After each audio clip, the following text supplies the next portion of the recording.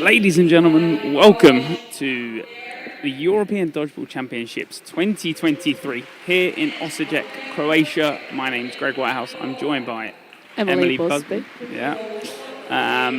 And this is the 12th European Dodgeball Championships held by EDF since 2010, when we started out all the way back in London, Yes. I believe, with only 6 nations. We've now got 19 nations here. We start with the opening ceremony in the hall. All 19 nations will make their way out, started by, I believe, the referees, Emily? Yes, yeah, I believe the referees. So, number of volunteer referees here today that'll be rotating around. So we'll have a different referee on centre court at various times throughout the day. So we'll hopefully be able to introduce those referees prior to the games so that we know who we've got on court. And that's it. 4 days of dodgeball separate us from 3 category winners: men's, women's and mixed. 164 games in total. It's a lot of games. It is a lot of games. The largest tournament it's ever been. And I'm sure it will only get larger. Yes, I'm sure that in a few years' time we're going to have more than a 4-day tournament. There's talks already, I believe, for next year. Well, Worlds obviously is next year. They are undecided, I believe, on sort of the format of Worlds in Europe and European Championships and how they will work. Yes. I believe, from what I've heard already, Worlds will be a 6-day tournament. Wow.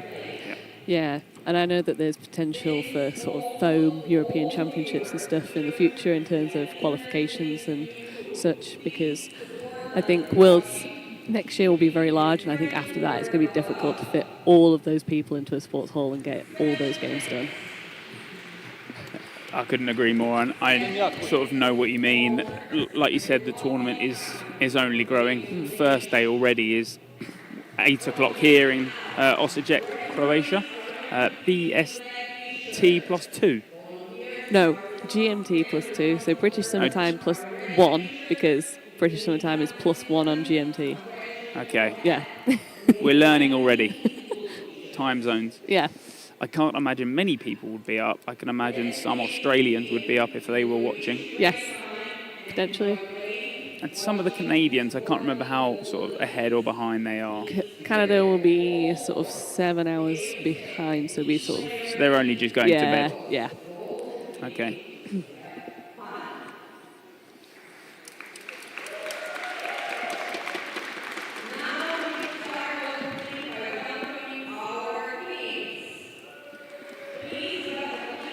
So as all these teams and referees come out, we will talk a little in terms of, I guess, where everyone comes from and the things. Look at this. So yes, there we have the referees being led out by head referee Bruno. From all different nations. Yes, yeah, all across the nations. Yeah, Austria, France, Italy, England, Sweden. Trying to think if we're missing any, but I believe that is all the nations from the referees category.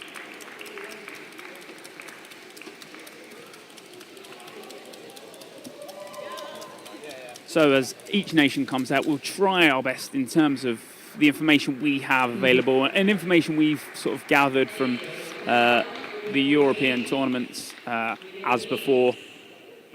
The last referee coming out now. Yeah. The Austrians head out to start. Federation established in 2013, although they did take part. Oh, so they weren't there from the first Euros? No, they were not, yeah. So Chester in 2013 was the first one that Austria attended. Yep. A huge team, a huge sort of club, I guess, as in total, a huge nation. Their women's result from last year is first, and their rank is first. Yep. Their men's came third last year, but they are ranked second.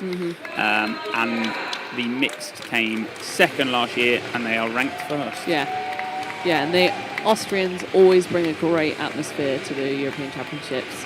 They're usually quite easy to spot in the crowd. And for anybody that hasn't seen them before, their warm-up routine is sort of spectacular.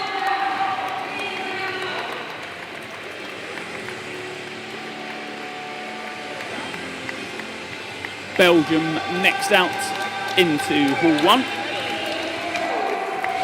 first competed in 2018. Last year, their women's placed 15th. They are 13th ranked.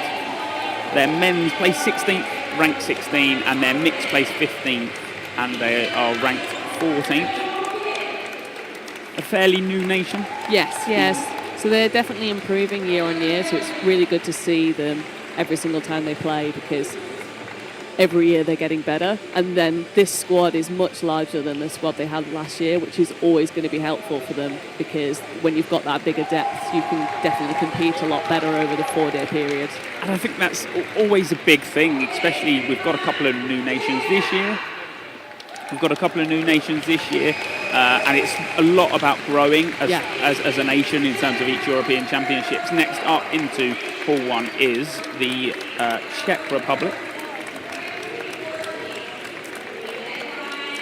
As we scroll to their page, community playing since 2014, although their national federation was established in 2018. Their first Euros was in Vienna, Austria. Women's result from last year, 9th, ranking 7th. Their men's result from last year, 10th, and they are ranked 10th. Their mixed came 13th, but they're ranked 15th. I think their men's highest was actually 4th. And I think that might have been in Italy. Yeah. That was the year they pulled a lot of upsets. They upset Wales, I think, in their qualifier, right? Yeah. Next up is a new nation. Yes. Only established this year. It's Denmark. A couple of players that I guess some of the English might know from the English leagues. Coached by London Storm. Will still player? Does he still play there, or has he now moved to Denmark? He's now moved to Denmark. Okay, so alumni, I guess, of London Storm. Will Robinson, and for anyone that knows him, does bring basic tactics to the nation. And I guess, like we said, it's sometimes when new nations do join, they don't quite understand the difference in club dodgeball to the international step up. But I think Will sort of does bring that. Yeah, and Will's got a lot of experience, so that should help him out. And if you are familiar with the European Dodgeball Championships, you, I guess, are very familiar with the nation here, England. They've been around the top and at the top tier of dodgeball for a very long time. They've been here since 2010. They were one of the opening nations in the first European Championships. Their women ranked second, their result last year, 2, and I'm sure we'll talk about that as the tournament goes on. Men ranked, finished second last year, they're ranked third. Their mix came third last year, and they are also ranked third. So it's one again, very large squad from England, so they've got a nice depth that should definitely help them out over the 4-day period.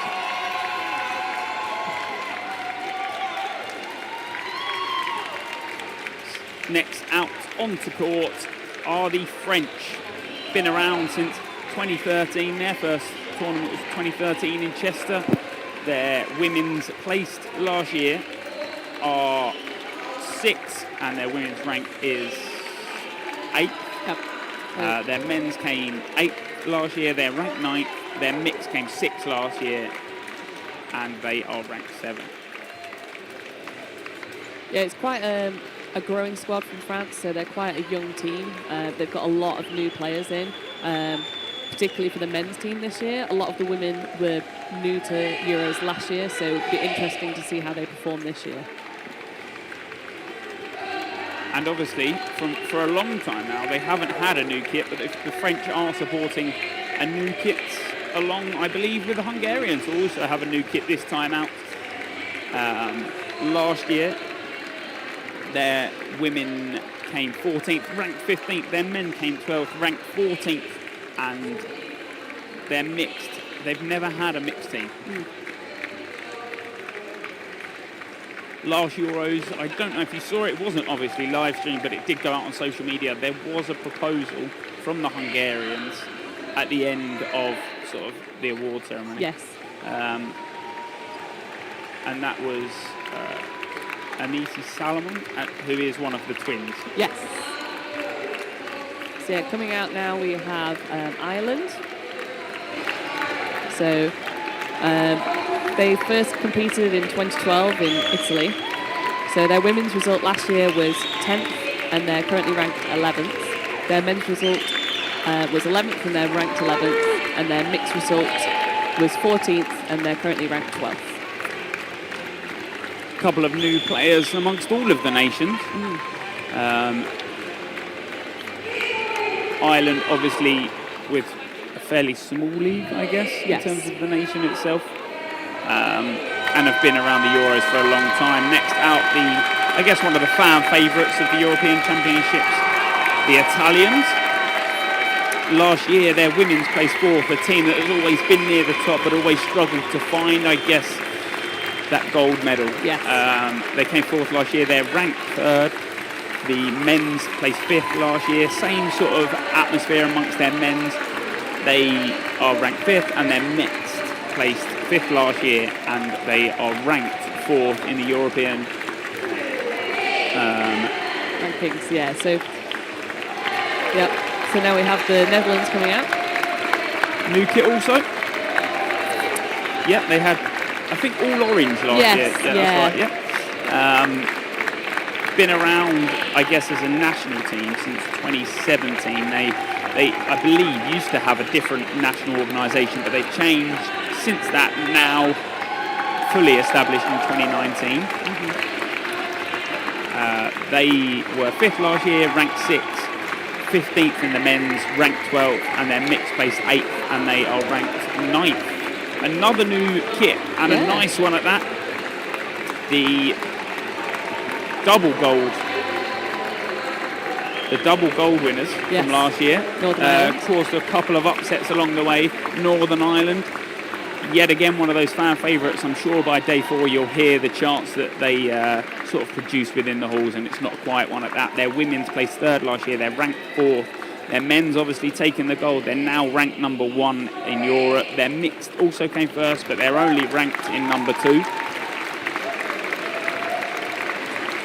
And as we talk about new nations, another one at that. Norway joined the European Federation this time around, although they did send a team to the World Championships in Edmonton, Canada last year. Yeah, so that was foam that they played at the World Championships. This is the first time playing cloth, so it'd be really interesting to see how they adapt to that. And with a new nation, obviously no rankings. Yes.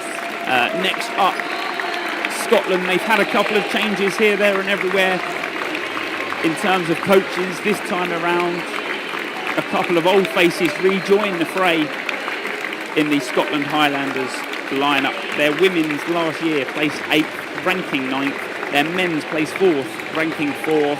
And their mixed team ranked 7th, and their rank is 5th.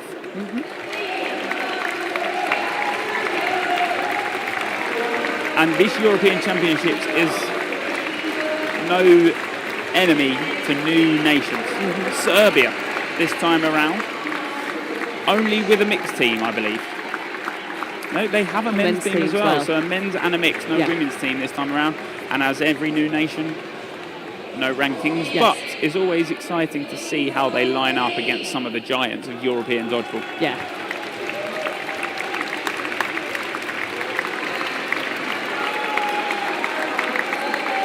Next up is Spain. Spain with several kits across the tournament.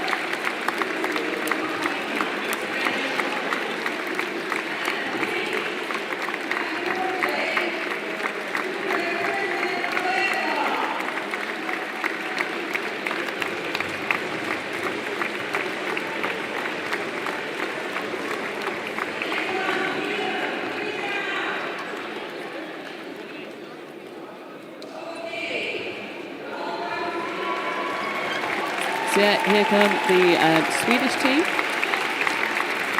So again, one of those teams that brings a great atmosphere to the Euros. So they first competed in 2010 in London. So they were part of the first nations that competed at the European Championships. So their women's result last year was 11th, and they are ranked 10th. Their men's result was 9th, and they're ranked 7th. And their mixed result was 4th, and they were ranked 6th overall. Now, I'm not sure if that It's quite. I'm not sure if the Swedish have new kit, but they've definitely got new shorts. Yes. Switzerland, the next nation that comes out.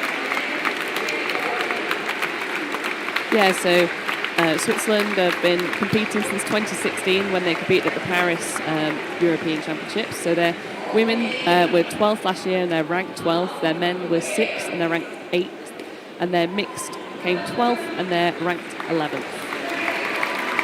So here come the Welsh team. So again, the team that's been around and competing at the Euros for quite some time.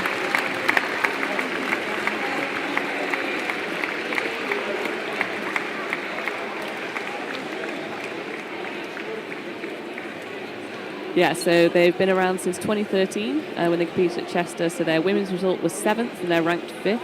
Their men's result was 7th and they're ranked 6th. And their mixed result was 10th and they're ranked 8th.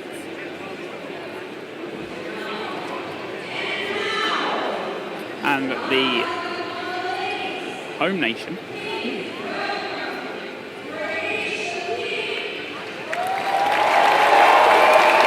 Yeah, so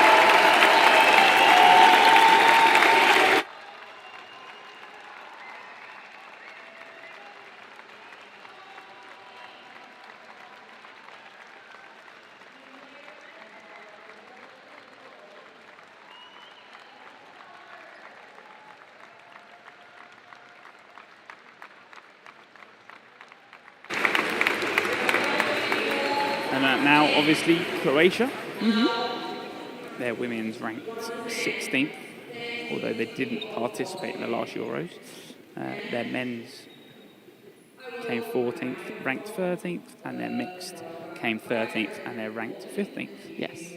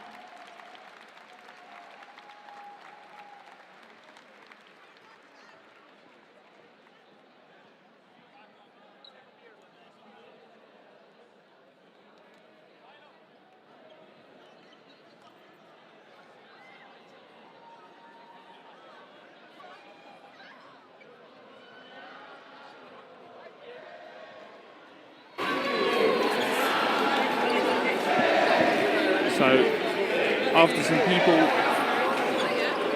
talking, Max Golder, I believe Croatian president, all the teams separate from the court, and the first game on the court will be Northern Ireland and against Ireland. We've got a small break now, so make sure you are tuned in on both the YouTube and the Twitch. Yes.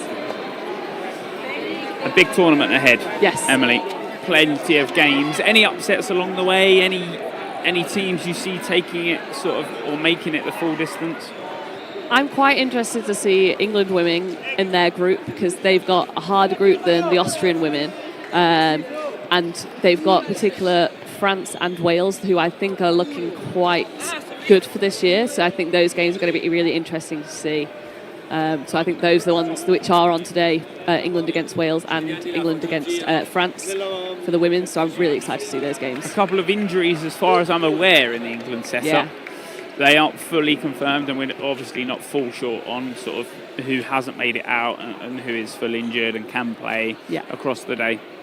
Sometimes with injuries you don't always see them on game one, or especially not playing full game time on day one anyway.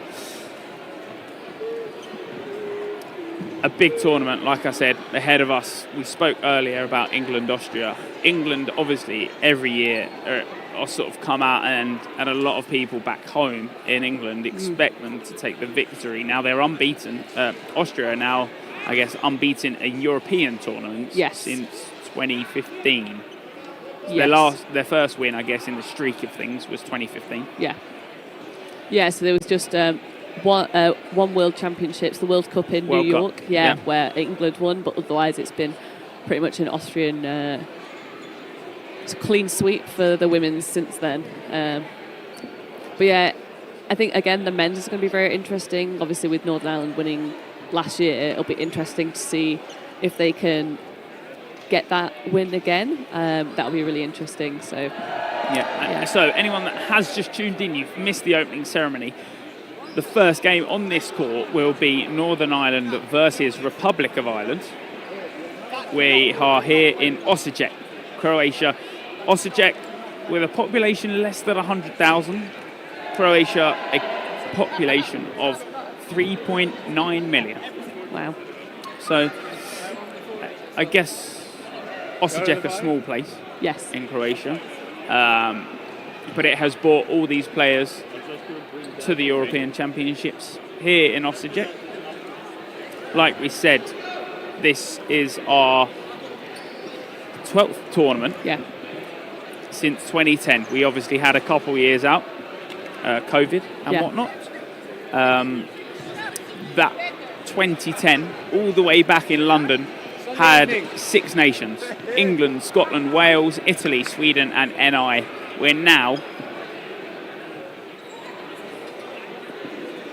We're now here in Osijek with 19 nations. In 2023, 19 in the men's category, 18 in the mix, 17 in the women. 164 games across 4 days separates now to the end of this 4-day tournament, where we'll have one winner in the men's, one winner in the women's, and one winner in the mixed category.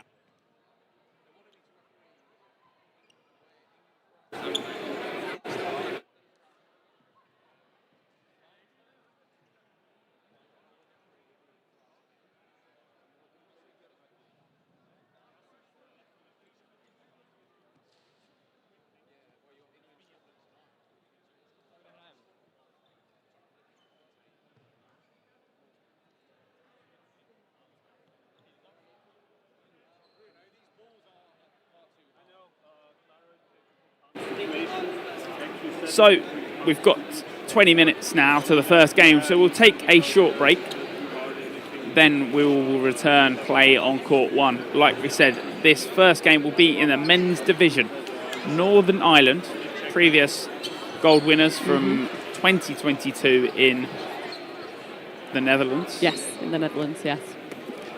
Against Republic of Ireland. Yeah, should be a good matchup. They know each other quite well. Yeah.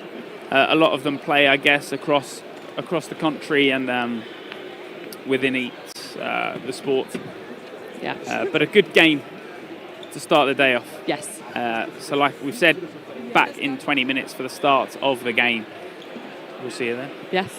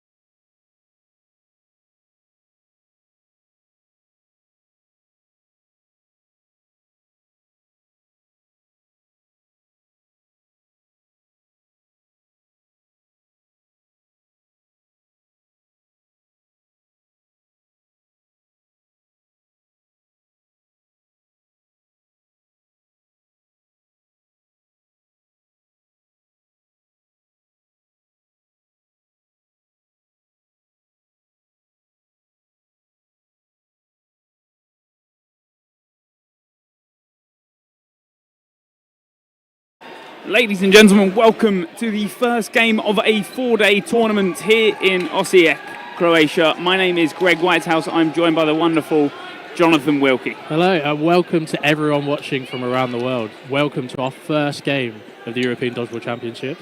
Hopefully you watched the amazing opening ceremony, and we have a lovely game for you here on Court 1. We have the Republic of Ireland versus Northern Ireland, the Island Derby, and it's looking to be a very good game. We've got a new look Republic of Ireland team against a stereotypically newer looking Northern Ireland team. They're fielding a couple of players that they wouldn't. They're not the team that won the gold last year. There's a lot younger team. We have a different look.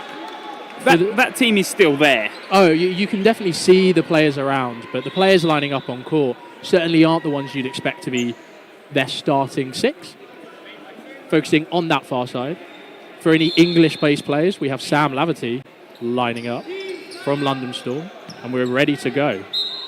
And there you go, the whistle is underway. 20-minute halves this time around, 3-minute sets. 3 balls for Northern Ireland, and they come forward with a 3-ball attack. Single there in the middle, some good dodging across the court from Coombs. Republic of Ireland coming forward with 3. Now, as the game goes on, we'll talk about a couple of rule changes, I guess, from either last year or rule changes from if you're watching back in England or sort of, I guess, the home nations. You'll notice sort of several changes throughout. That larger court from Wales has now progressed into the European side of things. That neutral zone is as big as it was last year. 5 balls make up this discipline of cloth dodgeball. Good dodging there in the middle. Comfortable block there by Wilcock on that wing from Kareem.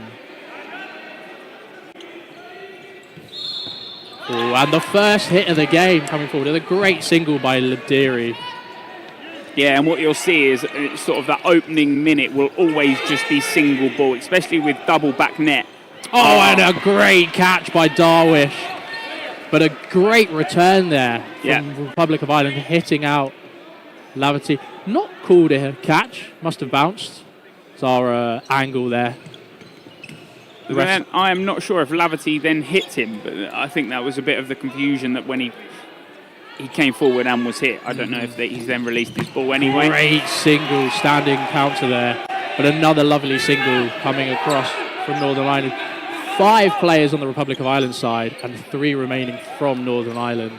Yeah, and what you'll see is when these players are hit out, if they do possess the ball in their hand, but what a catch. What a catch. Yeah, and it turns it round. There we go. 5 against 3 now returns to 4v4. And like we said, Murphy doesn't pick up the catch there, but if a player does have a ball in their hand and they drop that ball or they're hit out, they do have to then place the ball down on the ground stationary. Yeah. One of the biggest differences between the British dodgeball rule set and the EDF rule set, and historically we have seen a few English, Irish and Welsh and Scottish-based players all being subject to blue cards because of that rule change, that rule difference. 3v3 now after some great singles and a lovely 2-ball attack there from the Republic of Ireland players. Hit there called, not being able to make that block. Wilcock and McAvoy left on the side of the Republic of Ireland, and a great 2-ball attack. Yeah, really good. One high, one low, just making sure that if Woody is going low to get that block in that mid-ball, that the ball from that left side. They only has 2 or 3 seconds left. And there's the set, that last 2-ball attack, clinching it for Northern Ireland. What a set. What a good set to start us off here on Court 1. Yeah, that's what you like to see from dodgeball. You love to see the catches, the hits, the strategy, it waxing and waning. Just changing, and the refs have come in for a little chat. We do have 30 seconds between each set. You can just see on the screen, on the left of your screen here, there is a television that shows everything from the time, the score, and that syncs up with our clock here. Yeah. I think the British dodgeball-based players will find it weird having to wait 30 seconds. Normally in the UK it's line up as quick as possible. That time does continue to tick down as well. So like we said, if teams are looking for that quick reset, and as we come to the end of the half, we can sort of explain how that will work, that you'd step off court for that 30 seconds. But a good catch. Laverty's arm caught by Coombs there, number 32, that inside wing player. Well, that's just what happens when a very good standing counter comes across. Laverty had to dodge the standing counter, but was put off from his throw, and it was catchable. So very good play there from the Republic of Ireland. They've really come out swinging in this set. And another massive hit in the middle. Like you said at the start of the game, Wilkie, that there was a couple of newer faces starting for this Northern Ireland squad. How long really before you start seeing these more experienced players coming in and sort of starting to control the game a little more? Not that the current players aren't controlling the game, it's maybe they're not quite securing the catches, making sure that they are being as aggressive as possible. I think there's a bounce there called by the refs. Almost a very good cross court. I think with this team, it is the first game of Euros. It's the first game of the day. There's probably a bit of nerves. You need to warm into the games. So, personally, I'd give them a few sets. They are 2-0 up at this time. Yes, this set has gone down quite quickly, but give them a bit of time to warm into it. And if things really start going wrong, then maybe... So that shows how wide these courts are and these neutral zones, that there was a bit of a chase around there in the middle. Yeah. Darwish coming out with the hit though. Oh, and a massive hit and catch! The rebound comes in. Bringing in Sam Laverty. So that 1v6 has already now changed to a 2v4, the two-ball attack. Great dodge, but doesn't manage to get the second. But Lav is there to just hold back the Republic of Ireland team, and that's a good bit of pressure. That single ball can do so much damage. Labdiri just flipping, the ball just slipping out of his hand, but it does not go over that neutral zone, so it's not counted as an invalid. McAvoy burns the ball there, but great cover. Yeah, from 2v3 now, about 35 seconds, 30 seconds left on the clock. Ball bounces just before. The hit is missed. Darwish comes forward and makes the hit. And what a set from Darwish there, turning it round from a 5v1 or a 5v1 to bring it back to a 2v1. What a set.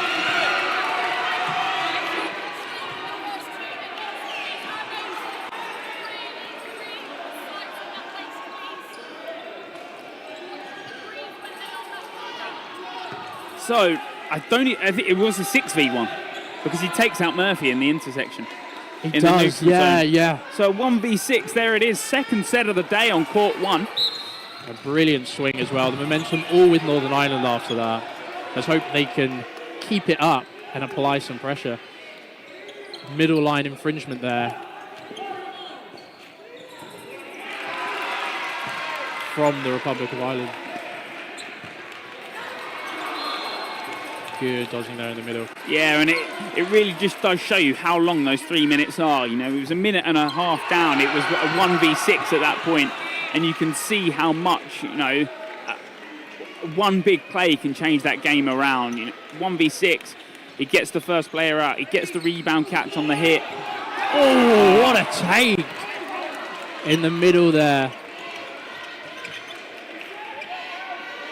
Yeah, McAvoy with a big catch in and around that neutral zone. If players aren't using that full... Rushes there. McAvoy thinks he gets the hit, but personal opinion on that one, and the ref's decision is always final. But I think he's thrown the ball after he's already been hit. Yeah, it looked a bit too tight. It's one of those 50-50 calls where you wouldn't be upset if it was called. And I would say you wouldn't be upset if it wasn't called, but... Yeah. When you are hit, you are an out player until you retake your catch, yes. that ball. Well, this is a difference between the cloth and foam rule set. Well, even the cloth at Worlds was that rule set. Oh, I see. Yeah. So you were still classed as an in player until that ball had become dead. Yeah. 3v3 now. it's seeming like Northern Ireland are losing a couple of players very quickly in the beginning of these sets. But once they're settling, they're really able to bring it back. And you see Darwish and Laverty still on court as they're kind of calmer players. Wilcock giving away that fourth ball. Northern Ireland can only throw 3 of them. So it's not as risky as a release as it would be. Laverty blocking that ball. Yeah. Cardoso being hit out by the 3-ball release. I think he's a little confused there because I'm not sure if he actually thinks he hits Laverty. Oh, and a lovely catch off of Darwish. And just as you say, by Coombs. Just as you say, one play goes from one side and back in the other player for the Republic of Ireland there. That hit there, the ball pops up, Ireland take the catch. A play there from Darwish to basically sacrifice his own life to take out the opposing player, trusting the 2 players left on court to be able to end the set. Just unfortunate with that ricochet.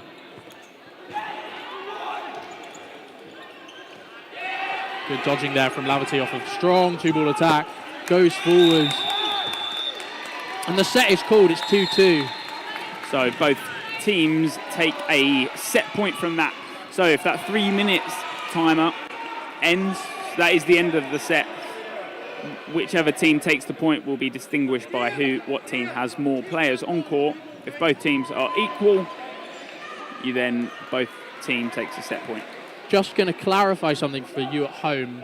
There are a couple of poles just off of, you can see them around, and we do have a microphone catching court audio. If you hear something that you think might have been a hit, it's probably hit one of the poles. There was a throw at the end there that obviously had missed the player but had connected with one of the poles on the side just off of camera. We could hear it from here, so just in case you think things have been hit. The refs are doing a stellar job at the moment, and they will continue to hopefully do a stellar job. So 2 balls here on the side of the Republic of Ireland. Northern Ireland coming forward with 3 balls. Strong single down the middle. Good dodging there from the Republic of Ireland middle players. I believe we've had a substitution. O'Malley on here on the left wing. Yeah, a player that has been around the Republic of Ireland set up for a long time now. Now, one thing with this tournament, obviously you have 3 retrievers, but as you can see, 1 retriever this side, you have 3 retrievers on the court parameters itself. You can have 1 retriever outside of the net. Yes. Yeah. Oh, great cross-court single there from Wilcock. Hitting out Sam Lav, who had set for the catch. Some high pressure there. They've released the 4th ball against 5 of the Northern Ireland players. Let's see what they can do with a 4-ball attack. A good 2-ball attack as Cardoso goes low. Unsure if that bounced or not. He asked the ref for clarification.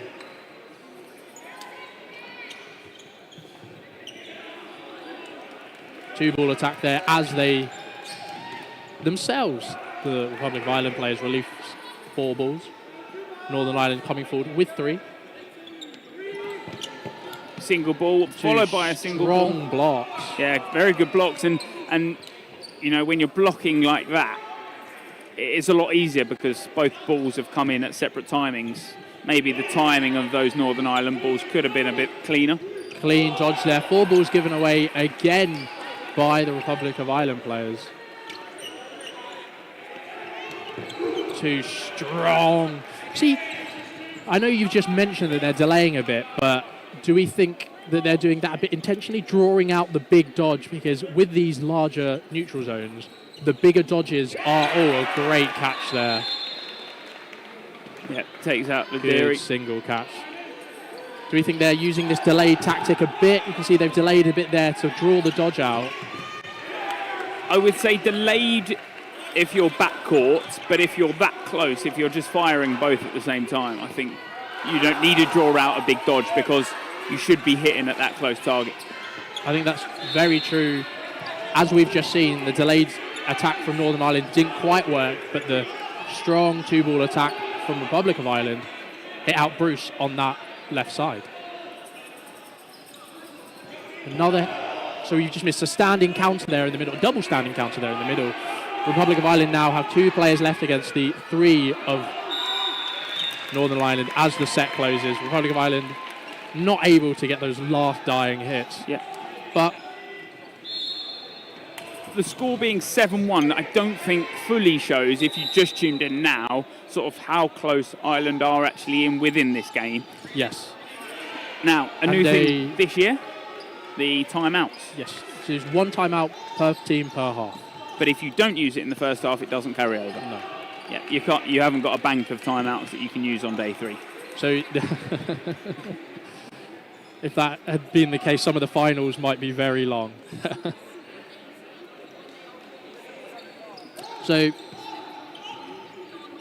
we are just checking the chat, see what's going on. As far as we're aware, there is no sort of connection issues. Maybe just refresh your stream.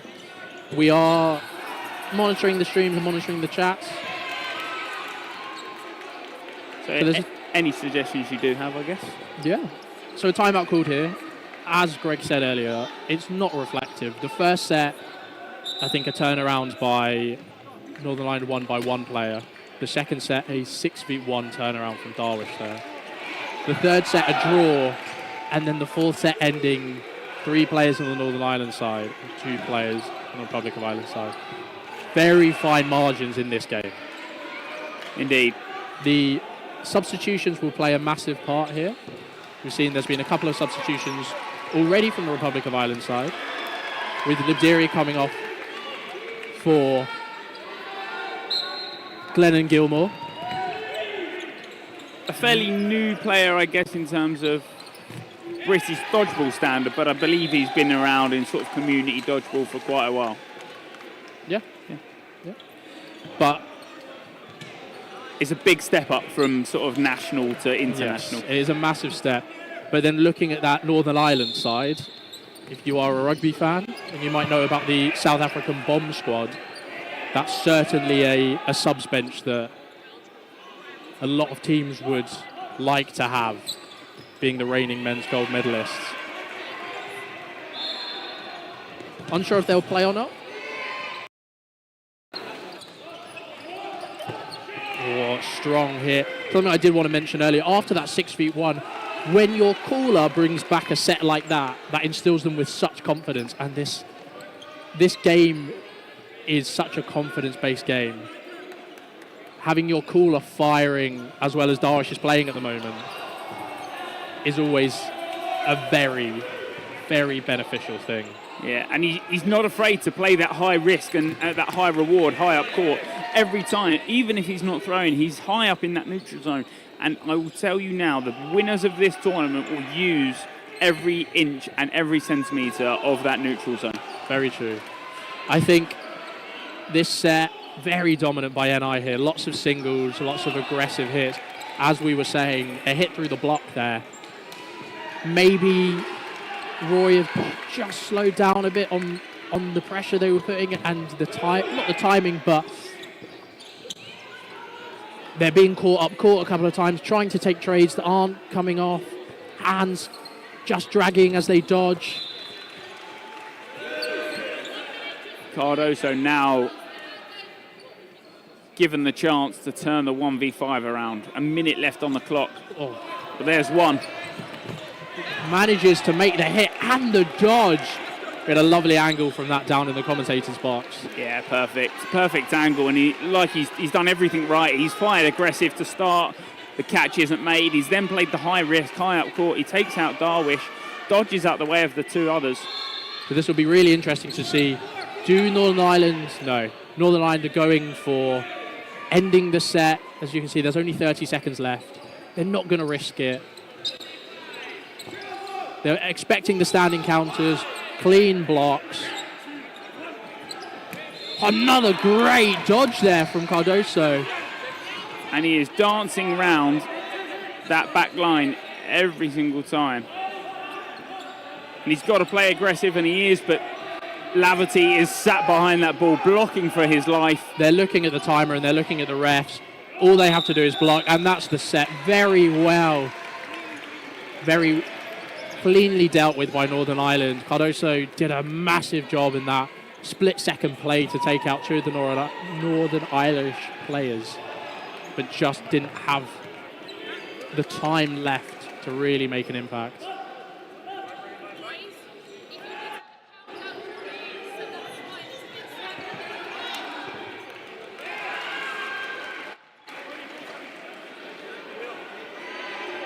So it's just under 2 minutes left of this half.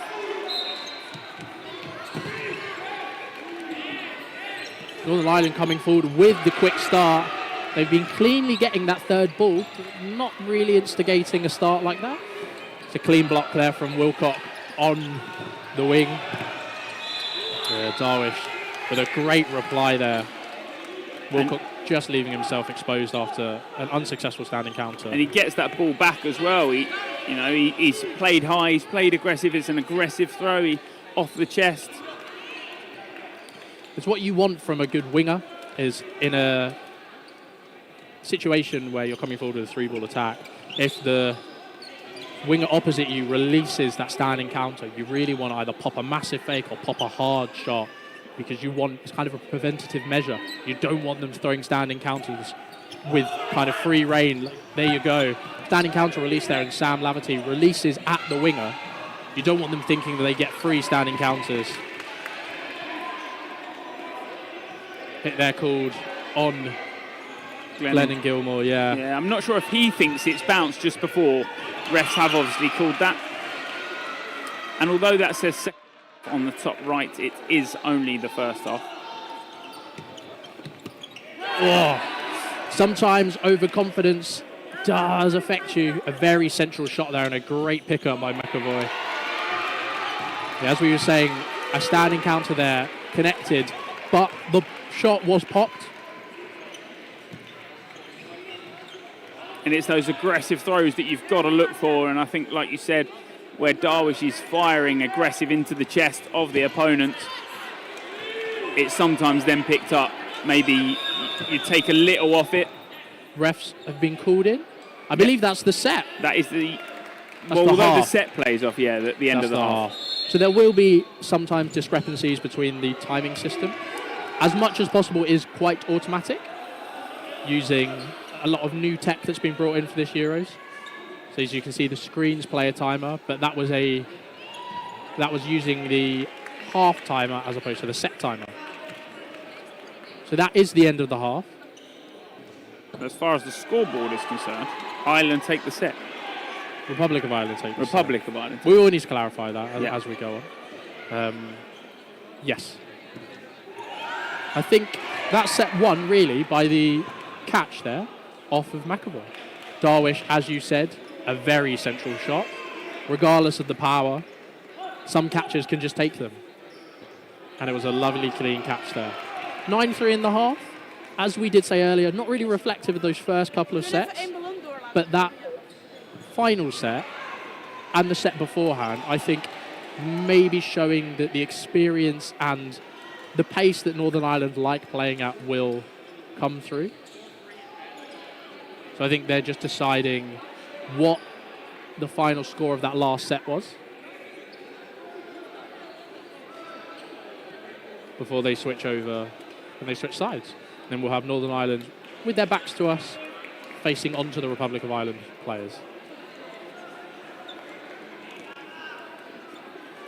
It looks already, although they're only coming in for that half-time talk, that there will be a couple of substitutions here in this second half. Just fiddling with the scoreboard. I think that is the refs doing that. So from what we understand, we do have a direct feed into whatever the refs uploads. Just connects automatically to the scoreboard here for you.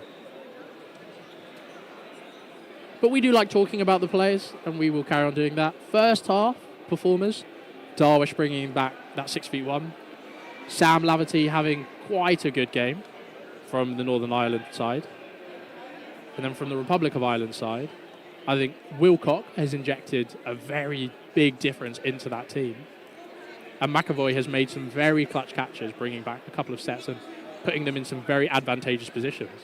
So it's nice to see new names, younger players. Darwish is one of the newer players in the Northern Irish setup. Sam Laverty, well known to people in England as he plays for London Storm, but a debutant in this Northern Ireland setup. And then on the other side, exactly the same with Woody Wilcock being a debutant in this Republic of Ireland set. And McAvoy, I believe, been there for quite a while. One of their kind of old guard, experienced players. So it's been a great game so far. The scoreboard, I believe that's the score. I think they just figured out so I think NI Northern Ireland pulled that last set. We're up in that set. So I think that was the clarification. So going into the second half, Northern Ireland up 11-1. The first game of the day, 163 games left after this. A long 4 days separate us from 3 different categories of a gold, silver and a bronze. We have a lovely setup here in Croatia. As you can see, the massive space around the centre court is shared amongst the 3 courts in this room. And then to our right, we have another hall with another 3 courts, a warm-up court and 2 other playing courts.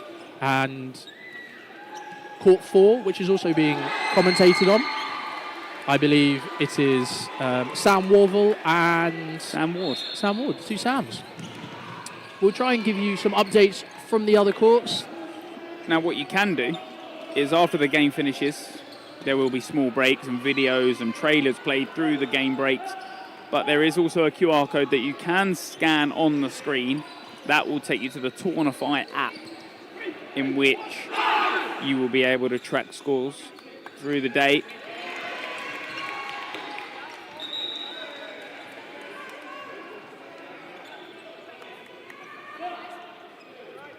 So, as you can see, the side of the masseuse table somewhere. England historically have always brought a large team. But we'll jump back into the game. Second half now gets underway, and it does say second half now. Top right, Glennon Gilmore jumps over the first ball of the half. No connection there, but a very good quick start. No substitutions on this Northern Ireland side. And there is a substitution on the Republic of Ireland side. Michael Nunn being brought on that 3 position of Berkshire Royals. My local team. Nice. Based out of Reading. Got a good start. Hit there on Thompson. Yeah. And it's that in-swinging sort of arm from Woody Woody on that left side, and it's the one that cuts in because you think it's always coming straight from that wing player, but there it is. And another hit from Glennon Gilmore. Sorry, I was just watching as he turned around to his team and gave a bit of a woo. Look at that. And when you're hitting, love it.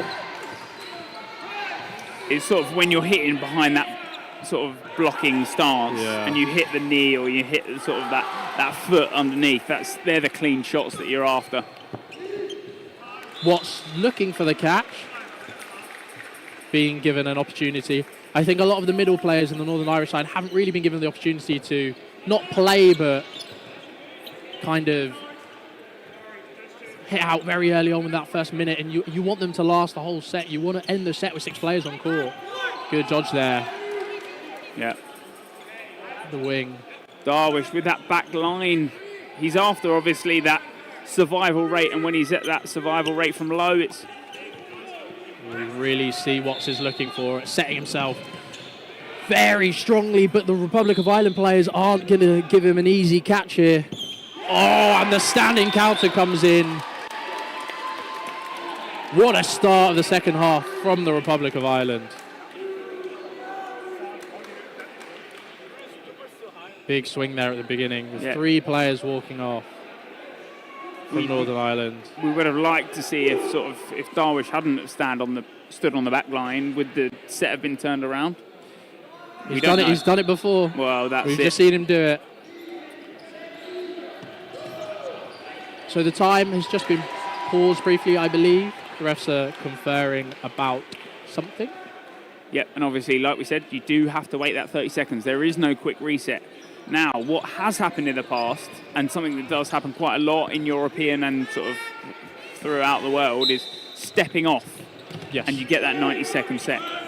Now, you only get that 90-second set now if it's under a minute and a half, you don't get the 90-second set.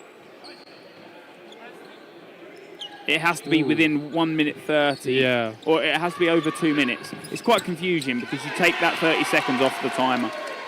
Big shot there from Wilcock, knocking out the block of Bruce, who hasn't really had the opportunity to stamp his mark on this match. Big single in the middle there from Watts. A bit of a sidearm release there, hiding his target. Lots of aggressive faking there from the Republic of Ireland. Really nice. And that is what I think the nations that are separated, I guess, in the top half and the bottom half of sort of where people rank, is all these micromanagement things. It's not just about how hard can you throw the ball, can you catch, can you dodge out of the way. It's these micromanagements, it's the fakes, it's the management of time. Discipline there. Woody holds that third. They'd rather come forward with a 3. You don't want to be facing that 3 balls.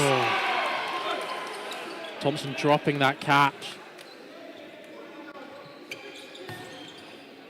Yeah, clean block there. It's what, as you said, makes the difference between the good teams and the great teams. Dodgeball is such a tough sport because you're constantly doing things. 2 massive hits there from the Republic of Ireland. Yeah, and Glennon Gilmore, he's tried to cover, but when you're almost 6'5", I guess, it's quite hard to protect yourself with a small ball. Yeah. Against sort of your whole body. That delayed 2-ball attack coming forward for Northern Ireland. Just working to hit out. Second to last player in the Republic of Ireland. Side.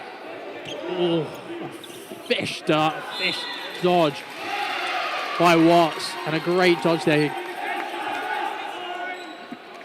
4 balls for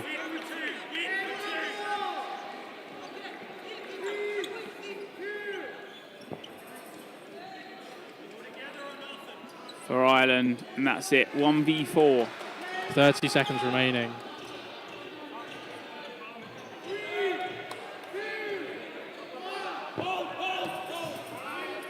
And Northern Ireland are going to be disciplined. They do not need a push for anything. They just play the timeout.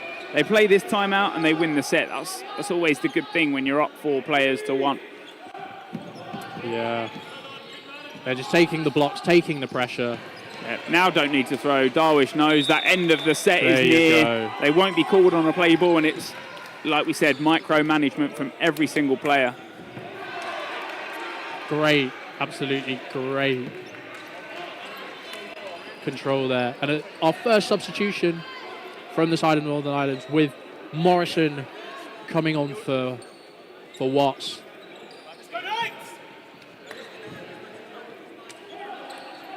A question, Northern Ireland have a mixed game right after this. So is that maybe why they hold the players? I do know that some of the players on court at the moment are exclusively men's players. Yeah. So that would make sense. There's been another substitution on the side of Republic of Ireland with Chua coming on, I believe. And that is always the thing in terms of when you're playing those multiple divisions, it's a lot about sort of holding your energy. Laverty not quite taking that single ball catch. He sets himself perfectly. He knows it's coming in that direction, but he can't get his hands on it. The 3 people on the side of Republic of Ireland. Is it the ball type? Given away. Are the balls maybe a little bit more pumped up than we're used to? We do know they were pretty pumped this morning, but air has now been let out of them. The refs have let some air out, yes. So a very quick set here for Northern Ireland. There was a middle line infringement from Chua on the side of Republic of Ireland. A quick start hit on Glennon Gilmore. A couple of quick singles, leaving none in on his own. Darwish looking to leap to get that. He wanted it. You could see his eyes looking up. Yeah. Is it a risk that you're after? And a hit called there by Nunn. Northern Ireland have really settled into these games. Another substitution with Bruce coming off for Cousins. Cousins known from Manchester Bees fame. Been around that Northern Ireland squad for a very long time. Emily just to our left giving us a curt nod. Just fact checking us as we go.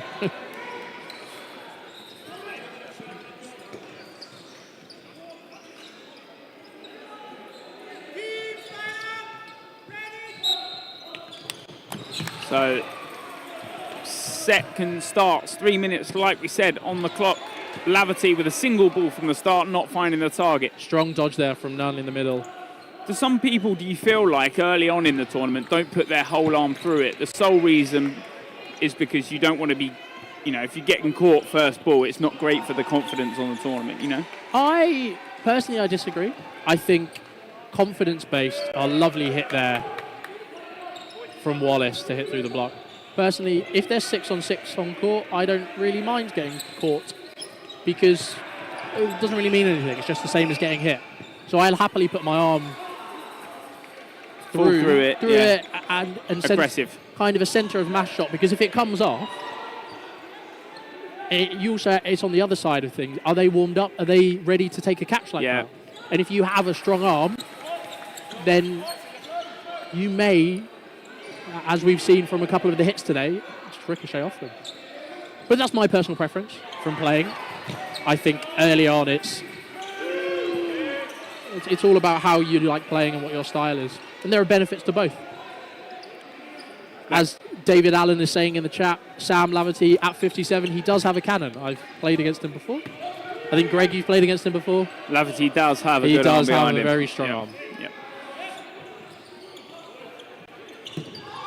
And Emma Belcher, very proud mum of Sam Laverty smashing the first game. I think he's had a brilliant introduction to European dodgeball. This game going to 5v5. Morrison maybe not as warmed into these sets as his compatriots are across the Northern Irish side. But they have released multiple balls there. Now only with a one.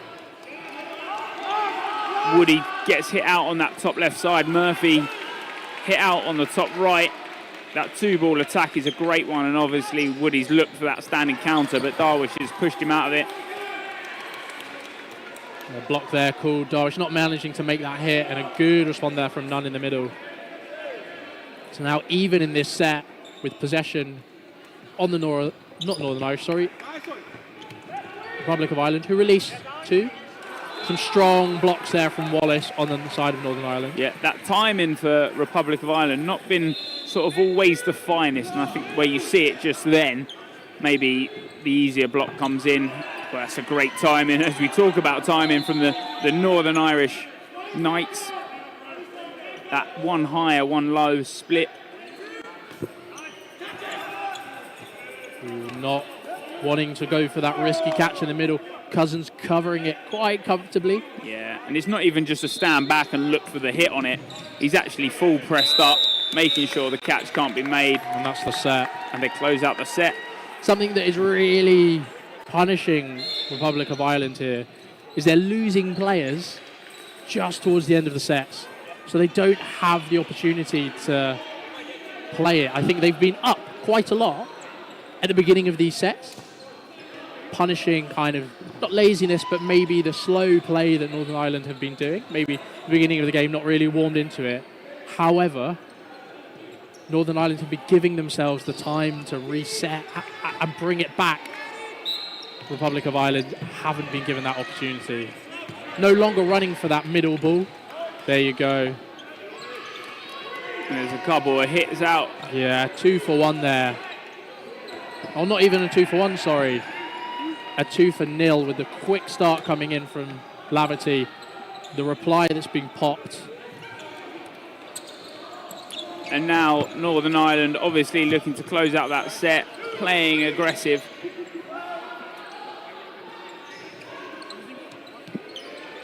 They're looking at taking all the sets they can, and although it might not matter against some teams, all teams are looking to take set points. All it takes is one loss in the group stages, and it's set points that you're after.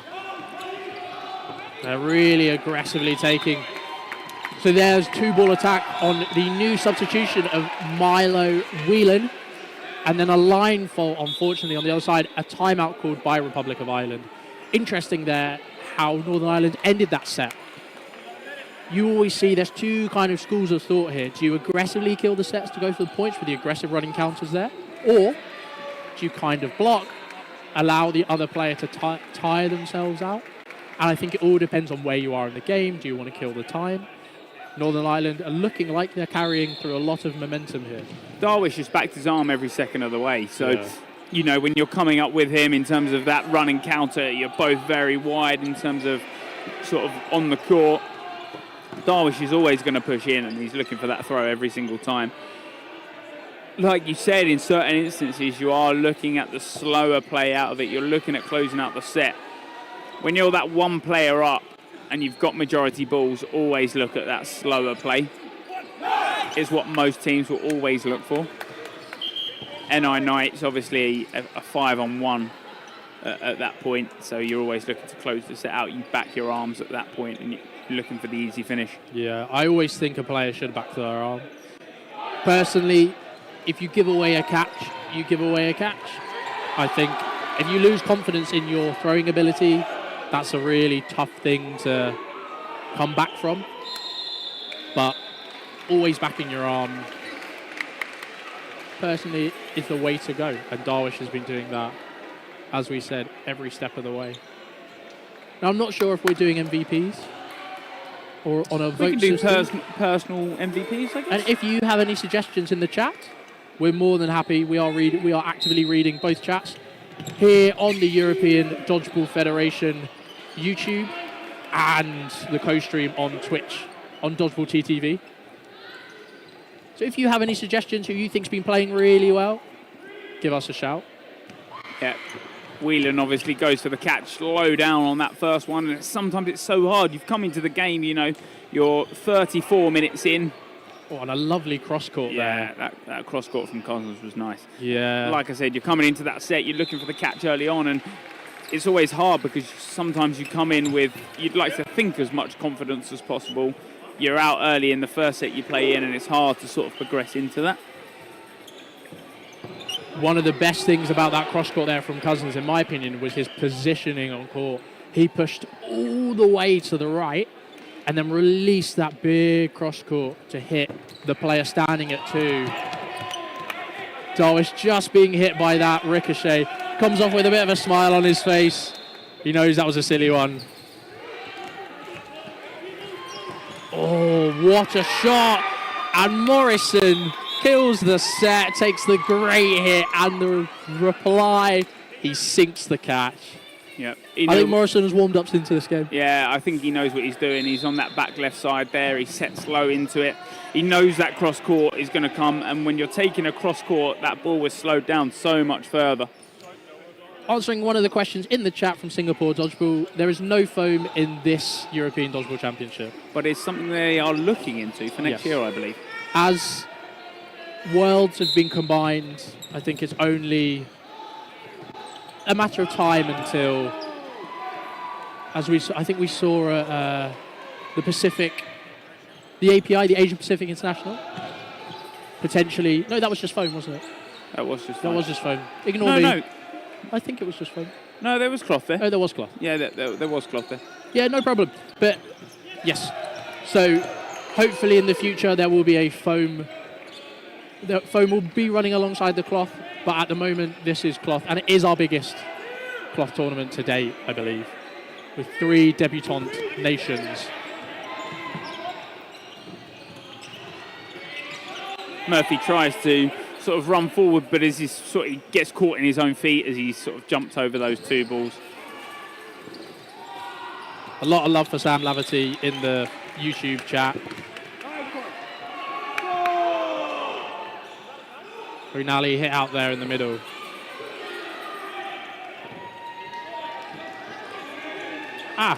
Thank you very much. So for anyone that didn't see, the Asian Dodgeball Championship 2023 will be the first to have foam and fabric, or cloth as we call it here in Europe. Lovely catch there. I guess by that's Laverty. the first tournament outside of Worlds. I guess Yes. sort of in terms of regional tournaments. Yeah. So that's Continents. what's being changed in the global dodgeball scene, is there will be a Worlds every other year. Yep. And then in the off year that there isn't a Worlds, there is an international, as you said, regional or continental. So for us it'll be Euros, there'll be an Americas and an Asian dodgeball championship. How many teams this year? I think there's 19 nations. 19 nations, and each team has a maximum of 3 teams, but not every team has brought one for each code. So 54 separate teams.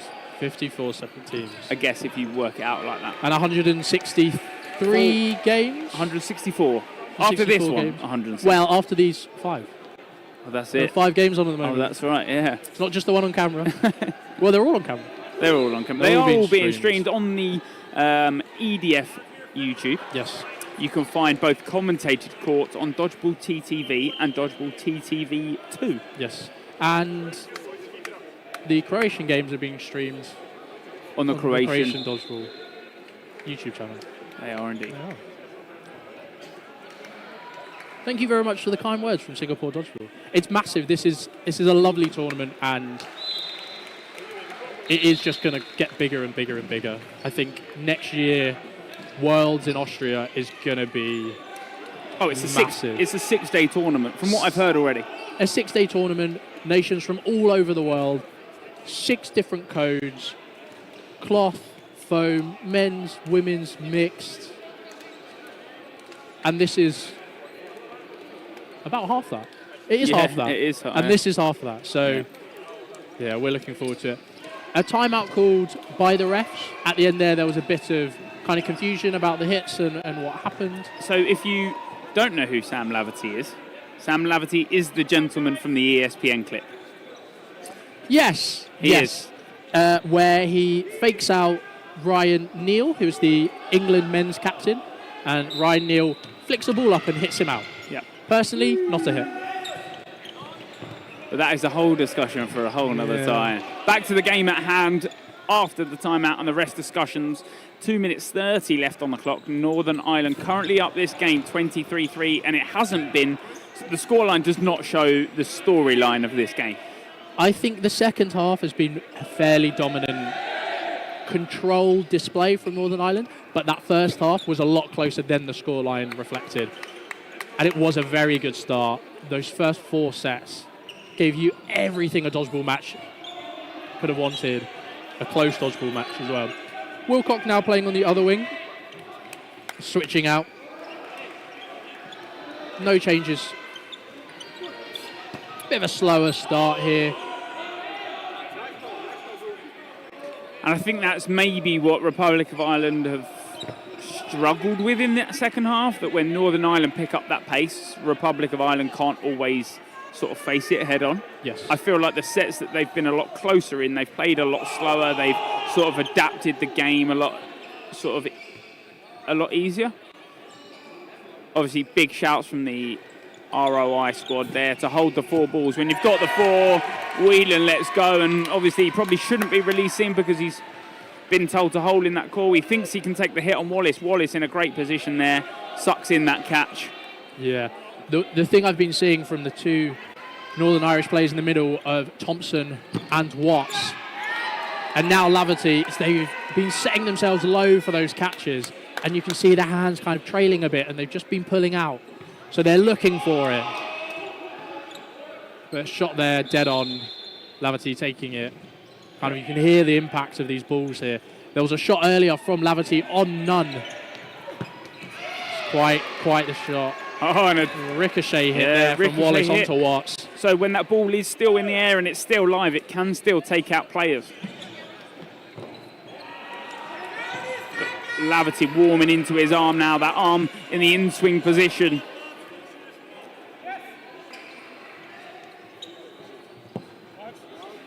The Laverty classic of the standing counter and setting himself for a catch.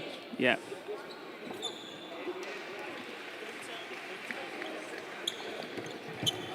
And lovely dodging there from Cousins on the back line.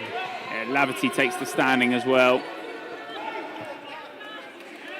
A bit overzealous there, but it's the end of the set and the end of the half. The match goes to Northern Ireland, our reigning gold medalists. A valiant display there from Republic of Ireland, but just didn't manage to capitalise on some of their great play in that first half. And Northern Ireland showing their experience and a bit of their depth. Yeah. But we shall see. Still plenty to come from these teams. 5 games now finished, or not quite finished. We still have games still slightly playing on from in the other courts.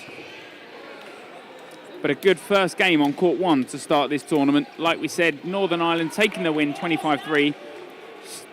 Stay tuned, I guess. Plenty more games to come. Plenty more games to come. Our next game, mixed.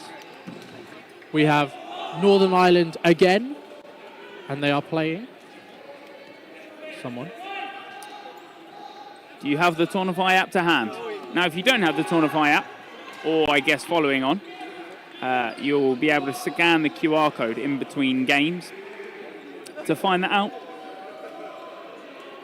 From that Tournify app, you can also find out who's reffing the game and what nation is sort of reffing the game. Yeah. Also, next up on this court, Wilkie. Is the Northern Ireland mixed against the Netherlands mixed. Netherlands are just right to our right. And there we go. We're going to sign off for this game, and we shall see you. Oh, we're on camera. We are. We're off camera. I didn't notice that. Always be aware that you might be on camera. Yes, there's an amazing setup this year. It's yeah. absolutely stellar and makes our jobs as commentators so simple. Yeah. So easy. Everything looks massive. Yeah, so we're going to sign off. I will be sticking around for the next game. And I'll be taking a break. You get your little break. So thank you very much for watching this match. Score ended 25-3 to Northern Ireland. We shall see you later. Yeah, bye from me. Bye from Greg.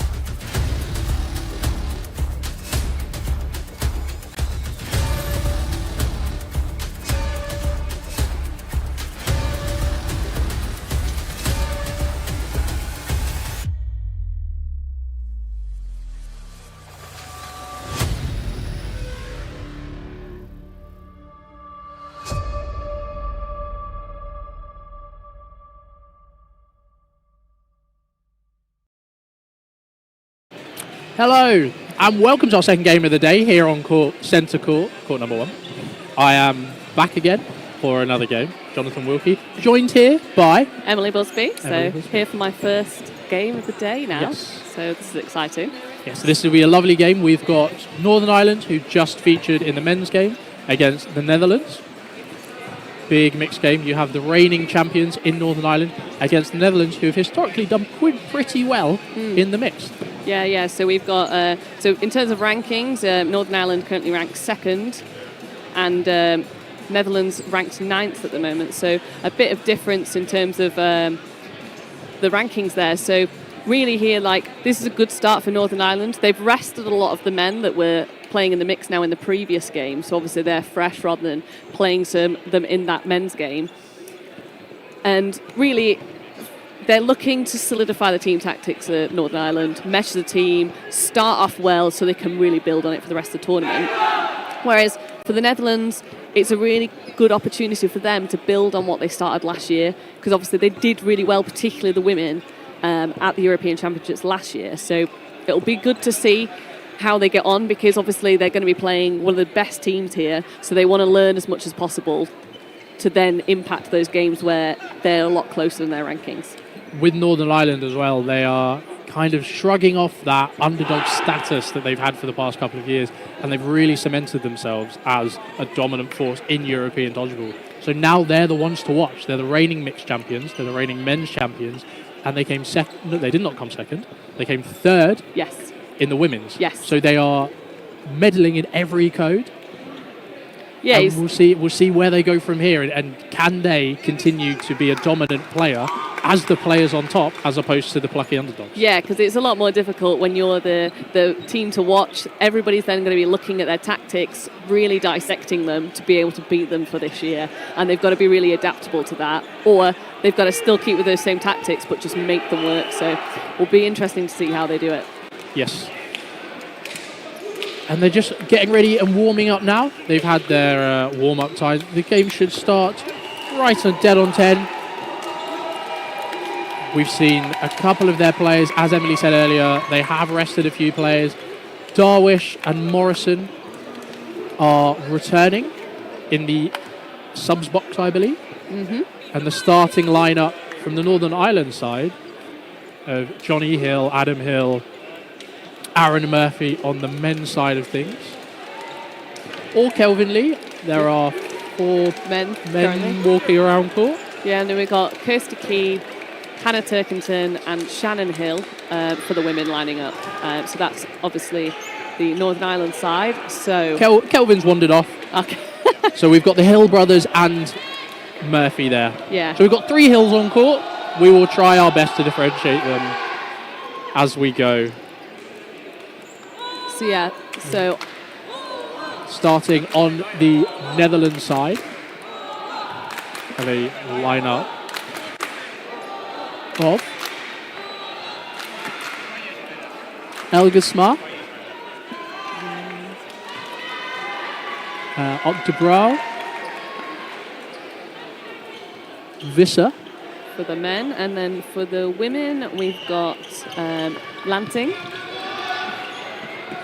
Potoff, and number 16, Van Hulgist. We're learning as we go. We're both UK-based players, so we are trying. Yeah. Anybody that wants to help us out with our pronunciations as we go along, we're very grateful for please do that assistance. So very much please do. Special shout out to the Crossfire Dodgeball Club from the chat. One of the clubs in Northern Ireland that play out of Belfast, I believe. Yeah, so we've got 2 Crossfire players that are playing in the mix today, which is Hannah Turkington and Hannah Lowrich. Yes. So we're just warming up now. This may be a bit of a loud hall today, as you can see on the stream. That is a impressive Denmark flag. Yes. But as the as the Austrians are playing to our right, they normally bring some noise. But we'll focus on the court in front of us and see where the game takes us. So 20-minute halves. We were chatting about this during the break. The scorelines will be a lot bigger now. Mm-hmm. 10 minutes added extra time, which is a minimum of kind of 4 sets. Yes, the split between each set is 30 seconds. However, some of the discrepancies in the teams, that extra 10 minutes can be quite a few sets. Yeah, it's one of those things, if we think to Worlds where we had this 20-minute format, you kind of had scores in terms of GB occasionally against some of the fresher teams, sort of 40-0 and stuff like that. So the scores can get quite high. Hoping for the Netherlands that they can kind of hold their own a little bit and get some points on the board. Just addressing the chat, Dutch names are fun, yes. Yes, they are. It'll be lovely to see kind of not a similar scoreline to the last game in the men's, but a nice, where the first few sets were very close. We love seeing close dodgeball. We love seeing it where a game ends kind of 4-3 or it's a 1v1. Those kind of very, very close games, because it just shows how flexible and how kind of waxing and waning the sport can be. Yes. And especially teams like the Netherlands, who have been building and building and building on their past successes in their past years, where they have come into Euros as a new team, as all teams do, especially against Northern Ireland, who have been around since the beginning. Yes. It's always great to see the newer teams work and build.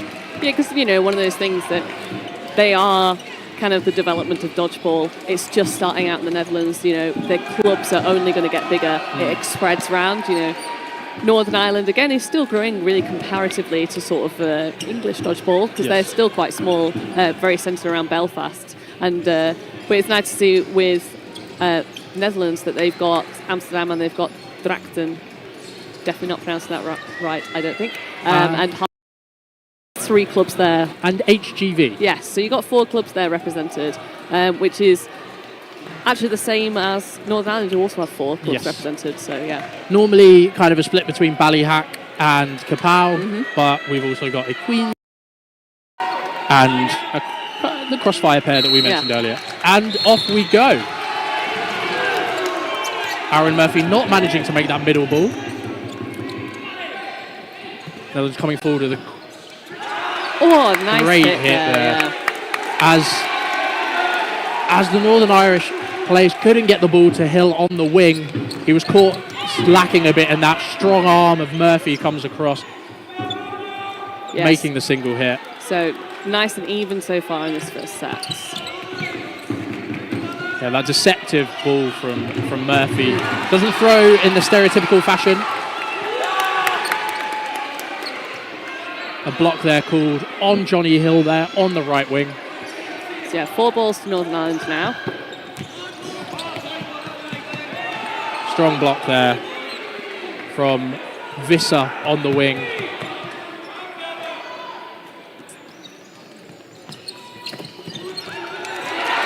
Yeah, lovely dodging there from both sides of the court. Yeah, so obviously the captain for the Netherlands playing in the middle. So far giving a good shout for his team. Making that first hit and some good dodging so far.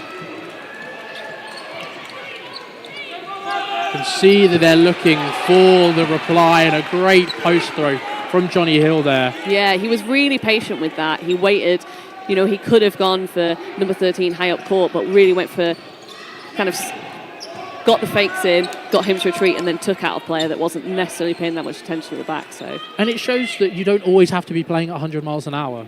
That sometimes you just take that little bit, you get full focus. Oh, a solid catch in the middle there. And a great post throw. And Northern Ireland now, with 2 players walking off court, are down in this set. Yeah. So yeah, great start from the Netherlands here. Showing that the Netherlands really aren't put off by the fact that they're playing last year's champions. Yeah. Aaron Murphy with the standing counter there, reducing the deficit to an even 3-on-3. The communication there coming on. Aaron shouted you across court. So yeah, here come 3 Netherlands players coming up. 3-ball attack. Standing counter not working. That 2-ball attack almost colliding, but... Yeah, that was really nice and accurate at Murphy there. Murphy going to catch the low one, but it was, as Emily said, very, very well placed. 2 players hit out there from the Netherlands. So we've got Lansing left in for the Netherlands now.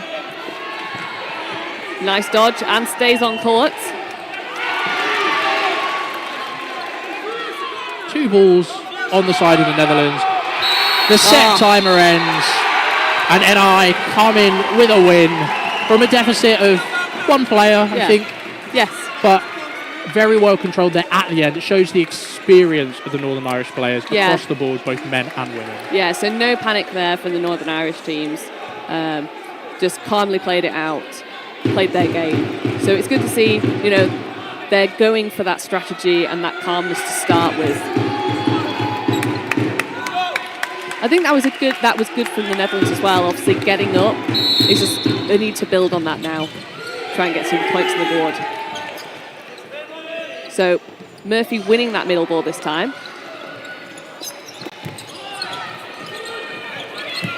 So 5 quick fire attacks there, back and forth between the North Ireland and the Netherlands, but no hits made either side.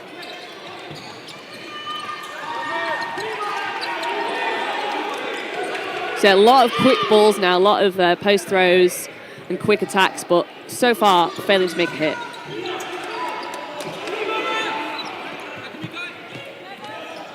So yeah, nice dodge from Obdenbrough in the middle there.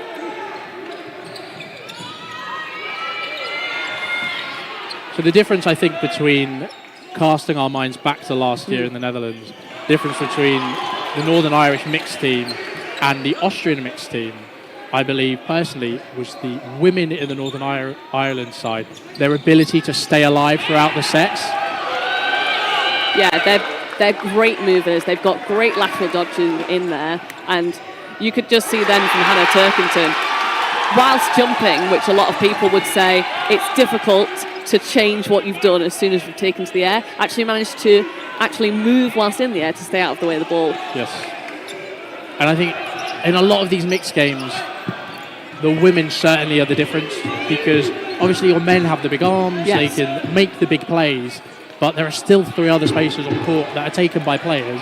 And if your women aren't as strong as your opponent's women, then on average, your team isn't as good. Well, it's one of those things, if you think from the role of like generally the women on a mixed team, is that they tend to be more aggressive because you're reliant on your bigger arms for the throwing power, that you kind of want to keep them on court. So it's the women that are tending to look for those opportunities, to be the cover, to take the revenge hits and stuff like that. So having the women that have the court awareness really does make the difference. Yes. Yeah, and you can see that Northern Ireland are playing quite a heavy 2-ball game here. Johnny Hill opting to go for a couple of post throws, a couple of standing counters. So they're coming forward here, releasing one, and a huge shot from Murphy there. Yeah. Van Ulglist, went for the catch, but perfectly clipped on the shoulder there. So, so we've got Lanting in again. Very strong hit from Hill. Yeah. So as opposed to the first game where Northern Ireland in the men's couldn't really find their footing, it looks like they're quite confident here. Yes. Moving forwards. Got some noise coming across from court 2, I believe. Yes. Yeah, from the Austrian-Welsh game. With Wales just winning a set, so very happy about that. Lots of passion. Anyway. Back hit. Yep, so the Netherlands managing to claim that middle ball. So it seems that Obdenbrough and Murphy quite matched on that centre runoff, because they're taking it in turns now to win that ball. And despite the quick start, no hit from the Netherlands. 4 balls there, almost 5, but Hill is hit out there. A good shot from Visser, as he's not paying that much attention, but they... go back, throwing all 4 balls, but they do make a hit. And it does look now that the Netherlands have all 5 balls? I believe so, but a 5th ball is not on court. Yes. It's just on the other court, just out of eyeshot, as you can see the ball retriever just claim it. Yeah. They don't manage to get a hit off that 4-ball attack. No.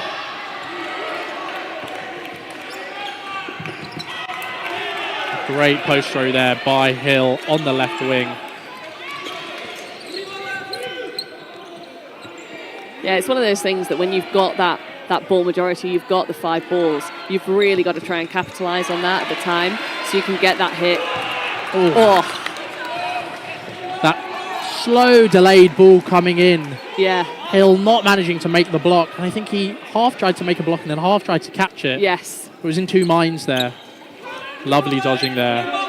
It's one of those things that about a ball that comes slower in dodgeball is that there's so often that you're just reacting and you're just going for the catch because you've not necessarily thought about it. It's just what you're doing at the time. But when you've got the time to think about what you want to do, often that's when the mistakes come in. Yes, thinking sometimes is an issue in this sport. Northern Ireland being given the opportunity with 5 balls. Obviously, they can only throw 4 as there are 4 on court. Yeah, so 4-ball attack. Yeah, so up to Bruce trying to jump and make a catch there in the air, but unfortunately unable to pull it off. Good post. As we were saying in the men's game, if a player does make a standing counter, you really want that other winger either faking or popping a shot just to give them that bit of worry that they can't do it for free. As Kirsty Key goes up and gets the 4th ball there. So 1 player left in for the Netherlands. And there's the hit. Yeah. Just trying to go for the catch to try and get somebody back in, but just can't make it. So, yeah. 6-0 down. No timeout called yet. Yeah. I think Northern Ireland definitely with the momentum here. Yes. And kind of instigating their game plan on this match. Yeah. I think it's up to the Netherlands to kind of disrupt that style and try and disrupt Northern Ireland. Yeah. Johnny Hill now running for the middle ball. See how he makes it. So 3-ball attack coming up. Adam trying the cross court. Yeah. 2 post throws coming across, giving away 4 balls. Yeah. Bit of a lack of communication there. With that 4th ball coming in quite slowly from the ball retrievers. This a hit out as they throw 3. Yeah. Oh, lovely throw there from... And the push pass. In the middle there from Turkington, I believe. Yeah, obviously one of those things, there's a variety of ways to throw a dodgeball, and often if you're in a bit of a situation high up court and there's a ball on the floor, push pass generally a good way to get around it. The Hills coming forwards now. Yes. The standing counter not managing to connect. Yeah. They've reset with 4. Play 3, I believe, has been called. A great catch there. Yeah, so great catch from Lanting there, yeah. So obviously Lanting being one of the players that's been left in the end of the first 2 sets, now making a catch, taking it to 2 players in hand for the Netherlands. So that's always the issue when you release on a player that's released the standing counter is a lot of the time they've set themselves for the catch and he sucked it in. Yeah, I don't know if it was one of those situations there where obviously they had the play 3 on Northern Ireland and they looked like they did a 2-ball attack and then it was a late ball that went. So it was either the free throw that put them off or a last-minute decision. Oh, we've got another ball we need to get rid of. So Kirsty Key left in now against 5 Netherlands players. So obviously here, the Netherlands looking to sit nicely. They've got 2 balls, keep a high line, and just really wind this time down, or go for the attack. And a backline called. Unfortunate from Key. I think the Netherlands winning that set quickly gives them a lot of momentum going into the next one. That's something that isn't often spoken about, but momentum is huge. As dodgeball is such a confidence game, having momentum is why we have timeouts, why we have tactical timeouts, as opposed to just when you're tired. It's one of those things I find that in a way it's kind of similar to tennis, where you've got that change in momentum across a tennis game, and it's one of those things, it becomes a real mental game, which is quite interesting for a team sport, but you do have a team mentality, and just getting that confidence, getting those sets in, it's a lot better. You know, you're looking at it now, 6-2, it could have been 8-0. That's a lot harder to deal with mentally than this scoreline is. Here, you feel like now, with 7.5 minutes left, if you continue with that momentum, it could be 6-6 at half-time. Yeah, lovely single shot there on Aaron Murphy. Hill manages to get the reply. I think there's a potential wet spot in the middle there where a player has gone down and probably sweated on court. Yeah. Vissa hit out there. They've given away 5 balls again in Yes. this match.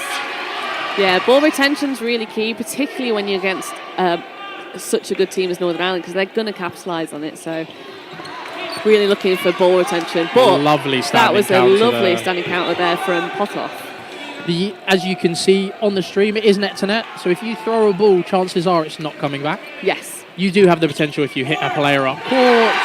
It could ricochet, but those percentages are quite low. Yes. So if you throw, you lose the ball. Not Yeah. you lose the set, but Yeah. you lose. So you do want to be smart. That's what we saw very, very well done in the last game between the Irish men and the Northern Irish men. That there was a lot of restraint. It seems here the Netherlands are throwing a bit more loosely than some other teams. A great 1-for-1 there from Hillside, really leaving 3 players in on the Northern Irish side against the 2 Netherlands players. Yeah. So yeah, you've got Pothoff and Lansing here. Oh! And the catch and out. Lovely, yeah. So looks like a simultaneous play there. So A catch has been called. yes, And Turkington in the middle there has called herself out. yeah. It's one of those things with dodgeball. Oh! Lovely catch there from Shannon Hill. Absolutely sets herself and just takes it. Yeah, that's exactly what you want to see. Regardless of the power of your throwing at, some people just get to take the catches. Yeah. It's one of those things like with a lot of these women, they're playing against the men constantly, so just throwing a hard ball, it's all about with the women where you throw it. You've got to get you've got to get the aim on it, because you throw it at the chest, most of the time if they're a catcher they're going to take it. Yes. Yeah. So yeah, Lanting left in again now. So obviously we've seen her take a catch earlier, so it'd be really good here if she could take another one and she'd draw it out now. So bounce there from Murphy. You can see there's only 30 seconds left, or 20. Yes. They are certainly going to take this slow. There's only enough time really for 2 or 3 plays. Every shot that Murphy is firing is going straight into the ground. He's leaving nothing up to chance here. Yes, he's not going to make it easy to take a catch. Yeah. There you go. But yeah, that was lovely there. So Shannon throwing a ball that just bounced in front. Obviously Lanting looking for that first ball that came in, and then Murphy just gets the cross-court hit. Yes. So beautiful there. Very well controlled set Yes. by Northern Ireland. Yeah. It's good to see players and teams kind of flex between that aggressive closing out sets and then being able to use the clock, use the timer, and be really intelligent about it. We do have 30 seconds, so I think the refs are... Yeah, so I believe that for this tournament they're actually using the full 30 seconds between each of the sets. It kind of makes everything a bit more standardised, but it does mean that often, you know, in games previously, teams, when they're down and they're trying to rack up points to get back into a game, would try and set the balls up a lot quicker, which we did see the England-Austrian women's final last year. But obviously now with it setting as a 30-second set, there's nothing you can do to speed up that clock. We've had some substitutions on the side of the Netherlands. 42 on, or as he leaves to the outbox, 42 on, who is Boma. Yep. And we also have Van Gool on for Lanting, who I think deserves a bit of a break after being left in a couple of times. Yes. But now this set going quite quickly with Northern Ireland with 6 players on court. So yeah, you've got Ilga Smash left in now. Yes. Good clip on Hill there. That first shot from Adam Hill, managing to make the hit. Hitting that shoulder is such... It's always not a bit risky, but it's such a hard thing to block. Because as you're bringing your ball up to block it, if you're not dodging, you're then putting your hands in a weaker position to block, and it's not as definite a block as you really want it. Yeah. Play there, not being able to bring the ball high enough, and it clipping his shoulder. Yeah. Lovely placement there from Adam Hill. So yeah, looking at the schedule, the Netherlands play Spain next in the next mixed game, so it's good for them to get some of their other players on, because, you know, obviously this is going to be one of the hardest games that they play. So getting the experience and getting everybody warmed up, ready to play, is going to be good ahead of that next game that the Netherlands have. Men's captain Josh McElroy is now on for Northern Ireland, subbing off for Aaron Murphy in that cooling position on the left wing. Yeah, no change for the women yet. the Hill brothers having a chat in the outbox after a few exchanges there. Yes.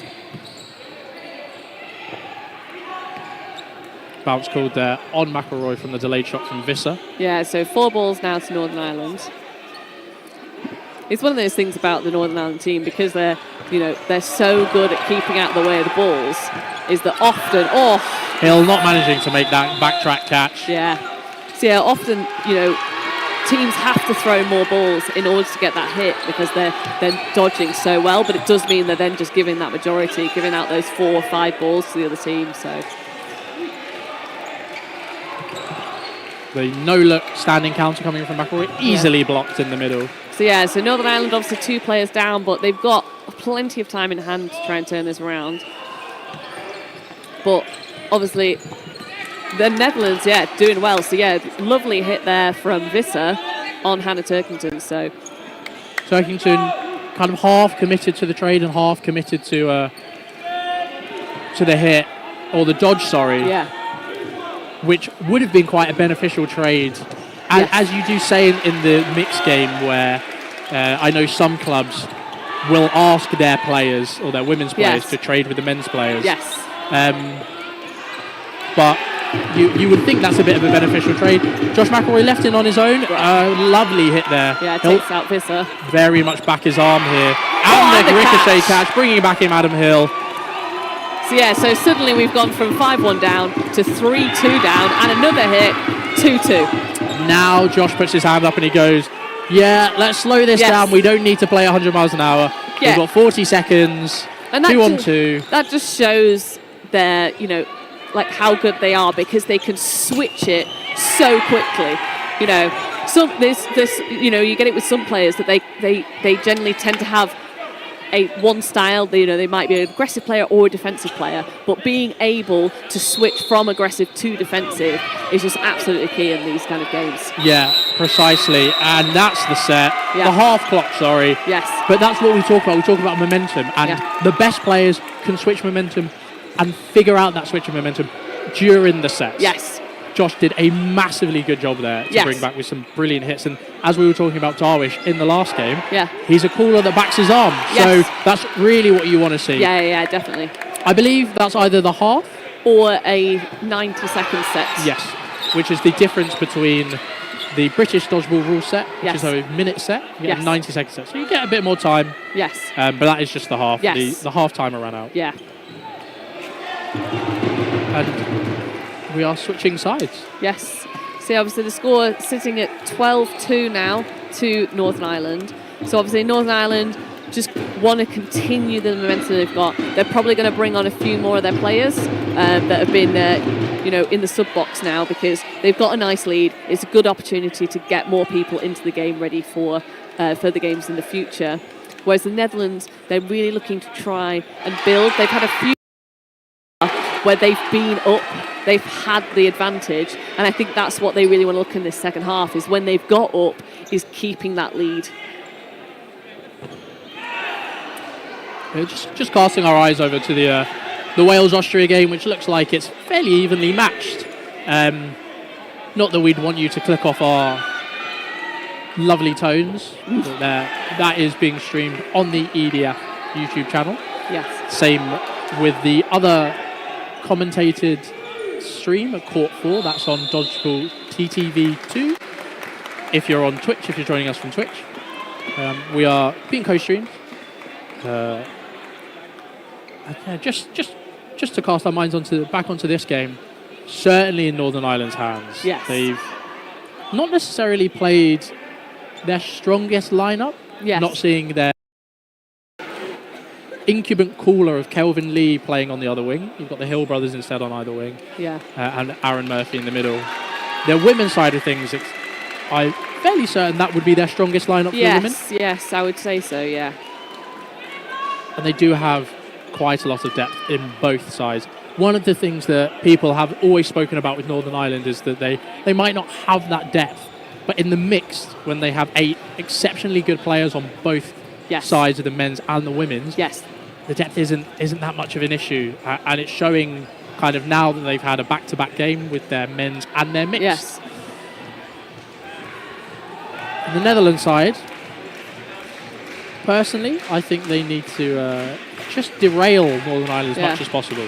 The momentum is strongly with Northern Ireland. Yeah. I think they've had a couple of sets where they've had quite a good couple of trades. Yes. But once they're up in sets, they can't hold it. Yeah. They can't lose the eye. They can't lose their eye off. Get their eye whatever the idiom is. Not that we should be off the ball. take their eye. Not that we should be using idioms because we are aware that there are people listening that English may not be their first language. Yes. But yes, take their eye off the ball. Yeah, so they're just looking for that. Once they've got those numbers in hand, they're one or two players up. 2 players up is better.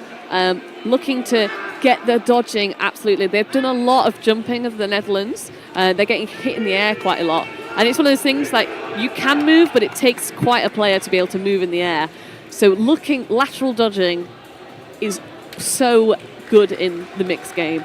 So if they could get some better movement, I think that when they've got that player advantage and they could dodge maybe side to side, I think that would really help them with actually keeping up in the games. Certainly, I think just variance is always good because these players, these Northern Irish players, are so experienced that they are going to be watching out for those kind of things. They're going to be looking at, is this player jumping, is this player going low? And if you're not varying your style of dodging, then people pick up on it. Yes. And it's something that I've noticed watching them. We are, just to let you know, we're kind of sat just back away, so we can see the court right in front of us, but we are watching on the stream because we're talking about what you can see. There's no point of us commentating a different game, or a different angle at least. But a couple of times I've been watching the court and you can see a couple of their more experienced players, Josh there in that set that he brought back, he's always looking across different players. You can see his eyes, you can see where he's looking, and it's those little things and those little characteristics that the more experienced players do that can prove and kind of shows why they're such good players. Yeah. And they are watching out for it. There has been a substitution on the Netherlands side with a lovely mullet, I must say. We can't quite see the number, but personally, potentially the best haircut here, I would say. We were having a conversation earlier about a skullet. Yes. One of the Welsh, not one of the Welsh players, but we were saying if one of the Welsh players had shaved their head and left the mullet part down as the flames and shaved a dragon into their head. Maybe if one of the Welsh players listens back to this, you can do it. If you make a final. So we've got Peter Morrison's now come on for Northern Ireland. Running for the middle ball against number 9 for the Netherlands. I'd say pot off. Yeah. 3 balls now for the Netherlands. So I believe we've got 2 pot-offs now on for the Netherlands. Yes, so we've got Marek and Suzanne. No, Lucas. Oh, Lucas. And Marek. Yes, sorry. So that's Lucas that has just come on. Yeah. So 2 pot-offs, 3 hills. Oh, just 2 hills now. Yes. And 2 very quick hits. Yeah. Against the Northern Irish men. So this is what we're looking for the Netherlands. They've got a player advantage. We really need them to hold it now, just so they can get more sets in the second half. Yes, it's all about playing in a style that really they're confident enough with. Good honesty there from Potov. Yeah. As the ball just skims him. Yeah. Big standing counter coming in from Josh McElroy. Oh! Yeah. What a catch. Yeah. You could really see there that he'd already set himself for that catch, ready to go, so... Clean block there. Yeah. A safe shot from Hill on the wing. Lovely 2-ball attack. And an advantageous attack to hit out Turkington as she walks across court. Yeah. McElroy left in on his own. Yes. Once again with 3 balls here. Yeah. 4 balls, sorry, Yeah. as the other one pings across court. So he's got 1 minute now, so obviously he's going to be looking to go aggressive. Oh, but yeah, Baumer there, whilst he got the catch early off Kirski, did not make it there, so he went for it. It's one of those things, he didn't necessarily need it because they've got that player advantage. Potentially could have been done to get a dodge, but brilliant dodge there. That's what I was talking about earlier, getting those laterals in. You know, it's once you've released the ball, it can't go anywhere else. Yes. Fairly certain these courts aren't slippery, but they are advantageous to players that like moving around court. Yes. Lovely fake there. Lovely fake. That's one of those things that was perfect. You didn't really want the release there with him on the floor, ready to take a catch. Yeah. So 3-ball attack together. Oh, yeah, lovely. A bit of a lazy commitment there from Josh there. I think he'd set himself, maybe wasn't expecting it to come that low. Yes. But yeah, that's exactly what I was talking about at halftime with the Netherlands team. That's what we need from them when they've got to get that player advantage, to just hold it, keep the player advantage, and then capitalise on it. Very, very well worked there from the Netherlands. Sometimes all these sets come down to are those tiny little clutch moments. For example, in that last set, the 2 Northern Irish men's players being hit out very quickly. And then all they did was grind out the set. They made the hits where they needed to make them. They made the catches when they were there. Yes. And they come away with 2 points. Yeah, so we've got Lanting is back on now for the Netherlands. And we've now got Kiss on as well for the Netherlands.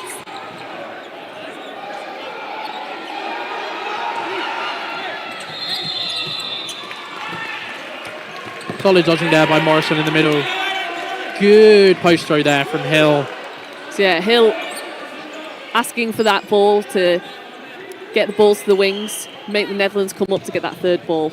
Smart play there, knowing that the ball was on the other side of the neutral zone, so not their concern.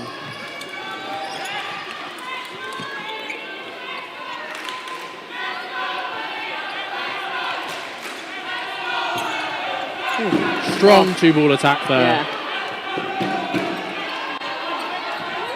And this is where the experience of Northern Ireland comes in. They know when to throw 2 balls. They know when it's advantageous.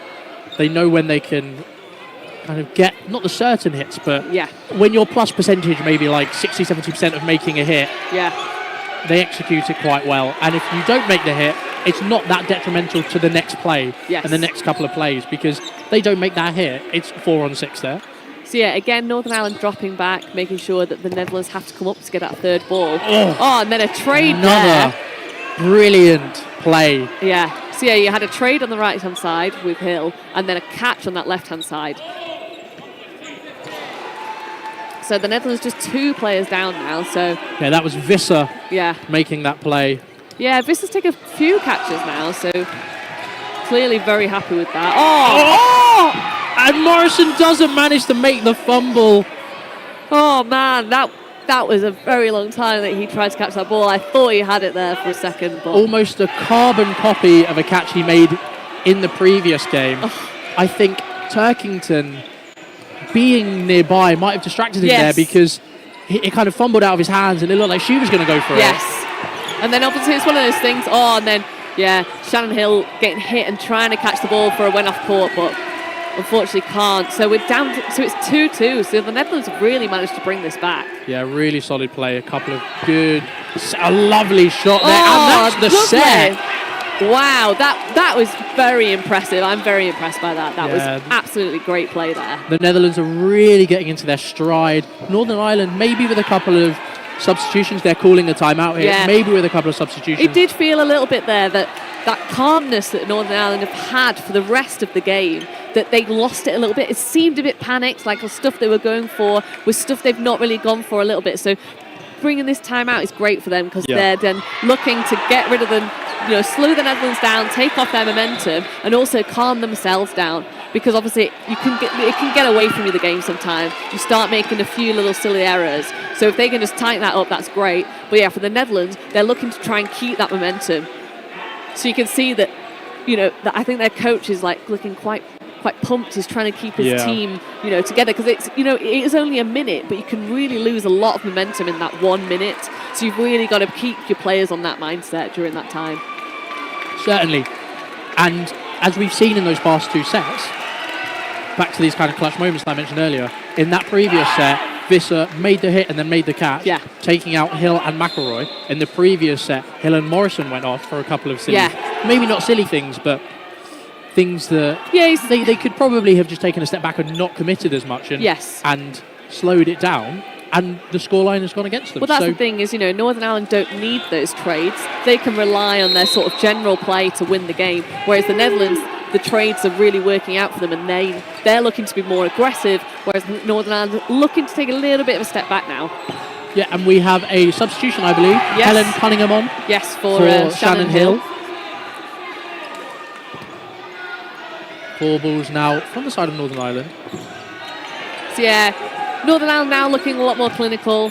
They've not lost people early in the set as they have done for the last couple of sets. So interesting there that they're opting to throw 3 balls on that 4-ball attack. So Visser there with a stand-in takes out Morrison. Yes, but fails to make the catch then off McIlroy. So I think they're focusing on a post-game, essentially here. I would say a safe single-out ball, but there are only 2 players on the side of the Netherlands, so any throw is at ball. Yes. So you've got Lanting left in on the left. And Van Gool on the right-hand side.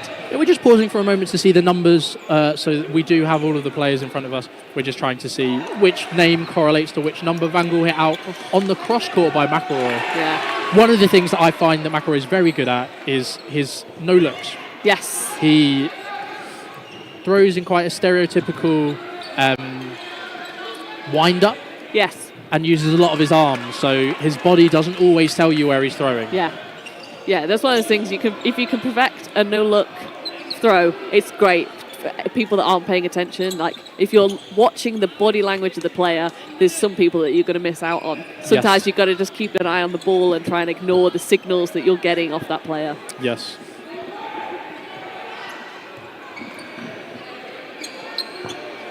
Yeah, the Northern Irish men here putting themselves as a target. They're stepping a couple of times off court so that Lanting has to throw at them, or doesn't have to throw at them, but she doesn't feels throw like at she them. wants to, because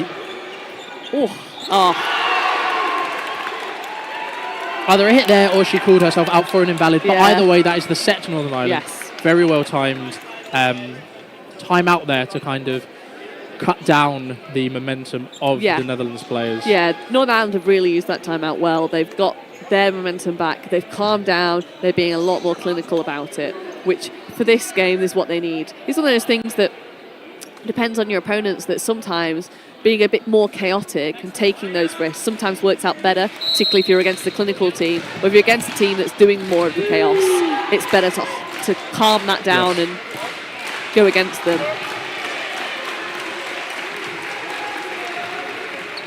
Big dodges there from the Netherlands players.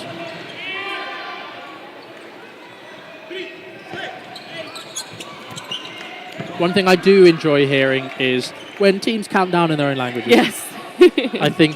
I remember the first Euros I ever attended was 2019, and listening to the Austrians as they won the triple that year, screaming 1-2 or 3-2 or 1-2-3, and then shouting 4, which is fear in German, and then it's quite scary for somebody that it was my second year of playing dodgeball at that stage. A toe pinger there and the catch to bring Adam back in. Kind of set himself up for that one. Yeah. Made the hit as it went straight up. Yeah. Morrison took the catch. As easy as you like. So a bit disjointed there, the 3-ball attack on Visser on the left from Northern Ireland there. So kind of like 3 singles as opposed to, is it Visser? Oh, it's Baumer. Yes, that's it. Big dodging there from the Northern Irish players, but that delayed shot just hitting Morrison on the back. Netherlands now even in this set, but with 2 balls, or 1 ball, sorry. Oh! So lovely catch there from Baumer, but then hit afterwards. Yeah, he's really sinking those catches towards his kind of gut area. They're sitting lovely for him. So, yeah, so Netherlands now with the one-player advantage. Oh, yeah, so that's... Cunningham there with the catch in the middle of court, bringing back in Morrison. So, yeah, it was one of those things. It was slightly unlucky for Potov there because obviously she didn't quite have it straight away, almost dropped it, but yeah, managed to grab it.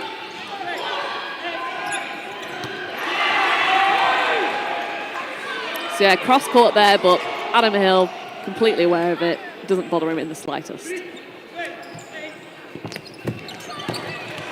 Yeah.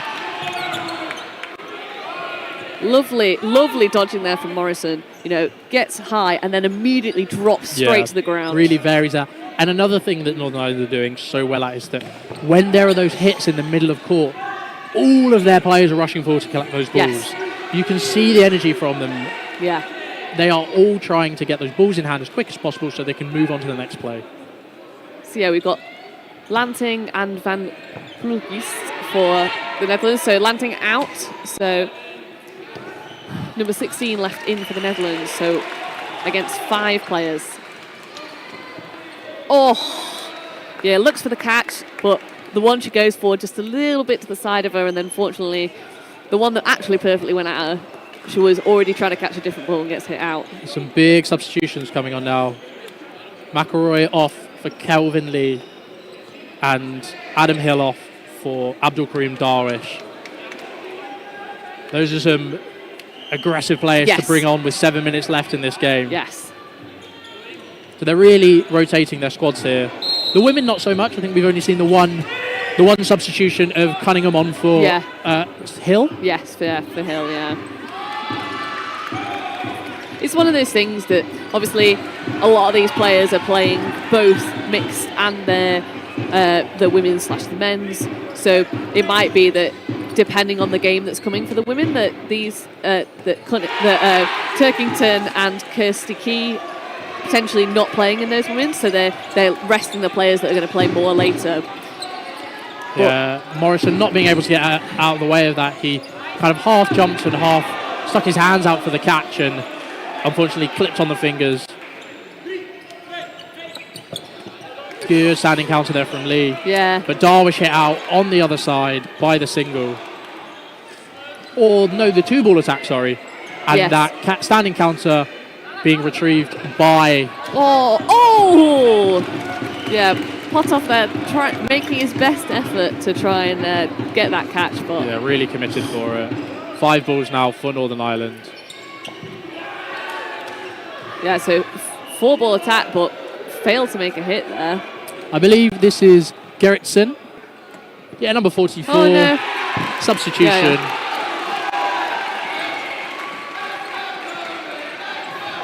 Maybe a miscommunication there. Yeah. As they had 4 balls and they only threw 1. Oh, good. Yeah. You may not have seen that, but that was a lovely no-look shot on the outside of Lee, where if he wanted to commit to that catch, he would have had to go off court. Yeah. Great placement there. Lovely shot. Yeah, so the Netherlands managing to keep their lead at the moment. So 1-player advantage. Lovely lateral dodging there from Key. And the 2-ball attack coming through. Oh, but yeah. 44 goes low. Yeah, Gerritsen, keeping low. He also, he put off both Key and Turkington there by holding that high, aggressive line at court. So you can see the Netherlands are doing that quite well, holding their ground in that neutral zone to really put off that running counter. A tactic that we have seen doesn't manage to get out of the way of that last one. Yeah, so that's a lovely delayed shot there from Cunningham. So he's committed to blocking the first 2, great, but that last ball just comes in when he's not expecting it. Good dodge there from Turkington on the delayed ball. As I was saying, a little tactic that we've seen a bit more in the British scene at least is players biting in and taking kind of the 1-for-1 trade. Yeah. Because on a running counter, it's so hard to survive if the balls are so well timed. Yeah. That a lot of players just stand their ground and they say, okay, if I'm getting hit out, I'll take one of you with me. Yeah. So yeah, we just had a trade and a catch there. So Northern Ireland now down to just Cunningham against 3 Netherlands players. 2 seconds left. Oh. That post row confirming the hit, but the time was out. Anyway, Netherlands making another set. Yeah, and that was a nice turnaround there at the end, getting that trade and a catch. So I think potentially the issue with Northern Ireland resting their players and kind of rotating their players is they're not being given enough time to really warm into these games. We did see in the men's game that they had, I think they went a good halfway into the second half before they made a substitution. And they really allowed their players to warm up into these games. And it's one of those things that also for the players that are coming on, they've been stood on the side cold for quite some time. You do all that warm-up, but there's not really any space here for you to warm back up. You can do a few stretches, a few squats and stuff like that, but you're not getting that high-intensity warm-up that the players that started got. So sometimes it's a bit difficult. You've basically got to take a couple of sets to actually warm into the game. So what I believe Northern Ireland do is that their ball retrievers were the ones that had just come on, because both Lee and Darwish were ball retrieving before they were subbed back on. So that's a way to do it. Yeah. But then also, depending on, so for example, if you have players wanting to kind of come on, you don't want them to play half a set or play half a game, then ball retrieve and carry on using energy and then come back on. You may want to give them a bit of a second. Yeah. Lee managing to make the trade there, but being hit out on the counter. He's taken 2 players before he was hit out. Bounce there from a substitution on the women's side of things. Luffridge coming in for Key, I believe. Yes.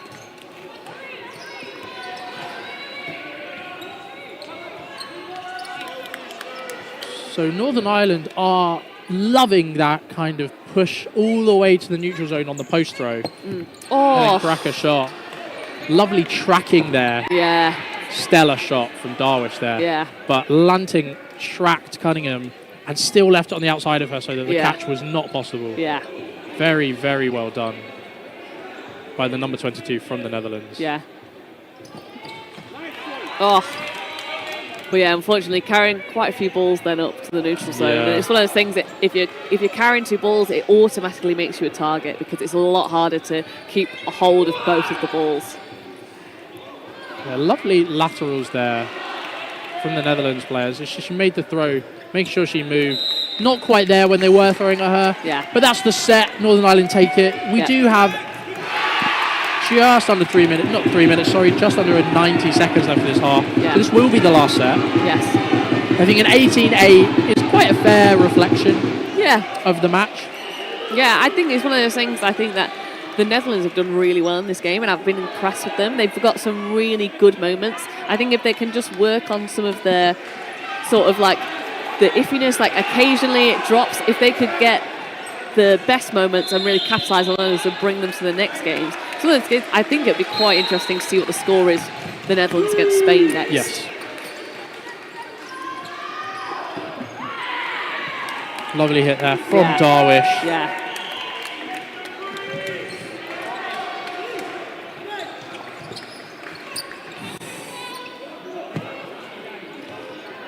Kelvin opts in for the standing counter. Yeah.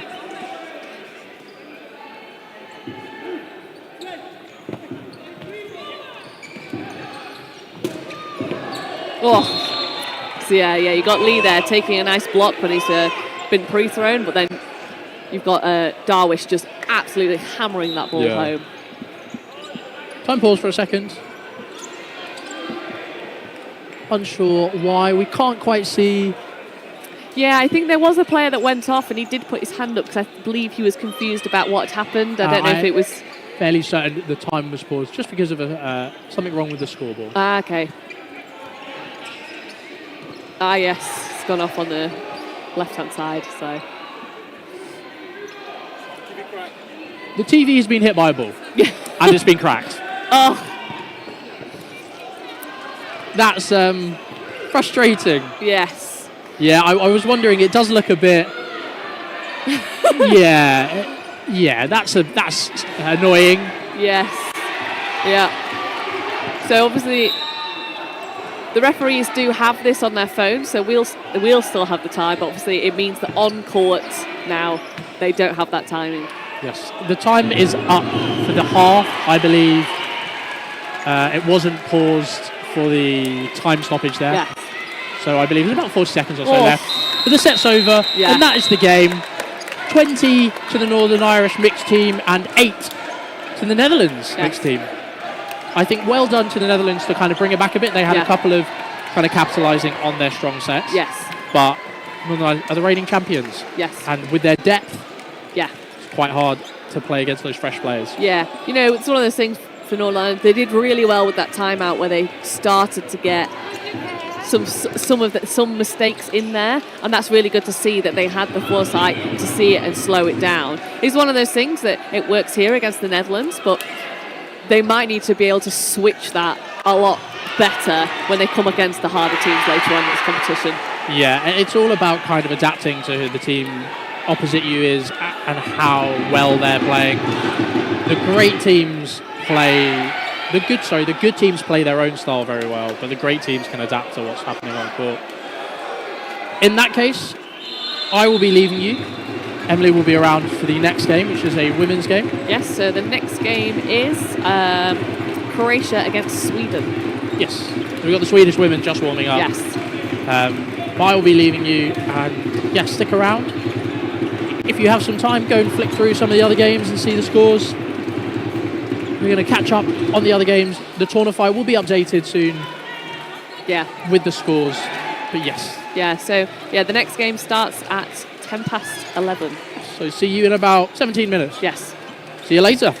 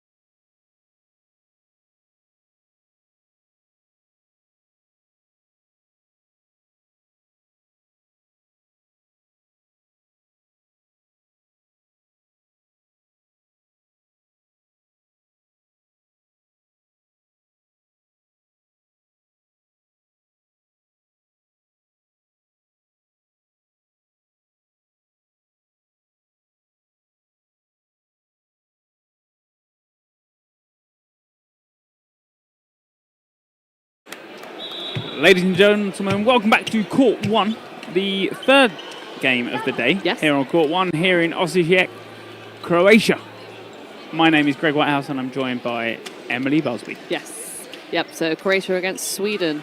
So Croatia did not come to the last European Championship, so we haven't actually seen them since 2019, where they came 12th. So interesting to see how they've progressed since that last tournament that they were in. And then obviously Sweden, currently ranked 10th, came 11th last year. They've seen a little bit of a drop in the rankings over the last few Euros, so they'll obviously be looking to try and build back up the rankings now. So it'll be interesting to see how they do against the Croatians.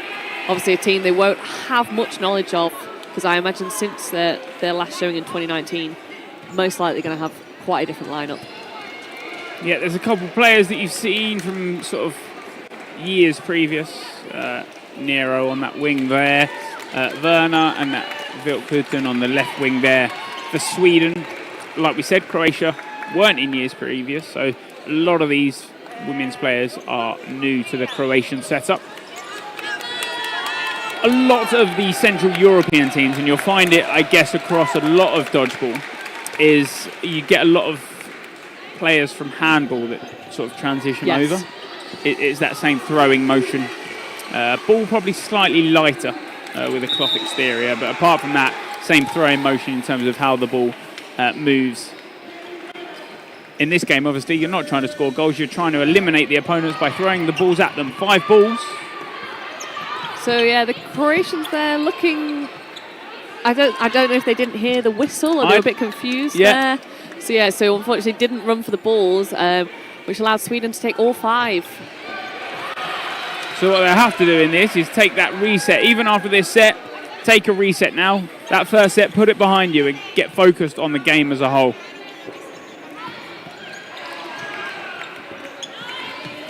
Two-ball attack does not find Werner.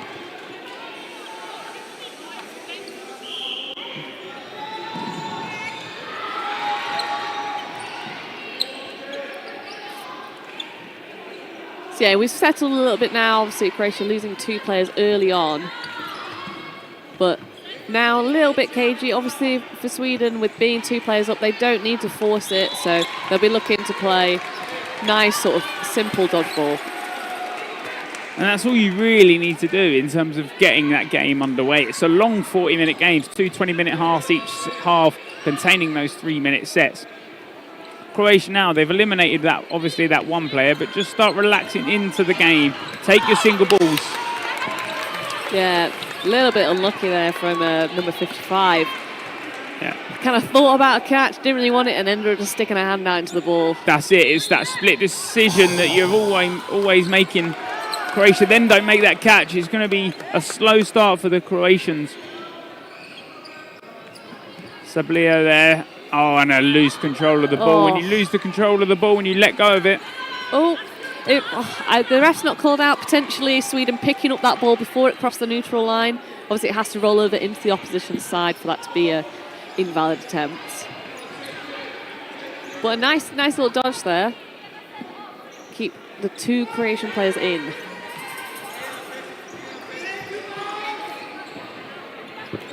But separate targets. The running counter comes in, no hit. Oh, and a nice block there. Croatia, I still think, trying to find their feet in this game. It's early on in the 40-minute game, but this first set, obviously, they're throwing at different targets. One does find a hit. Yeah, and then you've got number 5 taking the advantage to try and hit a player not paying attention, but unfortunately does miss. Yeah, Bulja Basit on that left side there. Block from Vilkutin. Yeah, lovely hit there. Yeah, she's looking for the trade, because when you're 4-1 up, you're always looking for that positive trade. Ball comes up high and wide.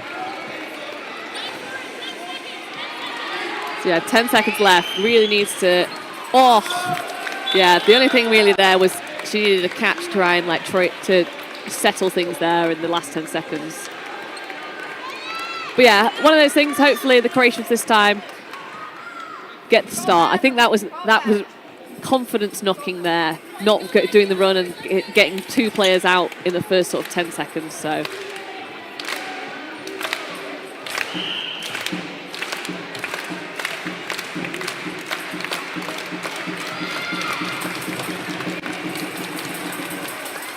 Yeah, so that time is paused.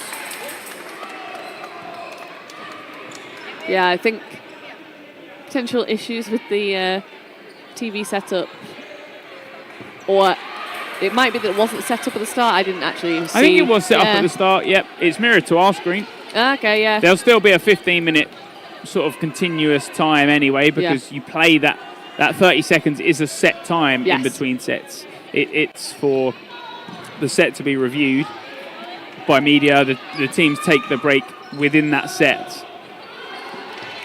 So it's a lot easier in terms of that.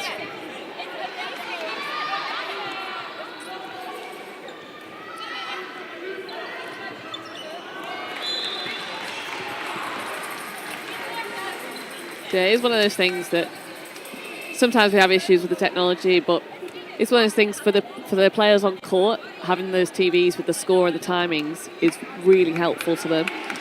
We are obviously one TV down after game 2. Yes.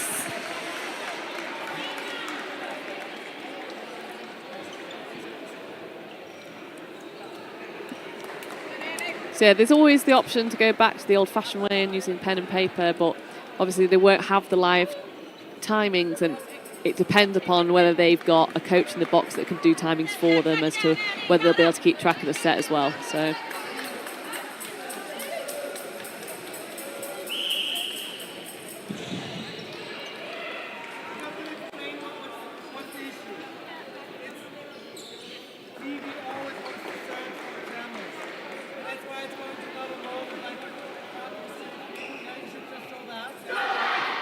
So from what I can hear, the TV is trying to change to different channels rather than it staying on the setup of the screen mirroring, I guess. So I can imagine we'll probably start play into the normal stopwatch. Yes. It's one of those things that the actual screen itself might be present on the referee's phone, so they might still be able to use that for the timing purposes, which will be used for our screen. Yeah. Great when everything works, but it is what it is.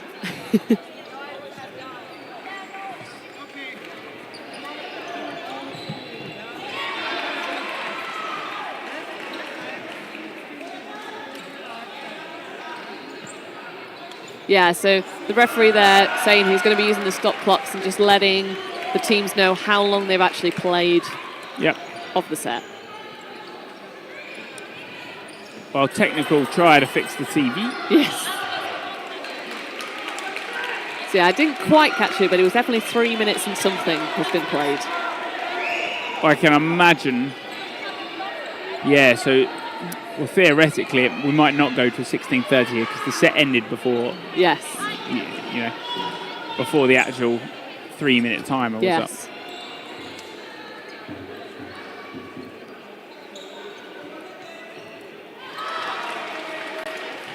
It's one of those things that this break might have been finally a little bit helpful for Croatia just to settle them down a bit after that first game. But also does leave you time to dwell on it as well. So.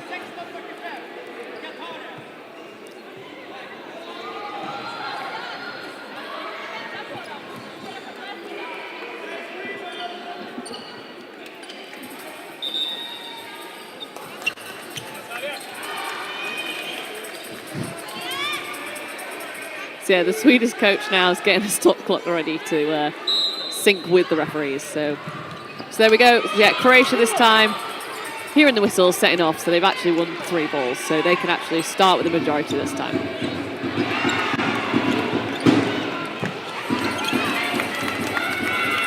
Yeah, and obviously that mad rush at the start there, the Croatians get the hit, and I think Houghton is trying to get the ball that's been off court to try and sort of obtain it. Yeah, so much better start. So they're 1 up now. So first time they've actually been up so far in this game. Yeah, the scoreboard will still signify what is left in the game, top right. Just the players won't be able to see that on court. So that's why they've just been told that to make sure they're aware of the time between each set.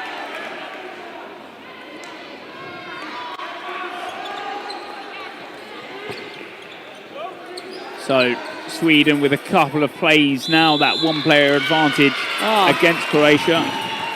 So yeah, a hit called there on Hulten. On Hulten, yeah.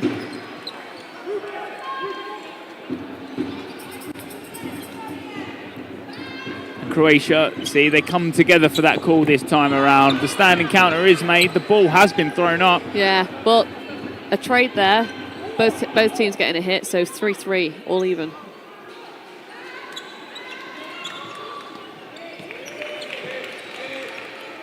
One ball released does get the hit. No, I think there was two, but the other, I think it came out the hand for a little bit of a... There's a bit of a debate on that one because, you know, every ref will call that different. Yes, yeah. It's sort of in the adaptation, I guess, of referee by referee making a different decision. Yes, yeah. Some people would call that on an invalid throw. Yes. Yeah. Yeah, it's one of those things that there's only so much guidance you can give. You can, unless you want a 50-page rules document. Yeah. So yeah, so Croatia one player down at this point. So number 42, Varga, and number 2, Simonsic, left in for Croatia. Oh, but a nice hit there from Byrne. Oh no, not hit.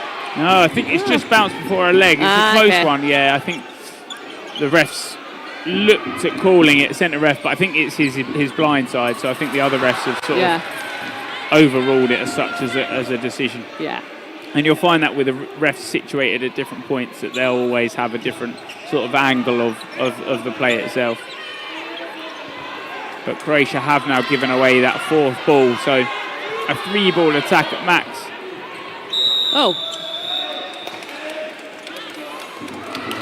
Yeah, so I think time ran out there, so yeah, Croatia losing that set by 1 player. So much better set from Croatia there than the first set. So but yeah, I think Sweden were looking quite calm and collected there, looking nicely settled. So I imagine they'll probably continue to build from there. Yeah. And I think the Croatian coaches there are just saying that, you know, I'm shouting play ball, let's get the ball rolling, because, you know, they're on that set timer of sort of playing down now. Yeah.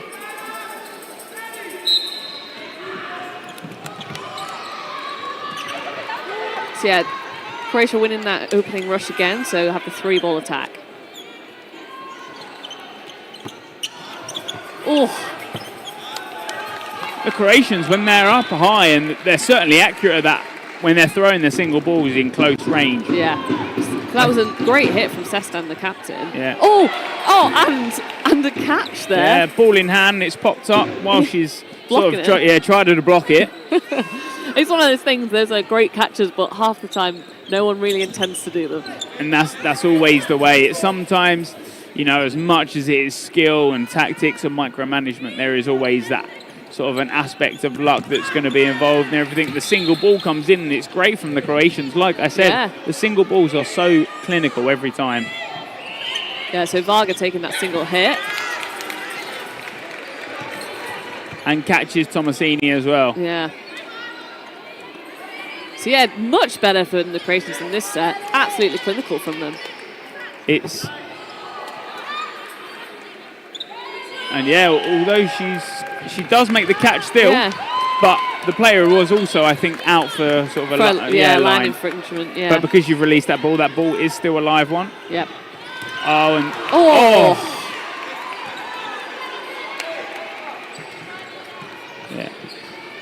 Yeah. So we've just got. I mean, if Gigini makes that catch there, and it changes the game entirely. Yeah. So she's all in right to go for it, especially when you're high up into that neutral zone anyway. And finally, a good throw from the Croatians in terms of multiple balls being released. I think that's maybe slightly their weakness at the moment, their timing on the balls being thrown at the same time. When they're throwing single balls, every time it's clinical, it's on target, and it's powerful at that. Yeah, and that's that handball strength coming through, is they've got the throws and whatnot. It's one of those things that building on that to get the dodging and the catching and stuff comes in later, but if you've got that power, that's really going to help you.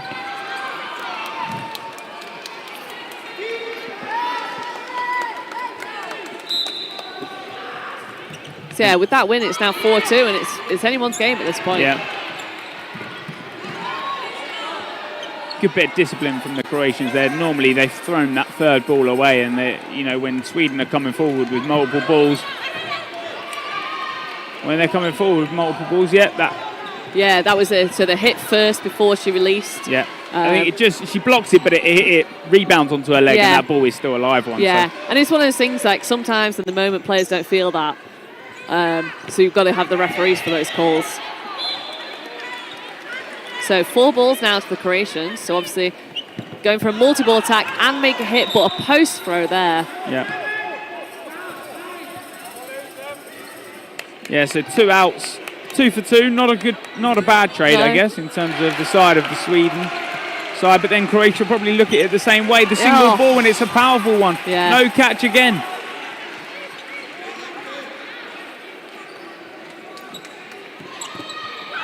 Yeah, and then a trade there. It's always a positive trade when you're up. Yes. Yeah. Because you continue to trade, you're always going to win because they're going to run out of players before you. So yeah, free throw there. Oh, and again going for that catch.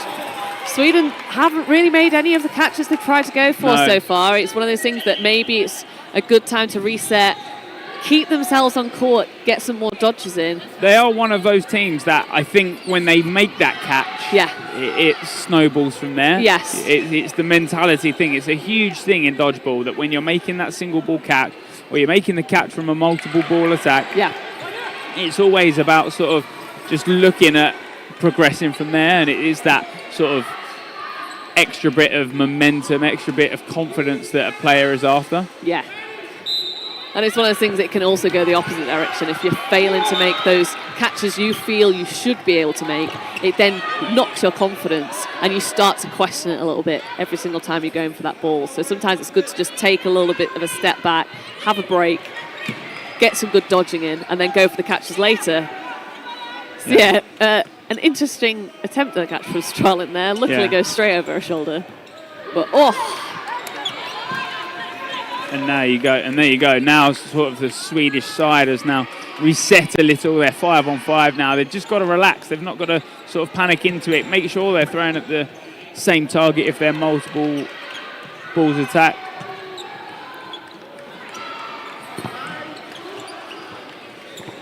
So another line infringement there from Croatia. It's one of those things for teams that haven't played that much at this level. Sometimes at the club level, they're not as stringent with the rules on the line. So sometimes it's quite difficult then coming to these championships. Yeah, another Croatian there on a line fault in the middle. So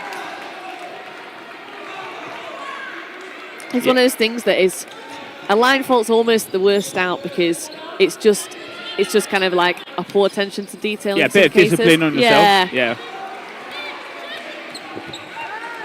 Oh. So another nice one ball from there.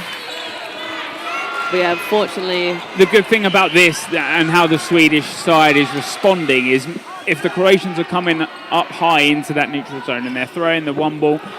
that was nearly a double catch. It was almost. And when they're throwing that single ball from high up in the neutral zone, the Swedish are making sure they are being punished for that. Yes. Because if you're coming away scot-free,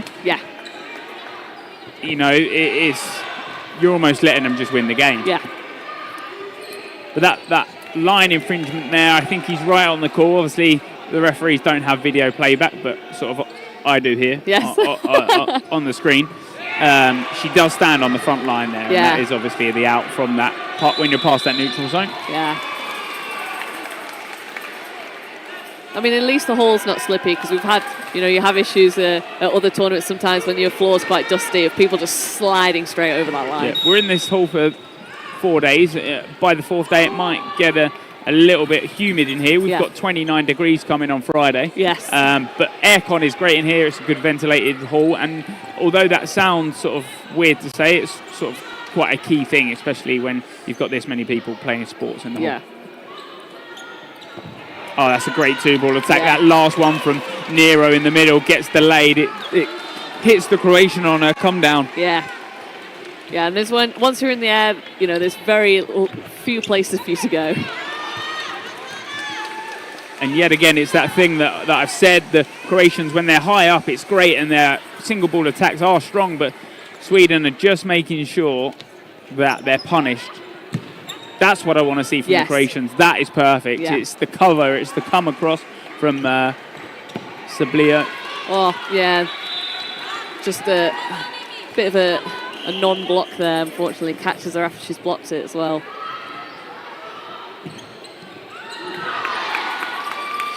Single ball from right side, just in swinging, but does not find the target. Yeah. You know, Sweden can afford to kind of play a little bit back now. Oh! Yeah. Sagini going for another catch, but it's just not sticking.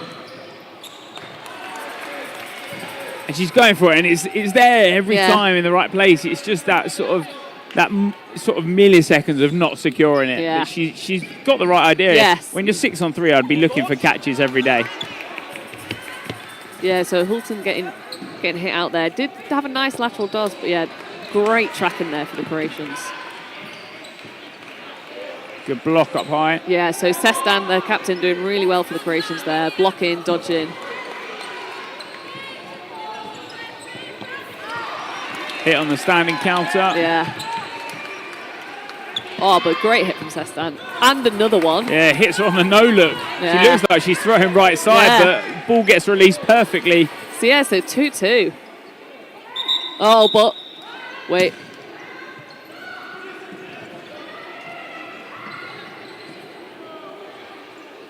So yeah, refs just having a discussion. Potentially one of the line refs has seen something, but couldn't call it to the referee's attention at the time.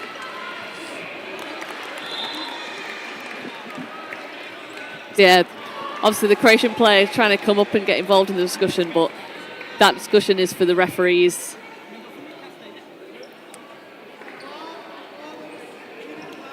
So I'm not sure if the ball has been handed back. Ah, yes. So her ball was not valid. I Yes. think that was passed on. Ah, okay, yeah, Yeah. so potentially passed on ahead of the attack line, so a dead ball. Yeah. Yeah, so obviously when a ball is passed on from off court onto court, it has to be sort of on that ball return line. It's hard to distinguish because all the lines are sort of coloured the same, but where you've got that neutral zone in the middle, the further line past that is your ball activation line, I guess. Yeah.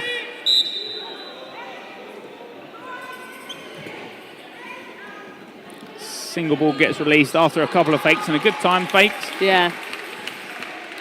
So obviously, with that little bit of a discussion there, it's kind of dampened Croatians' momentum now. So, but nice dodging and blocking from Sestan. Yeah, and Stralin this time around decides not to go for the catch. Yes.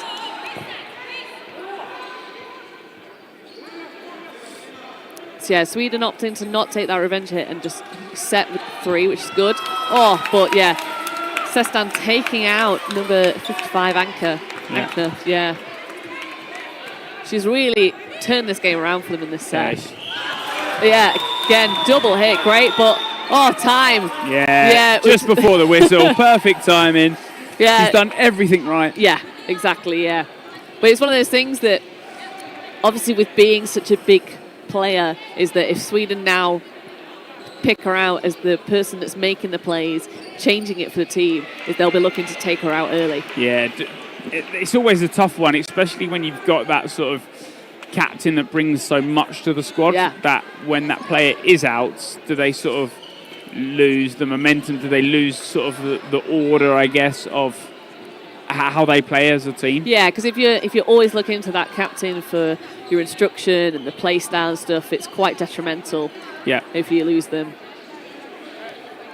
But it's also one of those things that sometimes players will choose to avoid throwing at that influential player as well. So, yeah. So we just had a timeout. Obviously, it's all square here, 6-6 Sweden, Croatia. The timeout's now being called now. I think they've both called one after another. Okay. Yeah. Okay.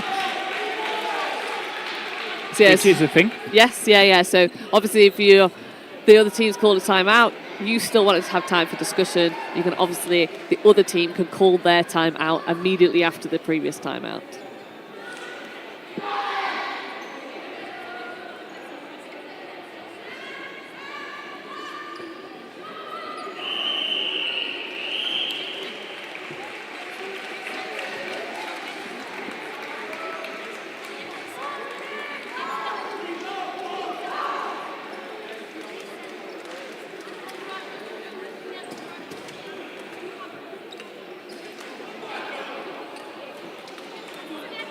So that timeout, if it's not used, you don't then have a bank of timeouts. It's sort of... Yeah, but you do get one per half. So one per half, yes. which is a change. Yes, yeah. So obviously, for UK viewers, we usually get one timeout across a whole match. And those are the 30-minute games. If you play the 8-minute half, there's no timeouts, yes. So yeah, interesting to see how both teams have used that timeout, what they're going to change to try and take that advantage now. So last set, or could be the last set. Could be the last set, unless it finishes early. Yeah, it definitely won't be a full 3-minute set. It'll be 2 minutes 48.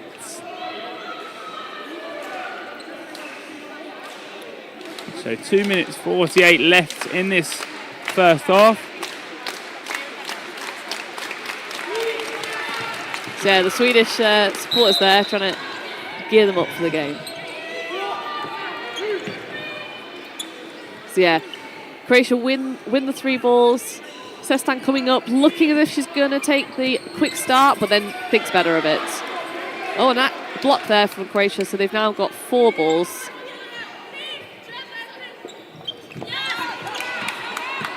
A good punish there because Nero jumps over the 2 on that right side. And Croatia do not find the hit. Oh, yeah, and then another great hit there from Sweden.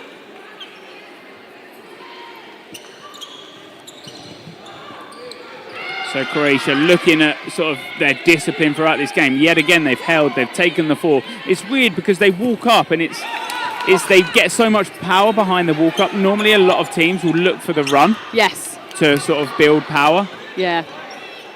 So it's one of those things, like a lot of teams in that situation would reset, kind of come back to sort the attack line and then go forwards. But they've got so much power in their throw, they don't need to. They can basically stay up high, retake the call with their 4 balls and just go for it.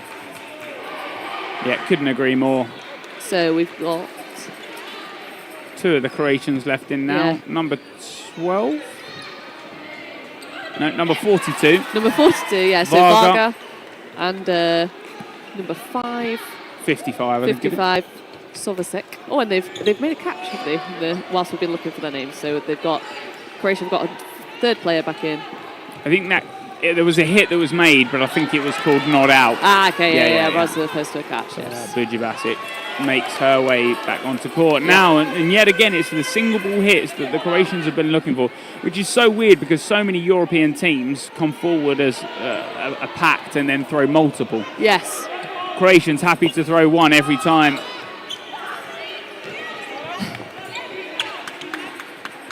And the one of the again, with the run up is that with a lot of other teams, if they then stopped in that run up, wouldn't be looking to throw that ball afterwards, but they've got the power. Yeah. They're like, yep, cool, I can still throw it. Small wind up, plenty of power. Yeah. Yeah, it's the handball technique all over. It comes from that forearm. You see it just as they hold it up, and it's... Yeah.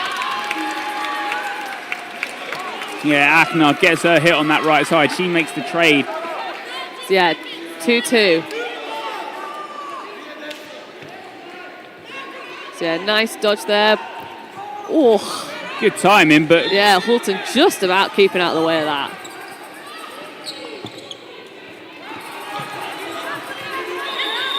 Oh, so yeah. And yet again with the last second hit. Yeah, Budjibasic there, getting that hit right at the end. And that's great. So then, yeah, so I think that might be the end of the half. I think is end of the half, so it then goes to 8-6 to Croatia. Yeah. They were 6-2 down. Yeah. Yeah. Good couple of sets. They sort of regained composure, I'd say, especially after losing that first set and losing 5 balls from the get-go. Yeah. Yeah, no, this is it's a really good team. You know, we haven't seen them. We didn't really know what to expect, but this actually, it makes it more interesting. It's good when you get that new team in there that nobody's really got that much experience of, and they do well because it just kind of livens up the whole tournament.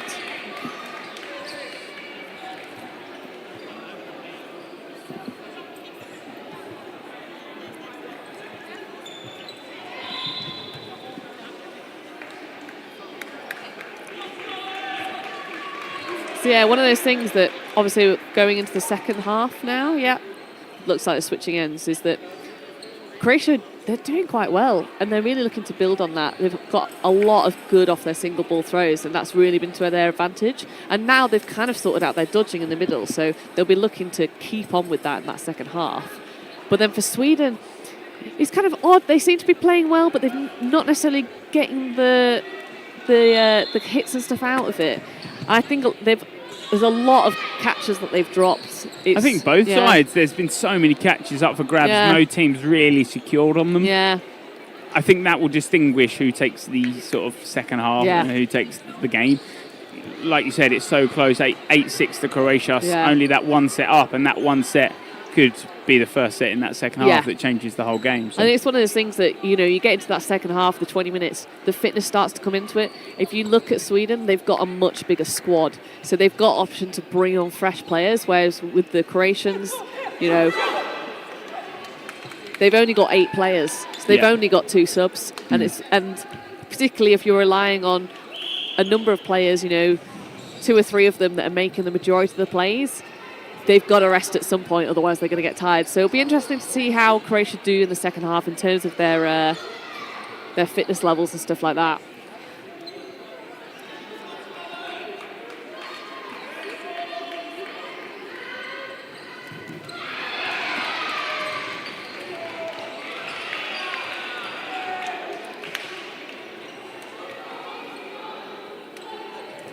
So Sweden, they start their favoured clap.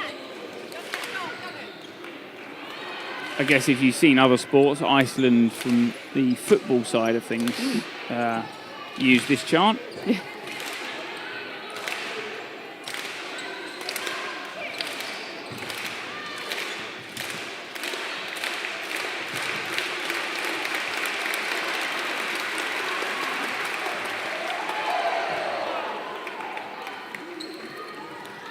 Yeah, Sweden getting themselves in the mood, ready for the second game. Yeah, second half. That half time, only 5 minutes, so words have to be spoken pretty quickly in terms of this game. Now, the question that we like to use behind the mics is, if you're in that Sweden huddle, what do you say? What needs to be said to turn this game around and to win the game? Yeah, for me, it's going back to clinical dodgeball. I think that's the thing, is there's been a few things where they've maybe doubted themselves, kind of gone for stuff, it's not pulled off. They've got to forget what's happening in that first half. It's 6-8. It's almost like it's restarting. You're not that far behind, so they've got to really back themselves now. They've got to be confident in their play, and that's what I'd be saying to the players. Be saying, you guys can play dodgeball. You're great at this game. You need to be backing yourselves, taking those catches, because I think that's the difference. If Sweden made all those catches in the first half, that scoreline would be completely different. So I think if they can back themselves and take those catches in the second half, it's a completely different story. Yeah, couldn't agree more. Croatians now this side of the court. At half-time, obviously, both teams swap sides.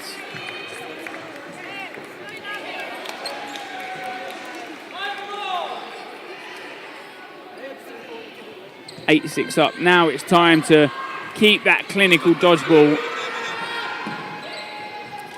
in their favour.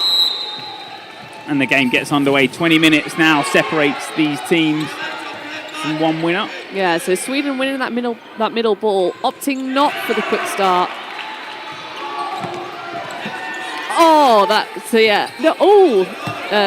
Yes. Other way. Yeah. I was going to say, yes. Sestan not realising where the outbox is. Obviously, usually they'd be on opposite, like the other side of the court, so you're always going to the same side regardless of what side you're on. But just in terms of like having the screens and all the stuff for the referees, it makes sense for them to be on the same side. So, but yeah, it was a great hit on Sestan, but it just pops up, and then you just have Guljibasi taking that catch. So yeah. And I think Sestan annoyed there that her left side hasn't sort of followed the call. Yes. That way, when you've given sort of Sweden 4, like you said earlier on, they'll look at taking Sestan out every time. She's the one that's holding the play. She's the one that's following the play and calling the team. She then obviously gets thrown out by multiple. Yeah, so again, a bit timing off there for the Croatians. Obviously, they're very good at the singles, but it was a 2-ball throw and actually just one after the other, which meant it was a lot easier for Sweden to dodge out the way. Well, yeah, so Simoncic trying to take the catch there. Doesn't. But yeah, so we've got Varga left in, so she's got 4 balls. But yeah, it looks like fails to block. Yeah, and when you lose control of that ball, you are classed as an out player unless you regain control of it before it becomes a fully dead ball. Yes, before it hits the floor or anything else. Because even if it hits another player, if it hits another ball, I think you might be okay. But I'm not entirely sure on that. Yeah, I'm pretty sure it is. If that ball's grounded, it's still then. Yeah, I guess it would still be fine. Yeah. But yeah, if it hits another player, the floor, a wall, then no.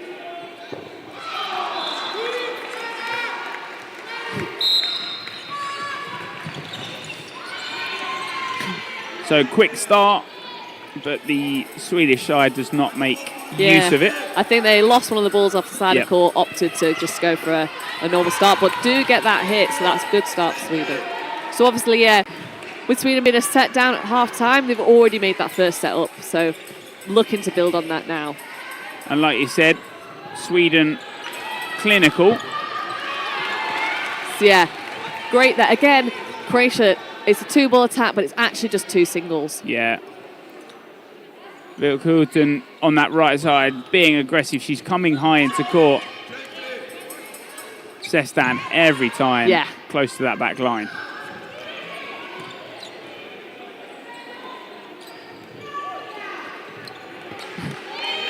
So yeah, nice dodge there. Only a single ball in return from Sweden. No team really wants that 3rd ball at this point. They're all sort of favouring. But yeah, great post throw there from Vilkulten. Yeah, she's playing that right side so well, or the top right side of your screen, I guess. Oh, but doesn't pay off that time. So a catch taken there from Sabjo. Yeah, and I think, like you said, Sestan, she's on that right side. They've not taken her out. They've kind of let go of her there. Double block on that.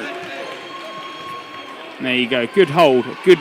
They've remained sort of good composure. Yeah, and the 2-ball attack that time, great timing, get the hit. Yep. Oh, the slow ball comes in. That's perfect. They're looking at Sestan on that right side. Not even paying attention there to Sobasic at the other side. Oh, multiple attacks there, trade after trade. So both sides losing a player there. Yeah, 55 seconds left on the clock. 3 balls in the hands of the Croatians. Do they look for a running counter, or is it only a single ball? It's only a single ball, a smart one. But yeah, still doing the running counter on the ball holder there. Great dodge there. Now they've got to get back. For the back line. Yes, back line. She knows herself as well. She tried to slide back, not quite remain on court. So obviously Sestan now left in. If any player's going to turn it around for the Croatians, it'll be Captain Sestan. Yeah.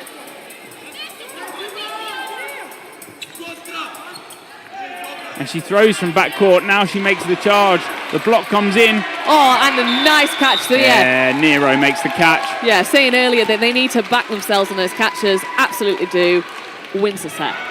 And now, second half, first 2 sets, both gone to Sweden. They've used that half-time very well. And they've, it's one of those things, going into the first half, they didn't necessarily know what to expect from Croatia, having not played them for a while. Whereas now, they're starting to be able to pick them apart. They know what their strengths are, they know what their weaknesses are, and they're capitalising on that.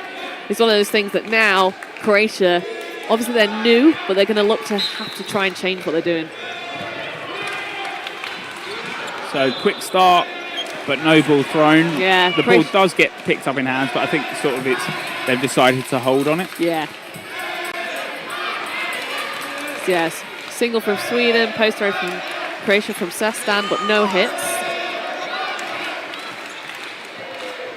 So yeah, Sweden going for Sestan every time, but nicely dodging out of the way that time. Yeah, they know where that sort of responsibility comes from the Croatian side. 4 balls, 2 balls released on the left side. That's a nice call keeps Sestan with the single ball, Yeah. just shutting down Vic Houghton on that right side. Running counter. See, they run forward, but they slow down. But yeah, and it's one of those things that at first I think it puts Sweden off because they're not expecting it, but now they know to expect it. It gives them time to set and then react. Oh, unlucky there. Yeah, she knows that catch is coming. She knows the ball's coming into sort of her chest area. Yeah. But like you said, Sweden know when to set. Yeah. Oh, yeah. So again, setting for the catch, but not making it. So having taken a good catch in the previous set, just drop a few now in this second set. 2 balls thrown from the left, do not find the target. But they've definitely improved the timing now, Croatia, in this set. They're getting the balls together nicely. Yeah, 1 player up, 1:50 left on the clock.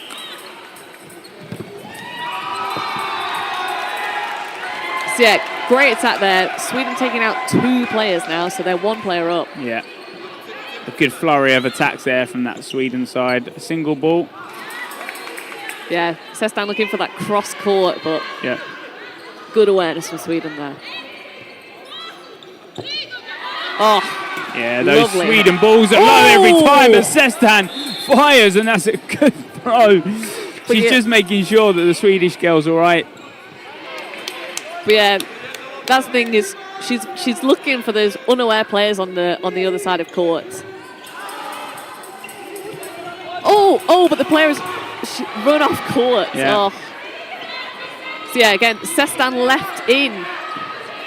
Every time. It's either they're trying to take her out with the multiple balls or they leave her till last. Yeah. So she's got 3 balls. So yeah, both balls bouncing there. So 40 seconds Oh, left. but a line fault there from Sweden, from Werner. So 1v1. And the 2 powerhouses of both sides, I guess, in that one-on-one. Who will take the title? Who will take the 2 set points? Or it's one of those things that Sweden might not need to win it. They're up in sets. They might just drag out the sets. Ooh. So close there. It's only less than 10 on the clock. Sweden will take the draw because they'll keep those 2 set points ahead. And Both every time there we go. Time. Yeah, so draw. So it does mean that Croatia are still only 1 set behind. Yep. 10, just over 10 on the clock. 10:40 now. Yeah. So yeah, all to play for still. But yeah, that was great dodgeball at the end. Both players trying to hit and both dodging out the way multiple times. So, but it does look like, is Sestan going off or is she just having a break? Might be taking a break at this point. Yeah.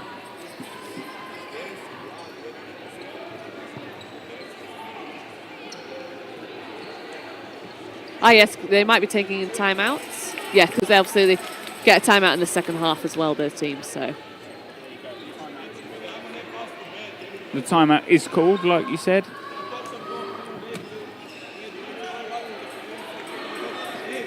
Is Sestan looking for more backing from her team? Like you said, she's driving that right side forward every time, but it just feels that sometimes the left might be a little behind on it.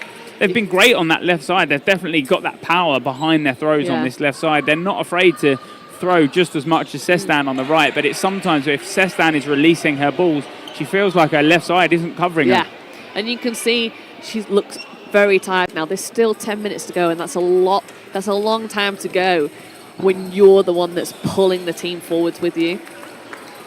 Sweden, on the other hand, you know, they've got very positive body language. They're all looking fairly happy. Well, but they just need to continue with what they're doing. They're doing really well in this second half. They're really controlling the games, and they just need to keep doing that.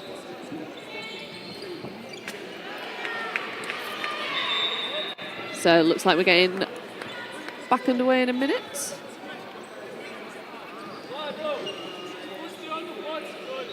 There we go.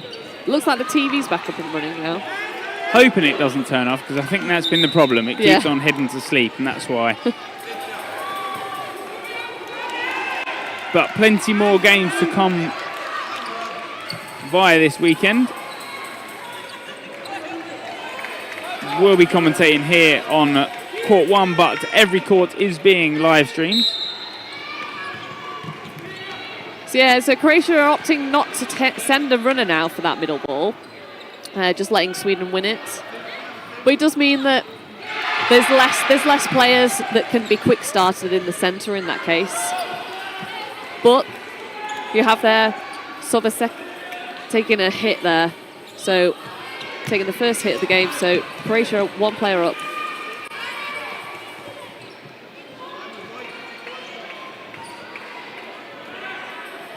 And there you go, they slow down. They are set for the catch, but they don't take it. The single ball release from the centre there, Ujabazic. Oh, but yeah, Sweden using their multi-ball attack there, getting a hit. So just one player down with 3 balls. Single ball block. Yeah. That left side, now they'll come forward with a 3. Sestan on that right. Is she the one that's given the opportunity to throw? It's not. It comes from centre a lot from this side of the Croatians. Yeah. They feel like they can offer a lot more cover, and a lot of teams do. They feel like the cover can be gifted from that. Oh, but lovely post throw there from Varga. Yeah, takes out Nero, doesn't find the catch. He made the catch a couple of sets ago. Yeah. But this time not quite finding the secure hands around it. Play 2 called for the Croatians. Nice in time, but doesn't find the target. Yeah. And it's weird, they walk up, and I find it so bizarre, but it comes from, like you said, that handball side of things. Yeah. They've got all 5. Sestan gives the call. They've got to be clinical with these throws. Yeah. So all 5 balls now, Croatia. I can imagine a lot will go at Vilkhuten here. Yeah. They don't. Oh no, and a catch. So yeah, 3 balls thrown, and Sweden take the catch. So it's all square again. Oh, the lovely hit there. Yeah, and that's what the Swedish team has done every time. Oh yeah, so Sestan going up, making an attack. Her teammate comes up to try and protect her, but instead gets targeted, and she just can't block. Yeah, it's still a good 1-for-1, maybe a 2-for-1. I think there was a line call on that one, so it's Sestan to do it all with now. All 5. All 5 balls and a 1v3. Yeah. Takes 3 with her. Yes. Interesting, yeah. Oh, and a good catch. That was a great catch on the shoulder there. Yeah. Quite difficult to keep those secure, but she manages it. So yeah, so it looked like Croatia were going to take that set early on, but Sweden just brought it back with a couple of clutch catches there. So Sally makes the catch there. It's that she's set low. She's caught it on her shoulder well. Yeah. So yeah, all of a sudden, we've got just under 7 minutes left, and Sweden 2 sets clear. So, Croatia really need to be winning that next set in order to stay in this game. Yeah. So Croatia sending a runner this time, but don't win the middle ball.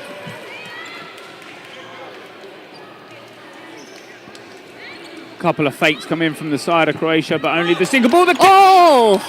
She looks so close to making it. I think she tries to grip it with the ball that's in her hand. It pushes it further out. And it's also one of those times. Sometimes you're not clear once you've dropped it which ball was the one you were trying to catch.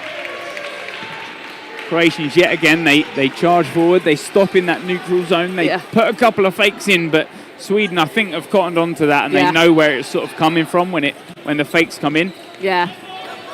So Sestan coming up, but she's got no cover. And she gets caught. Yes, Sweden's catches are really starting to be pulled off now. And as I said at half time, as soon as they've got that cracked, it really makes that difference. Yeah, and it's what you're after. It's the confidence you're after. You start making the single balls, and it's sort of progresses from there. So obviously Croatia have lost Sestan at this point, who's been in to the end. And another great catch. So Sweden really backing themselves, and they're reading the plays now. Great double hit there. Croatia looked so strong in that first half. They were up 8-6, but from where we are now, Sweden have taken control of every set in this second half. Even the one that they drew, they were still in control, and there it is. Yeah, another catch there, And it's one of the games, again, Croatia were doing really well at getting their balls in time, but there it's just 2 single balls. Dodges the first one, takes the second one, catch, right. Simoncic left with us. 3 balls, but the double run in. No, single. No release there. Good Houghton there, I think, is annoyed because I think they're coming up to throw 2, but only one gets released. And a drop in centre. Yeah, so suddenly complete change, but, you know, we've got less than a minute left in the half. Croatia still 2 players down. Obviously, Sweden looking to reset. They don't need to do anything silly now. Great 2-ball attack, and it's everything they've done right before. So don't need to panic, remain composed, making sure you're coming up, and when you're throwing multiple balls, those multiple balls are on time every single time. Yeah, so Suksevic now left in. Power from the standing release. So 15 seconds left. So hit there, but she's still 2 players down. Really needs to be, so close to the little comeback. She's done so well. She gets 2 hits, looks for the catch, but doesn't quite get hands on it. It's down by her side. But these things, she had to go for it. There was no time left on the clock for her to do anything else, so she either had to make the catch or not. So, but great effort there. So with 3:15 left on the clock, it does look like it's Sweden's game at this point. But I have been very impressed with Croatia. Yeah, played very well, considering they weren't here last year. Yeah. Not obviously in Aussie yet, but in Netherlands. Yes. They've played so well, and you can see the handball in background and how much it does actually transfer. So if you are after playing some dodgeball, head to EDF, and I believe they have a club finder there. If not, head to your local, your national organisation, and just ask them, because plenty of people have clubs, and it's such a new sport. And despite us now playing since 2010 as European, I think it's still progressing and still sort of changing it every year. Oh, lovely catch there. Yeah, great catch. Yeah, it's one of those things, you look at the growth from 2010 and it's just been miraculous. And, you know, there's still a lot of countries in that early phase. Yeah, Sestan, I think, just gets the block on that left side. I think her left hand is slightly hurting from where she's blocked it out wide. Yeah. Catch and out. Yeah. Yeah, catch and out called. No, Yeah. Yeah, I think for a second she thought about, there's been a catch, I could go back in, but can't come back in off your own catch. Yeah. Not quite. But a good catch at that, a good catch and block, and you're always, when the two come across, that's great beautiful catch. Play. Yeah, catches left, right and centre. Yeah. So switch now, so Sweden 2 players up. It was a nice lateral dodge there, but just clips her on the toe, so great tracking there from Croatia. Yeah, great trade there. Yeah. Sweden done everything right in those trades. And she's played so aggressive. She's done everything right to get the ball. She's made the dodge perfectly. But as much as you think your throw might be powerful, if someone is in a catching mindset, just like that, and look at that, So should be a final 90-second set, 17-9. Sweden have really run away with it in the second half. And it's one of those things you can tell from the Croatians. They're hurting now. They've played a lot of dodgeball with not a lot of people. And this is the first game of the day for them. Yeah. So I think they're going to find it difficult to build on it for the rest of the day with the squad that they've got. Yeah, I think it's always tough, and it's what we say year in, year out. If you're a new nation, that's a great running counter. Good trade from the start. So Sally is called out. Sestan makes that running counter. Actually runs through it this time and puts everything behind it instead of standing still. Those arms are powerful from standing, but you'll get so much more power from a run. Yeah. So yeah, 1 minute left in this final set and one player in hand for Croatia. Oh, but yeah, great double throw there. One ball blocked, other one gets on the side. Sestan pulls out the standing. And to take this last set would be a good one. Ooh. Nero does not make the catch No. left side. She made him early on, but now she's struggled to kind of secure it. And then Vic Colton just pulling out of that catch. Knows she's going to find it difficult and dodges instead. But yeah, 3 against 1. Single ball dodge, so she's got 3 balls and not a lot of time left. 20 seconds to be exact. Ball just falls short of Sestan.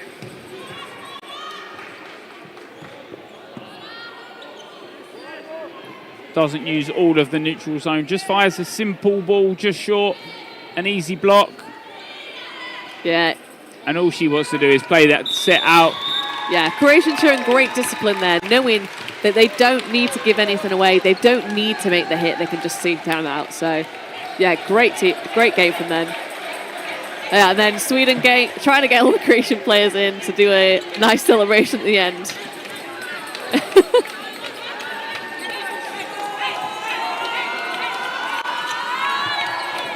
And they do it every single game. Yep. And it's a nice way. It includes all teams. They still shake hands after the game, but a great game. Croatia up in that first half.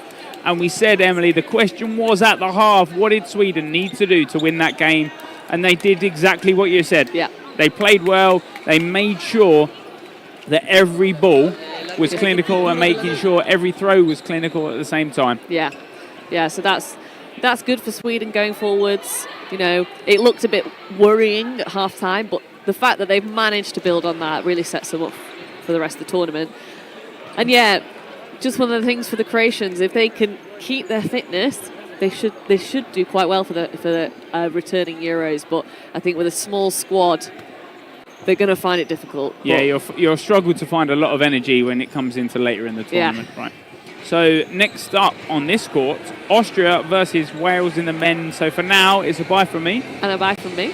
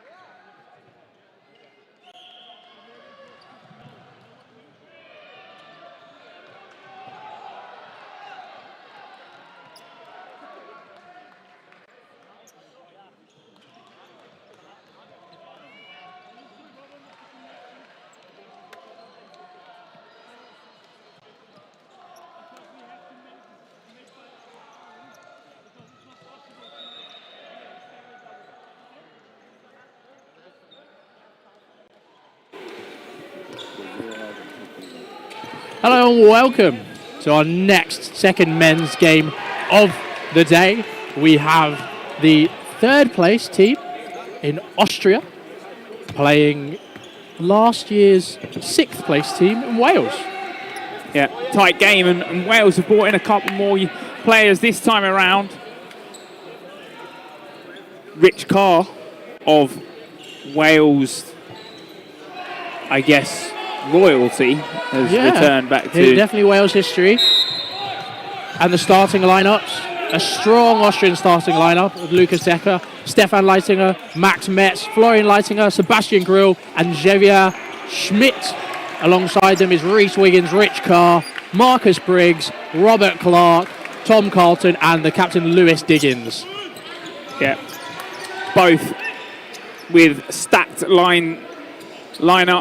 I'd probably say Austria probably have a little more depth. Wales definitely have some great subs to bring on. Yeah, but, they do. But Austria has that depth that we see a lot. So two massive hits there, a hit by Leitinger through the block of Wiggins, and then Metz hitting Rich Carr at the back of court. I think Wales potentially might be resting some of their mixed players. A lot of the players who just played Austria in the mix 2 games ago, I think are on the bench. So your Liam Ryder, Dan Brown and Matt Mans, I believe. Other players may be involved there. Sam Ward as well. And Austria just seem to have gone with their very strong lineup. As you can see, they're now 6-2 up. Yeah, centre ball from Grill does not find his target. Briggs with the easy block, I guess, in centre. Block there by Schmidt down as Diggins sends the post standing. This is almost the 6, I guess, that we saw to take the triple, certainly in the men's division in 2019 in Newcastle. Yes, I believe missing Andy Koch, who was playing mixed, so I guess he's now being rested. Yeah, sat on a table to our right, yep, next to Bastian Mitterauer. Basti. Yeah.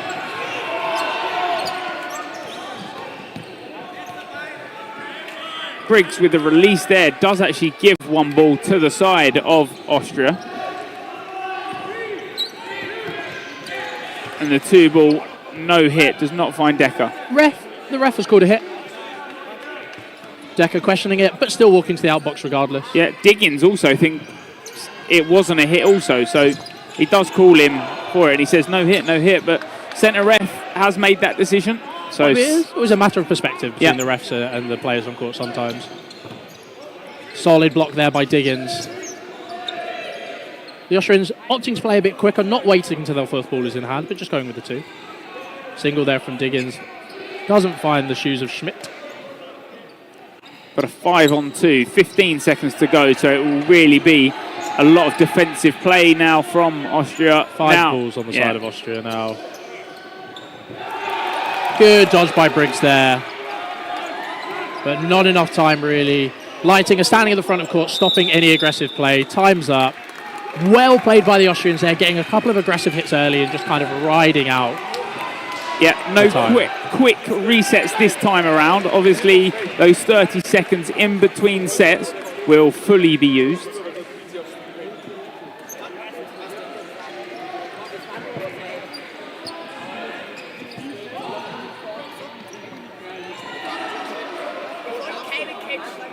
I think you can pick up some of the conversation going up in front of us.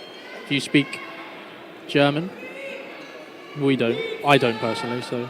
Nine. I don't know what they're talking about. And we're off again.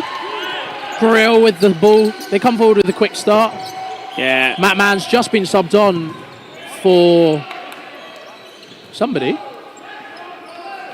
Lewis Diggins. Yep. But hit out on that first volley of the game. We saw this a lot in the Scotland women's versus Austrian women's. When they're confidently getting that middle ball, their quick start isn't rapid, but they wait until all 3 balls are in hand, and then they go. And it's quite controlled. Austrians coming forward. Single at ball. Yeah, and I think Wales are just looking, oh my, what a shot from Stefan Leitinger on that left side. He Rob Clark makes the dodge and he's set his feet, and it's when you've set your feet, there's not much movement after that. And Leitinger knows he's gone in for that, and he's hit the inside of his shoe. Acrobatic dodge there by Metz in the middle. Not sporting the long hair he had last year. No, the perm on top this time around. Yeah, a good look, in my opinion.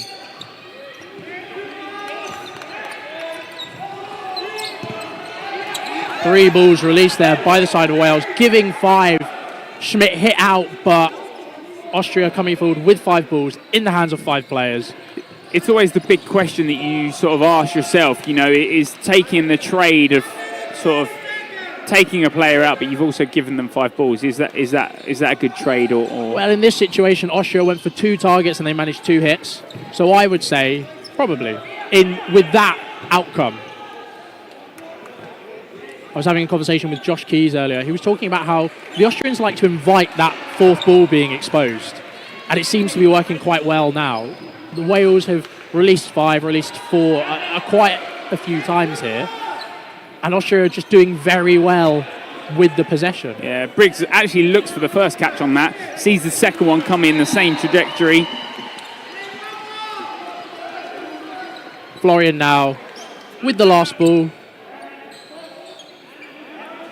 And an invalid called on Marcus Briggs as he released the ball, I believe. I think what he's going to say is the ball was already on the floor and he might have kicked it. Either way, the refs have called it an invalid. Yeah, and it's not past the whole neutral zone. It has to just go past the halfway line. Yes. You have the opportunity to receive it. Yeah.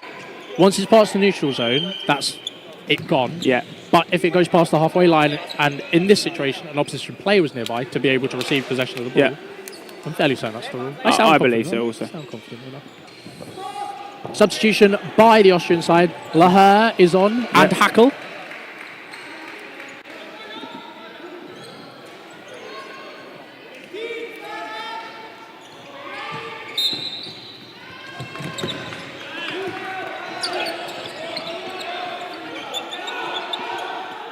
Yeah, so no further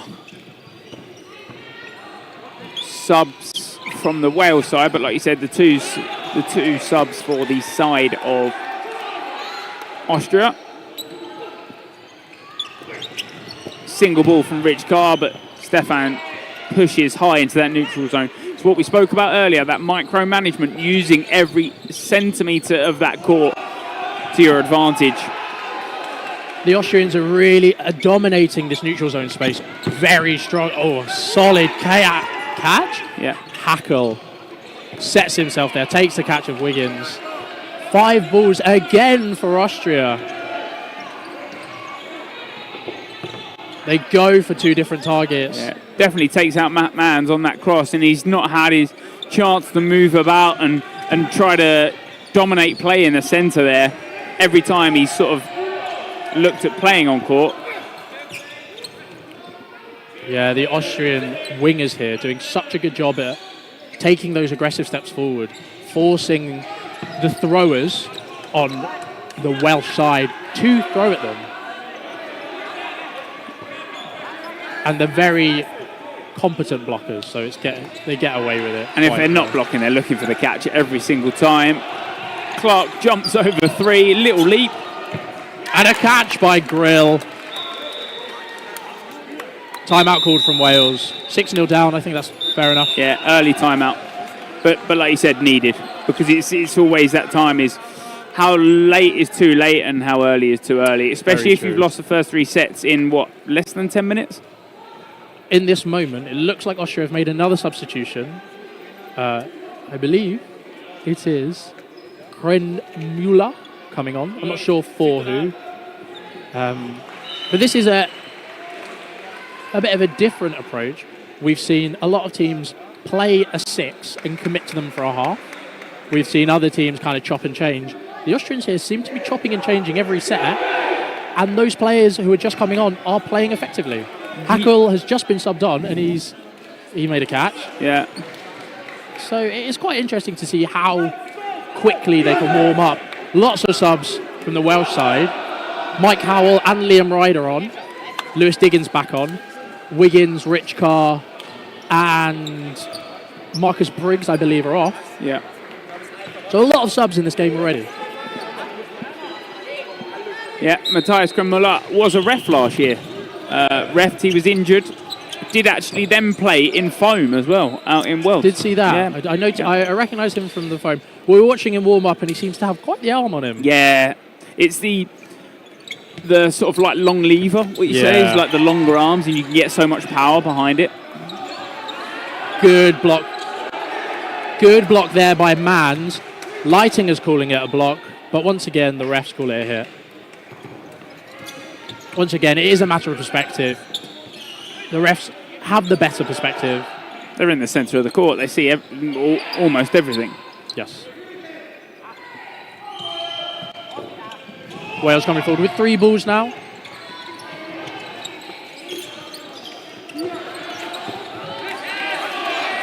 Grönmuller just hit out there by the switch from Liam Ryder, aiming at Lightinger but switching onto him. But it's given Austria 5, so will they progress from that? Will they make their hits? They do.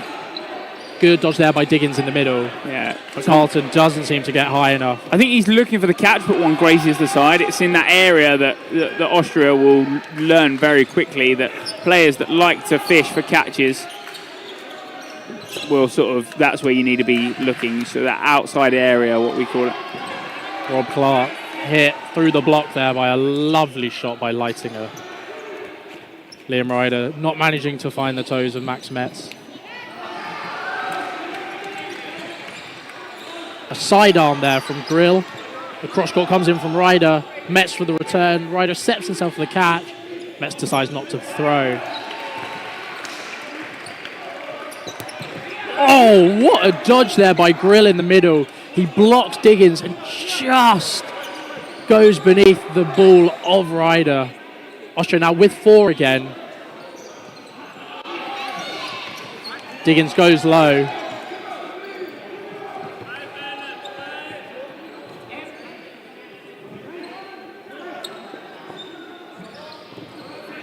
Sidearm there from Metz. Single ball. And the catch there by Metz. Lightinger looked like he could have received that. I think he got a bit confused with some of the rules. Family catching is not a thing in cloth. Is that what you call it? Family catching? Is that what they call it? Phone thing, yeah, I know what it is, but I didn't know if it had a name. Yeah, family catchers. Okay. So to explain that, if it hits whoever it hits, the family stays in. I guess that's where it's from. Yeah. So makes them out. Makes sense. Yeah.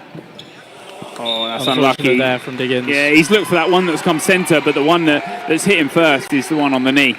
Yeah. This Austrian team has definitely come out firing. I believe it's their first game of the day. The Austrian men's, at least. Not sure about the Welsh team. But certainly a confident start in this game. And it's always, you'll see that a lot through the tournament. You'll see these big gaps in scores, but in 40-minute halves, in 40-minute games, you're always going to see that sort of.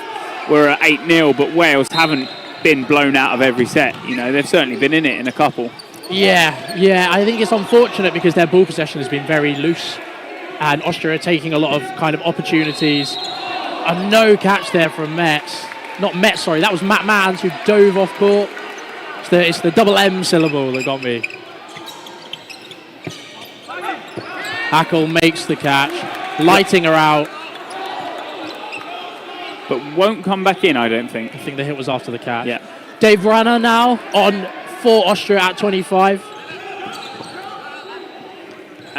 It's something you'll see when you really look into it and review it. The catch was called after. So I think what is called there, and it probably is right, is although Lightinger was hit after the original catch, the ball popped up, and then the catch was made after he was then hit out. Yes. Does that make sense? That makes sense. Lighting wrong. Grönmuller not managing to make the diving catch against Briggs. Briggs left in on his own again. Yeah. He's gone for the 6v1. You're always going to look at taking the catch there. And Briggs, he looks for the one that's opposite him. But Hackle hits him on the wide sort of throw. And that's what is so good, especially on those wings, especially one is facing. That player is always going to be looking front. Yeah, we've got another substitution. It feels like all we're talking about substitutions, these sets are going so quickly. Daniel Brown on for Tom Carlton.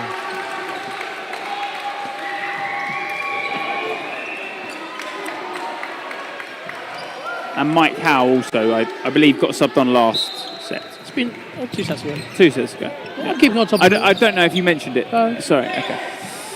Oh, a lovely take from Liam Ryder as Lahore just tries to hide where he's throwing, cross-courts it and straight into the gut.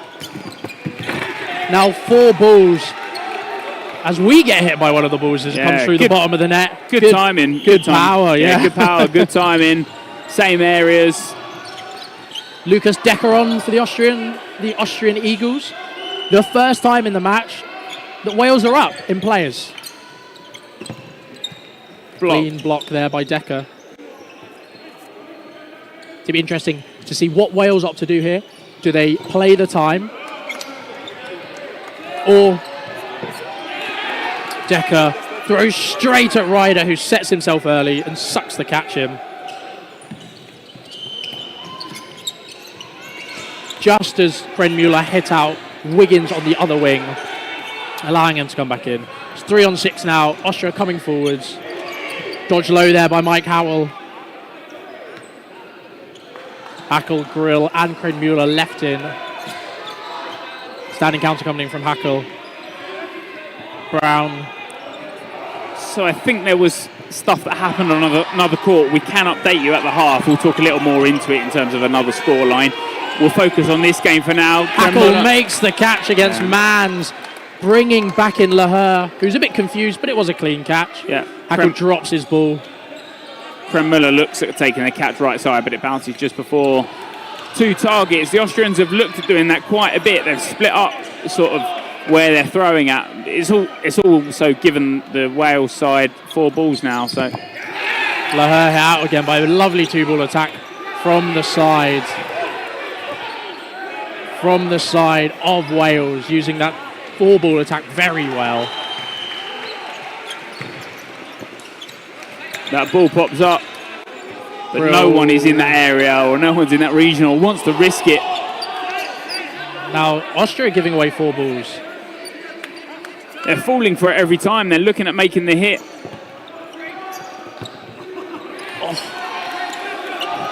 Hackle sets himself low, but the shot comes off his forehead. Yeah. I think he's seen those first 2 balls come across, so he doesn't then think he's getting thrown at. Oh, and Krenmuller with the 2-player swing, the standing catch. 3v3 now. And another hit onto Briggs. Takes down Briggs on his run forward.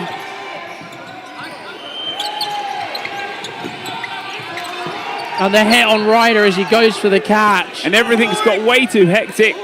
It was a 3-on-3. And I think Briggs is annoyed that he's been hit, but he's actually behind a player that's been thrown at. Yeah, so he threw his hands up there in a bit of annoyance when he was on the floor after being hit and just didn't move.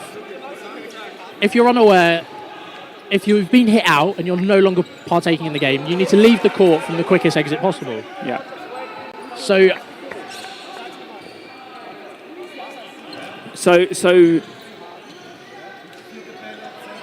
what people are saying in terms of set timer, I think, is if it's under 30 seconds, you don't have a 90-second set because you're playing out your 30-second reset time. Yes. If it's between 30 seconds and a minute and a half, you play a 90-second set. Yes. If it's above 130 and 2 minutes, you play a 90-second set because you still play your 30 seconds down. Yes. So it's all quite confusing in terms of when you play a 90-second set and when you don't. Yes. However, as long as the refs understand it, I think it's fine. And that's it.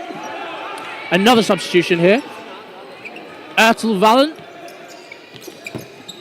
brought in Yep, one of the new younger names in this Austrian side. Dan Henshaw on the other side. Who plays alongside a fair few of these Austrians. He plays on the same team as Lucas Decker and Dave Ranner for the Dodgeball Ninjas.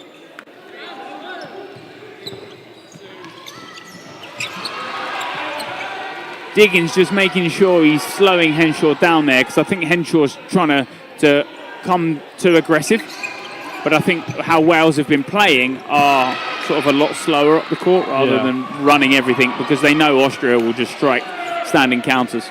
You want to have a good middle ground between being too... Obviously, it's a kind of Goldilocks moment. You don't want to be too quick and you don't want to be too slow. You've got to figure out what works best for you as a team. Austria coming forward 3 now. Lewis throwing the standing counter. Craig Muller not being able to block. Craig Muller being able to block. Wales now with 3. Ryder with the single, hit by the 2-step of Lucas Decker. Austria now with 4 balls. Returning the other ball as it came from off court, we believe.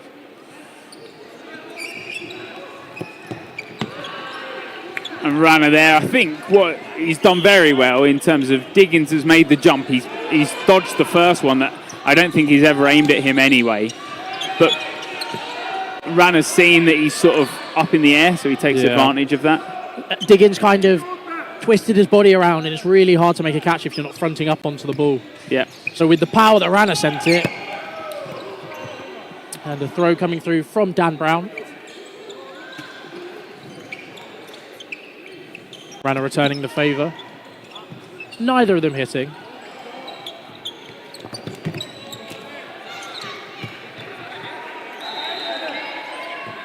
Henshaw not sure if he's been hit, but it has been called out. Showing by kind of the camaraderie between himself and Lucas Decker, because he did ask Lucas, did it hit? Decker kind of shrugged his shoulders and went, yeah, I think so. As you would. As you would. Being on the other But team. I think the ref has also called it that far line ref. So. Hit on both sides. Let her hit out in the middle there. Yeah, Matt Mann's now on the wing for that side. Gets his trade, I guess. For Quinn Mueller manages to hit. A good hit there from Brown. Quinn Mueller opts not to throw. And that's the time. Yeah. Good hold there by Quinn Mueller. Some people would happily just throw that. Whether it's a big risk or not, I guess, is always a tough one. But yeah, I think the only time I would throw that is if I was trying to prove a point in the game. Yeah. So maybe it's a close score and you want the momentum on your side. But with Austria being 12-0 up, they don't really need to take risks like that. And Brown is a very good catcher. Now some more substitutions. Davis on for his first stint of this match. Carlton back on and Carr on. There's a lot of rotation from this Welsh side. Florian Leitinger on now. And Falkenberg in the middle. So both of these teams rotating a lot. I think when you're 12-0 up, first half, you're always going to look at making that rotation, whether you use that same squad in the second half or not, or everyone gets a rotation.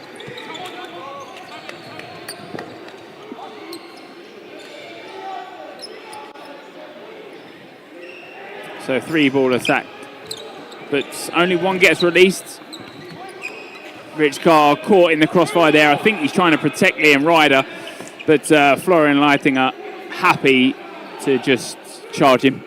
Yeah, he had set himself to block the first reply from Craig Mueller, but at the time, Leitinger kind of used that to his advantage. Great single there by Carlton, hitting out Falkenberg. Giving away 4 balls again. Using them really well. Was that 2 singles? I think. Or was that a ricochet? A ricochet that came off, yeah. Craig Mueller holding his ground in the middle. Yeah. Ryder just ending the set to end the half, kind of giving themselves a bit of a reset. Wales probably not too proud of this performance. I know that they were coming into the Euros with a lot of quiet confidence. They did have a stellar game against the mixed team earlier. I know, so I don't know what's now then gone wrong. So in terms of other results, and I guess a result that some people were asking for if they hadn't seen it or that they'd heard it through the grapevine, is Wales women, maybe one of the underdogs of the tournament, lost to Hungary women after, I believe, a yellow card from a Wales coach, which then, despite your coach being carded, affects your team because your team then start with 5. They then lost that final set, so which gave Hungary the win. I've obviously not seen the game. I don't know sort of what the calls were, if sort of people stayed in without, I don't know sort of the scenarios. But back to the game at hand. Yes. So this is, as you said, quite an interesting one. Obviously, Wales have kind of been around in the European space for a while. And Austria have been on the up and up and now been pretty dominant since 2018 onwards. So it's interesting to see this very different looking Welsh side play in the way that they're playing. If you can see Rhys Wiggins giving quite a hearted team talk. How would you address the boys? Or the men, sorry. It's a tough one because, like you said, you're 16-0 down at this point, and obviously they always say if one team can put 16 past one, then you can do that in the second half. There's no reason why you couldn't. But the Austrian depth in that, if they started losing a couple of sets and they wanted to really put their strength out, then they would. At the moment, it's a lot about giving the chance of the players that, it's a big step up the international court. A lot of people talk about it, but it's a big difference in terms of the international side of things to club level. For me, Wales now have to sort of reset, making sure that you're taking sets, and if you are winning sets, you are closing out these sets. It's not about sort of the first game that you play. You're playing sort of previous world champions at this point. It's you've got to progress through the game.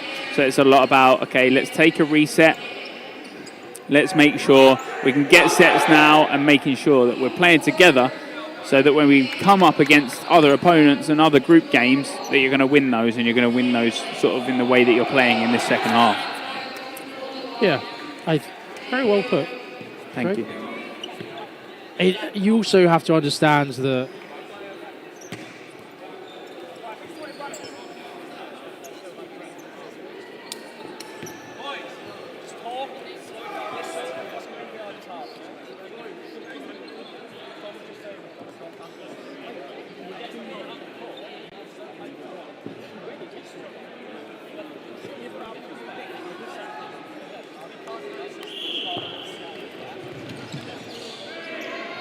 so we're jumping back into this game. Both teams are lining up.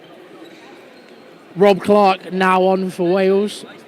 I think this will be a very interesting second half. This first set, I think, will tell us how the rest of the game is going to go. Absolutely. It's not just about the momentum out of the second half. It's a lot about what can you take from this first set. That first set is always a precedent of how the rest of the game goes.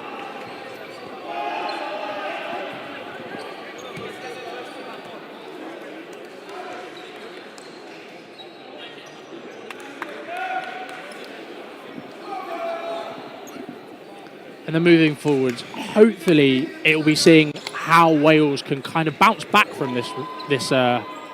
16-0 down is a huge deficit. We'll see how they can bounce back, see what they can do, and see how they can progress forwards. I'm unsure of the Welsh women versus the Hungary women score. It will be updated on Tournify, but I believe it's just happened, so you'll have to sort of give a game sort of break on that, and then the Tournify app does then get updated. Yeah, we were here. I think there is a clip that is going around. I don't know what has happened with the clip, but a lot of people are saying there's a clip. Yeah. We won't talk about it. We'll get on with the game. Well, I think a closing statement on we trust the refs to do the best job possible. Yeah. So whatever the ref's decision on court was the decision that was best made. So now we've kind of sorted everything out.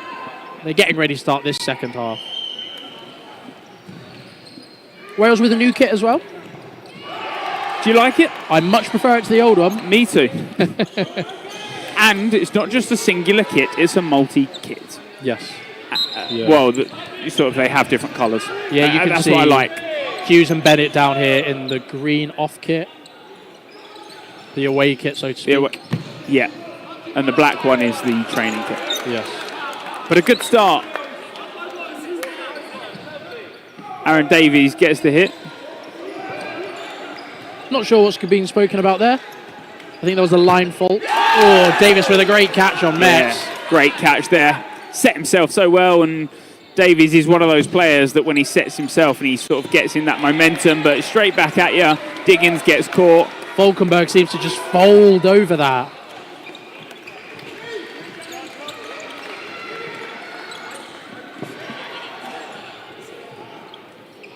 Wales coming forwards now. Solid hit on Krenmuller.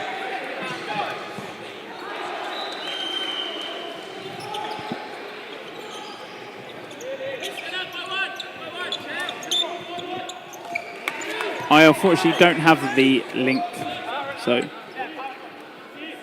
but it's the game at hand that we'll focus on. We've just finished the first half, we're now into the second. Liam Ryder gets bonked on the nose as he tries to block. Yeah, he goes low to set himself for a low shot, but it just comes in around his knees and he puts his face there. And when balls are coming at directly at you, depth perception is very hard. They're very hard shots to save. Rob Clark surviving a two-ball attack. Davis applying the pressure. And I think that's what in certain areas Wales has lacked, because I think Austria have been given free rein of how to push it up court. Yes. Austria did very well in that first half of just dominating that middle ground. Good two-step by Tom Carlton. Hackle being able to make that shot as the two balls are in the hands of the players behind him. Yeah, so although Clark might have wanted to throw, I think he then probably would have been punished on the back. Oh, but he's now given the fifth ball away. Although Hackle did have his back to him, but Clark has managed to dodge that attack to make up for it a bit.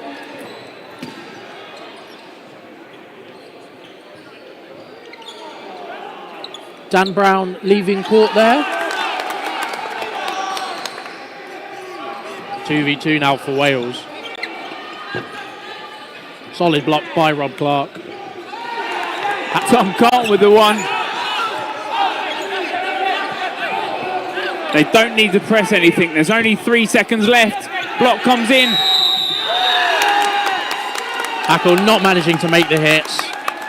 The first set of the half goes to Wales. I think Hackle just stood there because he probably thought Rob Clark was about to unleash his arm. He hoped he was. We've seen Hackle take a couple of lovely catches today. But a good set from the Welsh. Very cleanly played, other than that little mishap with Clark releasing the fifth ball. But a lot, very well handled. Yeah.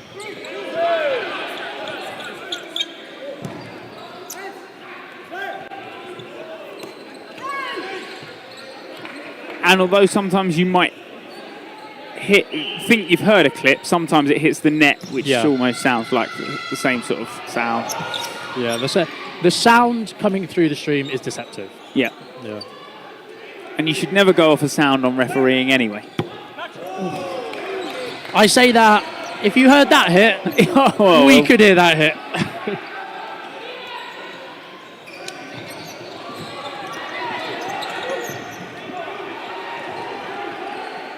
So now one player down, but like we said, it was the first set that they wanted to take, and they did just that. Brown with the block in centre from the single ball release from Max Metz. Yeah, with that whip of a throw that Metz has well known for. Hit there off of Valent. Earl Valent in the middle.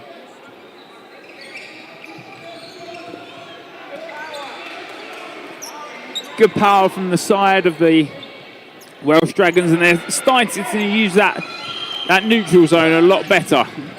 You can see they're all trusting each other now that when they're coming up, they're using that whole neutral zone. Great shot there by Carlton. And another one by Brown as Kremula takes a couple of steps a bit too aggressively there. I think Kremula wants to sort of get revenge on Carlton there and make sure he's punished for the single ball. Diggins hit out there on the delayed shot. Yeah. The first ball seemed to make him make that movement. Second one hit him as he came down.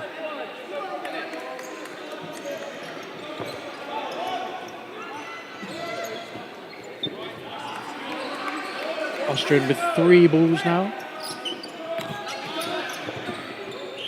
Clean block there by Falkenberg. And Liam Ryder happily going to sit behind that ball this time around, obviously. Does not get hit in the face. Shot there onto Dan Brown. Just clips his shoes as he tries to go high. Yeah, now Liam Ryder's just given away that fourth. It obviously won't... Austria won't be able to throw for, but it certainly gives a backup ball in the middle. Aaron Davies with a small side step. That's all that's needed. Yeah, sometimes when some of these throws are so accurate, you just dodge by a little bit and you seem to make a massive amount. Oh, Aaron Davies. Oh, he's unlucky there because he's looked like he's going to come forward. Clean block there. About 5 seconds left. Austria wanting probably to take the draw here after that big turn of events. And Rob Clark goes for the catch. And Austria take the set. I am in shock. Yeah. I think maybe a bit of frustration. I think that's frustration. You want the win. You were, what, 3-2 up, 4-2 up at one point. Obviously, Aaron Davies unlucky there. He's gone for the charge. He's gone for the first one. Kremula comes behind him, and I think, and throws. It was Falkenberg who received the ball behind the backtracking Hackle and kind of just weaved around him. Yeah. It's so tough to, when you're zoned in on making a hit, it's so tough to see To us, obviously. the other side. Yeah, but Tom Carlton certainly getting a couple of votes for MVP. Maybe something that we bring in the later days, especially for finals days, in terms of in the Twitch chat or in the YouTube chat, that we get votes in. But a couple of people saying Tom Carlton there, and he think he's made that left side his own. Yeah, I think Davis has made a real impact in the second half. That's the commentator's curse. You have cursed that so... He's caught Metz out twice. Yeah, he's played very well on that left side or centre side. He's taken the catches. Made some good hits. Yeah, and he has made good hits. Obviously unlucky on that one. He probably hasn't even seen Falkenberg on that left side. Schmidt gets the block in. Liam Ryder looks at it, but Kremula on that left side puts in the fake, and that's all that's needed. Catch this time around by Leher.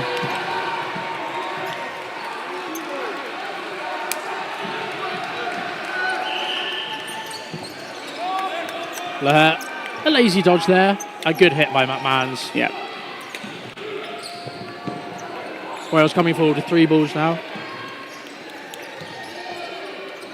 Max Metz tries. It doesn't quite look impressive as when the ball's not quite near him, but it is what they call the flying squirrel. Yeah. It's not as impressive when he forces it. No, no. But that's... I think it was something that happened sort of mid-dodge before, but has now sort of become a highlight of Max Metz or sort of his play style. Yeah, it's very impressive. A lot of the Asian players do it. The Asian region do the flying squirrel as well. Yeah. At Worlds, there was a beer that was available called the Flying Squirrel. Did you try it? I didn't. Oh, that's a shame. No. Anyway. On to more commanding matters. Yes. Like you said, Wales could have been taking that draw there, and that swing comes in from Dan Brown, takes off Schmidt. It's Very that wide well done. stance that a lot of players look for. A lot of standing counters coming in from the Welsh side. Yeah. The Austrians seem to be kind of privy to it, doing quite well. Oh, a double hit from Dan Brown.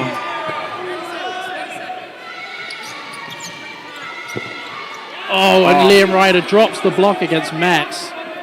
That's unlucky there because he's blocked it so well. Yeah. It sort of slipped out his hand and he's coming up on it. Dan Brown with the cross court. With 10 seconds left, I think Austria are just going to win the set. Just ride it out. Play 2 has been called. And a clip on his feet. Yeah. Dan Brown does call that. And the set goes to Austria. It's kind of fallen back into the rhythm of the first half again. Which is not what we wanted to see. We wanted to see Wales with the big comeback.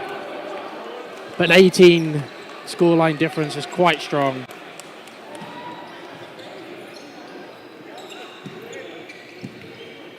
Rich Carr on now and Marcus Briggs.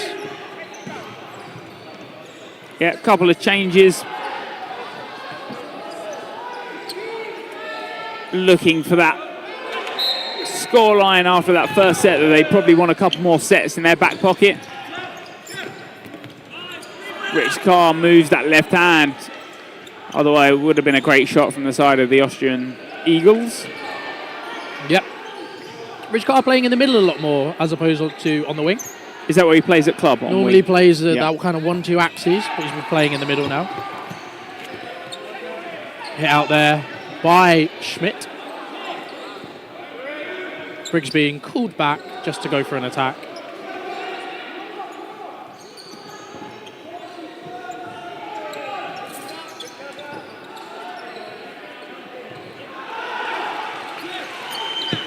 Oh, Matt Mans with a lovely catch.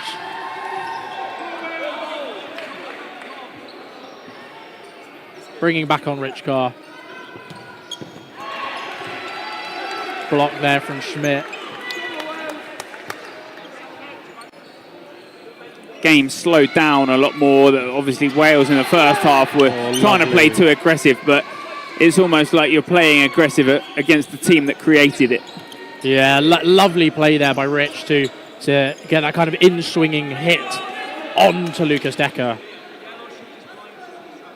A bit later in the half, the dodging may not be as dynamic as normal, as Falkenberg is just hit out there. A bit of a lazy dodge, not really kind of, does he want to catch, does he want to dodge? I think Rich Carr's look for that. Oh, and Rich Carr fires, but Schmidt goes low and catches on shoulder. Yeah, he sets himself low there and takes it straight off the chest, which is a lovely, lovely catch. Bringing Grill back on. Good block there by Matt Mans on Laher. So 3 balls now come forward from the side of Wales. Davies gets hands on it. I think he gives it a little shout. But I'm unsure if that catch... So I think the catch counts, but I think he's hit as well. He was hit, but... Yeah. But I don't know if... Okay, so the time is paused on that. This is probably what they're about to discuss is, was it a catch? From my perspective, considering we're looking from your perspective, we can see, I think Davis might have been hit before the catch. It's always tough because the refs that stand in the middle or at back see, like you said, a different perspective. The stream camera is always pictured to get the best sort of view. Yeah. So we're always going to see something. We always get a replay on it in terms of if we're watching from our phones. In finals day, we do have replays available. Yeah. Not for teams and not for refs, but sort of... But for you at home. Yeah.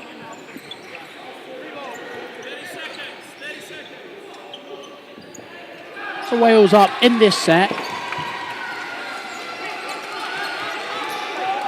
There are 20 seconds remaining on the clock. A 1-player deficit.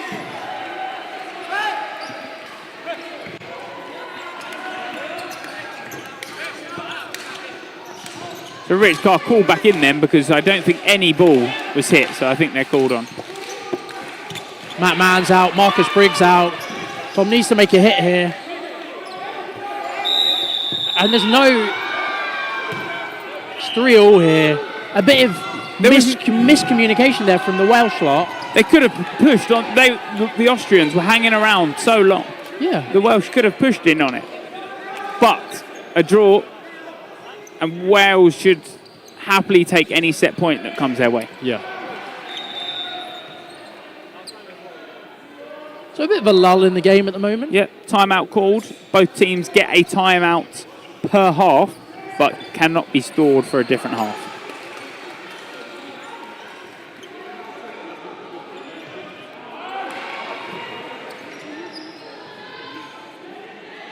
We're just going to bring up the table for you just to discuss, because Greg made a comment there about needing as many points as possible. We're just looking at the groups just to see the competition. I think Wales were... Yep, and the standings, so if you go to standings, the groups update as well, which I didn't know. So if you don't have the tournament... This is Group C, sorry. Austria, Wales, Switzerland, Netherlands, Serbia. So this is the first game in Group C. Yes. So Wales, if you were to look at that, Wales are the second-ranked team in that. They're the second seed. So you would assume that they would come second, but with this kind of scoreline against Austria, they really will have to turn up against Switzerland, the Netherlands, and Serbia, because any loss there... And even in those later games, those set points will count. Yeah. Obviously, only 2 progress into the quarter-final stage.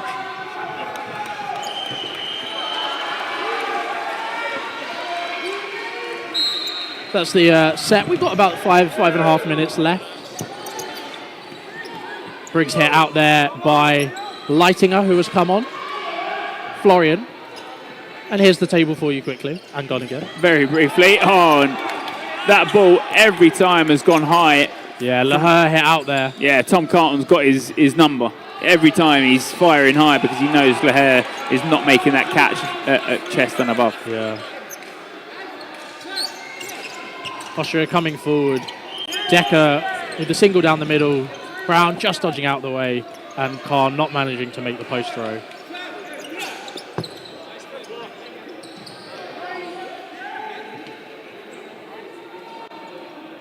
And a block called on that one. Yeah. And looking like quite an easy catch from Decker there as Carr sends it at about his hip height. Casual catch. Yeah. May not have been easy, but it looked casual. It certainly made... Oh, and then there you go. He looks for the fish on that one, but Aaron Davies fires sort of slightly low into that area that Decker is not comfortable catching in. Yeah. Or any player, I guess, is comfortable catching in. It's in that like low sort of high thigh area. Schmidt folding under himself. Yeah. Matt Mans and Davies hit out in that volley of play. We had one of the vice presidents of Warwick did a similar thing, and we called him a folding chair. Nice. Schmidt is quite a big guy, so his flexibility and movement is quite interesting. I think they're all quite acrobatic, the Austrians. Well, they always seem it. They're always quite sort of agile in their play style. I think with Sebastian Grill in the middle there, who's known for a split dodge. She hasn't pulled out this game yet. The aggression there from Leitinger, kind of quelled by Brown, who dodges the first and sends the standing counter.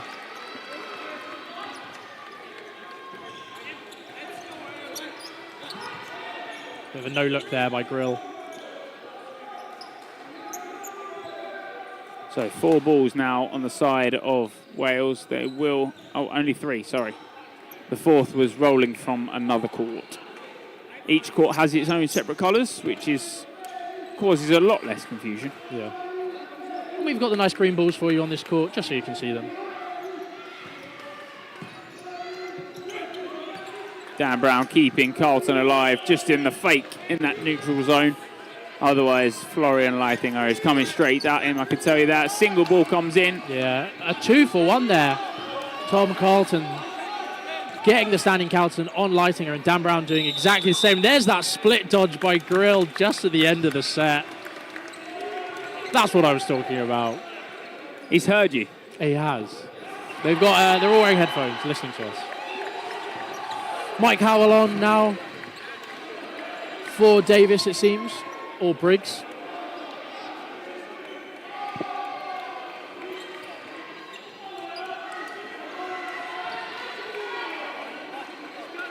This will be the last set of the game, unless it ends in between 30 seconds and now. Dan Brown close to sliding over there. Clean block by Leitinger. Howell hit out by the reply from Hackle. But I think the Welsh off in annoyance because I think they feel like they make hits. The Austrians normally known for their honesty. You have to trust. Here's this. It's gone again. Here's the table keeps swapping up and about. But you've got to trust the rest to do their job and just play what's in front of you. There it is again briefly. I'm sure after the game we'll get to the groups. We can show the table, or as much as it is updated.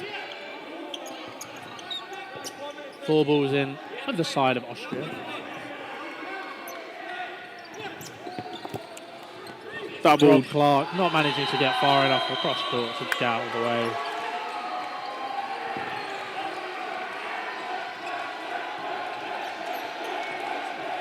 Dodge there from Decker on Carr. Yeah, Rich Carr just with a single ball. Wales starting to slow this game down now. Oh, Rich Carr comes up, but Decker catches. And Florian out as well because... Close. Could have been called in either direction, I guess. I think it's hard because when you're in that throw motion and you're releasing, when the hands go up quickly, it's always a tough one. Yeah, Florian is going over to Tom and just apologising for that. Yeah. 1 set left. Yeah, the ref's just clarifying the call there. Yeah. Saying he was already in motion. Yeah. Always a tough one, I think, in that instance of play. I think in those situations, the benefit of the doubt is given to the releaser. Yep, I'd say that. I'm of the fan that if you don't feel like you can pull out of your release, just invalid. And it's a lot easier to defend an invalid in that situation and say, well, the player was already out. I didn't want to hit him. Lots of balls coming in. Howell and Carlton leaving the court. Now, there's something from Austria. Now, if you're sort of sleeping, it happened pretty quickly. They throw the ball back into that ball return line to become live. Then they throw it back forward to Leher, who's waiting there. So this was a... we saw it a couple of times at the Licorne Open in Paris. Okay. Where Orléans, I think, were doing it.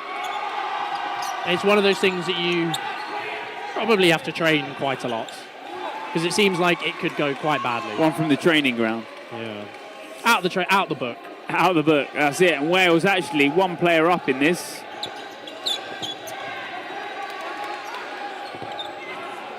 Tough one there, because Flo probably should have exited via his left, but instead decides to run all the way across court, and Leher nearly gets to the sort of over-the-top hit on him. Yeah, but Wales up in this set. Clark, Brown and Mans. Good dodge there by Brown to get out of the way from that. Normally he'd like to go for a catch on that, but probably decides against it. Rather take the last 2 set points. 5 seconds left on the clock. Standing counter there. Matt Mans doing well to take out. And that's the set. Yeah. Wales taking 2 last set points. And a good last set for Wales. Like we said, out of the second half, that's what you wanted. The set points show a bit of display of what you can actually do, because sort of being quite a fair few points down in that first half doesn't always look great sort of on the scorecard.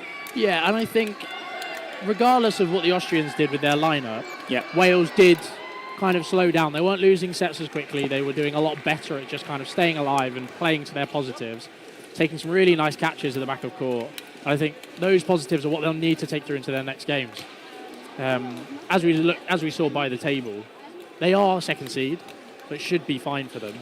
But upsets can happen, and who knows? Well, that's it. So 15 minutes till our next game. There's the group. Obviously hasn't been updated because the game sort of will go out, but Wales have some tough group games. You know, probably, if you looked at it on paper, could be considered the group of death. Yeah. Austria, very good, and you know sort of that big high seed, that top 3 seed. But Wales, Switzerland, Netherlands, any one of those teams could go through. Next up on this court, a mixed game. Oh, even cutlery, what have I got? And that game will be France versus Czech Republic. Yeah. So that should be quite a good game. They're both very strong mixed teams. Yep. Kind of the more emergent teams in this this Euros. Yep. But for now, it's a bye from me. I'll be here for the next game, but I'm going to take a small break. Hopefully see you later.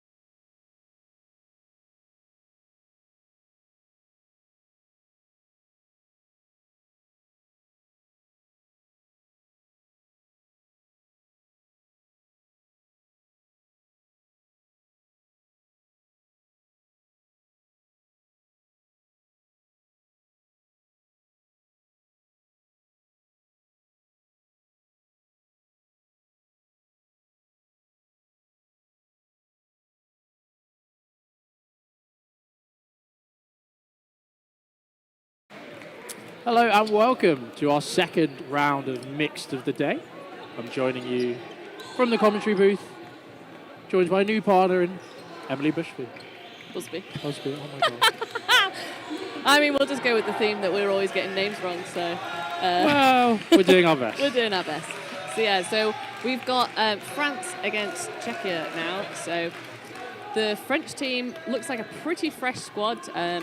Apparently using mixed as a development opportunity. So interesting to see what the youth of the French can do.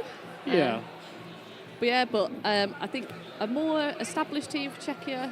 A lot of faces that I recognise from previous Euros. So yeah, and going into kind of the results from last year, France came 6th in 2022, and Czechia came 13th. However, when it comes to the exclusive events of the men's and the women's, Czechia are a lot better than 13th. yes. So it'll be interesting to see how this, as Emily said, the new look French side puts up against a mixed side that are going to want to be putting a bigger kind of stake on a higher ranking opportunity. Yeah, definitely. So we're just getting ready, just sorting out the timing, checking everything's ready and everyone's ready to go. This game should be starting soon. Yeah, so this is the first group game for both of these teams, so they've not actually played yet so far today.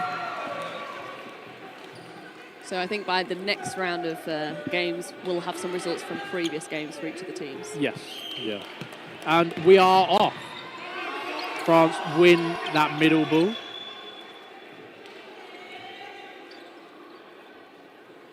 France coming forward with 3. A big single there in the middle, hitting out the player. The ball goes up. Oh, nice. Yeah, The catch made by the covering player. yeah, bringing number 19 back in. Rabalova makes the catch. Number 69. What an amazing dodge there. Yeah, this was the thing with the French women last year is they're really good at lateral dodging. They're very difficult to hit. A lot of teams struggled with that. I think, as we mentioned in the earlier game, survivability with your women is such a crucial point. Yeah, but then great tracking there from number 55 from Czechia. Yeah, just slowing it down a bit and delaying that second ball. Yeah. Oh! Doesn't manage to make the catch. But the covering shot does come in from Hedden, number 83, on this left wing. Yeah. They're doing well to put the pressure off his teammates and apply the pressure onto himself. So yeah, Comfortably blocked. a lot of work here now left. Oh! Yeah. And 2 hits, and that's the end of the set. Yeah, so that's a very quick first set, minute and a half. So very strong there for Czechia to start with. So A lot of support coming in for the French team. I think their approach this year is they are trying to keep the 3 disciplines as individual as possible. yeah, So you will see a lot of teams have some overlap. However, I'm not sure that the French are doing the same. I think they're keeping key players, their key women's players and their key men's players to focus on that. And as Emily said earlier, focusing more of a development opportunity here with the mixed. yeah, and it's a great way to do it because it keeps it fresh. Because you can have issues with other teams that if you always have like the same players doing it, as soon as they come out of the game, retire, stuff like that, it's then difficult to bring a new set of players in. So you can then end up dropping down the rankings. A thundering high shot comes in from Hedden to hit out the French winger through the block. A lot of these players, on the French side at least, are very young and they play for Licorne and Beauvais, I believe. 4 balls now on the French side. Release to a nice wings call, Yeah, but doesn't manage to make the hit. yeah, just a little bit too wide really to bother Hedden. Oh, but great triple hit there. Triple throw, all of them right on target. Yeah, Auger dropping his ball just to make the catch, but with the 3-ball attack, it's very tough to be able to do that. Yeah.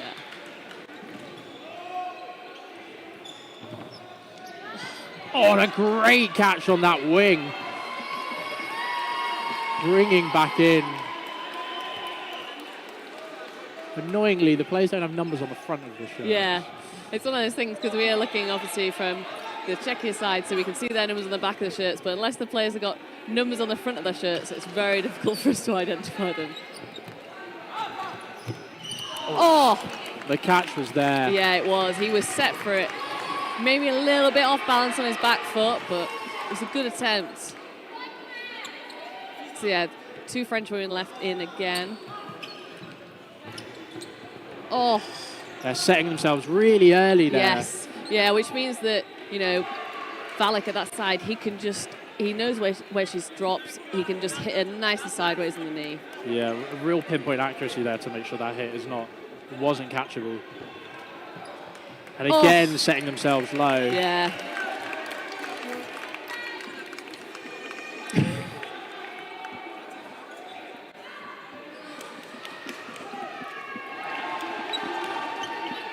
So yeah, it does feel like there's a bit of inexperience here in that French team, whereas like Czechia are very, very strict with their movements and their play style. They're, you know, very refined in comparison.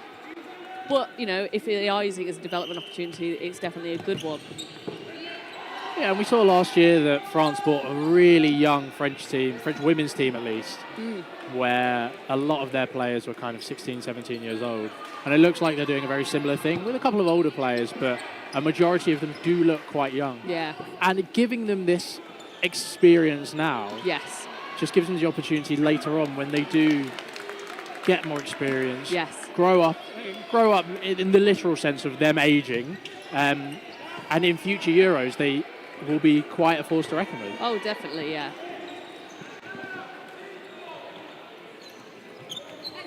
Oh, so yeah, great dodge there from Valek on the right wing. So yeah, France staying in a little bit more this time. Aggressive block there. But yeah, but Ooh, a nice throw from the left winger from France. Didn't make the hit, but it was a really good decision. Yeah. And this was the hit there on the right side. Great dodge there in the middle. The standing counter not connecting. Lovely dodging there by Belabas.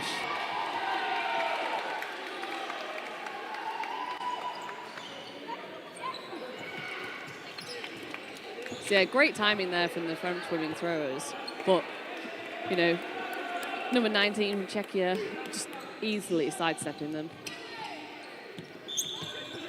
Cheeky cross-court sidearm there. Not managing to connect, but keeps the wingers on their toes. Yeah.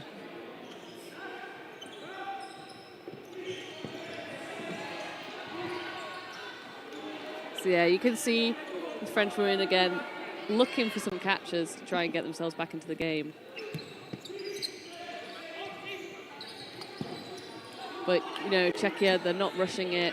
They're playing nice and calm, going up, throwing a few fakes, and keeping themselves high. Seems to be that the Czech game plan is very slow, methodical. They're really grinding out the hits, the single hits, throwing multiple balls when they need to, and they're just not making really... They're not doing anything silly or rash. No. They're just doing the right thing to do. Oh, yes, yeah, cross court there, just that one of the French players just not quite paying attention. Oh. He almost makes that catch. Yeah. It's one of those things that, again, as we said earlier, like as soon as people start sticking those catches they've dropped, it makes a difference. And, you know, if France can start taking those catches later on in this game, it will really help them out. Yeah, and you can see the control here from...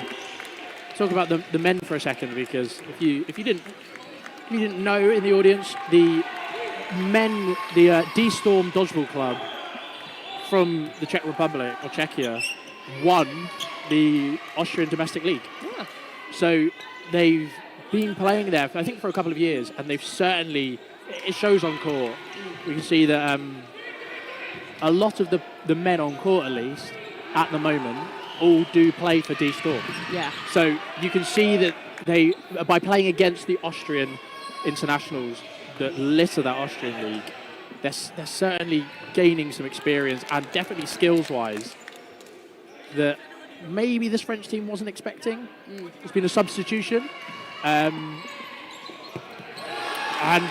a lovely hit to begin with.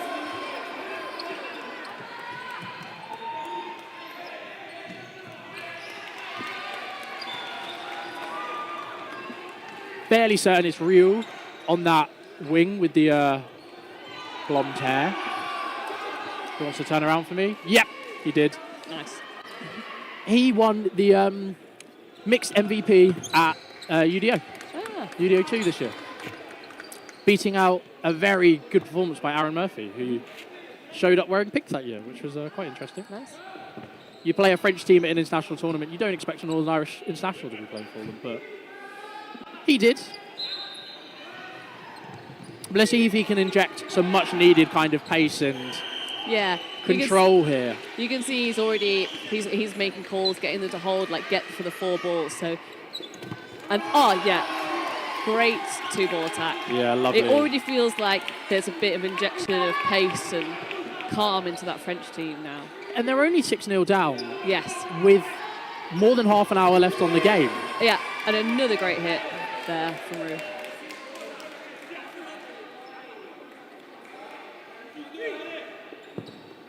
Another standing counter. They go to collect the 4th ball there. Yeah, look at that. Yeah, complete turnaround. Yeah, great another multi-ball attack. Yeah, it's gone. Yeah, they've completely switched now. You know, they're looking a lot more controlled, a lot more methodical than they were in those first 3 sets.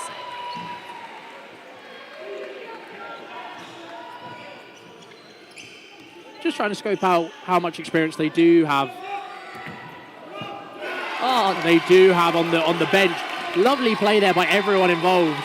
The header there from Czechia, managing to make that hit unreal, but the backing up, which really cemented it by Anu.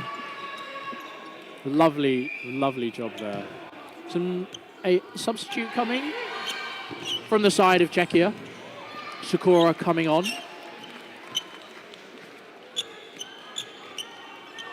And I think Shamek coming on as well.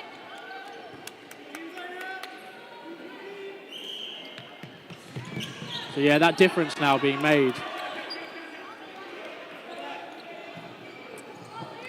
So yeah, obviously, 6-2 now, so interesting to see how this next set plays out. Yeah, immediately, great hit there. Yeah, you do see within mixed, the lineup of man, woman, woman, man, woman, man. Yes, quite often, yeah. Because that 2 and that 5 position, that inside wing, is so tough to defend. Yeah. And you want your bigger arms to kind of be spaced out so that they're not as targeted as much. Yeah. Once again, it all just depends on... What a catch! Love that, yes. As the delayed ball, as she comes down, sticks in between her legs, and she gets 2 hands on it to make it a catch. And from that, they get 4 balls, and they make a lovely split call to hit out the winger. I don't think she can quite believe herself that she's made that. Absolutely amazing there. Bounce called there on the single. Yeah, standing counter there on Ryu. Yeah, so you can see, I think that Czechia are obviously seeing him as a threat now. Yeah. He's obviously come in, 1 set and made a big difference, and obviously now if they can just take him out, hopefully it reverts back to how it was in the first few sets. It puts him personally as a cooler and as kind of a player that's injected some much needed kind of accuracy. He wants to throw, but if he releases, he's then in a danger position. So does he stop releasing? Because then that minimizes his effectiveness. Yeah, it's at that point that basically he needs the backing of his team to know that if he does release, that somebody's going to cover him. So we have French player left in on her own. Ainu left in on her own. From Dodgeball Club, 95. 3 balls now. Yeah. 3 balls and 40 seconds left. Yeah. And he makes the catch off court just to kill the set. Yeah. Yeah, great decision there for him to take it.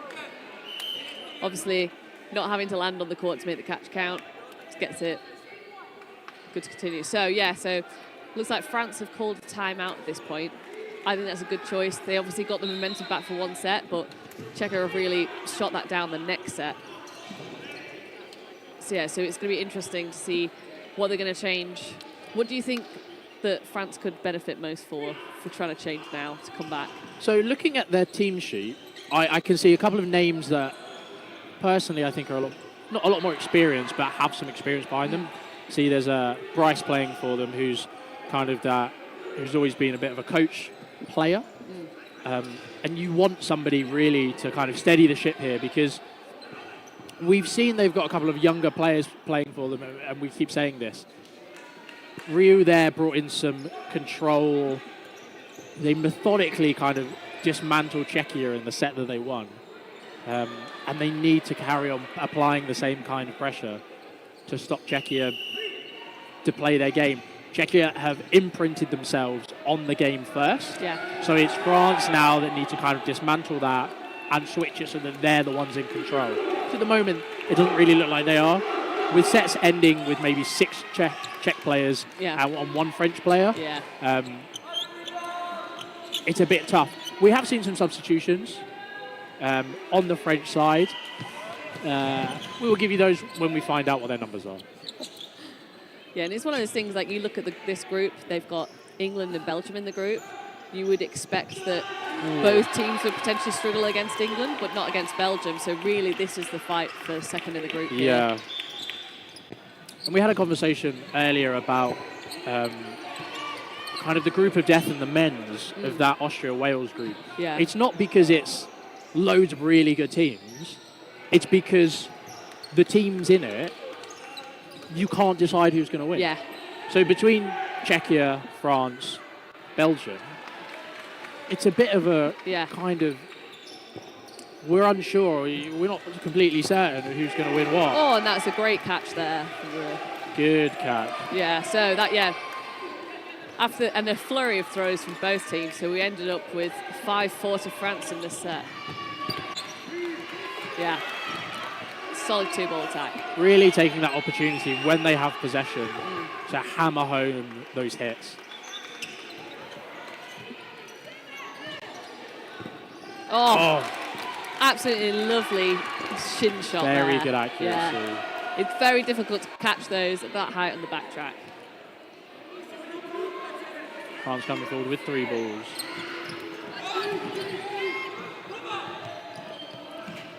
Oh. That was a great wings call. Lovely dodge there as well.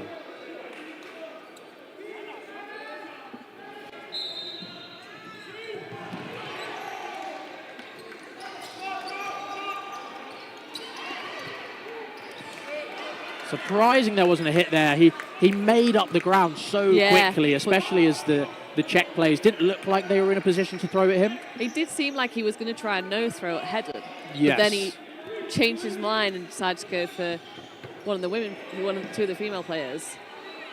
I think that's something that is incredibly underrated, is just the ability to cover ground whilst being a threat. Yes. I think UK-based players will know that Tamas Ward does this really well. I do say that because he's playing on the court over, so he's kind of half in the eye line. Yeah. But he does that really well by kind of ghosting up court whilst faking. Yes. And it's such a good skill because you get to control the game on your terms. You're the one that's dictating what your opponents are doing, as opposed to in a blocking position or in a defensive position. And being able to do that, like the French player did just then, gives you a lot more kind of leniency to then take the shot. Yeah. He took the shot and didn't manage to make it. Lovely shooting there. Oh. Well done there for not maybe messing up that catch. Yeah. No catch called. But so that's 3 against 2. But a lovely shot there to put them in the lead of this set. Yeah. just as the time runs out. Yeah, so they were aware they didn't need to throw with the time that they had remaining, so just held on to the games and take that set. So, yeah, I think that timeout's worked quite well for France there. Very comfortably done there from France. So, yeah, I think they're probably going to stick with this lineup for a little bit, just to settle them into it. But, yeah. It was one of those things I don't think Czechia really did anything wrong there. They did quite well. It's just that France pulled off a few more things. It's one of those things that sometimes it's just one thing goes one way, one team's way and the other. Yeah, it comes into those situations where if teams are quite evenly matched, it's just who can pull off those split-second decisions better and with more accuracy and with a bit more kind of confidence. Oh, French player at the front ducks, goes over his head and then just hits the person behind. It's so unfortunate. You can't see that coming.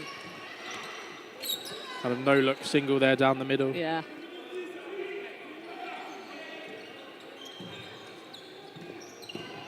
Good dodging there in the middle from the French players. Oh. And the Sramek giving away the fourth ball, which has been devastating as France have been using it so well. Yeah, takes a 1-for-1, but the delayed throw comes in. Yeah, evening up the set. 4 balls now on the side of Czechia.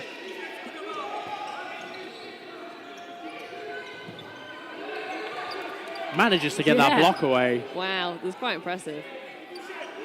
So yeah, but they've used all 4 of them, so they've given France 5 balls now. It's always very interesting to see what.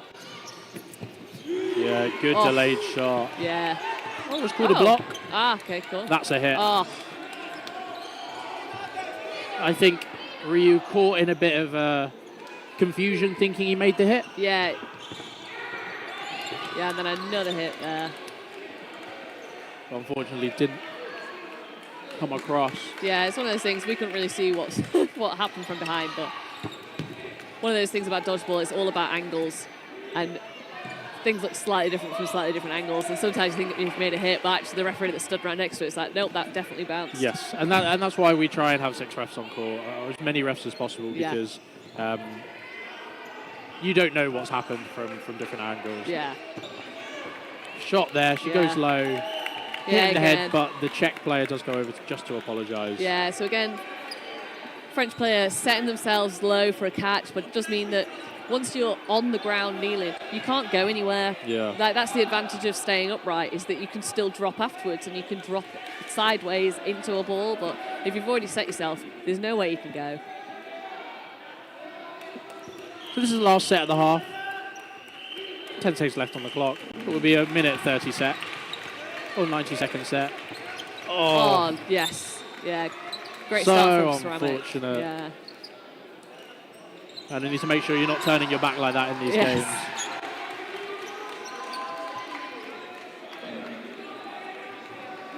Czechia coming forward with 3 balls now. Oh, yeah. Almost.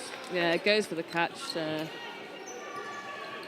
Olga, but doesn't make it. So, yeah, so there's only a minute left. 2 players to make up for France. Oh, the catch given away. 2 catches given away. I think that'll be the set. Yeah. 50 seconds left. 2 French ladies remaining. 4 balls on the Czech side. She drops the ball to go to the catch. Doesn't manage to make it. Yeah.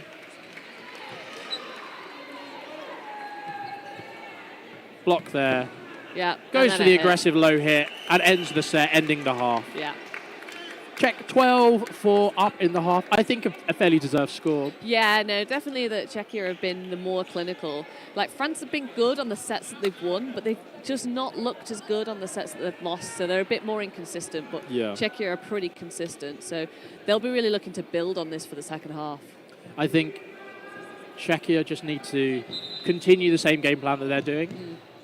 Grind out the hits, do what they're doing, because it's being really effective against this French team. Yeah. And France just need to adjust how they're playing, maybe bring on a bit more experience, kind of adapt to what's going on, because they are giving away kind of silly catches here and there, a couple of possession, but it's just kind of survivability, and you need to stay alive and stay with 6 players on court for as long as possible. Yeah, exactly.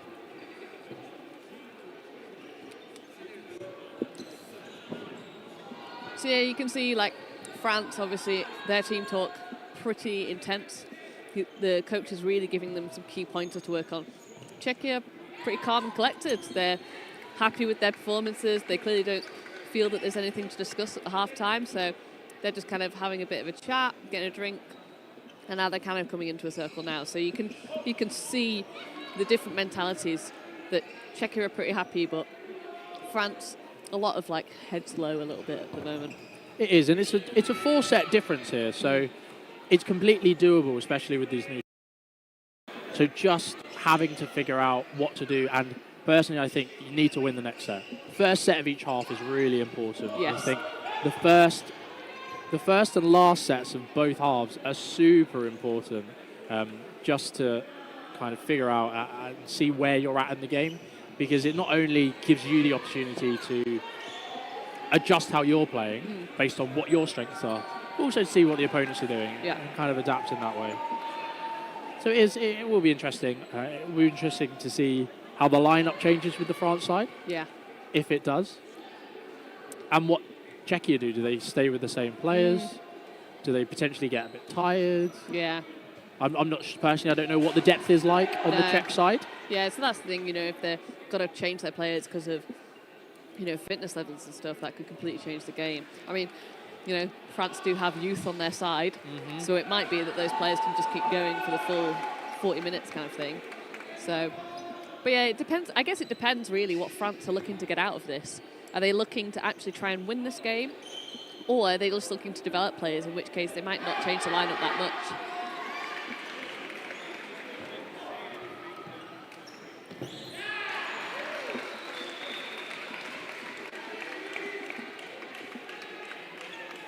Just looking across the courts, I think England is fairly handily dismantling Belgium. I think it's sort of 16-0. Yeah. I can't quite see the score from the other court, but I'm fairly certain it's quite close between the Netherlands and Spain. Some of the sets have had both teams cheering, which is always very nice to see. Yeah, I think the TV from that court has been taken for this one after we lost the one this morning. Yeah. So Which we'll see how long the rest of the TVs last as well. Yes. I think this centre court is the most dangerous one, considering it's freestanding as opposed to the other two courts, which are hidden behind, or were hidden behind the the nets. The nets.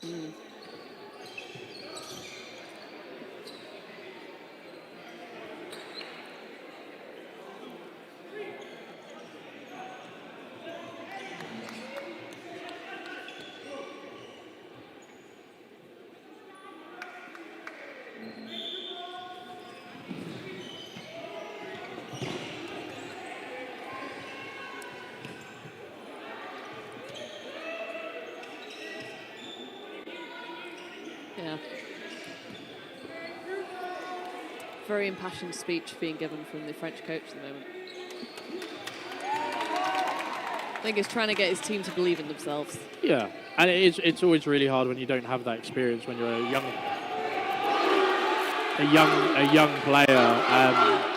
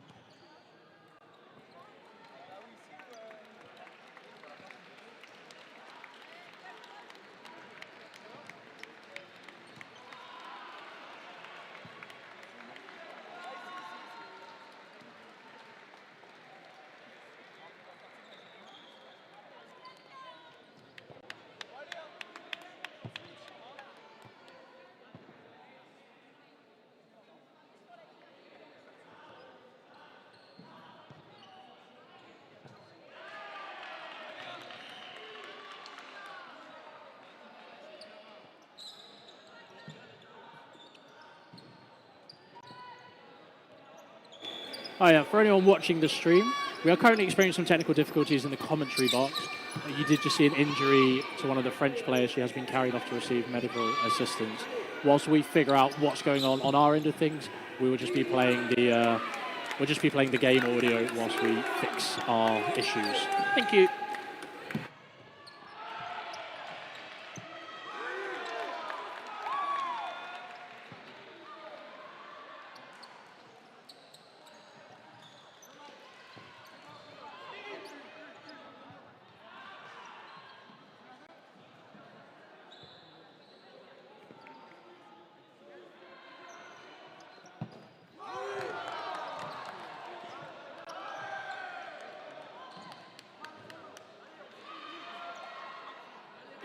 And we are back. Sorry for that issue. We had a bit of a feedback where we could hear the audio on court 4, but it all seemed to work. There was a lovely catch, a mid-air catch there. Another mid-air catch earlier on in the set, which sadly the player is now receiving medical attention. But there are medics here from the local, I assume hospital, but medical centres would be the right way to put it. Oh, I mean, a great fake, but also a great dodge after that fake there. Yeah, and this is the first set of the half, going very well to France. Some lovely catches, but Ooh, a great block, but quite close to number 35 there, Philippot. This is Monica Hedden left in on her own. So the French seem to be just killing the time here, just making sure that they confirm the win with the clock on their side. It's one of those things, if they fit as many sets as they did in the first half, there'll be no issue with them winning overall, so they don't need to rush it yet. So they just want to win this set. There's been a few hits and catches attempted. Nice dodge in there from Philippot. Yeah, with only a few seconds left. The French camp calling for them not to go as the clock goes. Nice, yeah. Time is on their side.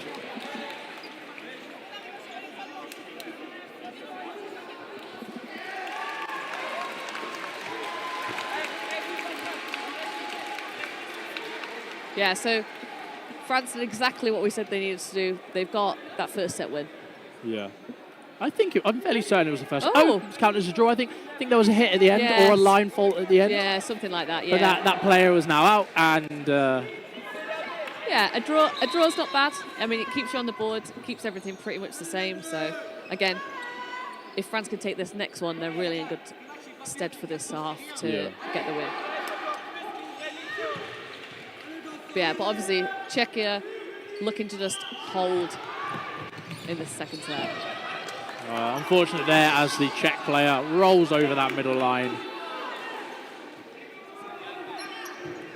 We were going for a really aggressive shot. Yeah, he missed it. It was a good thing to go for because the Czech player wasn't paying attention, but unfortunately misses and then gets a 2-ball return at him. Yeah, a very well-worked 2-ball attack as well. Yeah. Knowing that they had 4 balls, they can pop those 2 balls and make a strong hit. Dodging there by Philippot. 3 French players come forward. Oh, and a lovely hit there. Great hit there by Givet. Yeah.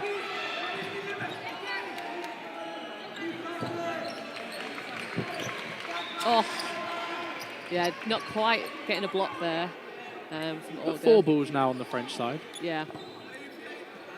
So yeah, with it drawn both sides, really looking to capitalise on this 4-ball attack. Oh, but no hits and a hit in return, so 4-ball attack, actually lose a player, so not ideal. Ooh. I think he blocked that first ball into himself. Yeah. And in the kind of moment when he was going to call himself out, 3 more balls came quite high. So it's just a bit unfortunate there. Yeah. Good dodging there from both players across courts. Yeah. So yeah, checking now with the 4 balls. Yeah, 4-ball attack. You know, risking losing all those balls, knowing that if they get the hit, that the French only have one player left. So we've got Gavel is left in with 4 balls, 1 minute to make up 3 players. Great control there by the Czech winger.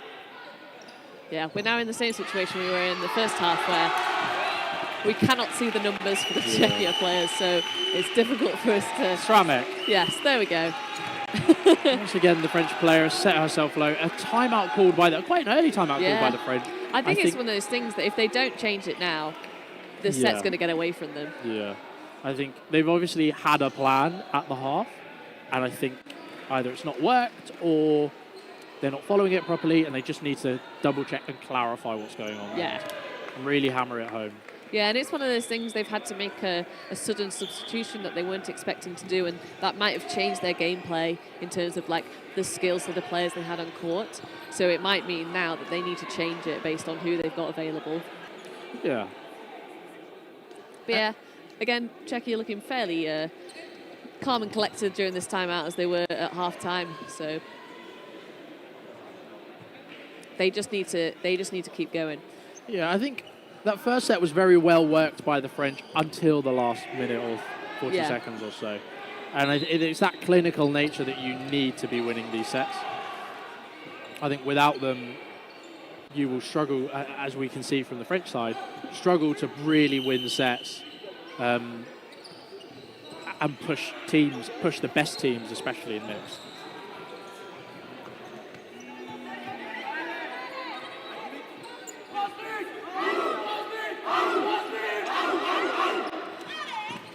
So yeah, the French team really need to come out and win this set if they want to stay in the game. If they lose the next set, it's still potentially doable, but I think it's too difficult at that point for them to be able to come back.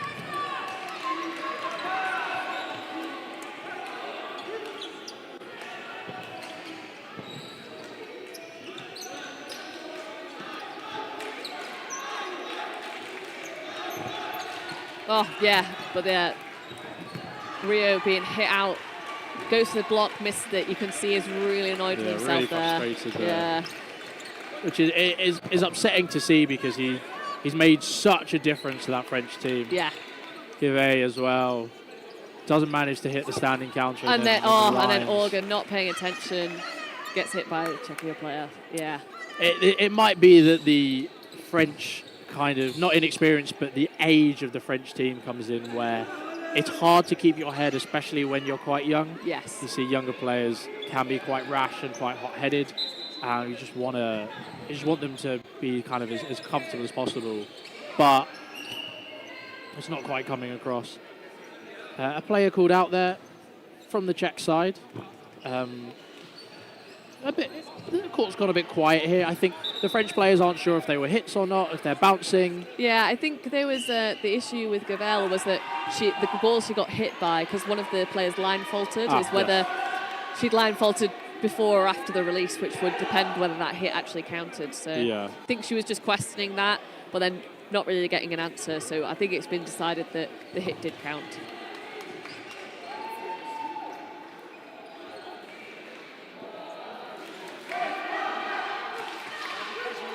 So yeah, I think it's one of these points now that it is difficult for France to come back, but they just need to think about the points now, because the points can still make all the difference in the groups.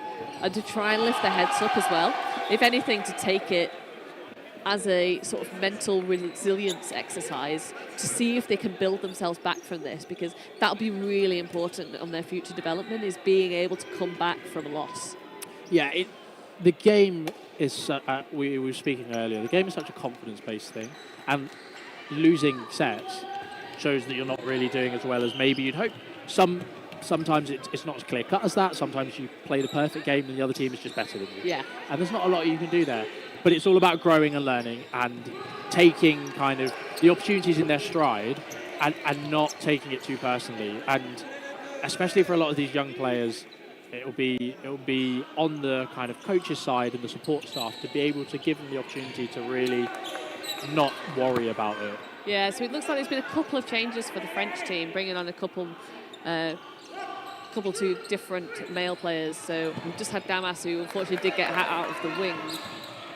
And then also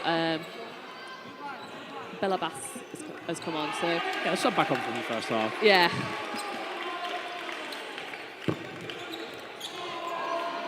Lots of aggressive. I think the Czech style of they're really hammering the aggressive singles at the beginning of sets and getting a decent player advantage.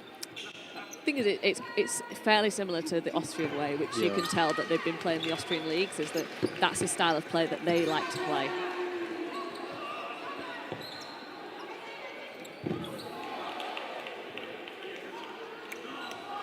So yeah, just Gavel left in now for France.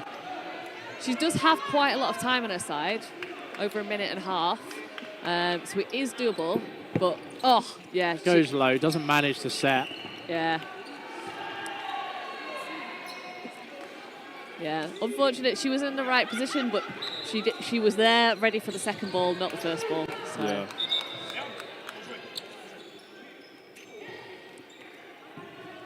So yeah, 10 minutes left in the half. 19-5 to Czech Republic.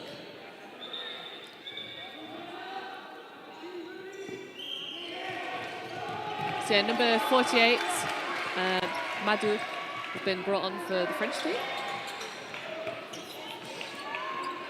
Yeah, unlucky there. Damas again. He goes for the aggressive hit, just misses, and then unfortunately just get him back on the post throw. Yeah, Belabas, sorry, his ball spinning out high, expecting somebody to go high. Oh, good hit there yeah. by Auger.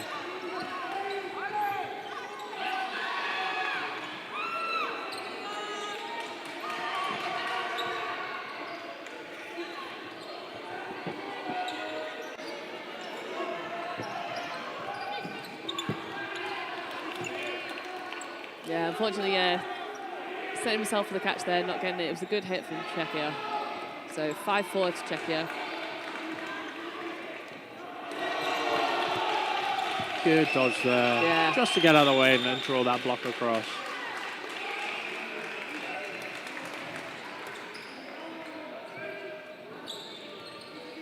Releasing 3 balls, releasing all 5, managing to get one back. Yeah, it was very odd because they all target different players there. 3 different targets, Yeah. and then the Czech replies were also a different target. Yeah, Here's a 1-for-1 there by Bernabas. yeah.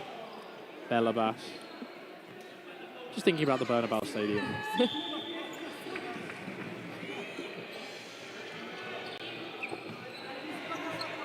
Very aggressive. Running counter on the left wing. Not managing to make the hit though. So we've got Madou and Philippot left in. Going together. Oh, nice dodge there. There was a bounce called there on that shot. French women with 2 balls now. Yeah. Got a minute left. They've still got time to turn this around. Good blocking there. Oh, and and a nice lovely hit there. Yeah. Yeah. That was number 39, Belabas. Yeah, really, he was fishing there. He didn't need to go for that catch. He stuck his hands really low to the ground.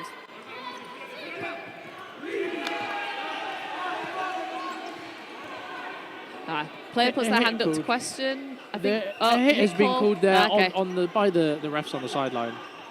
Yeah, I think she was putting her hand up to ask if it was a bounce or not, but Yeah. referees have called a hit. So yeah, so obviously France now up 2-1, so this would be really good for France if they can get this set. Yeah, it's only 30 seconds left in the set as well. Go 2-ball for a attack. double. Oh, Good lovely dodge dodge there. from Philippot. Again, lovely dodge. Trying not to slide off that sideline. So they've got 3 balls. There's not enough time left, I think. The hold call from the French players. And that is time. So France take a set. That's really good. Yeah, that's really positive for them, and it shows that, you know, they can put behind them what's happened in the previous sets and still get a win out. Yeah. So yeah, 7 minutes left on the clock. we've got time for 2, maybe 3 sets, and it would be really positive for France if they could take them. But obviously, in terms of Czechia, they just want to solidify it. Yeah, they've basically confirmed the win now, so it's all about what they want out of the game. Yeah. If they don't want to lose any more sets, that's their goal, and it's basically what they require from the rest of the game. Yeah, and then or whether they want to put on some different players to get them some experience.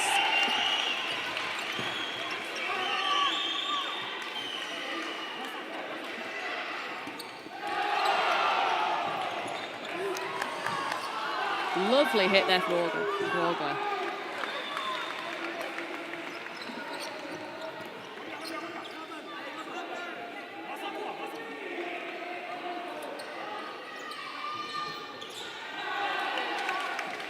Yeah, France are releasing a lot of singles from the middle now. I think just trying to shut down the Czechia wings. Oh, big exchange there with a player from each side. Oh, I think Belabas was actually apologising for I see. one of the hits. I think potentially a hit in the head or close to it.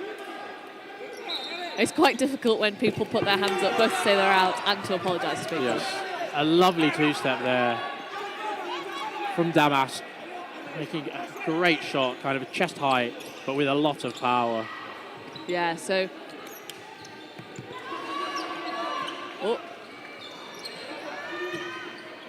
Now they are going a bit, yes, a bit rogue here now, giving away all 5 balls. Yeah, and obviously with 3 players left, that's still not a good idea to give away all the balls. Yeah, and obviously Damas punished for giving away that 5th ball there. Yeah, targeted on that wing. So just applying enough pressure to slow the French game down. Yeah. Easy block. Doesn't manage to hit the reply. Yeah. So Philippot does really good job there of getting that throw at her rather than the player without the ball. A lovely no-look shot there onto Auger. Yeah, and then Philippot tries to make a cross court on the checker on the left, but misses and then gets herself hit off afterwards. Belabas goes low. Yeah. Hit called. Not managing to escape that with a bounce. About 40 seconds left on this set. France down by 1 player. Czechia doing really well to capitalise on a couple of the mistakes that France have been making. Yeah, there we go. That's what we mean. Kind of releasing that single at the front of court.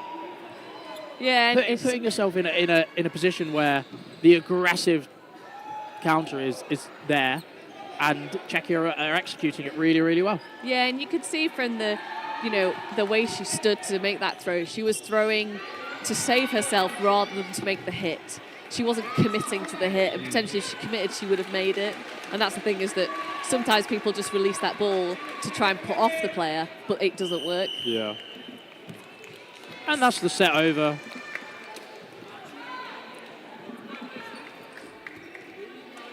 So yeah, so just over 3 minutes potentially with the restart, so we should get a couple nice, more sets. 90-second set at the end.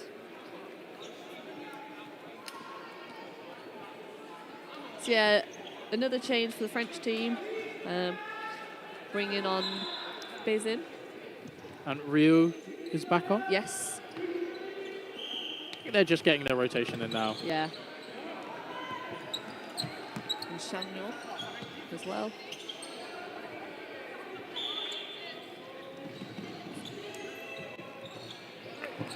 Oh. We were hit by that 2-step. They've really kind of, after those first couple of sets where he had quite a good showing, they've kind of got his number, I guess, is the phrase that we use. He did get a good first hit, but then back off the end, and then I think that the right winger managed to get another hit. So they did do a 2-for-1 there, so it did work out for them. But obviously, I think that he probably could have used for his own headspace to be able to stay on court. And I always say that the longer you're on court, the more you can do. Yes. As long as you stay on, you have the opportunity, by not getting yourself out early, by being hit out early, you kind of take away the opportunity to then and then, do the good things. It's a long time to sit in the outbox, getting cold and stuff like that. It's just, it doesn't improve your performance. Yeah, player being called out there for an invalid attempt. I think the ball slipped out of her hand as she went to throw it, and it just kind of play's rolled been kept over. on. No, the... Somebody else. Yes, My bad. Yeah, I think there was also some confusion because the ref pointed at one of the players, and he was pointing at the player behind her. Yeah, situation there. Yeah, putting herself in danger, trying to get that hit, but again, not really committing to it, and then just getting hit out herself. That could also be a fitness thing. Players are a bit worried about backtracking and trying to get back on court as possible, so they take kind of the easy hit. So that's been called a catch. So that he made the catch before he rolled off the back of the court. It gives France a one-player deficit. Yeah.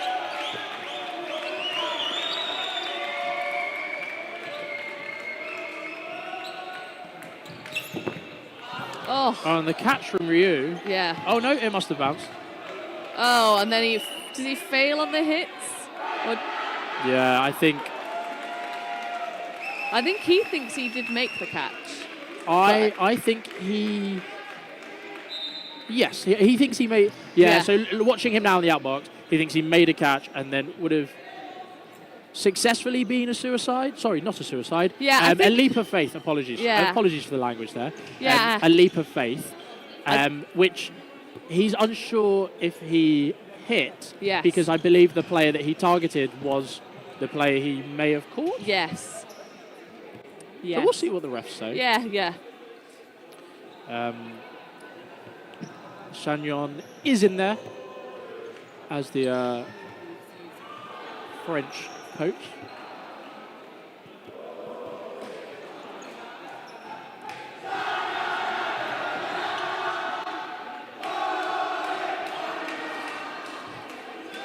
It sounds like the Spanish might have won their mixed game. Potentially. If you can hear that noise. Yeah, which was against the Netherlands. So. Which was. We only have 40 seconds left on the half. So it will be a 90-second set. Yes. But, well, I guess it depends upon the outcome about whether anybody is still in from the French side. Because if it's deemed a catch, they will have a player back in. But quite a lot for the refs to sort out here. Yeah, a couple of decisions to be made.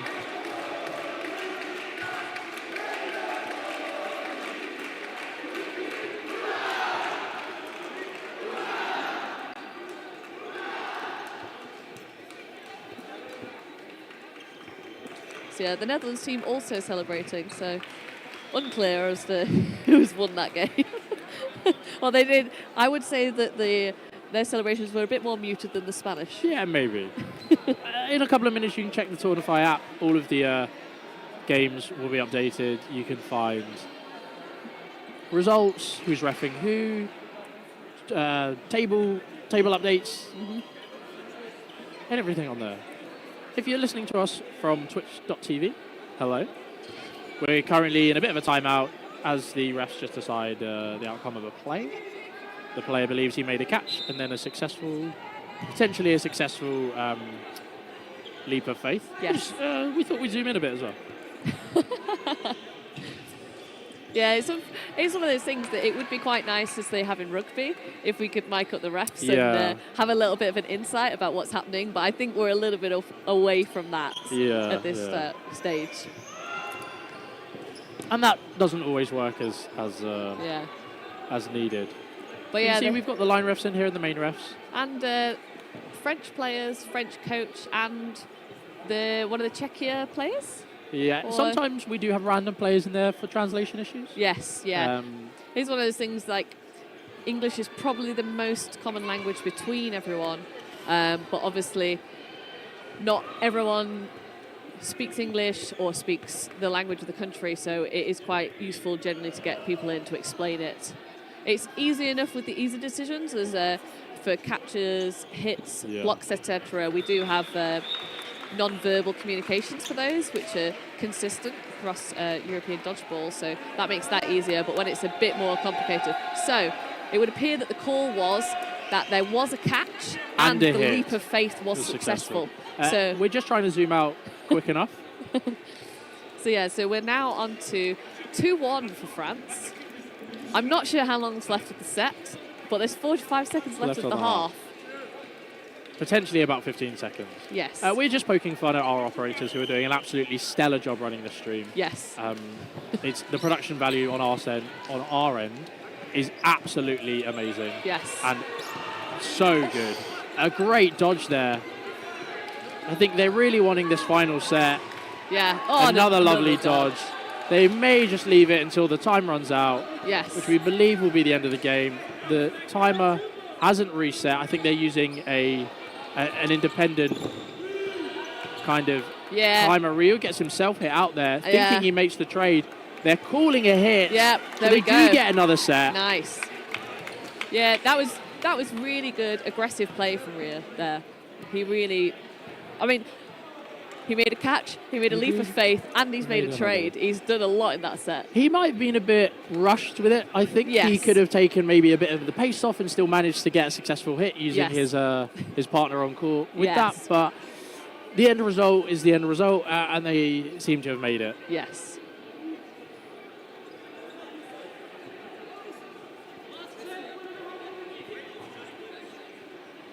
So yeah, so we're going to have a final 90-second set. Obviously, the game result is pretty much established, but I think France want it more. Yeah, I think getting the extra 2 set points would do them a lot for confidence going into their next game. Yes. And just confidence in general, because this, as you said, is a young team, a mixture of kind of the older experienced players and then new, very talented players. So just having that bit of a I'm stuttering because I do like that play. But if you didn't notice, Ryu grabbed the ball, he passed it back to Gavel, who then passes it back to him. Yes. It's something that we don't see a lot. We don't see ever in the UK. No. Yeah. No. We're too too safe and sound for that. Yeah. Oh, that would have been a very good catch. If would have been a lovely sliding catch. I saw it a lot at the UDO too. Yeah. I'm not sure it was ever successful. Yeah. It does involve having a player at the front of court turning their back. Yes. So that's always an issue. Yeah. But I believe if you maybe had a team where you were getting the middle ball quite consistently. So France are up 5-4 in this set. Let's see them close this out to get the final 2 points. Set point. Yeah. Oh, a single there. Very well done. And another hit. Yeah, 2 more hits there. Both players going for aggressive singles. I don't think there was any communication. I think it was, we just want to hit some people at this point. So underarm there. I think there was a bit of communication for the running counter. Okay. It was just the Czech player then threw at number 8. Okay, yeah. A couple of hits there. But then that's the set. France take the final set. Yeah. Yeah, obviously it's been pretty clinical for Czechia there. Yeah. I mean, I think it's one of those things, they probably made a number of substitutions in that second half and changed up the team a bit, but I think they can be pretty happy going into the next games. For France, they did a really good job of actually trying to come back, and that's quite difficult, particularly for a very young team. So I think they can hold their heads up high of how they've done there and just try and keep that going for the rest of their games.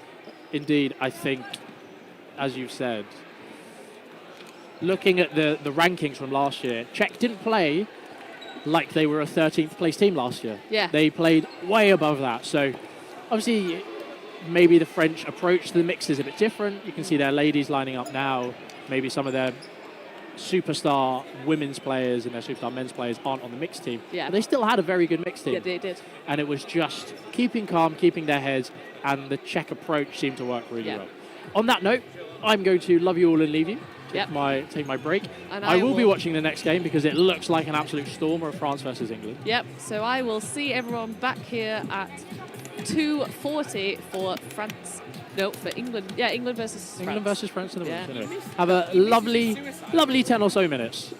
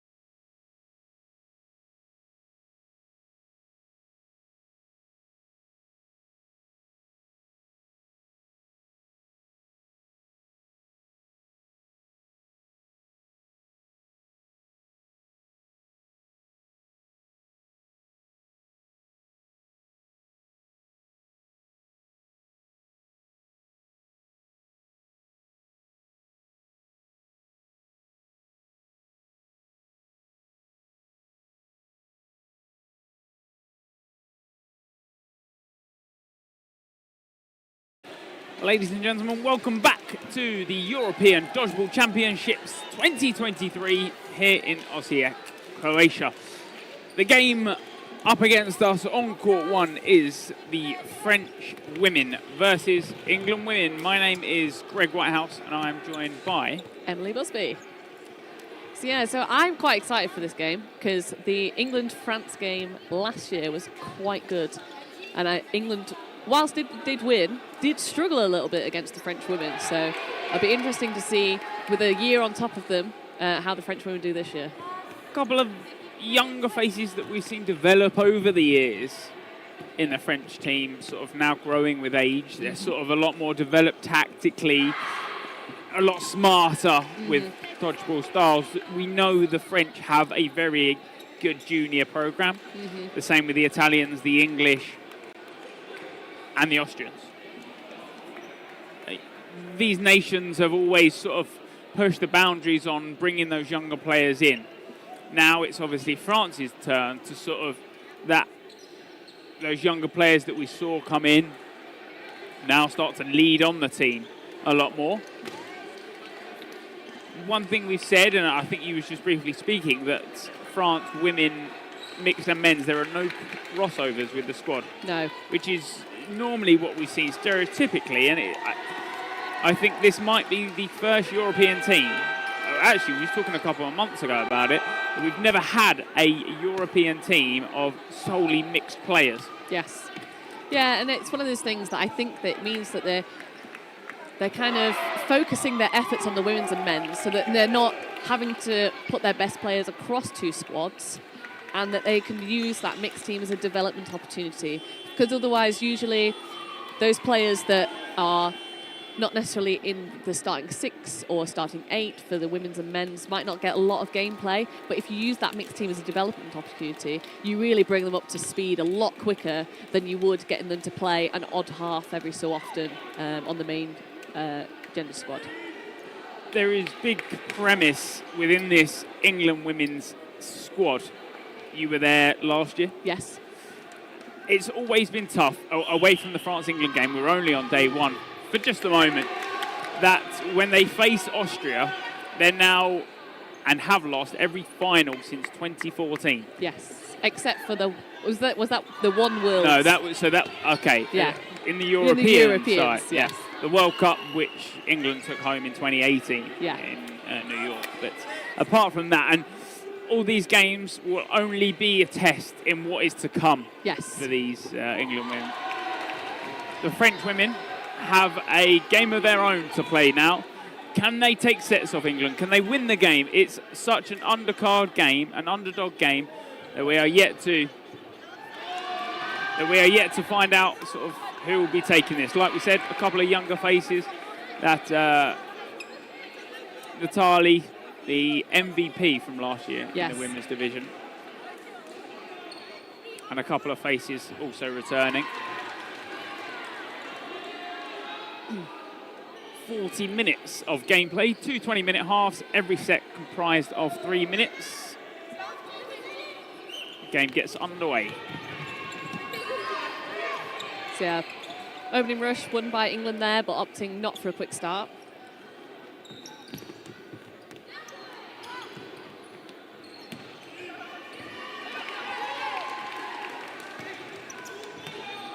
They'll look for that high press. A lot of the starts of the game, a lot of starting sets often are one ball played. Sort of they play the one ball out. They like to see sort of how the other team play.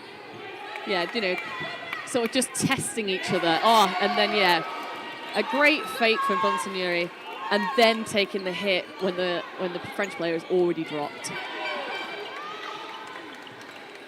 Yep, she knows what she has done there. Bonsignori there has played perfectly. She's made her sort of fall to the floor, dodge early, and it's then an easy hit from there. Yeah. But the French managed to make a hit on Jones, so it is 5-5 again now. A little bit cagey, I would say, for the start.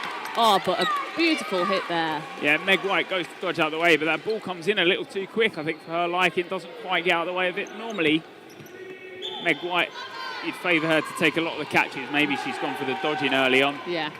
probably if she'd set herself for the catch, it might have been a different result. Oh, yeah. Free throw there from Josiah. Takes out the middle French player.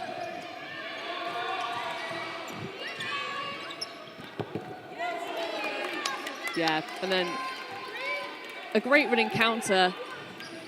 Yep, and a 1-for-1. So yeah, number 49 managing to take out one of those players with her. toe shot pops up, but Bonsignori on the track back takes the catch up high. So what, a 3v3? 3v2. Yeah, 3v2. Bree Darcy obviously gets hit on the toe on her track back. Oh, but a lovely delay ball there, just hitting Jones on the back. So one thing you'll see in the far background up the top is Austria, the whole of Austria are looking on this game. Oh, and Bonsignori takes the catch. I'm very happy about that. Yeah, I think it's those catches in that game really made the difference there for England. Yeah. 2 catches, the first fake in that first part of the set. She's done everything right. Yeah. And that is what they'll need later on in terms of not just relying on player by player, but to rely on the team and making sure when Bonsignori is taking those catches, the player that returns is also giving everything towards the team. Yeah. France done everything right to the end. The throw, not a bad one, but Bonsignori picks it up in the air. Quick start from the French. Yeah, Dubois there holding the ball nicely, keeping the second ball there, not giving away the 4.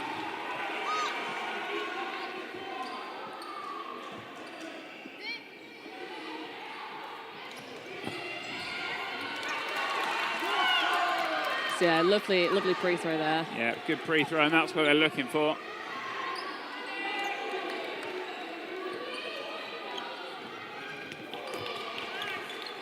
Oh. Perfect delayed. It's that 2-ball attack from the 4. Jones on the delay, comes low. Yeah. Make sure she's getting the hit on Godwin. Yeah. Another hit there on Dupuis. Jumps, but can't get over that ball. Yeah, Dupuis, I think she actually nearly makes the catch on that. Yeah. Behind the ball. But yeah, I think because she had the other ball in her hand, it was difficult. If she dropped it, might have been able to make it. Yeah, good sideways movement, but committed early to the sideways movement, so fairly easy to track there.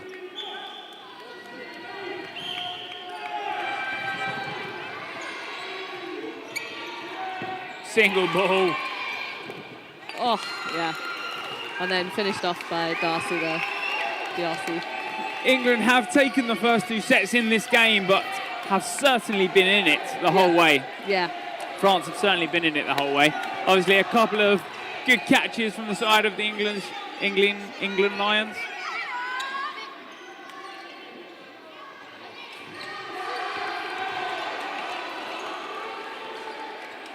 And like we said, no matter sort of when the set ends, it has to be those 30 seconds. Yes. So yeah, France taking that quick start, but Dupuis just fails to make a hit there. I think it's hard because they're on this quick start, but all the England women are already at the back of the court. You know, and from what we've seen so far, they've certainly taken the catches. So maybe I'd slow the game down just a little. Yeah, just reset with the 3 and then just go for that hit off the start. Josiah releases the 1, so it's a... Yeah, she releases that 1. It gives France the 4. They throw 3 at 1 target, take Meg White. And then there's a trade. Well, not even a trade. Yeah. Natalie on the left taking out Jones and managing to dodge out of the way of Jones' ball.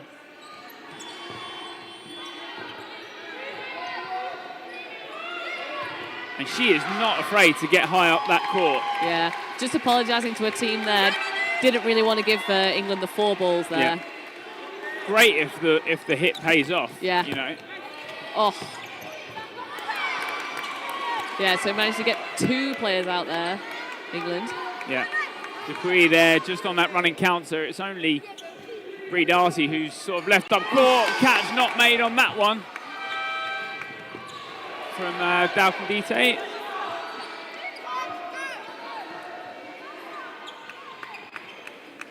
Two ball comes in low, but no target found. Oh, On yeah. a back line and a hit. Yeah. Yeah, that's unlucky there from the French ladies. It's that micromanagement, Yeah. court awareness, everything that will hinder you from winning that game. So, yeah, so Josiah and Bonsignori left in. Oh, Catch and a catching hit. out, yeah. Well taken. Yeah, very good catch. So, yeah, 2 against 1. Oh, but yeah. Free throw here and then catch off the other one. Josiah will do that every day of the week, and she is not afraid to take that. Yeah. She gets to standing on the first, takes in the catch, great position. She set herself well. She's done everything right. Yeah. Before that, France looked like they were taking the set home. Yeah, they did really well. And then, yeah, just, you know, ideally with those pre-throws, you want to be looking to block, reset, because if the player that released the ball afterwards was aware, potentially looking to then throw either side rather than straight at the gut.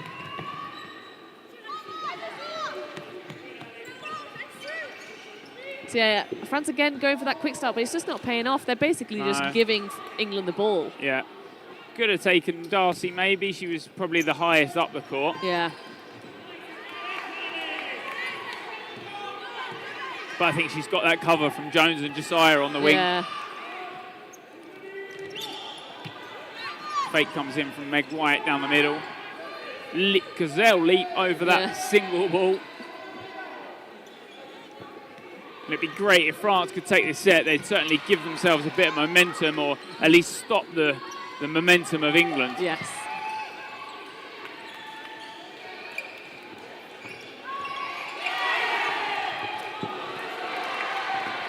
Oh, lovely catch there from Jones. So yeah, suddenly it's a 3-5 to England. Oh, a 3-ball attack. Takes out Dupuy. There was a pre-throw after from Natali. Took out Meg White. Oh, she hits the loop. Oh. She hits the looper. Oh. That first ball that she's thrown in the air, no one really thinks he's going to make the hit. But does in the end, as sort of Dalcandite is left sort of in that dodge position on the ground. Not expecting it because it just comes down from the air. So yeah, Natali committing to that trade there with Diarcy. And she always will. She'll always push extra high into that. But one of those things that trade's not necessarily going to pull off at that point, because then you're down to a 1v3. Yeah, Jones thinks they make the hit previous, maybe looks around for a referee decision. Just referee has also called it no hit. Jones then takes the catch. Yeah. She holds that ball and she'll take her time. Good mentality sort of goes with your mentality when you're making stuff like that. Yeah, exactly. You know, doesn't get concerned about the fact that a ref has potentially called against the hit. Just lets it go, takes the catch. Yeah, sorted.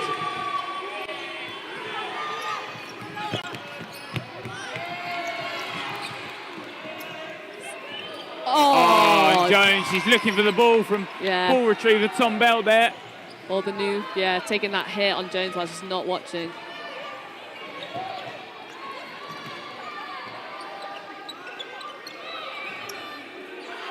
Yeah, good hold there from Pickering. Yeah, really good. Smart decision. You set with the 4. You never want to be throwing, because if she takes the catch, then the French will take single balls like that. If the balls are not drilled and the balls are not on time, the French will do just that every single set.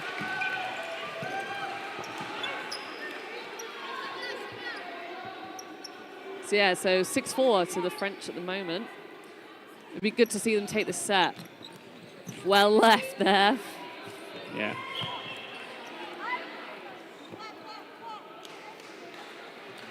now. They'll come forward with a 3 this time. Single ball.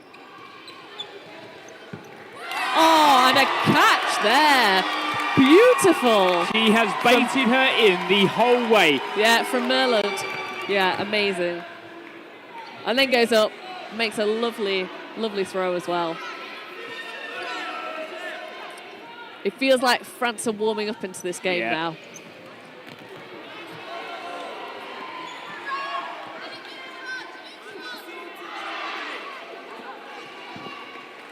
Can they make the hits? Can they make those hits count?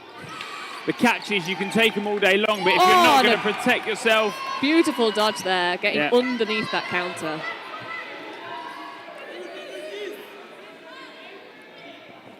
And it's weird, that sort of left ball, which you'd normally hold all the way at far court, is being picked up by middle. It's almost like their 3 is coming from a separate area every time.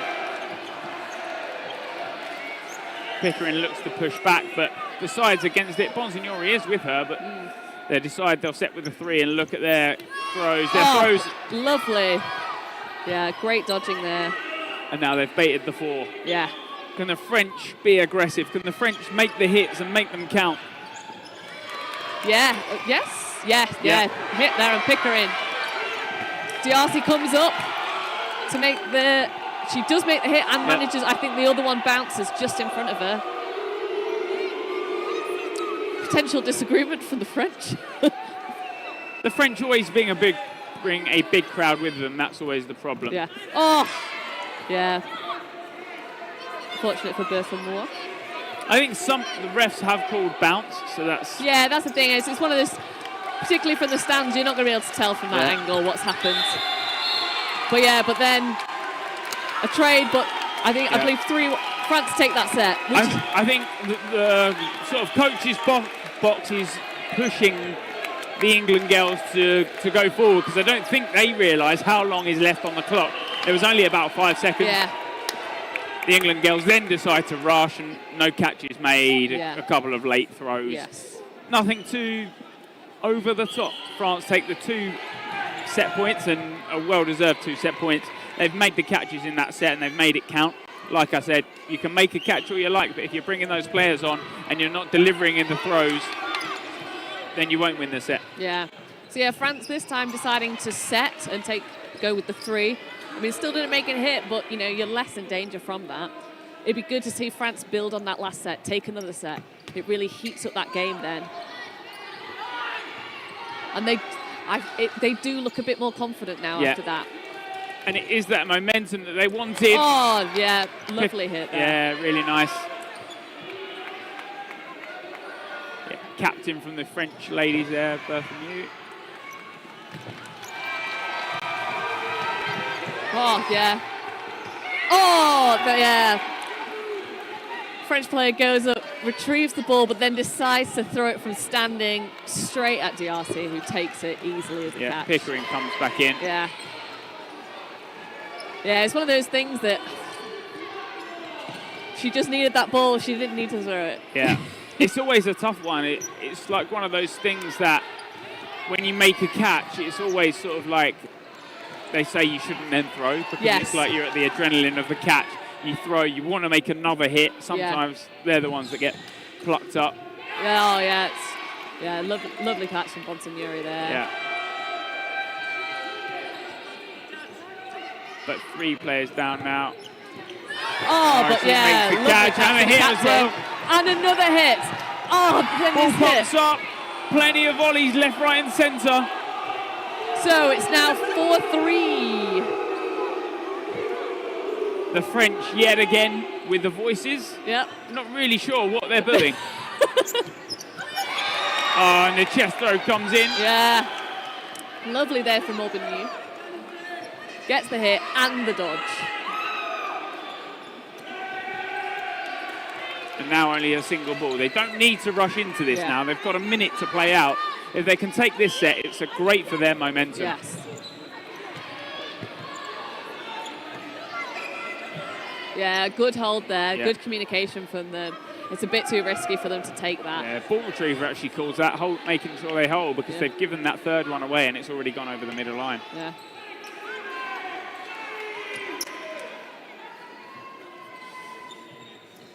So dying 30 seconds. Yeah. Nice single. On target, difficult to catch. That Meg White ball is coming in every time. Yeah. Not sure. I thought that might have been a trade. Maybe it looks like she blocked first. Yeah. So yeah, 3-2, 4 seconds left on the clock, and England have no balls. There we go. It's just come in. Yeah, and there you go. They've reset. France don't need to push anything because all it takes is one catch, and that changes the game. So yeah, so 4-8 going into the last set. So if France can take this, going 6-8 to half-time, that puts them in a really good position for that second half. Yeah. I think the France coach is just making sure that the crowds aren't giving boos. Yes. You might get that in football games, but we try to keep it a lot more civil within dodgeball. Yeah.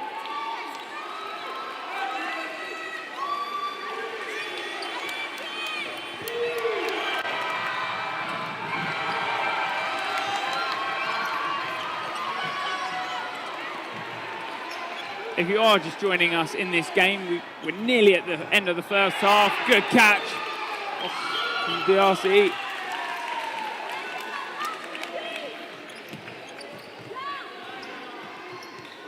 Pickering goes for the single ball, but it's dodged.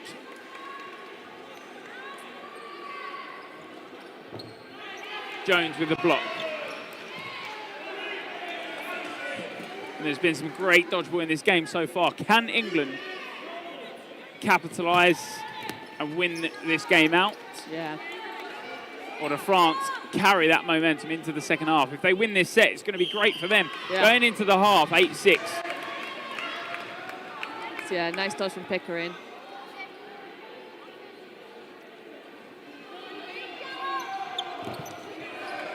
So yeah, trade there between Pickering and Natalie. But whilst it's good, the trade doesn't work in France's favour because they were already one down. Oh, and a lovely catch from Meg White. And yeah. And all of a sudden, it's 6-2. And that's it. And England seem to have reset themselves, I guess, during the set. Yeah. Or in that break in the set. Yeah, player going up by herself. Luckily, just about getting some cover, but they're trying to force England to just be a bit erratic. That's where France seem to have taken the sets. Yes. When they're taking those catches off aggressive single balls that England didn't need to throw. Bounce. Yeah. Just before Darcy. So yeah, France with 2 balls, trying to force it. Oh, but yeah, fortunately, can't take that catch. Leaves it all down to Albanyu. She's got 2 balls. She's in against 6 players with 25 seconds. It's a lot to ask. And now even if the set ended here, there wouldn't be a 90-second set because you have that 30. Oh! You have that 30-second break, and there, as we say it, that is the end of the first half. 10-4.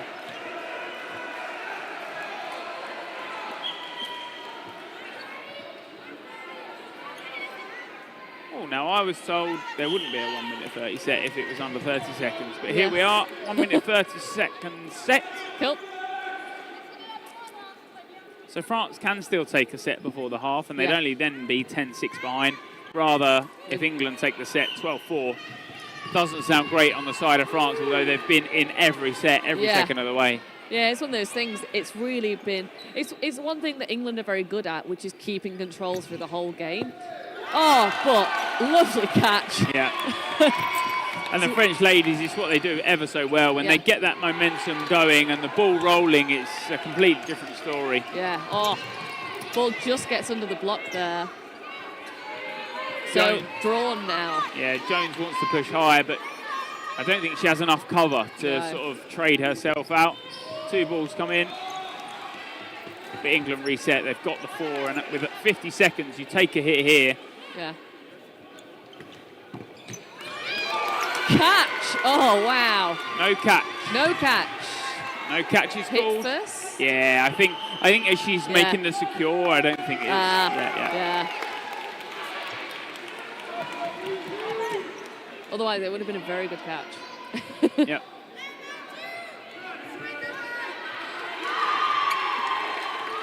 Yeah, and another catch from Meg White, and then a counter from Bekunti. When England start to show dominance in a set, it's really hard for any nation to sort of return it. I guess sort of that. Oh, yeah. Natalie, she goes to that. Kind of going for anything there, but not really set for one of those balls. Yeah, I think when you're trying to look for a catch, especially when you're 2v6, 2v5, it's so hard in that point. Yeah. You literally go for anything. Yeah. Set ends, or the first half ends 12-4. Now, obviously 3 minutes ago, we were at a point where if France had taken the set, it would have looked a lot closer in the game and the score difference itself. But 12-4 doesn't quite look great on the side of France, but they've been in it every step of the way. They've, the sets they have lost, they haven't lost by, 5-6 players. Yeah, or not every set. Or they've lost them in the last 30 seconds. And that's the thing, is them being able to maintain the momentum through an entire set. So so it's one of those things, it's France really need to. I don't know if they need more control or they just need sort of better decision making on what they are doing, because they've got the talent there to do what's required. But potentially just need to think a bit more about what they're doing. Whereas England, they've been pretty clinical. There's been a few times where it's gone a bit ropey, but you can kind of expect that in the early stage of the group games. But obviously, I think because of the standard that they set for their teams, they'll really be looking to shut that down now to make sure that they're clinical through a whole set. I also think that when you think about it like that, in terms of when England have been erratic, I only think that's only ever been forced by the French side also being erratic, so England try to match it. I think great, matching it in some areas, but you also need to know how to control against erratic. Yes. I think, we shouldn't always talk about it probably this earlier on, and it looks like it will be the final, but you never know, because there's always an upset across the way, here, there, everywhere. But you have to look at England, Austria, especially in the women's. It has been that for so long that I think if it was any different, you'd be asking questions why. Yes. But you have to know how to control against every tactic. Yes. The French, obviously, like we've said in other games, it's not about, if you might lose against England Lions, but it's how many set points you can gather from that game. Yes. What can you really take from it? And in the groups themselves, every set point counts. Yes. Because it could be a matter of sets or a couple of sets along the way that you've lost. You come to it and you're out of the group by one set. Yeah, all it takes is a draw on one of your other group games, and then it turns out that, you got more points against this team than the other team, you're through, the other team's out. So it's one of those things that if you get to the point where you can't win the game, that doesn't mean you take the effort out, because you still need to look at those points.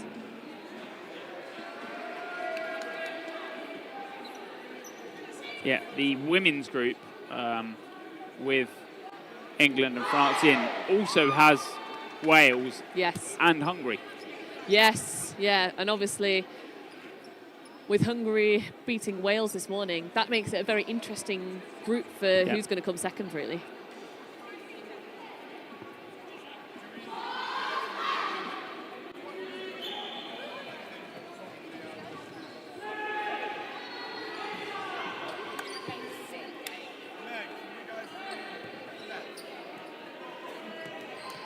So second half soon to get underway. 20 minutes separates one of these teams from taking home 2 points in your group.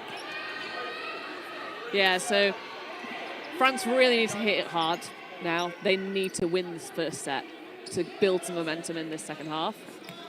Whereas England looking to just play calm, relaxed. So we've got some changes. So we've got Town and Sharp on for England.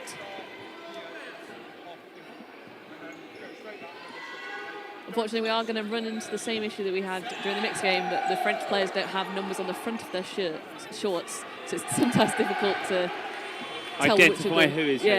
Now, later on in the tournament, that'll be a lot easier because we'll be able to switch cameras. Yes. On day one, we have the standard dodgeball camera view, I guess. Yes. But a good one at that. Yes. And it does the job. Later on in the tournament, as we progress, there'll be replay cameras, different camera angles that we'll be able to pick apart and sort of review games a lot more in depth.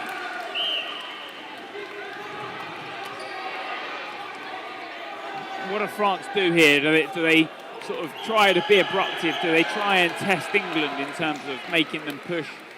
You've brought on Town now, who is by far one of the most experienced players that the England Lions has. Yeah. The women's have. Imi Sharp, obviously a younger player. Yeah. In the setup of England Lions. So yeah, I think it's one of those things that when France have done well so far, it's being disruptive. So I think they've got to play that to their advantage rather than trying to find new tactics. They've got to try and exploit that and make England play their game rather than them trying to play England's game. Couldn't agree more.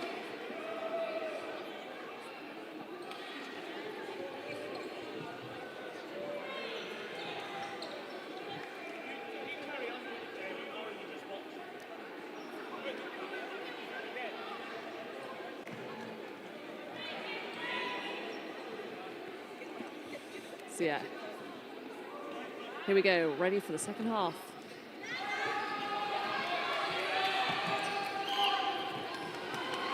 Game gets underway. Pickering close to tumbling over that centre line. I think it's been a sort of grab and tug every time. Oh, but a lovely catch, yeah. Great catch, sets herself perfectly. When she's in that mind frame of taking catches like that, nothing will really stop her. Yeah. Yeah, nice block there. Yeah. Stands her ground, doesn't need to track back, because sometimes that's where you get caught a little off guard on that low throw. Yeah. Yeah, a lovely hit there from Pickering as well in the middle, and the catch from White. And England are doing what France hope to do, yes, and take every catch that comes their way. Yeah, a great track there from Town. Yeah. Yeah. This is exactly how England wanted to start. They've done really well. They're being very clinical. They're doing everything right.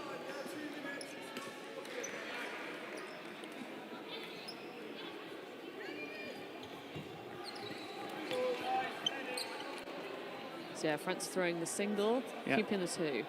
Sharp and Town, former teammates at Bedford Mighty Eagles. But a good 1-for-1. Town, I think, does get the hit. Not sure on if she makes the actual trade. Might have bounced before. Ref calls, I think, just bounced before.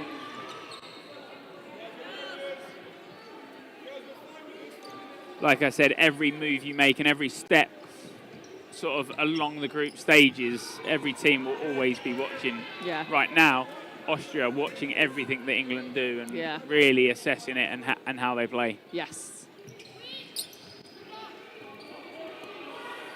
Yeah.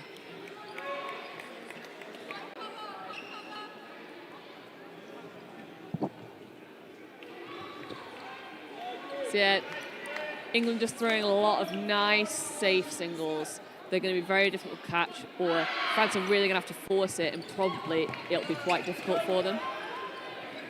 And then, relying on those running counters, those double running counters, you know, that's one of their biggest strengths is that running counter. You've just seen it there, and although the first one was close to being caught up, Jones does take the second one, and it's the delayed one that just hits her leg anyway. There again, the running counter from Pickering.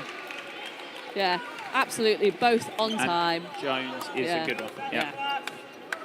So obviously, not the start that France wanted for this set. They're really going to have to show resilience now of France to get some more points on the board, which they need to do. It's sometimes difficult with it being a young team to show that resilience to be able to bring back. But if they can do, it really sets them up for further years in the competition.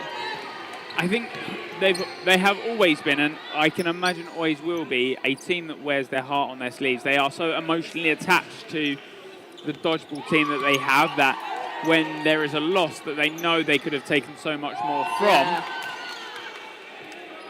Jones does get the hit, just on the come down. She gets the foot of number 2 there. Bartholomew. Oh, unlucky there, Jones. Yeah, I think, like I said, they're so emotionally attached, and you know they fall, but not every hurdle. But when they lose and they know they could have taken more, I think it's hard for them to take. Yeah.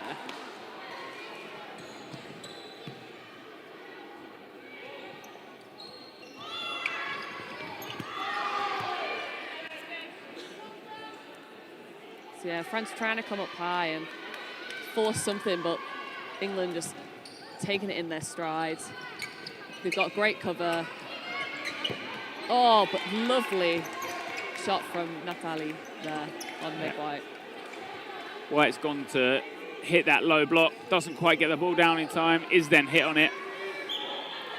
Darcy looks for the counter but decides against it. Oh, nice. What a catch. Yeah. Dodges low, picks it up, nice and central. Yeah. Ooh. That was a good double. That was good timing on the double throw there. Town set herself well to dodge out the way of it. But if you're going to rely on any 3 to turn a set round, as I talk, Town is picked up. Commentator's curse. But I think they've gone for different targets there, or the throw isn't quite as... There's a little bit of a delay there. Yeah, I think Pickering's ball comes in a little later, not quite on target. Yeah. Great throws, but I think sort of those extra inches that you've missed out on will get picked up. Ball gets popped up. Oh, yeah, that's a bit unfortunate for Sharp. She got a really nice hit, but just popped straight up in the air and straight back down. Oh, and back line as well. Oh, yeah. So that's a nice set from the French team. Yeah. That's what they need to do now for every set. If they can replicate that, they're in a chance. They can maybe still get there if they win all the remaining sets. 14 minutes. Yep, 4 sets. Definitely possible. Yeah. But I think Pickering just a bit confused on why she was called out. Yes. Just clarifies. Backline ref called her out on the back line. Yeah. She's done her job as a referee. Yeah. Pickering this time gets the quick one. Jones on the run in. Decides against it. Smart decision. Yeah, the French are already right at the back of the court. Not going to gain anything at that point. They're only going to take the catches, if anything. Yeah. But a great set from the French. It's what we wanted, a bit more in the first half.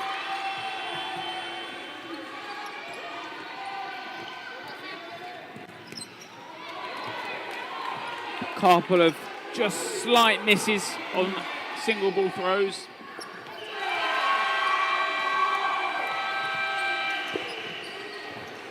Oh, yeah. Lovely throw there from Sharp.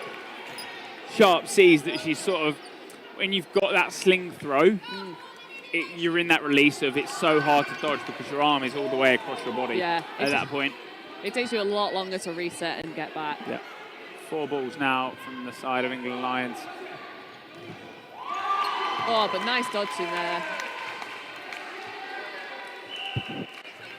from the French captain. Double ball. Yeah, but 2 different targets there. So he went for both ball holders.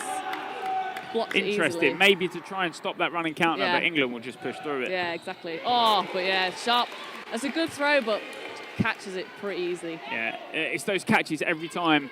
You're often told knees and below, but you're throwing at knees here, and they go into that set of like, you know, they bend their knees inwards and take that catch. Yeah.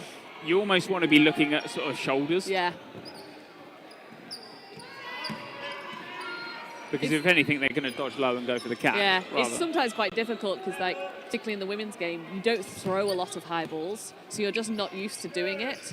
So sometimes you can end up, and that's a beautiful catch. Oh, When the French are on their catching game, it is always a pleasure to watch. Yes. Sliding the catch backwards. Beautiful.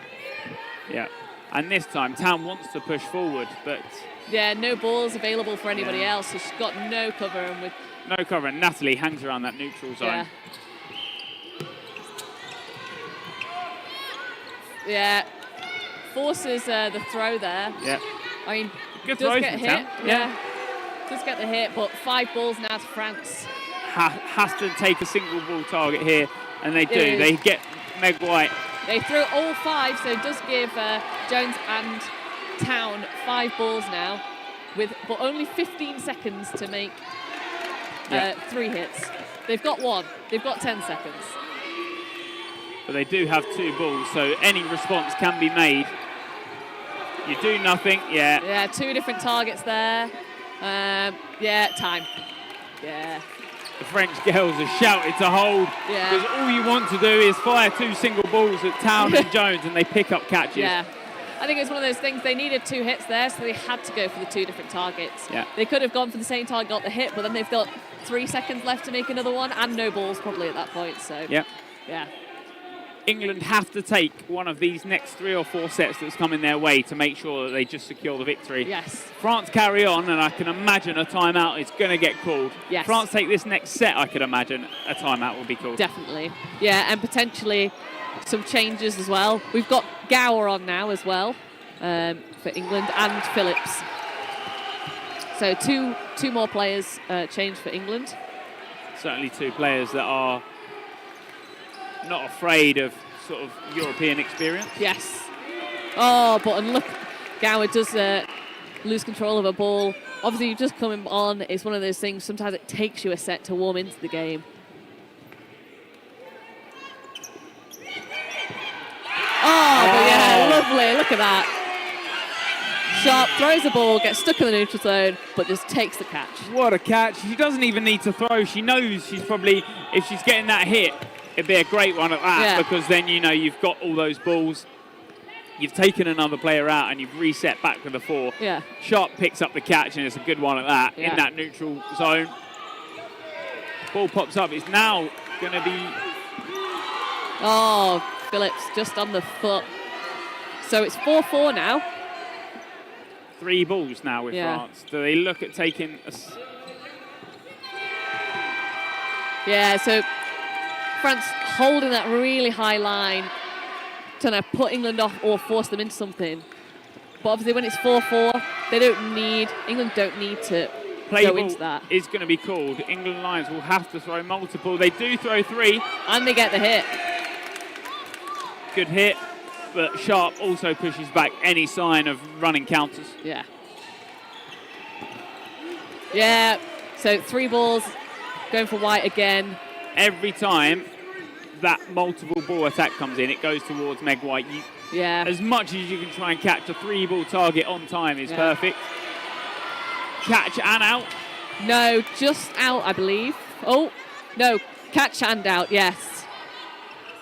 However, I don't think England are aware which ball has been caught.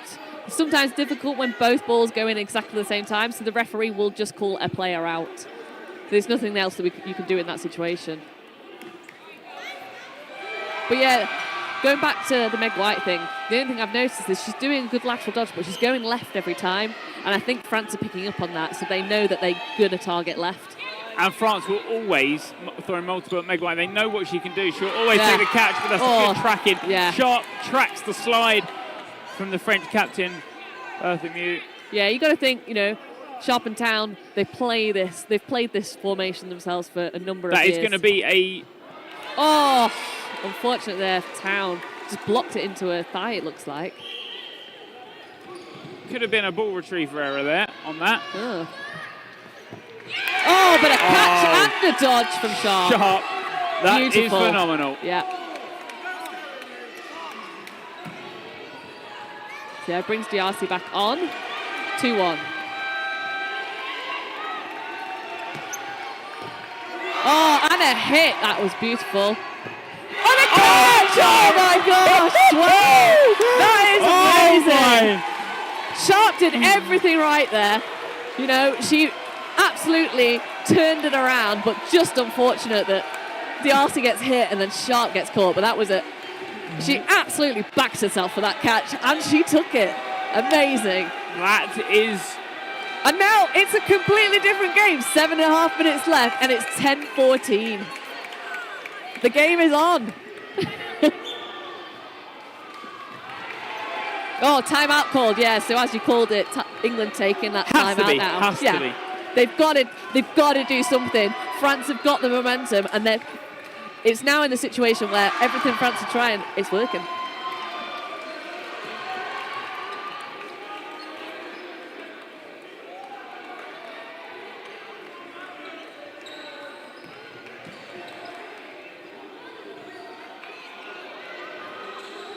So yeah. What has this game become? A turnaround in both sets. Yes. I guess in terms of France look like they take it, England look like they take it, France look like they take it. Imi takes the double catch. Yeah. One at the line, one at the back, and the dodge. 1-on-1 picked up. Yeah, so... Game of the tournament so far without a shadow of a doubt. Definitely.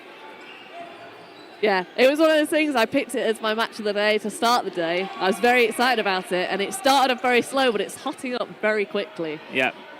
And as you can always imagine, the French are here in the crowd, but they're also here in the YouTube chat. They are always supporting the team, no matter what. Yeah. I'd say come rain, come shine, but Yeah. we play indoor sports, so... Can France capitalise on the rest of this game? They've got the momentum. Do Yeah. they carry on past this timeout and push past England Lions? Yeah. And can England Lions regain control? Can they? I think it's the accuracy that comes in for me, because the French are taking so many drop catches. They need to change the way they're positioning those throws, go for some more high balls, and they'll knock out that catching from France. And that, I think, would change the game around. But it's also whether they've got the arms and accuracy to do those high balls. For me, England have to take the reset now. They have to think about what they're doing in every part of the set. Yeah. You know, don't run forward, take the catch.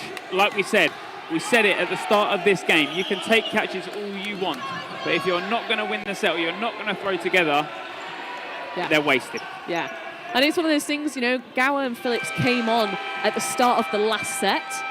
They'll probably be a bit more warmed into the game now, so they might be able to now make a bit more of a difference. Bonsignori there with the centre ball. France have been disruptive. They have played aggressive, and it's trying to force England stuff that they don't like doing. Yes. Yeah, so yeah, there was a hit there on Gower, so then the hit on Natalie does not count. Yeah, tough one. Yeah. Because I think Bonsignori pulls out of her running counter because she thinks that Natalie is out, but but bounced just before Meg White.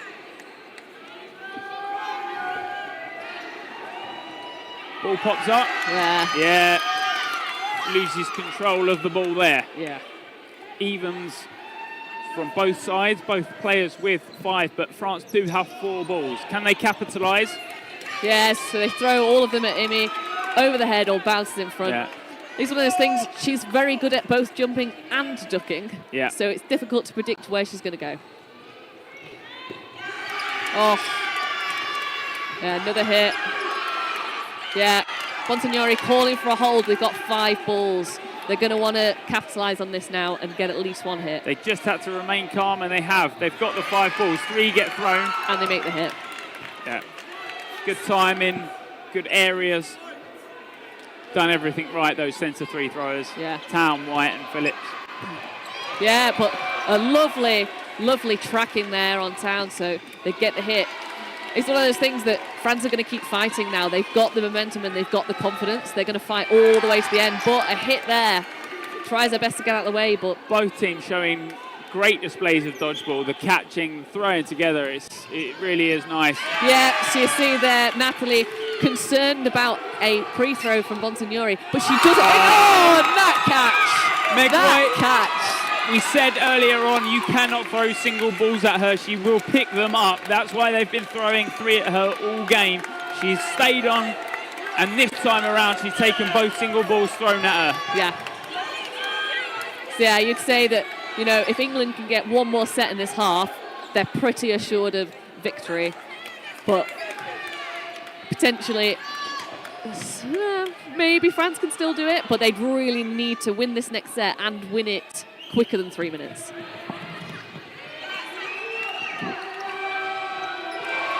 They get the quick reset. England slow the game down, and that is what they will do. Whether they win it in 5 seconds, whether they win it in 5 seconds or they take their time, that's all they need to do. Town throws the single and it's caught up. Yeah. The catch, not a great worth early on because you're only really taking one player on. Yes. You don't bring a player back in. So yeah, the France now singing, try and lift up their players. I think Bonsignori is asking where the England chants are. Yeah. Oh, 2 hits there. 3 hits. 3 hits. Wow. Wow. That has gone well for England.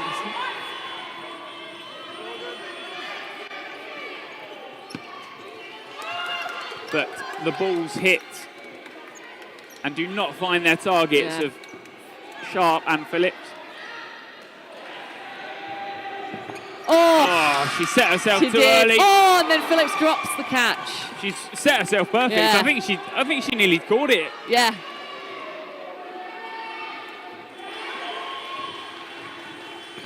Oh, but a catch there. Lovely. So it's 3-3 now. 1.5 minutes left in the set. A catch, and then I think the block's nearly made. Gower jumps over 1 second, just misses her head.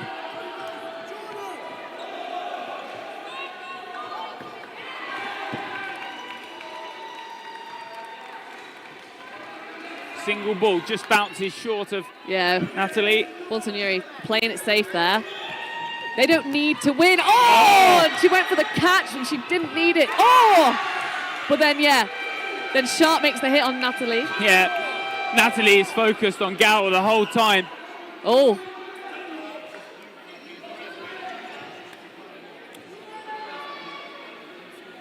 Not sure what the discussion's about, but something.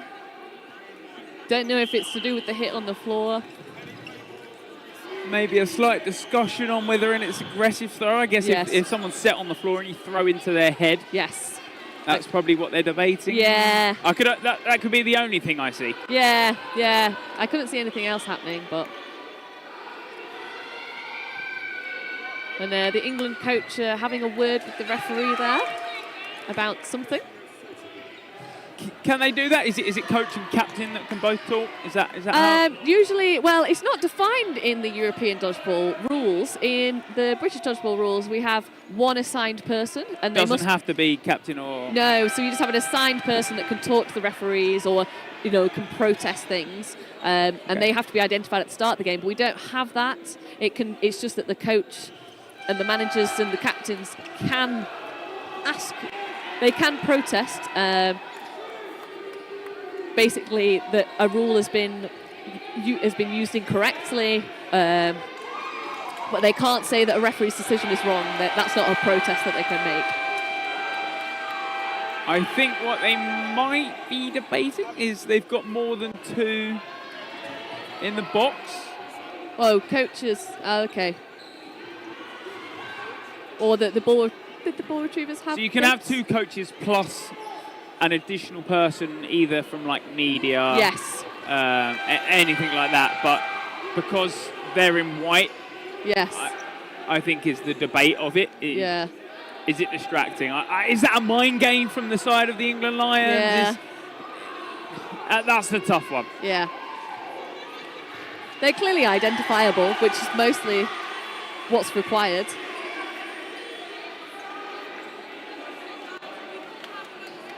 So yeah, France to win this set pretty close, and then they need to do it pretty quickly if they're going to draw another 2 from it. Yes. Only 2:24 left in the half. Obviously, you can have that 90-second set at the end of things. Yeah, throw one ball when they had 4. Yeah, that's all you need to do. You Yeah. can throw one and then you reset. Yeah, because it's one of those things. England don't need to finish it. Oh, yeah. Yeah, she's Get it out. here and then Sharp with the block. Now, a catch is needed, I think, from this one to turn it around. But Sharp knows her job. All she has to do is defend. Yeah, you know, while England have a good running counter, France have taken some catches off those, so they don't need to. They don't need to run in counter. They don't need to win. If anything, it might be good for them to tire her out. Yeah, absolutely. That's what I'd be doing here. You'd play that last 5 seconds out. Goes for a leap of faith, doesn't make it. That leap of faith. Obviously, if you make that hit in the air, you're still one alive player. Yeah. But you're still sort of a target. A target. You can't pick up balls from their side. No. And you can't make catches whilst in their side, but you can be hit. Yes. Yeah. A catch is basically nothing because it's neither a catch nor are you out. Yeah. Timeout called. From the side of France, it would have been because England have already pulled had their theirs. timeout. Yeah. Yeah. So a good timeout. It gives that France girl, the French girl, a bit of a rest. The captain, Berthamut. So yeah, it looks like there's not a lot. It's going to be what, a 90-second set? It will be a 90-second set now. Yeah. Yeah, that set on there is the 1:30. They needed to end it before that set would come in. Yeah. Yeah.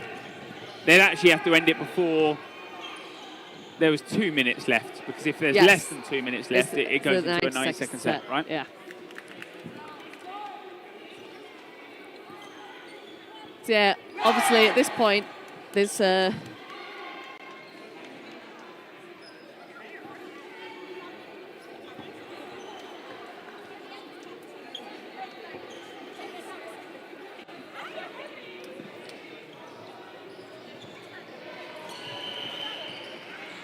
Yep, so it's going to be the final set. You know, England don't need this set. They're probably going to play quite slow, quite calm. For France, they want this. It'd be great for them to finish this game on a high and get that last set in. And obviously, points are worth everything at this point. You know, you don't know what's going to happen in the rest of the group games. Town goes for the throw. Natalie slides across and looks for the block. Almost slides off court. Yep. Not a block nor a hit. No. Meg White dodging just nicely. with a good stretch of it. Yeah. Doing the shaky legs. Yep. Oh, yeah. So, yeah, a nice fake from Town, then Sharp takes the single throw, hitting out the French captain.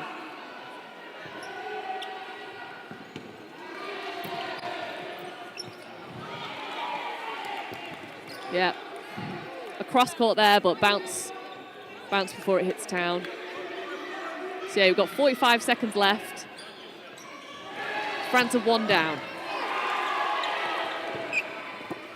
But yeah. Yeah, both balls hit each other, I think, is the sound. We said it's a bit deceptive sometimes because some people hear on the play on the sound rather than the play itself. Both balls actually hit each other rather than... Yeah. Yeah, well left from all players there. It's sort of in that not safe catching area. Yes. Yeah, it's that fishing It's zone. one of those things when you've taken a few catches, you start to look at every single ball as a catchable ball, and you kind of have, your body starts going for it, and then you're like, oh no, you need to leave that one alone. Yeah.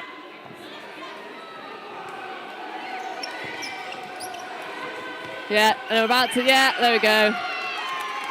Phillips takes the catch to end the game, and the game ends 20-10. Certainly not a scoreline that fully reflects the game. No. There were 2 points, both one in the first and the second half, that France was sniffing around the England sort of scores. Yeah, definitely. Yeah, I think it's a really good showing from France. They really came back from being so far down and showed massive resilience. It'll be really interesting to see the rest of those group games for the French women against Hungary and Wales. And then they will need to take every win because that group 2, 3 and 4 is so close. Yes. Yeah, definitely. Next game up on this court is the Czech Republic men versus the Italian men. We've seen any of on this court so far. We have seen the Czech Czech Republic. men playing the mixed. Okay. Yes. Okay. Yes. So, a good game nonetheless. Probably game of the tournament so far, as a lot of people have said. The final score on court 1, England 20, France 10. But for now, it's a bye from me. And a bye from me.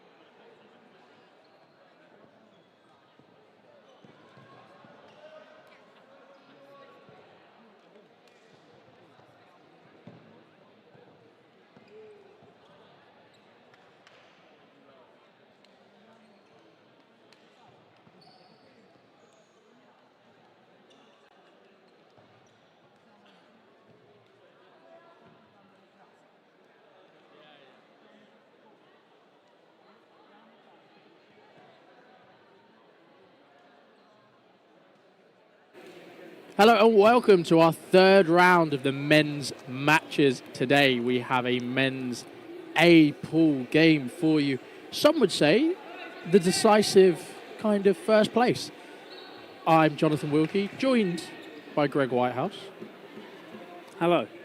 Hello. Yeah, I'd say this is potentially the first place kind of it's a big matchup game. in this pool. So this pool, first place seed being the home nation as per the rules. So Croatia is seed 1 and Italy seed 2. And I'm fairly certain Czechia is seed 3. So with Italy... Now Czechia, is it Czechia or Czech Republic? People are saying Czechia, so I'm going to say Czechia. I think that's fine. the preferred term. Please correct us in the chat if you know more than us. For anyone wondering, the man in the wheelchair is not playing. He's just coaching.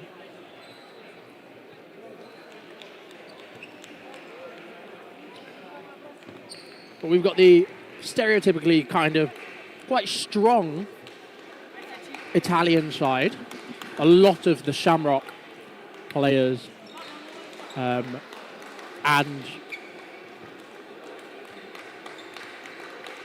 some other players. Castellasso? Castellasso, yeah, the Castellasso lot. And The Ravenna. Ravenna. Or is that what you're saying? Is Shamrock. Okay.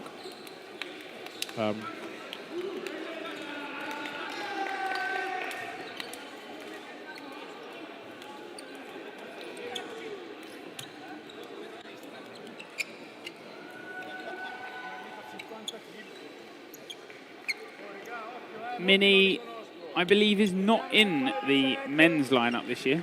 Matteo, Mini? Only in the mixed lineup. I'm fairly certain he's the mixed captain. Okay. I he's think captain he would have been last time as well, but I think he also played in the men's.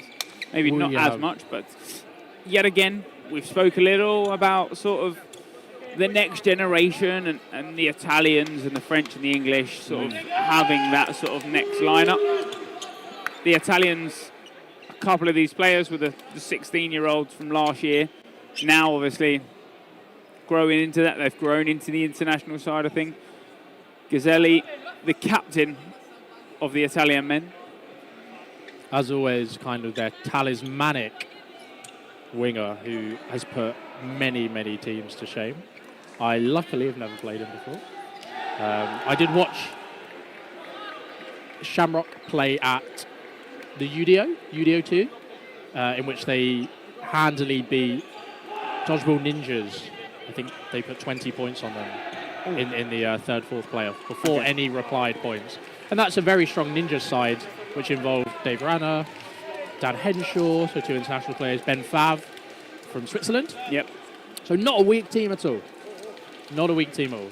But anyway, and this Czechia side, who looks like the side we've kind of seen a lot of D-Storm players, as we've said, the D-Storm team that won the Austrian league this year, the Austrian men's league. And then a few other players from other teams. Yeah, we're looking forward to this. I think a couple of years ago, they were really looking around sort of in 2018, I think it would have been. They would have ended up qualifying for Worlds back then when European champs were a World Cup.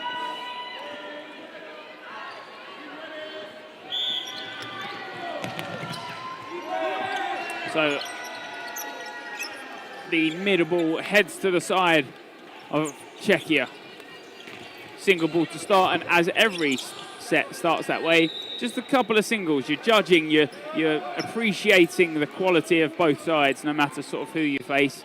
You just want to see how every player moves. Oh, and there it is, the Gazzelli snipe from back, just making sure that that catch is not picked up. Yeah, Gazzelli having just such insane flexibility in that throwing arm. Yeah, but we've seen from Czechia in the mixed how controlled and calculating their men's can be. So we'll hopefully see a very similar performance here against this Italian side, who have a lot of strong arms, as shown by Buffo. Yeah, and those fakes come in from the side of the Italians. It's what they're so good at. Both balls do not find a target. But the Italian on the running counter does not also find Czech Republic Buffo, the single ball there. And Arasi doing exactly the same. Both Czech Republic players going low. That delayed shot just not finding its target, but the idea was there. Some clean dodging there by Buffo. Yeah, some good, clean dodging and blocking. Yes. Light on his toes, he's making those small adjustments to his position. An interesting fake there from Ross in the middle.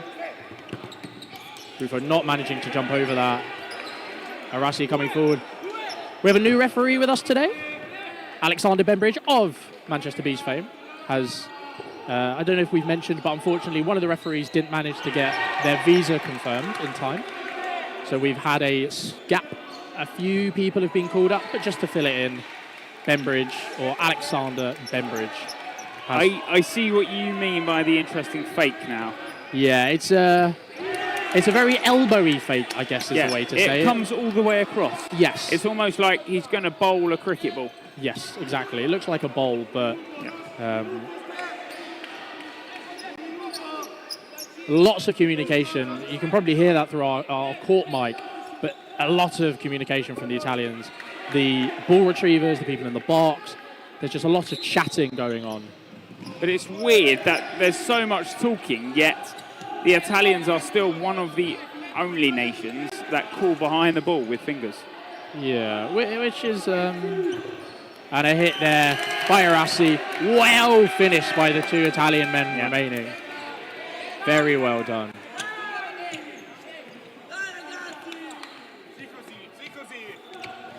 Yeah, but like, do you find that weird, the call behind the ball, or is... I do. Is it because you're so used to the normal call? I just think if you have to look across court to see what the call is, I'd much rather focus on the opposition with my eyes forwards and then hear. And I don't care, personally, I don't care if the other team hears what the call is. Obviously, in international, everyone has their own language. The English-speaking teams don't quite have that opportunity, but meh. I think we make up for it by the fact that English is so widely spoken when we travel. But within the English leagues, or the English-speaking leagues at least, I would much rather be able to see what's in front of me than having to look aside, looking to one side. The three fakes come in, really something you really only see during like a foam play style. It's not really a big cloth thing that you fake 3 or 4 times. It's because some throws need that forward momentum as they step in and that lunge into the throw. Having static fakers doesn't always work. No, completely agree. So it's a lot better just to just have a 1 or 2 fake. There you Buffo go. going high. Gazzelli making the hit with that. His release is so quick. It's Tamas, yes, and for people Quicker that, than Tamas. yeah. No. I agree with you. I do agree with you. But Tamas is a lot more open, although like his final throw can be sort of from elbow onwards. Yes. Gazzelli's is a whip and a half, and I don't think the camera always does it justice. It is a rapid throw. Yeah. 4 balls now on the side of the Italians. Yeah. 3 release, does find the target. Now 2 players up. So a catch has been called, but a player hasn't left on the Italian side. So he's saying he caught and then Was hit.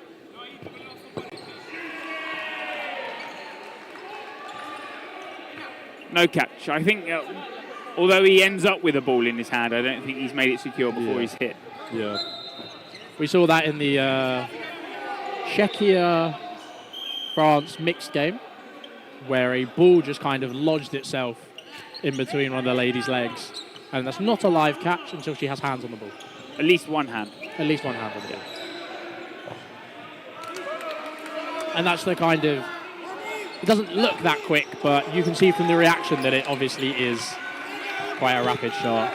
We could just talk about Gazzelli all day, but there are more people on court. He gets enough credit. He does. knows that. I think he was the MVP in 2019, Newcastle Euros. The men's MVP at least. And also this camera angle doesn't really do the justice. Yeah, but a good throw from the 2 Italians. Arassi has been there every time in the middle. He often takes that centre ball, and he's sort of key in terms of, and I think it's probably an underrated thing from a middle player, that you understand how your wingers throw. Yeah. In terms of timing-wise.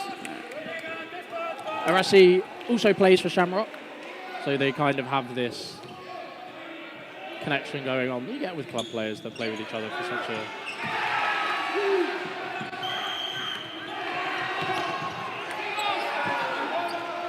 Now that's a weird one. Gazzelli starts full off court, but I think that is allowed. I think we're probably sort of under the influence of where you have to be on the court for BD. Yeah, for BD. Which personally, British dodgeball for anyone. Personally, I prefer. I prefer having to start on court, kind of like a foam start. I believe is an easier way to clear it up. Yeah. But I think it has changed slightly in terms of who wins that middle ball a lot more. Yes. Yeah, great single there on Roz. So 2 balls. That call made from that right side behind the ball more often. Clean blocking there. Arassi comes forward with that left onto the left. Just a whip of throw. Buffo also making a massive shot. A little high five there between Gazzelli and Buffo. You can see that Buffo looks like one of the younger players. And he certainly gets under the 2. Apologises there because he does have 4. And Buffo with another lovely shot. Yeah. The Italian single game, their arms are so powerful at this stage in the game. Great, very well predicted shot there by Bekele. And he does everything right. He's waited for that wing player to throw his ball. That's when you are punishing. With that larger neutral zone, if you are caught high up into that neutral zone, you are... Oh, and a solid catch by De Laurentiis. But like I was saying, that you've always got to be looking at punishing that player if they're releasing in front of you. And he falls off court. Yeah. A 6-0 start. That's a very strong start from the Italian men here. A different men's performance from Czechia here than we saw in the mixed. I think in the mixed they were a lot more controlled against France, being able to really implement their game. But Italy really putting the game they want to play on this match. And I think I was speaking a bit earlier with Emily about it, that this is the first team. What a shot. What a shot, by the way. That absolutely quick release, spins out. It's not almost, you can see that on. Ball's not live.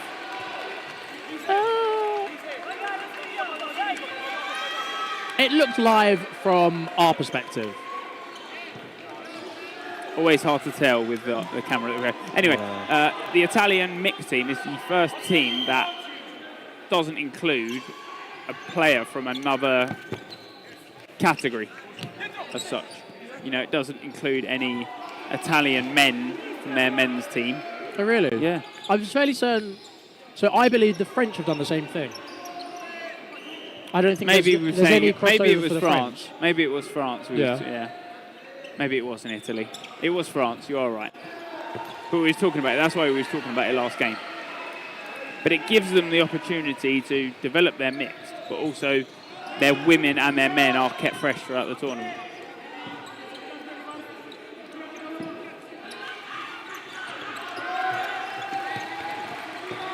Yeah, Arasti probably a little too overconfident there. Goes for every catch or the ball that comes his way. Yeah. Got a 2v6.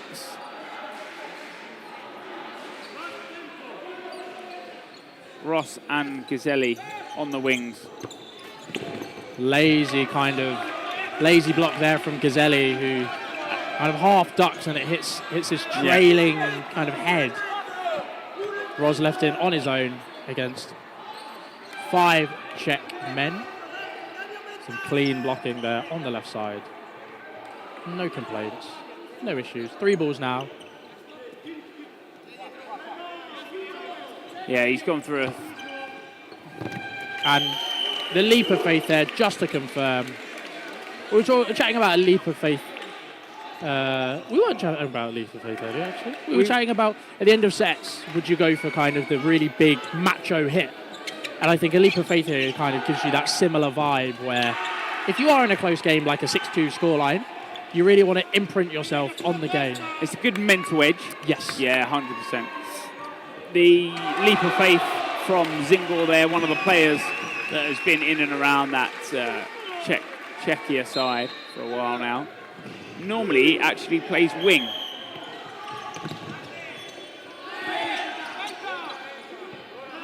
But yeah, it's that imprint of, do you know what, I am better than you, sort of mind frame.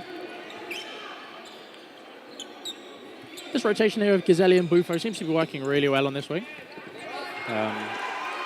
It's almost like he's taking him under his wing, you know. It's sort of like, this is how you do it. I'm more in your ear and telling you what to do. Yeah, I think that was a hit there or a catch. Some trading of balls. Good shot there. But 3 balls now in the hands of the Italians. They slow. Ross needs to run now to catch up with Buffo, who's already almost at front court. But good cover from Ross there to stop any attack onto Buffo. And there it Cracking is. shot down the middle, a lovely single. So this is the more controlled Czech side that we saw at the mixed. There were 6 players on court. They're not making many mistakes. They're not being silly. They're not being drawn into any ridiculous chaos. They're making hits, and they're playing a clinical game. Yeah, he's hit by the first one as he tries to get over. The ball is there, but it's coming way too late and doesn't get the block on. You see, they only released 2 balls there when the 4-ball attack wasn't a threat. Yeah. There 3 players on court, 3 Italians on court. They released 2, got a great 2-ball attack and managed to make the hit. Bekele and was Ghiselli left on court, but now only a 1v5. Bekele up against it all. And another leap of faith. They are really, really trying to kill these sets whilst they have the chance. Timeout called from the Italian side, which I think, good timeout there. Yeah. Lost two sets quite convincingly as well, with 5 or 6 Czech players left on the other side. 5 on 1, 6 on 1 as well. Yeah. So you do want to kill that momentum, really slow the game down. Because you don't call the timeout there. There's only 6.5 left anyway. Czech get the next set anyway with the momentum that they had. What, 3.5 minutes left? All it takes is that's too late. Czech are already in your mind in that first half.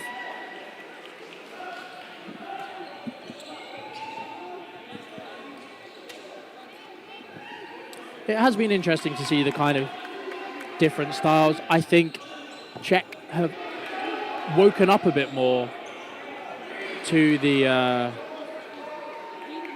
they've woken up a bit more to the gameplay of Italy. Italy have been throwing a bit of some rogue singles, really hammering home their single game. But Czech have gotten a bit more on the ball, defensively playing really well, making the dodges, blocking successfully. And we have our second substitution of this Italian side.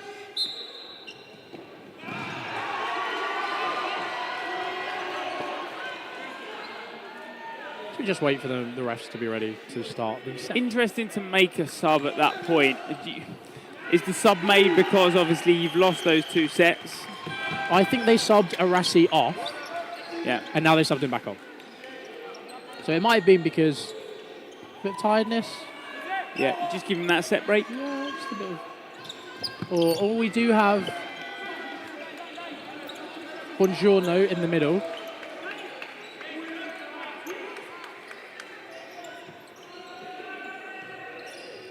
Yeah. Yeah, Who's a new face. Yeah, Bekele there with a single ball. Just a nice leap from the Czech Republic side. Oh, I thought he caught it. Oh, I thought he had it too. The camera is somewhat deceptive sometimes. That you dropped out the bottom there.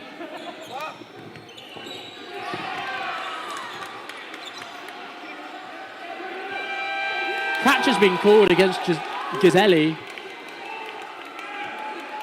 The line ref is saying no catch, but the line ref has been overruled by our middle refs. That's not the 5th ball, but the 4th ball. And Arasi takes the catch. Clean as you like. 4 on 4. Yep, set perfectly.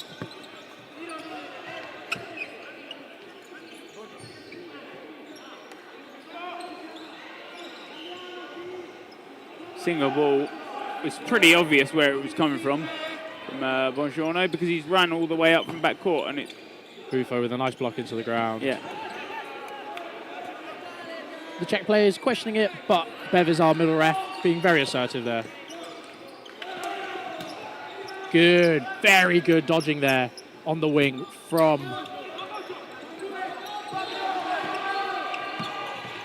And surprised there wasn't a release there. Yeah, I think because they had 4 balls in pocket, so I think they held back. If someone is that close, you're almost always firing the arm, you know? Yeah, personally, I think you fire the arm, your hit percentage goes up, but also ball retention comes back. Yeah. If it's not a skimmer, it can be quite successful. Arasi, honest there, has just clipped the inside of his shorts, I think, as he dodges line. He set himself for the catch, but it just went through his legs. Great standing counter. Shot from Buffo.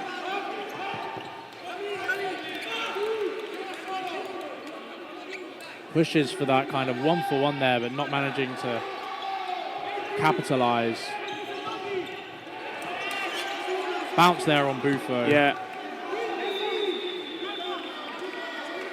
That middle ball rolling over. And a hit there to end the set. Yeah. A lot closer, but still Czech utilising their strengths and still cleanly winning that set. They took the time out, the Italians, but didn't capitalise on the set after that.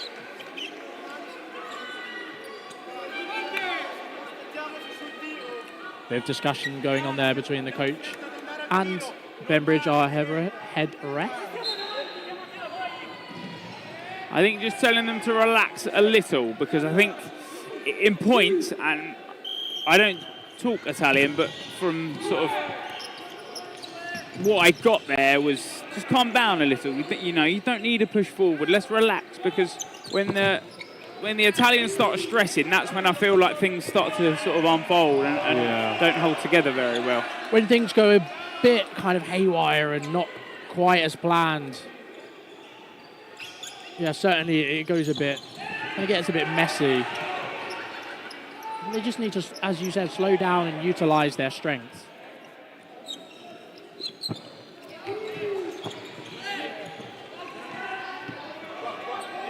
Gazzelli just making sure that the Czech Republic player, number 55, Valek, for taking out Arasi is punished.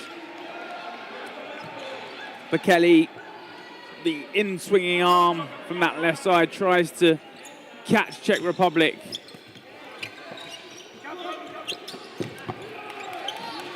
Well-placed shot there to take out Gazzelli. Yeah, but a good trade. So now only one player down. It seems at points, and I don't know where it's coming from, but the Italians don't always look like they're on the same page. They come up, but sort of one is always so much further than the rest. Buffo sets for the catch, but gets a blocking ball. Just well timed from his ball retriever there, just not to distract him from the player bearing down on him. That ball pops high and wide, but ball pops high and wide, and he's just caught back by the Italian ball retriever. And a good hit from Buffo. Oh, and he just manages to get that block across. Apparently he blocked it into his knee.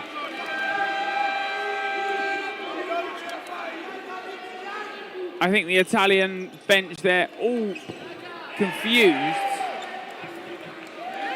They're just checking the time left. But he goes, a bounce called. Bounce. Oh, and he makes the catch with the ball in his hand. They're being told to do nothing as the set timer. There's only 3 minutes left on the half. And that's the end of the half. What a catch. What a great set before the first half, and they needed it. What a great half of dodgeball that was. 8-6, I think, is a very fair score to Italy, with the Italian dominance in the first two sets.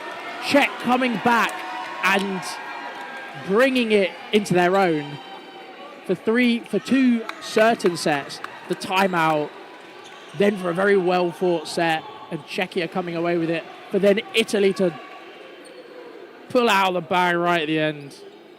What a half of dodgeball. Wow. What a game. This is only day one, Jonathan Wilkie. It is. It is. Three more days of dodgeball to come.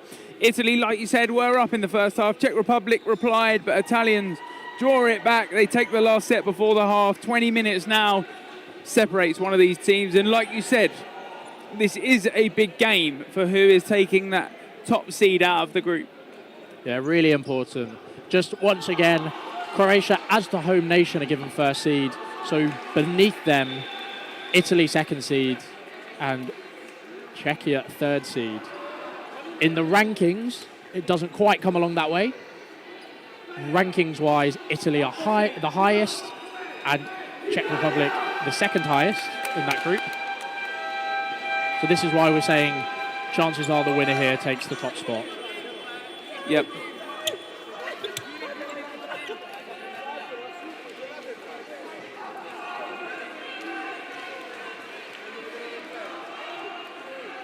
Bit of confusion there. I think the Italians thought they had another set this end, but that is the half, so they do have a full 5 minutes.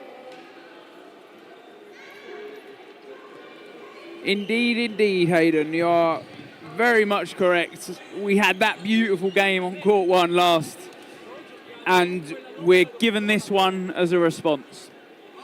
From what I heard, the other game on court 3 was also a beauty. Obviously, it doesn't have commentary on the court, but you can also watch every other court on stream, so you can go back and watch it. I believe after the tournament is finished, each game is individually uploaded, so you can go watch it back. Anyway, that game was Italy mixed versus Italy women against Republic of Ireland women. Yeah. In which the Republic of Ireland women, I believe, went up 14-2 or something similar, and Italy, brought it back to draw the match, which is an incredible feat. Definitely go and watch it if you have the time. We do and have had a host of stellar games today. And as Greg has said, this is only the first day. We still have tomorrow and the playoffs. The commentators do indeed read the chat. We try to as much as possible. Yeah, we try to respond as much as possible. Yeah. It's a lot easier to respond at half-time when there's nothing really going on court. Yeah.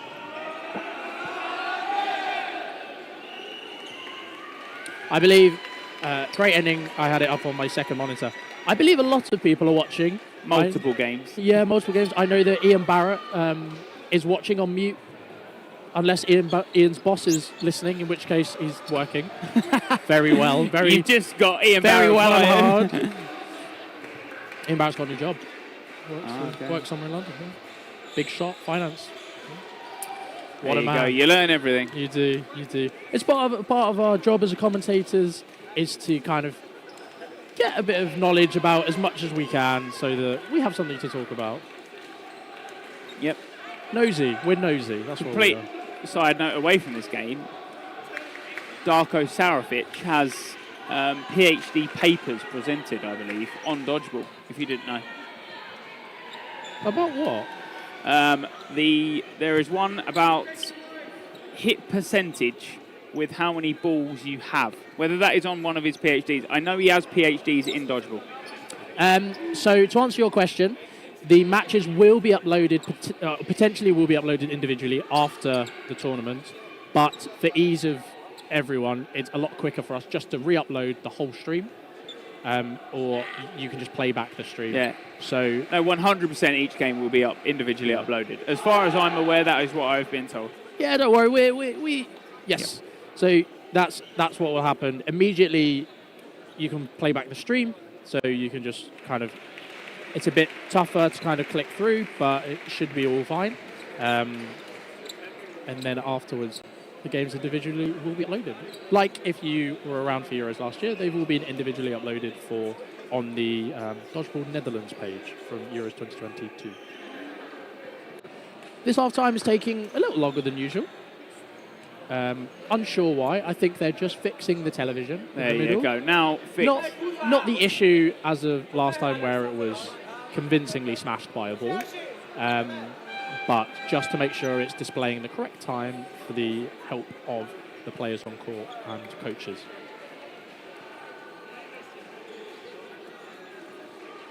So 30 seconds left on the clock. Second half will get underway. Next game on this court will be a mixed one. And it will be Switzerland versus Ireland. Republic of Ireland at that. Yeah.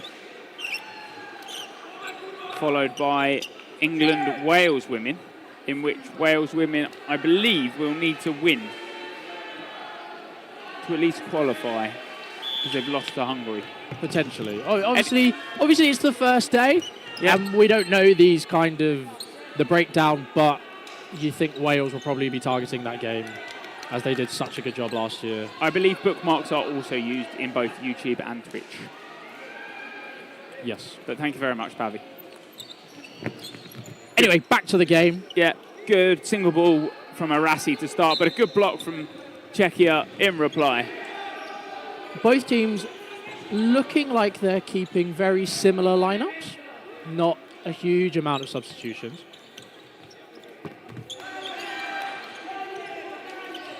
Zingor there, taken out by Ghiselli there. And that's a very good portrayal of what we say when if you jump, you can't really move a lot. So lots of fakes came in from the Italian men, and Gazzelli popped the shot at the player that was already in the air. And it takes a very unique athlete to be able to contort yourself whilst in the air. Indeed. The bounce there. Oh! And a lovely catch there in the centre. Yeah. By Hibner on Gazzelli. Massive for his confidence. Bit of the commentator's curse there as he gets hit out. Some amazing dodges coming left and right. Stramek just getting out of the way of the reply. 3 Italians who have possession. Buffon throws forward, and Buongiorno does as well. Yeah, Karasi just, I thought, with a block, but it's been called out. I think it hits his... We may have an injury sub. I believe it. We have a finger. I think he just wants to wrap his finger up a bit more. So it's either going to be an injury sub, probably an injury sub. I think you have to have an injury sub if you've asked the ref to time out. Pause time, yeah. He has to get it wrapped up. He has to take the sub. He can't just ask for it. Yeah.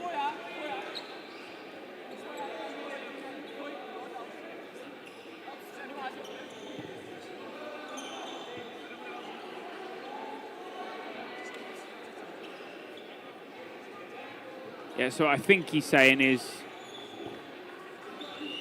Yeah, they're just placing the injury sub in the correct place in the out box. I think there might be blood on his hand, so I think Alex is just saying, is there any blood on the dodgeballs? Yeah. So that's what I think he's more saying. But they have made the injury sub. Yeah. And the player has now gone to... De Laurentiis? Yes. Just made the injury sub, yeah. So he comes into the place of the player that is injured or is called for the time. Yes, and that was Bekele. Can't believe they're not using more referees. It is something that a lot of players have mentioned. Some players like it, some people don't. It also then stops. Oh, that is a huge arm that just cannot be caught by Zingor. But anyway, less refs also means less discussion.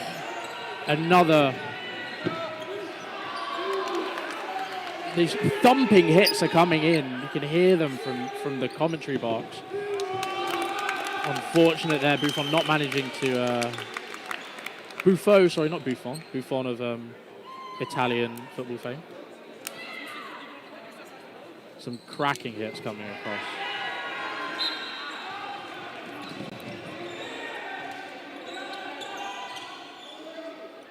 Yeah, we try not to mention that.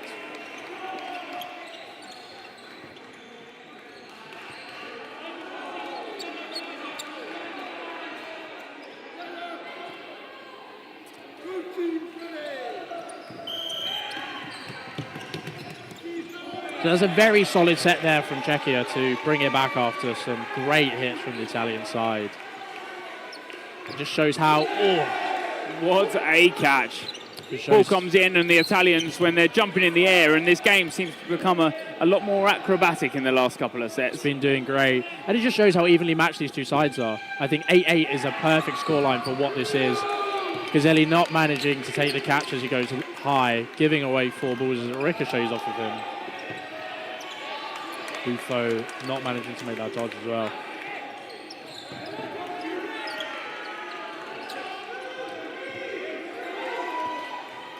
The game obviously back at 8 set points each. Zingor releases his middle ball.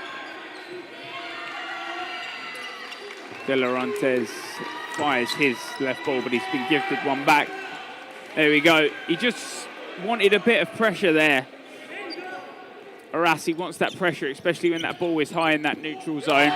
Sikora catches low. He's that favoured catch that a lot of people are after in this tournament. The knees sort of outward bending. Oh, and he makes it as he dives off court, and Greg falls off the back of his chair. 2 amazing catches. Yeah. I wish the camera was on us for that bit. Gazzelli obviously does then get hit on the 2-ball attack. De Laurentiis makes the trade back, blocked from Valek. I think that was an amazing catch from Sakura. He was hadn't set himself. It was kind of a foam dodge as he was, the Czech player, sorry. Okay. As he was jumping left and right on his feet and then sets himself as the ball comes, which is absolutely stellar. The catch from Arasi also just was nice. Great commitment. You love, and the ball comes low to hit him out. You love seeing players diving off court because it shows the trust they have in their team that they will sacrifice themselves to bring another player on. Yeah. Another almost convincing set to the Czech Republic here.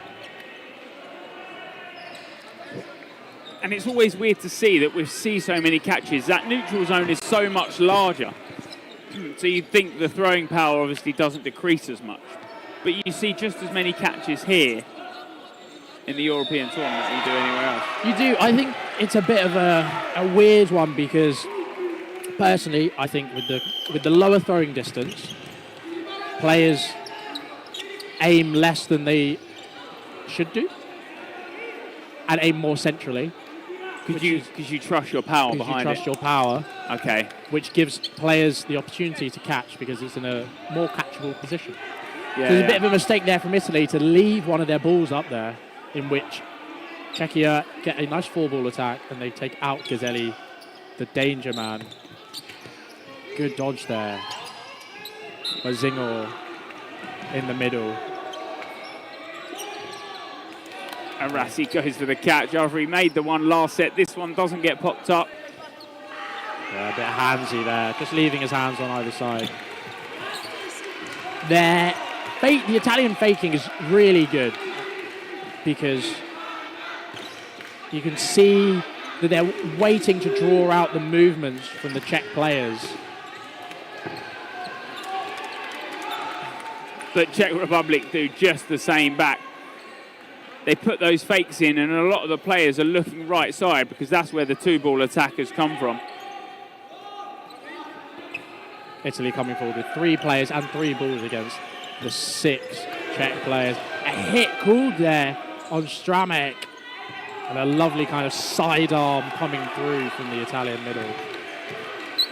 Yeah, that delay ball from Czech Republic has been so clinical this game. We said earlier on that they weren't being their relaxed self, but every time they've come up, sort of as the game continues, but a good catch, and out at that. Yeah, bringing on Gazzelli in a 4v2. Bounce there. Just short, and I think sometimes the release from Gazzelli is sometimes, because it gets whipped down, it sometimes can fall quite short. Yeah. A bit of a shrug there from Gazzelli as he was obviously out, but he didn't have his hands up, so. Didn't have his hands up, and that ball goes so high, you don't quite know if that ball is redeemable, you know, in terms of like catchable. So you always like sort of punish someone out. A bounce there. Something's being called. Yeah, invalid. From the line ref, yeah. Doesn't fall within a metre of a hit there. We have the Swiss women reffing. Hard to tell between the Swiss and the Austrian kit. We have our own EDF media representative in Zoe Wells doing the timing. So timeout called by Italy. It's been a very commanding kind of second half performance by the Czech Republic. Very strong.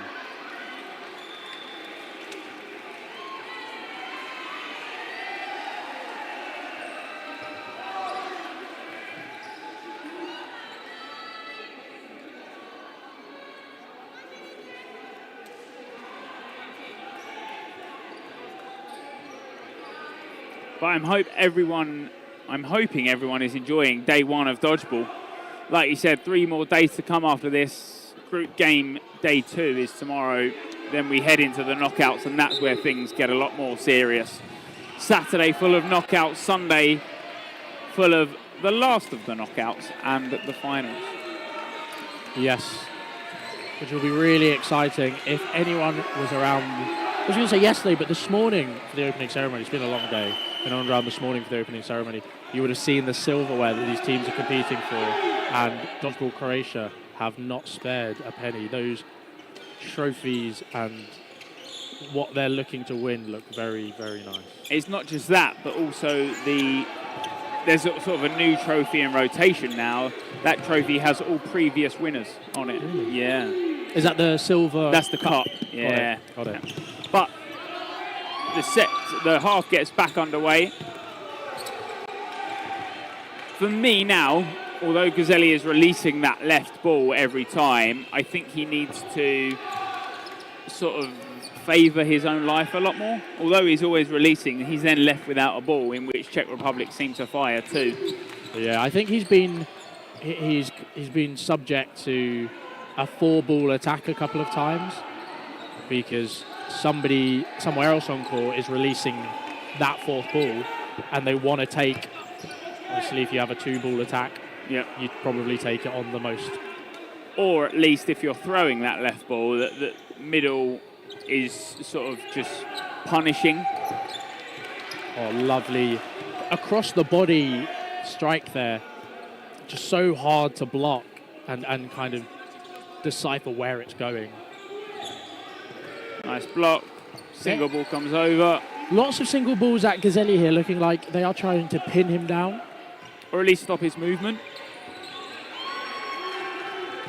Yeah. He is not afraid to hit a no-look. Yeah. I will tell you that for sure. Oh, and a double hit. Oh no, a block and a hit, sorry. Not quite great reflexes. The double hit comes in. Great 2-ball attack. A lot of trades. No line fault called.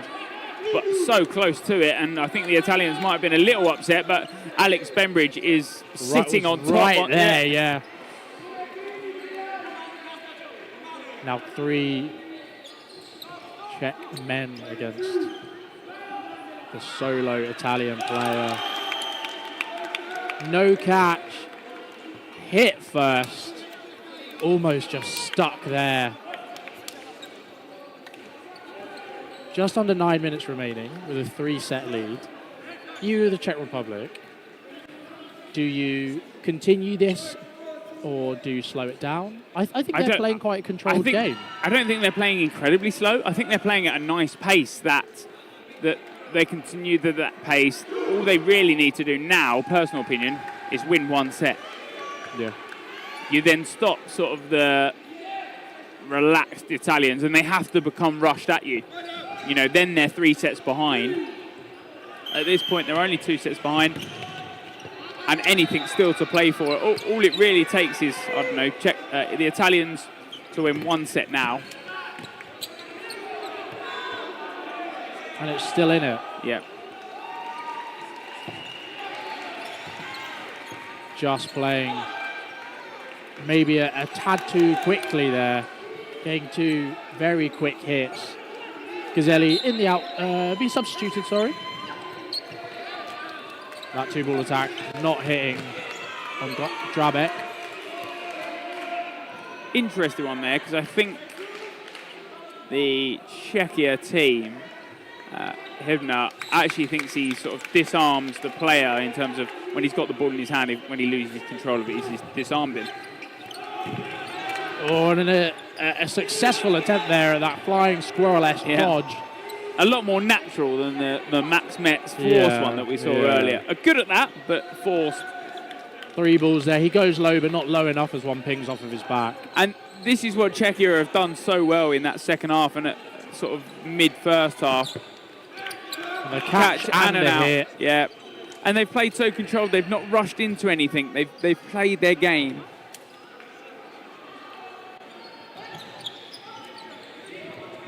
Some nice dodging there. And they just reset. They come forward with a 3, you see. Then no one's forcing anything. And he's made the hit there on Roz. This is a very, very clinical Czech performance. They've played so well and they are always ever so disciplined. Although they can be erratic, they only ever need to be erratic when they're facing sort of other sets that have been forced upon, you know, like when the Italians are trying to be erratic, Czechia also try to force that. You see now the Czechia team, and they're doing everything right.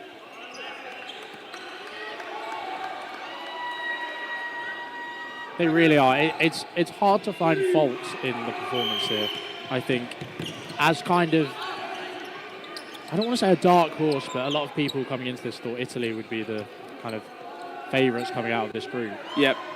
I think when coming up against the more stereotypical stronger teams that we know about, this Czech team will certainly put their name down.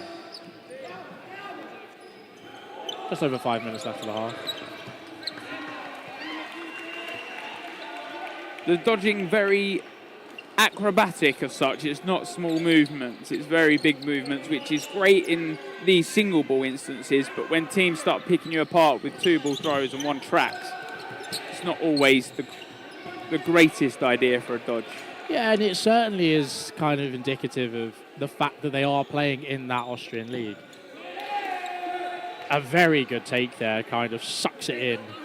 But it shows that you can see, it looks like they have been they're playing that acrobatic Austrian style that we're used to seeing. Yeah, I completely agree with you. It's almost like you have that region of sort of dodgeball play style. You know, when everyone looks at English dodgeball, it is very, you know what you get with it, and I guess it's always that within certain nations.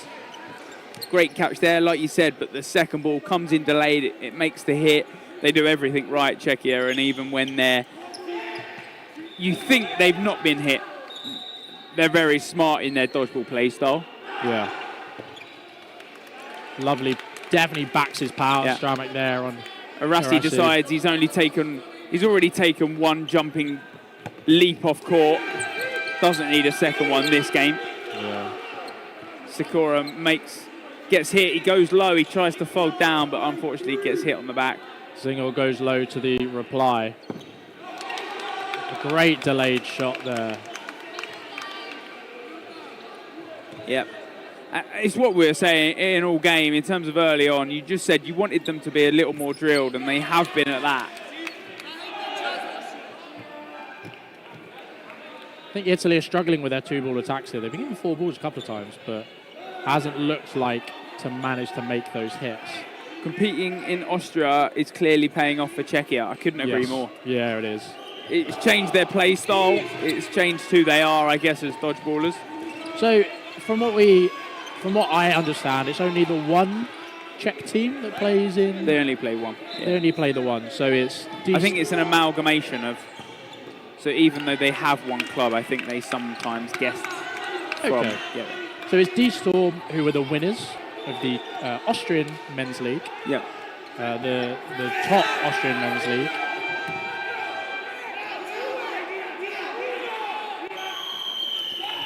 Smart play there from the Italian to... Part of him really wanted to absolutely throw that ball as hard as possible. But I think everyone else was shouting in his ear, you do not need to throw. Doesn't want to do anything silly there. Very well done by the Italians to bring that set back within the last 30 seconds or so that Czechia couldn't bring it back. But just their style of play is very Austria-esque, so to speak. Not to take away from the individuality of the Czech team, but you can see just their little instances where I look at that and I go, oh, looks a bit Austrian. But anyway. Yeah, I get what you mean. Yeah. They probably say the same about us. Probably. A massive single ball there in the middle by Gazelli to hit out Valek. I feel like when he's in the middle, his throws are a lot more clinical than when it is on the wing. Or his in-swinging throw is a lot more clinical than his overarm. I certainly agree. I think when he's in the middle, he has more opportunities to hit out players that don't have a blocking ball. Yeah. And his hit percentage is probably very high. So giving him easier targets is, I would say, a smart idea. Italians going for a couple of catches that aren't quite working off. Hibner going for the high catch, but deciding probably not worth it.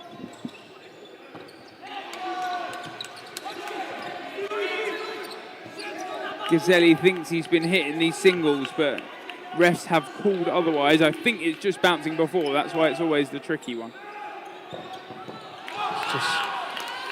Oh, and the ball had popped up, but I'm not sure the other Italians on court noticed it because they did have all 5, and that would have been a clean catch.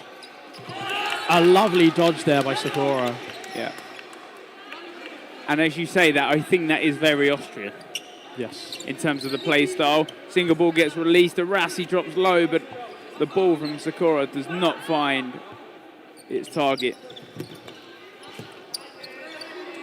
A lovely cross-court there. Yeah, and good honesty. Arasi. The hair heading. There's 30 seconds left in this half. And he takes the catch. Doesn't manage to get the second hit across. And 2 misses. And another catch, and that's the set.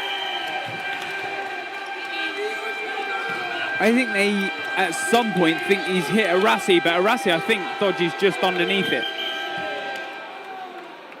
There will be a 90-second set.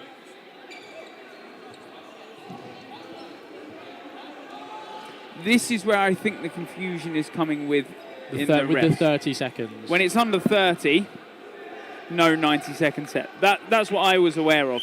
Yeah. Yep, as called by Bembridge. That's the game. The Italians questioning it. However, the scoreline does go to the Czech Republic. What a brilliant game. Very good game at that. Italy took the early lead, Czech Republic replied.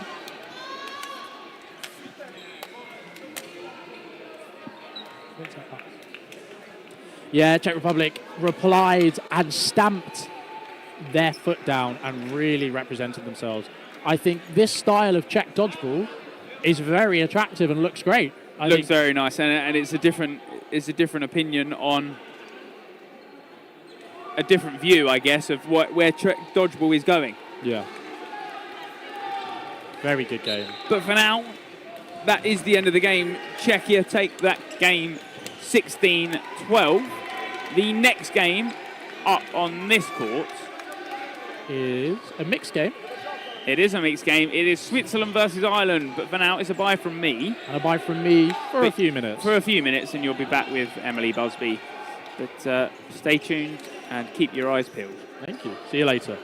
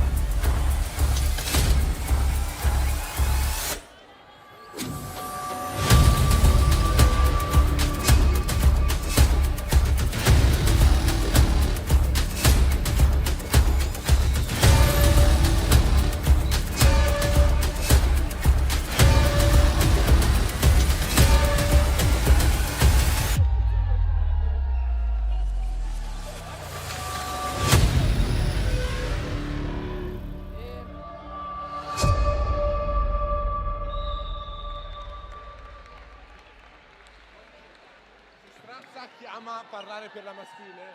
Io e Denna stiamo facendo gli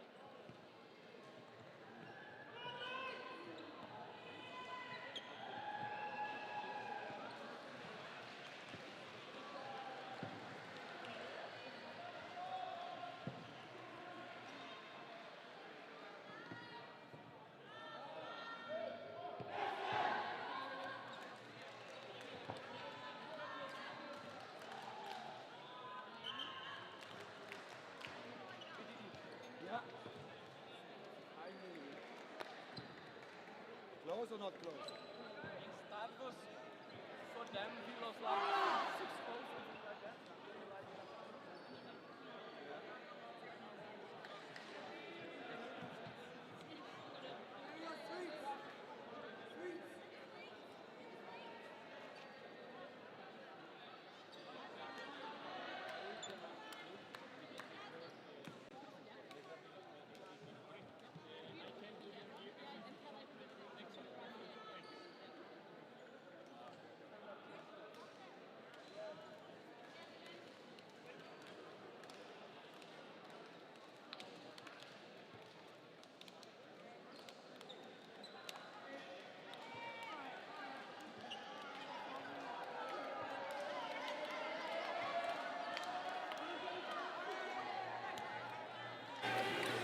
Okay, good evening now and welcome to the next game, which is Switzerland versus Ireland mixed. I'm Emily Busby. At the moment, we are missing Jonathan Wilkie whilst he sorts out some food. So this is the second group game of the day for these two teams. So Switzerland have already played Croatia, a game which they lost 6-24. And Ireland have already played Serbia, a game which they won 36-2. So obviously Switzerland ideally looking to try and get a win here to stay in with a chance of getting through to the knockout stages. Whereas Ireland, if they get the win here, they're more secure in their position. So here we go. So a little bit of fumbling in the middle there for the opening rush, but Switzerland take the ball. Yeah, so lovely hit from the centre player on Shine.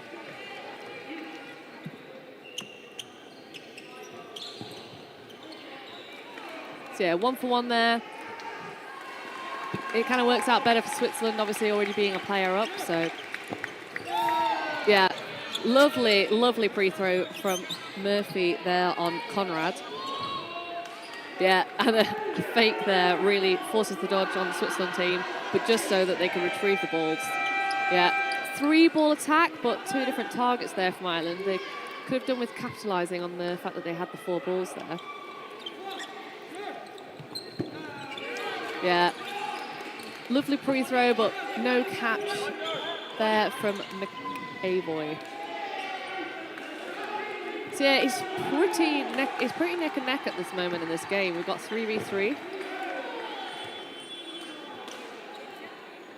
Obviously the scores from this morning, you know, we don't really know how Serbia are as a mixed team to know how good that win was for Ireland. And again, how Croatia really compared to everybody else. So what that loss was for Switzerland. So this game here really will settle where the groups will lie and also give an indication of how each team will perform against the remaining teams in their group. So also in this group is Italy.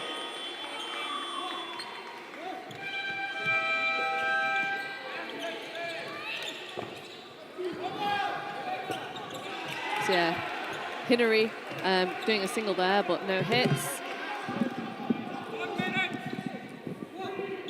Apologies for being late. Trying to sort out my dinner situation. Turns out that Mate confused me with somebody else. Good. So I will be getting pizza from the local pizzeria tonight.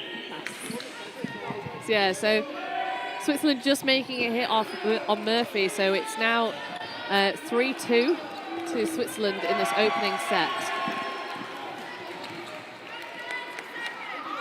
Yeah, we've just seen a very strong Irish women's performance against Italy. Sadly for the Irish, but very good for a neutral. They didn't manage to win, but they put a good 14 kind of unanswered points against the Italians. So we'll see how their women's performance can reflect in this mixed game. Yeah, and then on the opposite end of that scale, the men have just had a loss against Sweden, I think 24-4, maybe even higher at the end of that. So obviously the men just coming from a loss, the women just coming from a close loss. But yeah, so Switzerland do take that first set. It was fairly even, I would say, between the two teams. I was just saying at the start that we've already had the 2 group games in here, so Switzerland currently on a loss, and Ireland currently on a win in the groups. A loss against... Croatia for Switzerland, and Ireland won against Serbia. Oh, really? Yes. Yeah, and then also in this group we've got Italy. So The Italian mixed team playing at the moment against Serbia, I believe. Right, guys, you're safe. Go!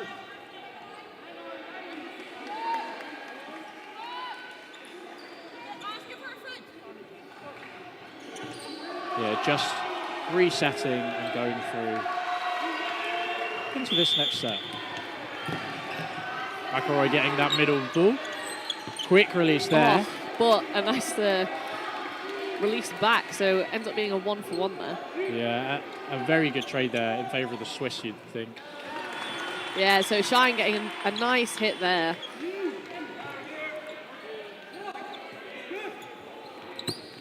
Oh, but unfortunately, double hit there, so ricochets off Shine into McCree. So yeah, Switzerland 1 player up.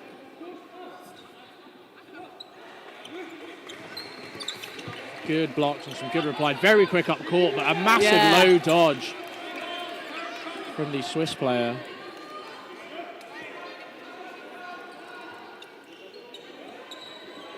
From Conrad there. Oh,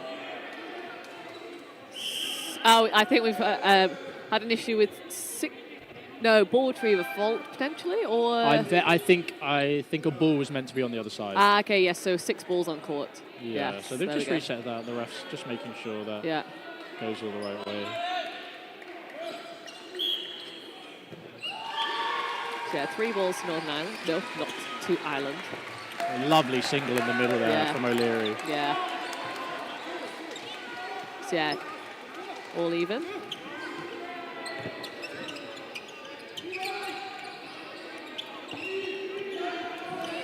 Yeah, a couple of blocks there off the single throws.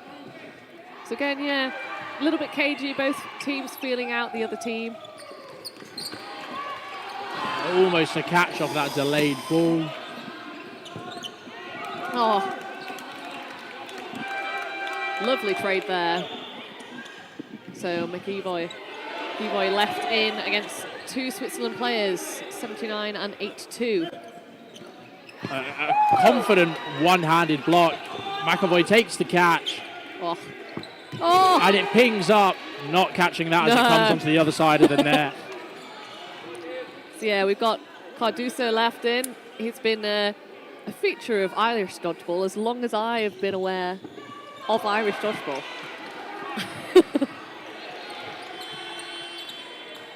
And his experience to work here. So yeah, against the captain for the Swiss team, Angelos. So 25 seconds left. Neither Ireland or Switzerland necessarily need the win here because it's so early on in the game. So they're both sides probably just going to be looking for a really clear shot. Oh, beautiful there. Goes low. Yeah. Angelos gets hit out there. Yeah. Experience of winning in this case. Probably quite disappointed with that. Angelos looks quite confident. Yes. Confident with his blocking at least. Yeah. I think it's because, he had 2 balls in his hands and it's just a bit more difficult when you're trying to hold 2 at once. So yeah, so 2-2. I think it's quite a good reflection of the game so far. It's fairly even. Looks great.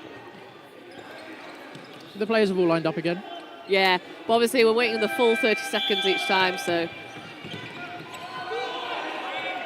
I think the team's lining up early and then waiting. I believe these new rules were trialled at the Austria versus Czech Republic invitational little tournament they did, or little matches. And Max Head, of president of EDF, did say that it took the players a day or 2 just to get used to everything. Yes. And then they will get used to it. Yeah. Some clean defensive blocking there in the middle. Yeah, so... In the middle, on the wing, sorry. 5 balls now for the Swiss. Yeah, so really looking to make a hit here. And a hit. No hits there. No. The refs with better angles than us. Yeah. Can't see if they bounce or if they miss from those front shots. Yeah. 4 balls now to Republic of Ireland. So yeah, nice hit there from Carduso and Shine together.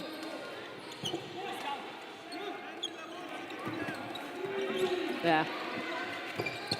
Oh, Carduso goes right past a player right in the neutral zone to hit somebody at the back of court, which he did do. Very interesting. The ball did also pop up, so Yeah. that may have been quite damaging. Yeah, An interesting turn of events, Yeah. though, but it did work out for him, so I'll give him that.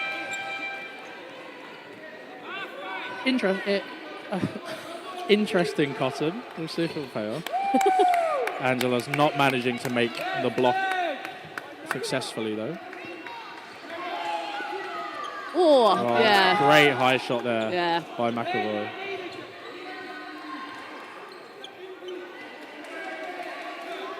So yeah, so we've just got. Oh, And a take. love! Oh, Oh, not it's a a hit. catch, not a catch. Look from our angle from it, but yeah, we've got Hinnery left in for Switzerland. He's taken out 1 player, and he's got 3 left to get out with 3 balls and 50 seconds left. So yeah, good dodging there from Shine, and she's putting pressure up high up court. So bounce there, good. So 3 balls now to Ireland. The French player is calling a hit, and the ref on the other side of court is also calling a hit. Yeah. Right, they're going to have to pause time because, yeah, there's a disagreement between the refs. It's one of those things that it comes down to a debate of angles. I know that in the UK we've tried to make it a bit more clear in the rules about who gets the decision, etc. But obviously not the case here, so it's kind of comes down to a majority in terms of the referees. So yeah, so hit actually called on Shine there. And nothing wrong with what Meg did there. Yeah. She was told it was a bounce. Exactly, yeah. And it's one of those situations where she isn't looking at her feet. No. She's not staring down, so how can she tell? That's why we Exactly. have refs to tell us what happens in those 50-50 decisions. Oh! And he always makes the catch. When he was- dropped his blocking ball, I think, may have messed with it, but Yeah, but that was lucky for McAvoy that he didn't take that catch. yes. Yeah. We are having issues at the moment. We cannot currently see the scoreboard. You can see to the left of your screen, they're just sorting out the ref's scoreboard just to figure out. And as if you've been around all day, you'll know that our feed is directly connected to the scoreboard. So when that is remedied on the ref side, it'll be remedied for you at home. Unfortunately, there's nothing we can do from the outbox. Not the outbox, we're in the commentary box. Can't do anything from the outbox either, but from the commentary box, we can't help you. So we believe it is 4-2 the Republic of Ireland. Yes. And we don't know how much time is left. No. But we will try and keep it a good single there in the middle by Lebdiri, who's just been brought on. Yes.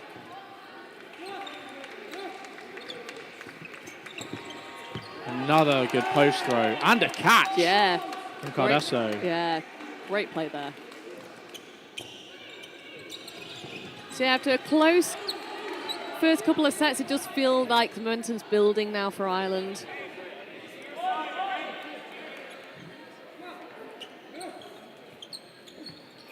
So yeah, single there from Hinnery. Yeah, Cardoso caught quite far up court. Oh, yeah. The cover there from Shine helping out. Yeah. And the scoreboard and the timer is back. Hey. There we go. As you can see, also for the refs. Yes. Lots of balls being thrown. Lots of jumping. No hits, though. Yes. 4 balls thrown. Or 3 balls, sorry. No, 4 balls on the side. Sorry, another ball from another court rolled across. Oh, yeah. Great idea to go for that Yeah. catch, but Cardoso, so yeah. far to the left. It was one of those things, you know, they made the pre-throw and you commit to that catch because Cardoso is blocked instead of throwing, but just too wide. Yeah. Controlling the end of the set, so they confirm the win. Oh, And the hits there, no catch coming in. Ireland win the set. yeah. Very well played. So yeah, that's the thing is that Obviously, first 2 sets going either way. Ireland are now the first team to win 2 in a row, so looking to capitalise on that and keep that momentum going now for the rest of the half. Obviously, Switzerland now need to try and get back into this game. Yeah. It's not. They've got plenty of time, but really, they don't really want Ireland to get more than 1 or 2 more sets before they can start the momentum change. Yeah, exactly. And we say there's not a lot of time, but mentally you need to be in the right space to be able to continue going on. Yes. A few substitutions on the side of Switzerland. To their men's players have been substituted out. So we've got Collop on, number 11. And number 92. Which is Bozard.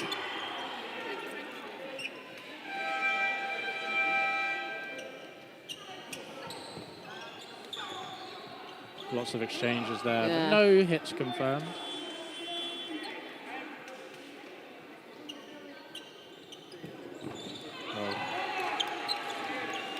Nice throw in.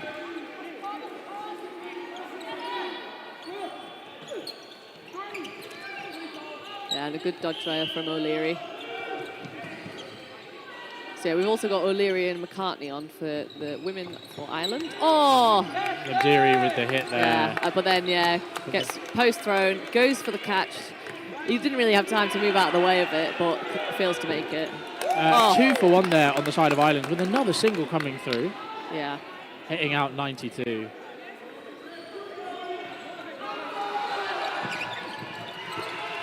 And 3 balls released there at different targets. Yeah, and then double counter from McAvoy and Cardusa. Stauffer goes low, but doesn't manage to survive the 2-ball attack. Good dodging there. He's on his own. Yeah, no cover. Yeah. While they do have 3 balls, unfortunately, all of them off court, so no cover could be provided.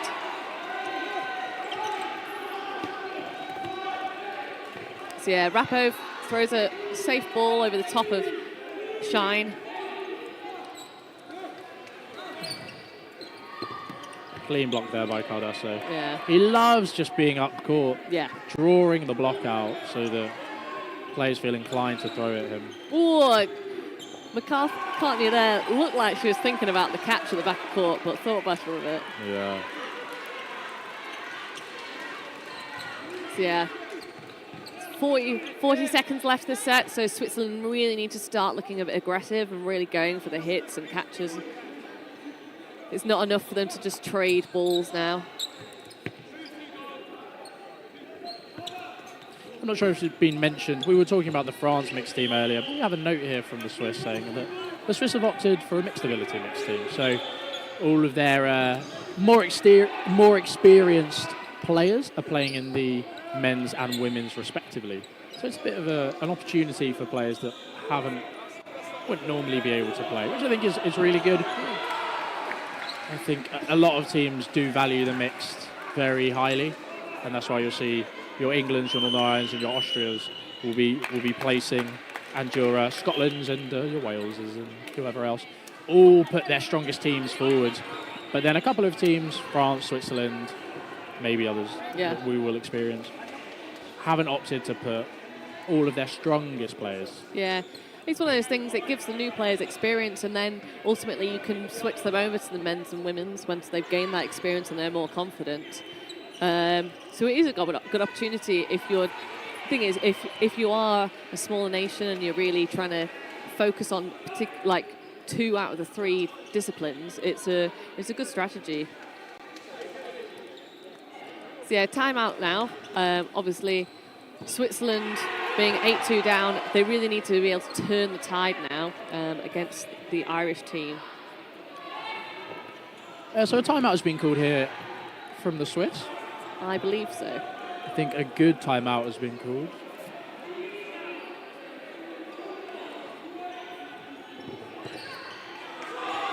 Currently having a conversation. Greg, who's on his lunch break, is having a conversation with one of the refs.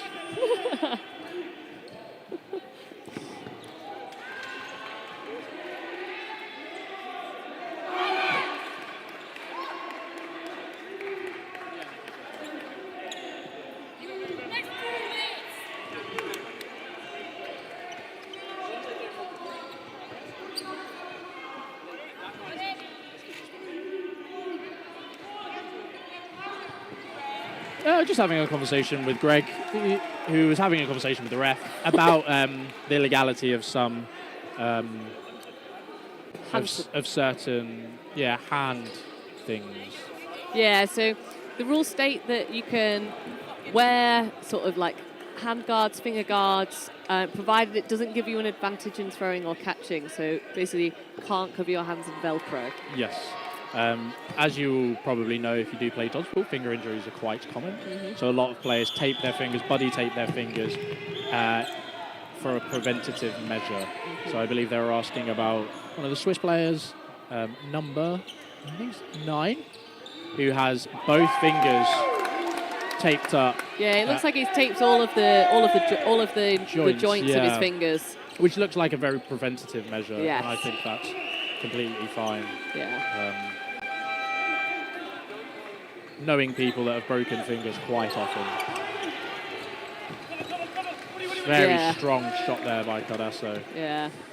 It's a bit. Yeah, I'm finding that happening quite a lot. That you have players covering, but then being hit out as they're covering because. Yes. Yeah. Like just like that, just because they're having to move sideways as opposed to backwards, and they're not covering enough ground quick enough. And it tends to be, in particular, if they've had to been past a ball. Oh, beautiful catch there. Wow. Oh. So 2 catches there. So both a catch from McAvoy and from 19 Glarden. So there's a whole thing that if those catches are simultaneous, both catches count. Yes. But if the referees are aware that one of them has happened slightly beforehand, that only one of those catches counts. So I believe they're being called simultaneous because they were quite simultaneous. Yes. Yeah. So Glarden is out, but she's brought back in Kollep. But yeah, Kollep's now got 2 minutes, and he's 5-1 down. Good dodge there. So holding his ground. Yeah. Releases and shine, doesn't manage to make the hit. Yeah. Blocks it back.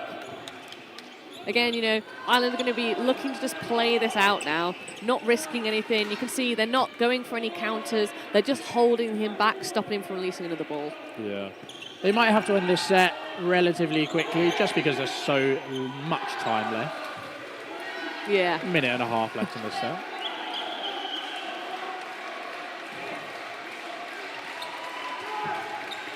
Standing counter, almost dodges into it. Yeah. Block there. Yeah. Gives away 4 balls. Yeah, so are they going to go for the multi-ball attack just to finish the set? Lots of balls. He goes for the catch but doesn't manage to make it. Very well constructed lead from Ireland. Yeah.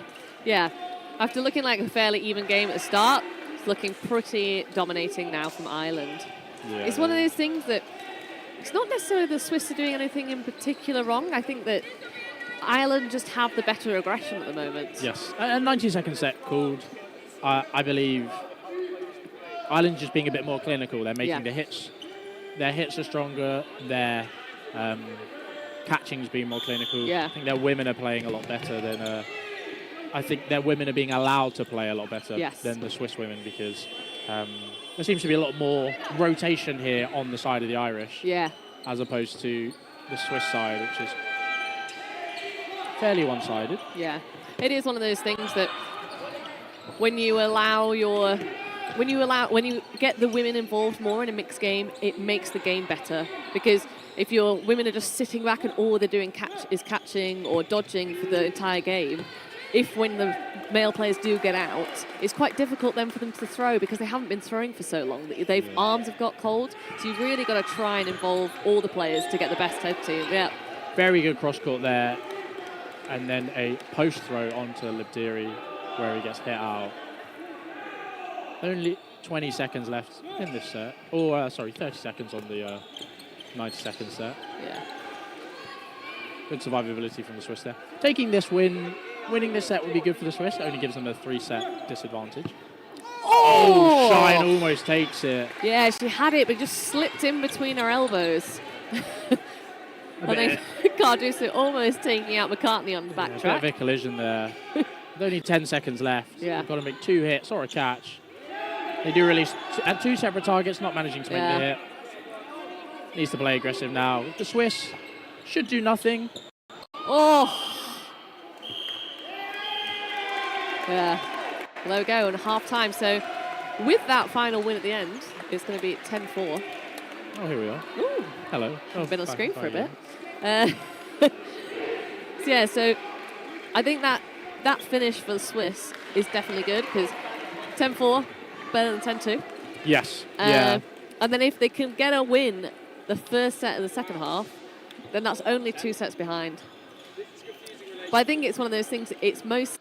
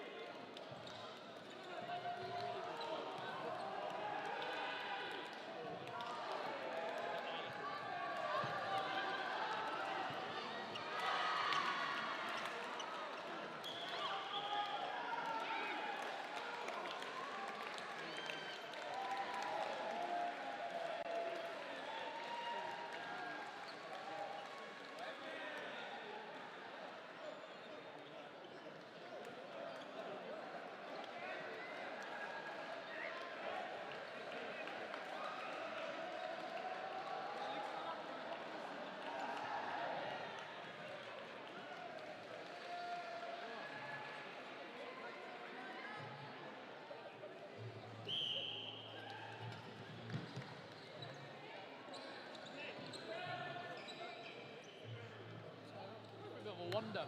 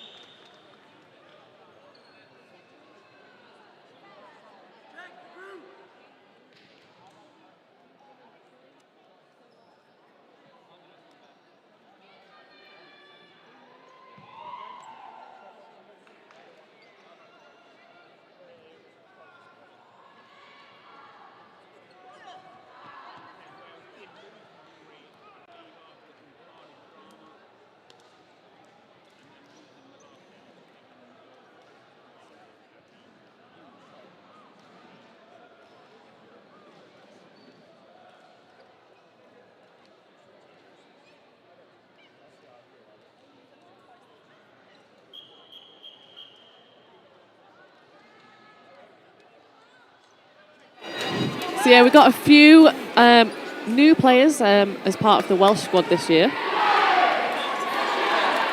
So interesting to see how they perform against this England team. So yeah, so the two captains, Hannah Ward and Charlotte Josiah, leading handshakes prior to the game. Well, high fives in this case.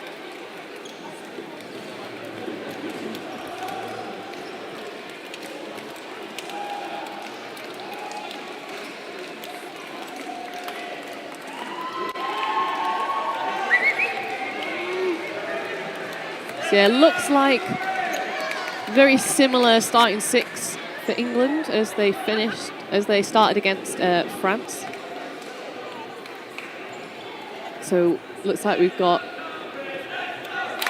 although we do have Hems this time, who didn't actually play against France, I believe. So it's always a tough one that when someone doesn't come, you don't really know the injuries and if there's problems within the camp itself.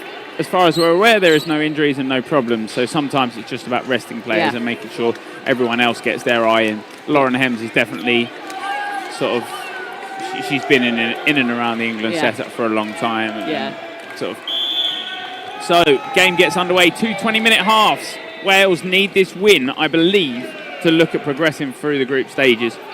England just happy to cement themselves. I needed to ref on my court.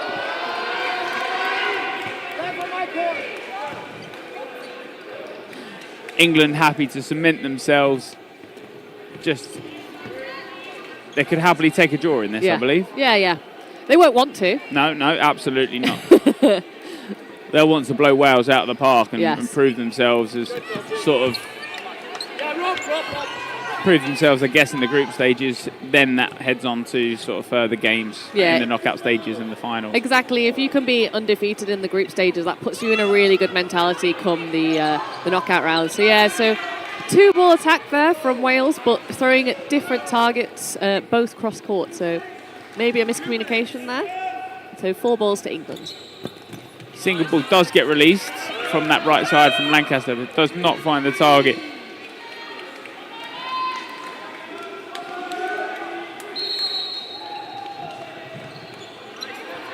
Single ball from the centre and single ball from that left side as well. So a little bit of standing out from both teams. Oh yeah, and then lovely hit there in the middle on Pickering. And then a trade there between Lumley and Josiah. So yeah, so 1 player ahead for Wales now. Yeah, pre-throw there from Storch, but fails to kind of make any hits. Looks at taking the catch. I think it's hit by that first one anyway. Yeah. Lancaster decides on the reset because coming forward with a 3 and having that 4th ball in your arsenal is going to prove a lot more deadly than just a running counter. Oh, yeah, it does the delay, but not effective. Gower's already ducked under the other 2 and very clear to just get out of the way of the 3rd one very easily. So 4 balls now to England. Oh, yeah. So Lancaster jumps up in the air, but does get hit in the shoulder.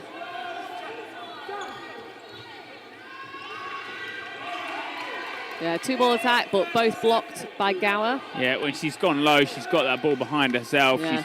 She's tracked the balls and she's blocked them both very well. But Ellie Manns jumps high. Oh, yeah, again, different targets on that running counter. Don't know if it was the intention or a bit of miscommunication. England will have to play 1 ball at least from this. Oh, yeah. Man's trying to take the catch, and there's Storch asking for the ball, wants to go and make a hit. Not, But a good starting set from England. Not the worst from Wales, but maybe a couple of catches or clinical hits that may have proved the set to be different. Yeah, so we've already got a change, or did Jones already start? Yeah, Jones did start. Potentially.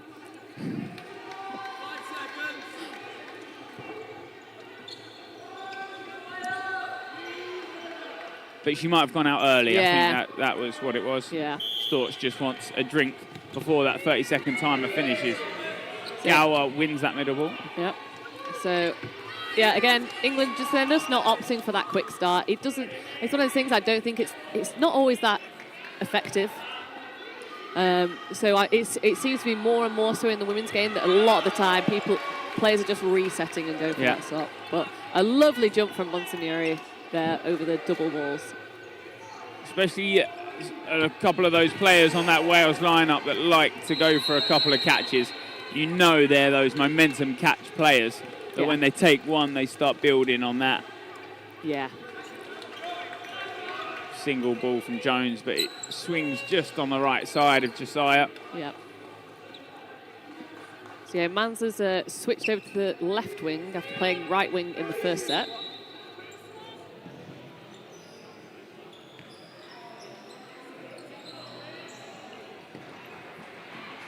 Single ball. And another. So yeah, Lancaster manages to get that hit on Gower, but then is hit with a post throw herself. Yeah.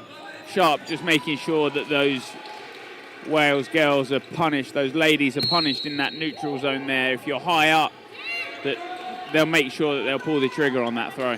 Yeah. Single ball from Hems. Just short of the centre two players, Jones and Mans. Oh, yeah. High ball there from Jones, but Lauren Hems takes it. So yeah, Mans with Jones going out has now switched over to the right wing.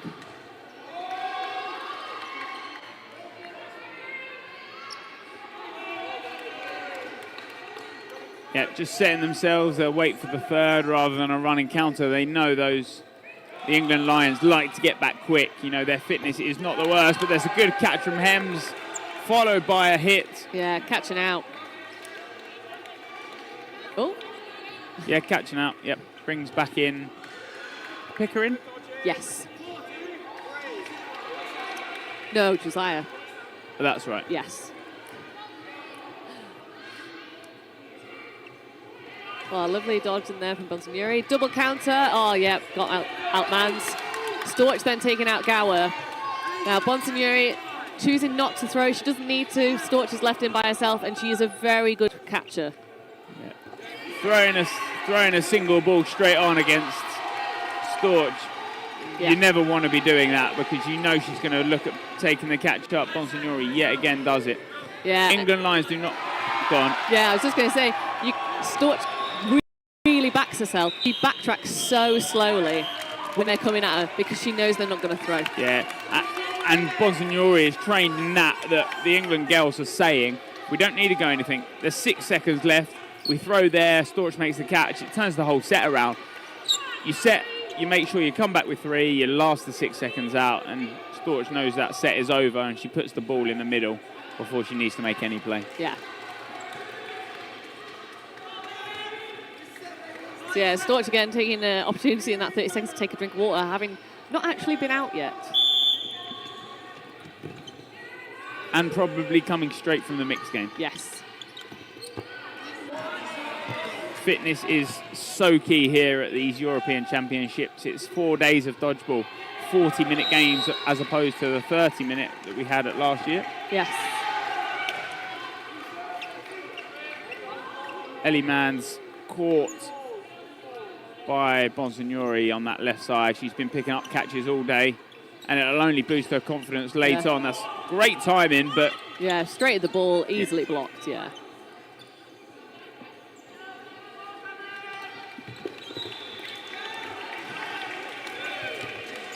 Yeah, pre-throw there from Wales.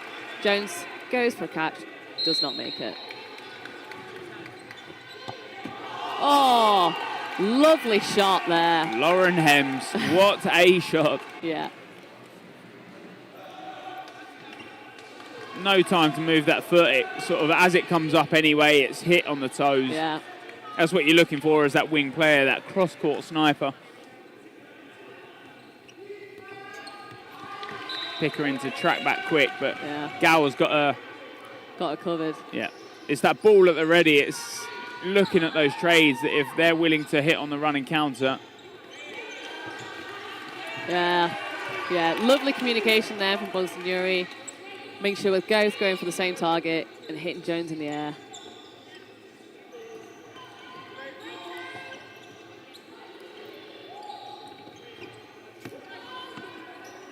Single ball from Josiah, just on that right side, try to disrupt the play.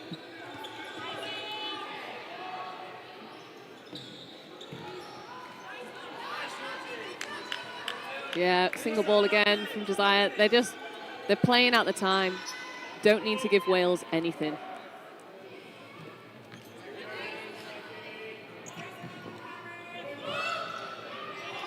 Yeah, 2-ball attack from Wales, a little bit disjointed, not going together, don't make the hit, and give England 4. Oh, yeah, so... England are doing everything right. They've definitely learned from last year. They've seen sort of maybe the weaknesses they had. Storch now left back in. They know they will try to tire her out. Yeah, and that's the thing, she's been left in at the end of every set so far. They know the damage she can do. Yeah, looking for that catch there. Goes up, throws. Again, thrown away from ball. She's looking for a hit. She's looking to try and change something on the set. I mean, she's got 5 seconds left. She's not going to be able to manage too much before the end. I can imagine a fake comes in. Yeah. Yeah. Yeah, and Wales, rightly calling a timeout at this point. Yeah, good timeout. Just need a mental reset. I don't know what it is from the side of the Welsh Dragons. I don't know if they're not quite on the same sort of playbook in terms of some of the plays. Yeah. I don't know if they're, England certainly this year have learnt that they need to play different play styles. I think last year where Wales played abrupt and aggressive, England tried to counter that by playing super aggressive as well, which didn't work in their favour. Yeah. This time Wales tried to play aggressive. They try to sort of push up higher. Yeah, it's one of those things they almost look, I don't know, not engaged isn't necessarily the word I'm looking, but, I'm used to the Welsh really pushing themselves forward, being quite dominating and aggressive on court, and they're just not giving me that today. So I don't know if they're trying out something different, but it's not really the gameplay I'd usually expect from the team. But it might just be that England are really shutting them down and really stopping them from doing that. I'd probably say you're right in that. In terms of when they're trying to shut them down, even if England decide to fire one ball from wing, you know that cover from the other 2 balls is always going to be there. That higher neutral zone, they're happy to play back. They don't need to play super aggressive. They're happy to sit behind the ball, dodge simple 1 balls. Not going for catches, which they have in places. They've only taken the catches that have come to them. Yeah. They've not tried to reach out of areas. Yeah. So change now for Wales, bringing on Ward.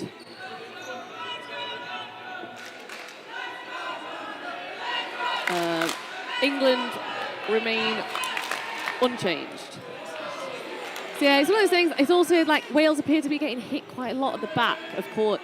So maybe just like improving the dodging and just trying to stay alive a little bit longer. This time Wales do win that middle ball, but nothing comes of it. They know England get back quick, so you don't need a rush off the start. So Bonsignori goes for the throw, bounces in front of Mans, and then Lottie does make the hit back at Bonsignori.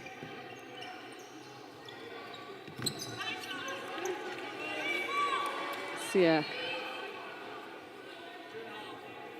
ooh. So, what a shot from that right side. Lancaster takes off the toe as sharp as she tries to block. They have got 5 balls, England now, but I think Lancaster isn't too fast because they can only throw 4. They come at different targets. Yeah. Oh no, one casualty for Wales. Yeah. But pretty good. Lot of good dodging. One casualty from a 4-ball attack isn't the worst. Yeah. Oh, and a lovely double there. Yeah. Good timing. Yeah. Nice areas. Gower tries to get behind that one, but the sort of in-swinging middle ball comes well. Lancaster dodges under. Yeah. It's looking a lot more positive from the Welsh team. This is what they needed after the timeout.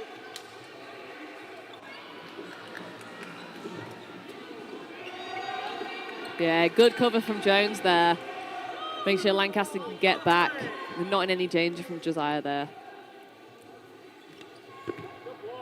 Yeah.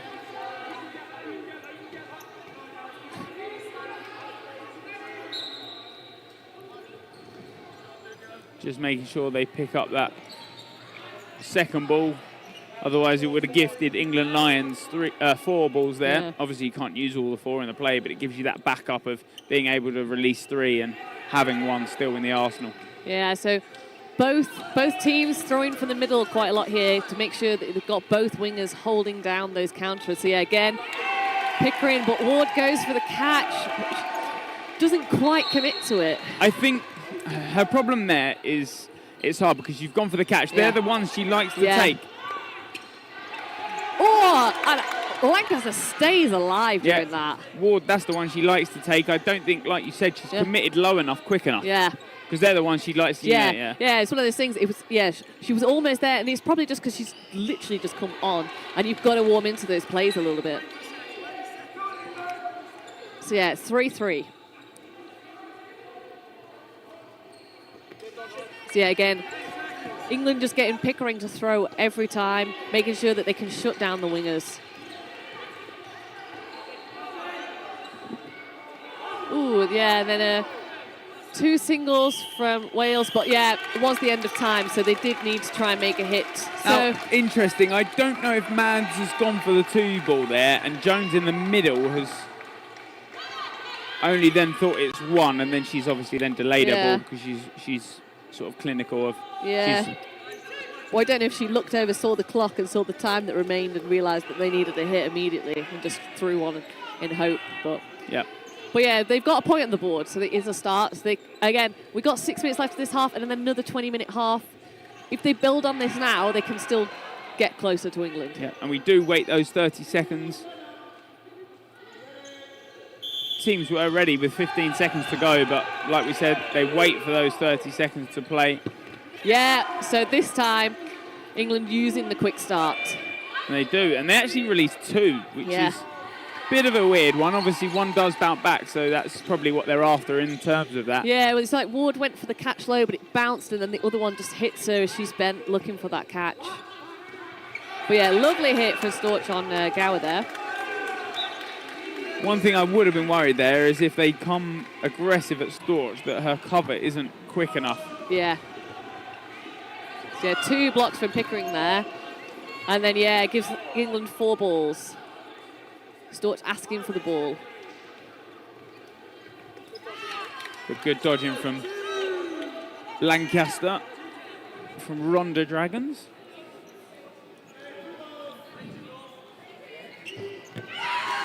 Oh!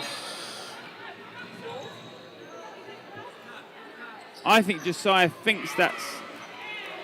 Yeah, I think catch wasn't fully secure, I believe is what's been called, because she did drop it. So that's a tough one because what is always going to be classed as secure, she at one point she has her hand on it. Yeah. I think it's always in terms of like what you do after that. Yeah. If she looked like she bounced it on the ground, fair, then, you know. It's one of those things because we got the backwards angle. If it was still moving in her hands before it then dropped out, then you can classify that as not under control. Oh, yeah, and then fortunately Storch throwing it straight. Yeah. You have to play aggressive there. You're a 1v5, 1v6 at that point. 1 minute 15 on the clock. You know, if you throw at any of these England players straight in the gut, they're going to take it. So yeah, 2 sets left in this first half. 9-1. Wales really need to get a win on the board.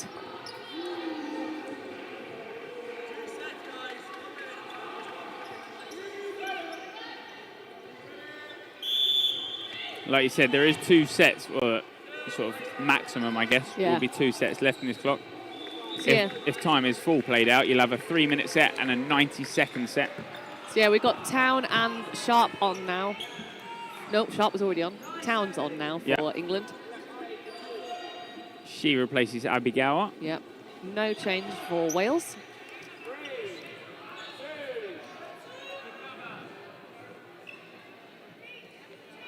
Yeah, good counter from Jones there, looking for the feet of Josiah, but just a little bit off. Oh, yeah. They take out Ward. Now, for me, this is personally the most relaxed I've ever seen England, I guess, against an opponent. Yeah. They're happy to take every set as it comes, rather than stressing too much about it. It's one of those things that it's very different from some of like the team we saw in the second half against France this morning, which is good because they need that composure and they need to keep it for the rest of the tournament, really. I'd say they need that composure, but they've also got a different style of tactics to play upon. It's something we've not really seen from England ladies a lot in the past. Personally, personal opinion, that is. That their tactics sort of, Austria have always developed very quickly, and it's always hard to sort of face that. It seems this year England have brought certainly a lot more into the basket. Yeah, oh, lovely hit there. From Lottie Gudgeon. Yep.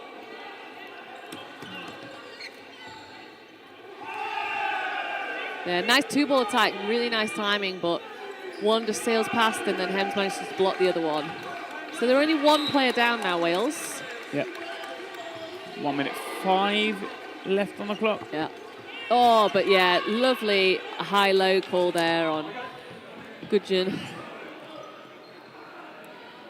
There have been every two-ball attack from England Lions has been clinical, and it's been so on point. Even their singles there, Lauren Hems on that right side, she takes the standing. Bonsignori taking that third, just giving it back to the team. So like I said. Man's left in now for Wales. A lot to do with 30 seconds left. One catch and a standing is all that is probably needed. Whether England will give that is a different story. Single ball goes high.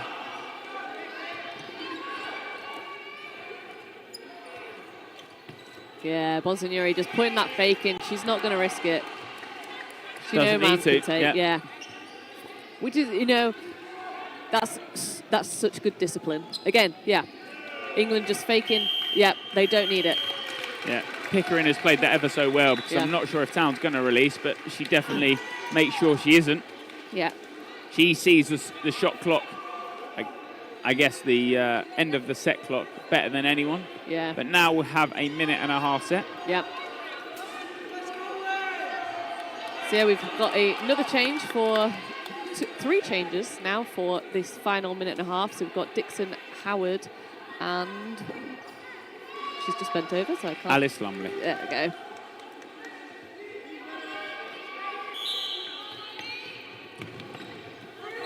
Yeah, Wales winning that centre ball this time. Yeah. Doesn't decide to go with the aggressive because, like we said, England get back quick. Oh. Dixon hit on the standing. Yeah. Great throw from Bonsignori. You know, it's difficult. You're brought on with a minute and a half left. It's difficult to put that momentum into that game. Exactly, and you feel like you have everything to do. They're down 11-1 at this point. It is a big game to fight back. Yeah. So when you're when you come on for a sub, no matter when, at what point, you always feel like you're going to have a lot of work to do, especially when you're playing the catching game in terms of catching the score. Yeah.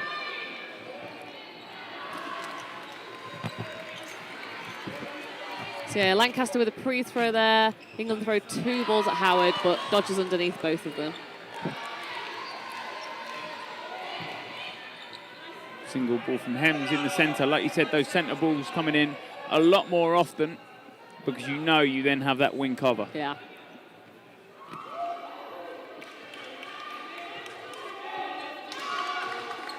Yeah, nice timing there from Wales, but no hit on Town. And they've got 7 seconds left to do something. So, yeah, Lancaster really trying to go up court and make a play because there's just no time. Oh, yeah. Yeah, Lumley, just the end getting caught.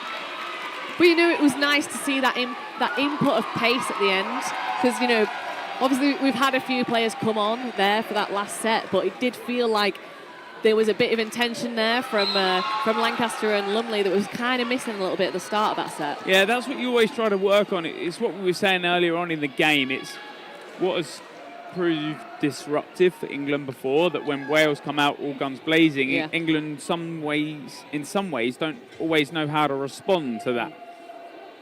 Just then, perfect response. Yeah. I mean, you've let the one come, you've dodged the single ball, she's left high into neutral zone, and you play aggressive, you take and you fire every ball at her, because if she takes the catch at that point, you don't look like fools as such, but in terms of you're a bit disappointed because you've had that 4-on-1 attack. Yeah. So, yeah, 13-1, England are going to be very happy with that scoreline there. Obviously, a little bit of disappointment for Wales. They're really looking to get closer with that loss from Hungary. Points may be really important now for the knockout stages. So, yeah. So with Hungary beating Wales. Yeah, so. Yeah, I'm not sure on the. If you go to standings, women, and then you scroll down. Knockout phase. So yeah, it is only top two. Top two, so. The other ones are sort of placements. So if you go to green. Yeah. So yeah. The thing is, Wales really needing to get a win here to stay in, unless Wales beat France. Yep. And Hungary lose to France. Yes, and England. So, yeah. Still possible? It's still possible, but Set points are always big at the end of the day, and we always said it, and we've said it since early doors. No matter the result, in terms of win or lose, those set points may seem like a small part of the game, but they come in so clinical. Yeah. We've seen so many teams go out by a couple of sets, and you're always so disappointed because at one point you let your foot off the pedal. And yeah.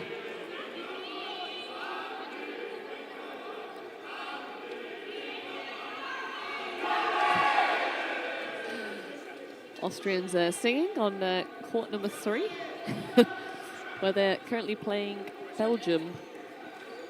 And then Ireland playing Norway, which they are currently winning 11-3, and I believe Austria are winning 15-1 against Belgium. So all 3 games at the moment fairly clear-cut. Yeah.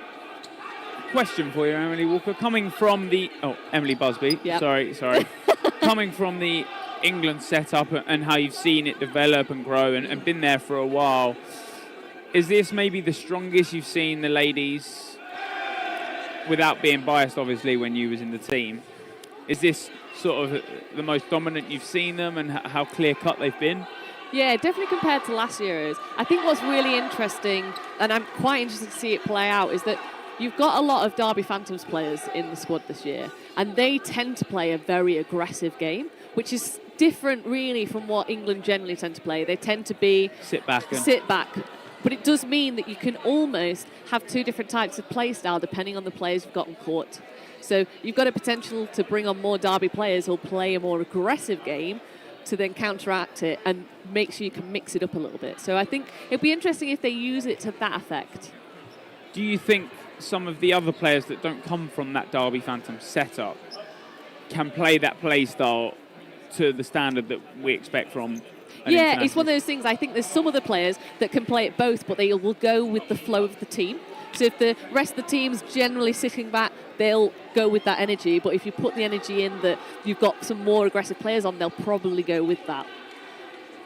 So I think that'll be interesting to see. Or it might be that, the Derby Phantom players just kind of settle into that England sort of way of playing. Style. Yeah.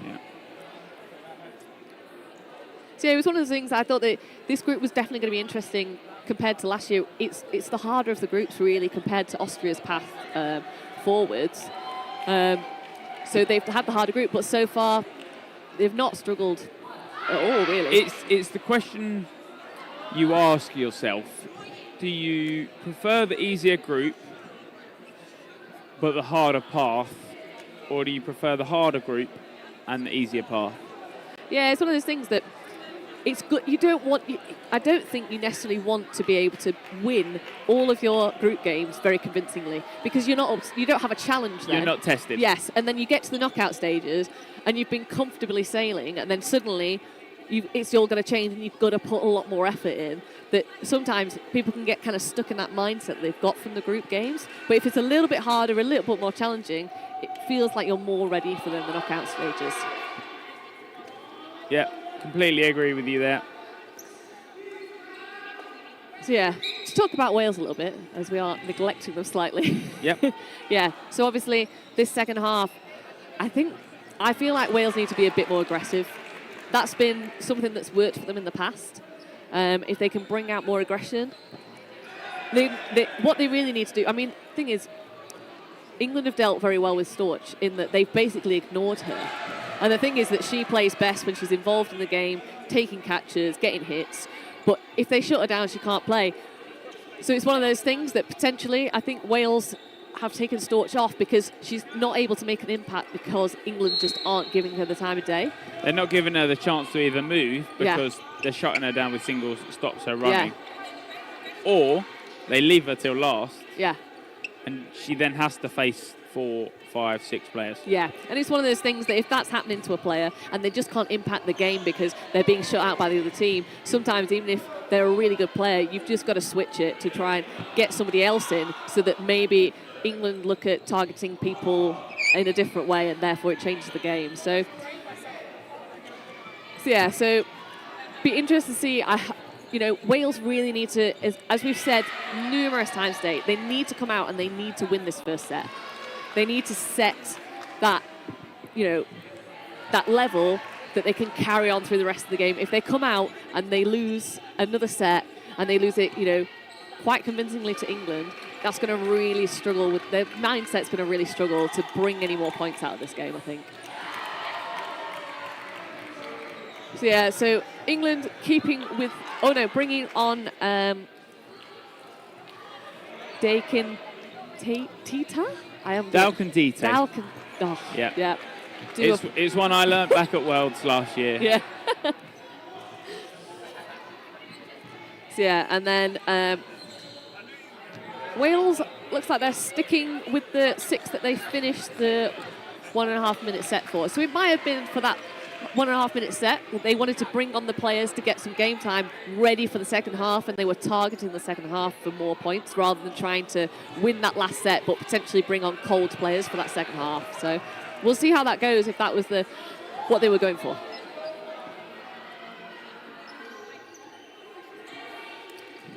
So referees just setting up the screen. So the timer has started, but obviously not playing currently, and the score is 4-0. Yes, which it was not. Yeah. The score is 11-1. Well, yes, I believe it's 11-1. Or 13-1. 13-1.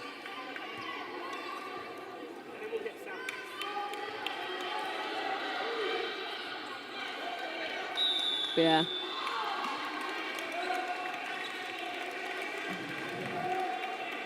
So it looks like the TV's not working, and currently our score and time is not correct.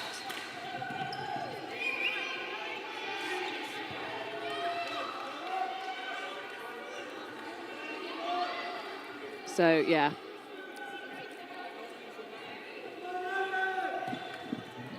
So I think they're explaining to both coaches that they're going to be using stop clocks. Yep. Because the TV is having issues. So I think that might mean that we don't have a correct score and time on our live stream.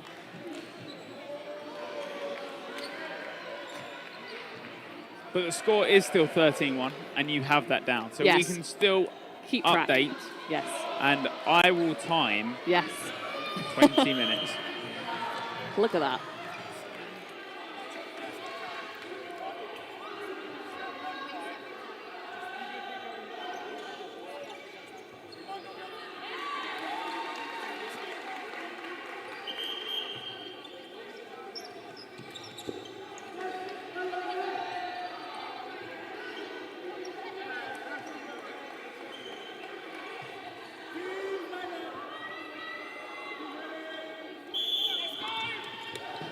So I have a timer. So we can at least try to update people at home with the score. The score currently, like we said, is 13-1. 20 minutes left on the clock in the second half.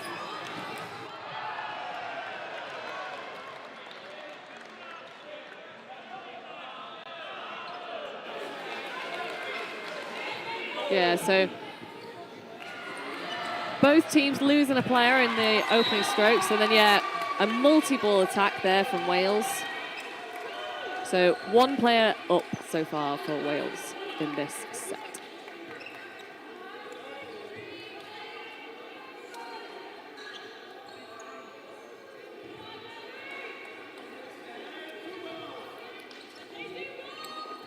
Like you said, you wanted them to be more disruptive. You wanted them to play nonchalant. Yeah.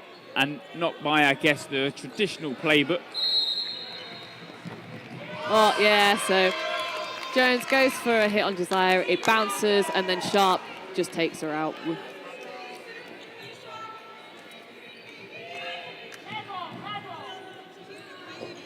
So, yeah, it does still feel like Wales are sitting back a bit, and then while making the call, Town just comes up and takes out Howard.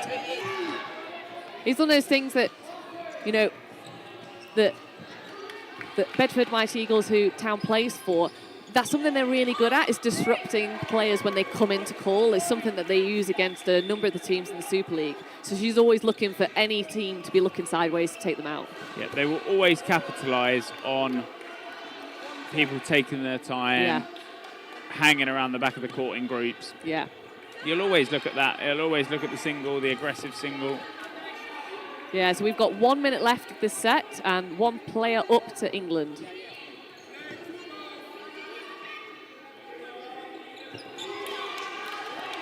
Got a shot from that right side. Lottie Gudgeon there takes the stand-in on Lauren Hems. Single ball fake and a 2-ball. Don't know if it was a hit or a bounce. The refs aren't caught. There we go. Refs have called a hit there. Yeah, So, I think she just blocked into her. Yeah. So 30 seconds left.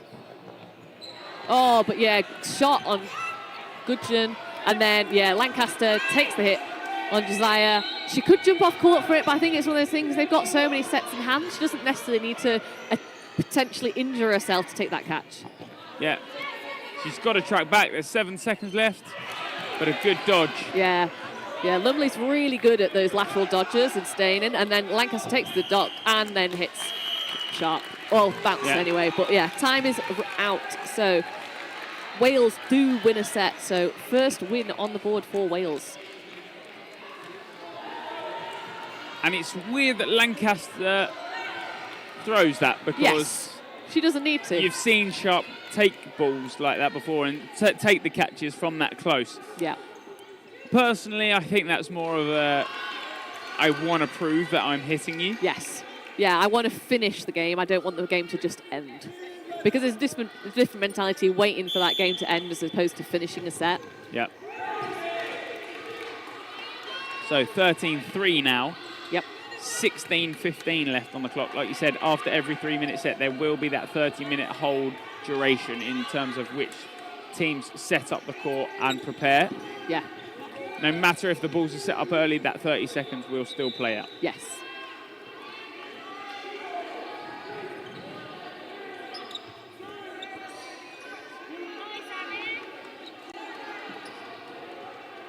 It's one of those things. I think it's quite a good thing to have that set 30 seconds. You know, you have sometimes, lovely hit there from England on... Delayed ball comes in. On Thomas.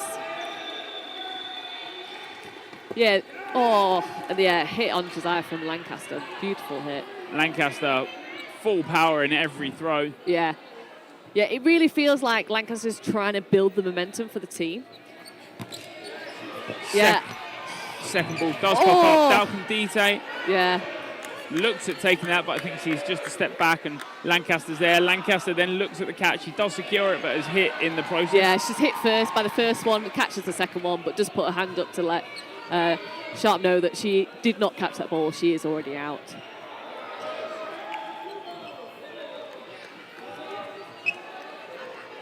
like you said, Wales trying to play disruptive, playing nonchalant. They've tried to push England to release multiple balls here.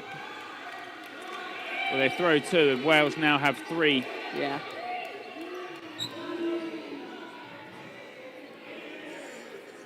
Yeah, and they're staying at the back of court now to make that call, so they're less vulnerable. Oh, yeah, and then Dixon gets a great hit on Gower on the way up. I'm not sure if she was hitting the process from Hems, but she does unfortunately fall off court in the process. As she dodges on the spin, yeah, she falls off.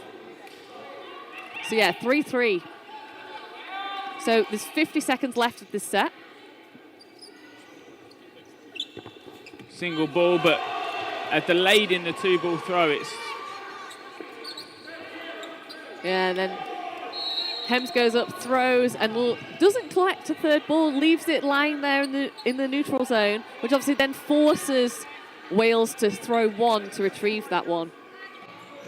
So obviously, yeah, wasting a bit more time. Again, England can take a draw. They don't need a win, so they're less pressured at this point. Yeah. Oh, yeah, and then a catch and an out from Hems. So what was a 3v3 is now a 2v3 because obviously England bring back in Josiah. Single ball a little high. Yeah, it's one of those things that from Lumley. A lot of the Welsh balls going quite high. Yeah, time. And, you know, as we said in the first half, you can't be throwing, you know, mid-range balls at England because they're just going to take them. Yep. 15-3. Like we said, the scoreboard is not currently working, but we can update you with times as we go by it. There's 13 minutes left on the clock. 15-3 currently to England.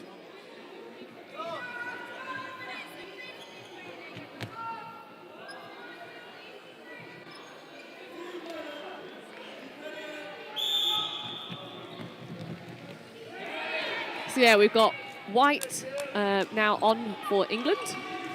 Yep, she was just ball retrieving in that previous set, in terms of which quite a few players do. They like to warm into the game, and when you're ball retrieving and not standing on the subs bench, you can do that. Yeah, it's also you're a bit more involved in the game as well, so you start like getting into the what's happening with the gameplay and the other players better than you do just on the side. It's something you would always say to players: if you're not ball retrieving or you're in that subs box, you are always ready and aware of what is going on in the game. Yeah, great post throw there from Dixon on Town. Kind of half tries to catch, half tries to jump, and obviously that indecision doesn't really manage to pull off either. Oh, yeah, block there from Lancaster. Loses control, but regains it before it's floor, so that's absolutely fine. Yep. So yeah, 4 balls now to England. So yeah, pre-throw from Dixon, doesn't hit Hems, and Sharp and Hems still managed to make a double throw, but fails to find Thomas. Yeah, Thomas Oh. just with a little leap. Single ball from Dixon. Does not find target. Yet again, gifts England Lions 4, Wales after the catch. Yeah, so yeah, White there being hit by the pre-throw from Thomas. Yep, still proceeds to throw, so if that ball is caught, then the catch still counts, but the hit wouldn't. Yep. Yeah.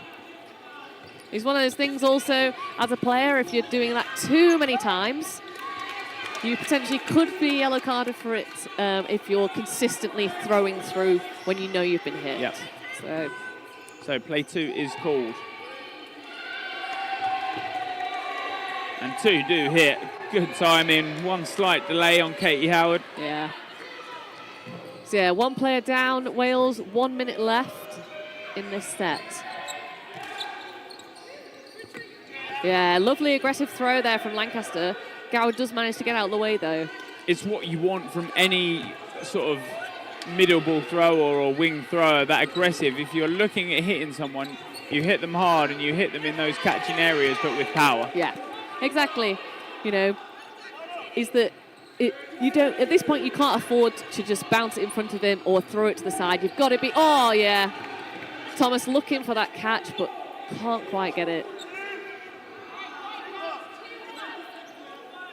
But, you know, it's the right thing to do. You know, they've got it. Oh, lovely hit there. Yeah, Dalcandite dodges one way, with plenty of energy, but when you're almost stuck in that position, it's so hard to sort of make a second movement. Yeah, 5 seconds left, so England throw 2 really safe balls. Sharp releases the one Oh, on there the was left. a catch there. Yeah, she catches on the line, on that left side. Yeah.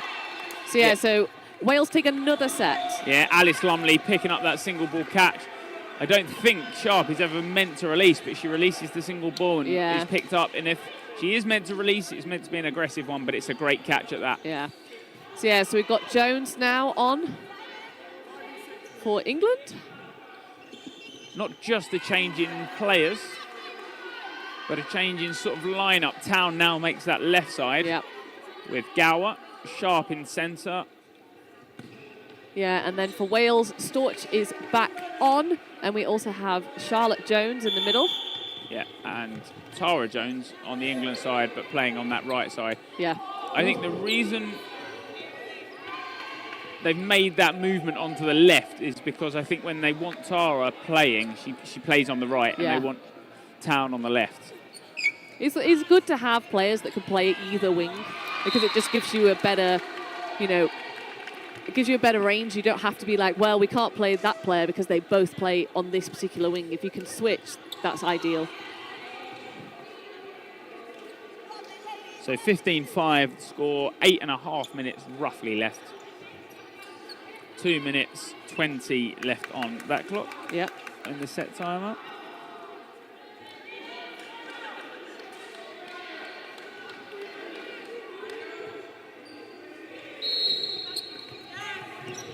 So yeah, Storch coming up, being aggressive, sends the ball straight over the head. Good dodge from Thomas there, just that lateral movement, but slightly to the side, it's what you're after.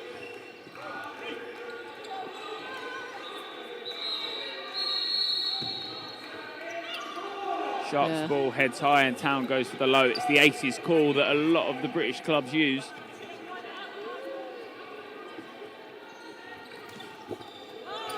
So 3-ball attack from Wales, that's Sharp, but manages to get out of the way of all 3 of them a little bit.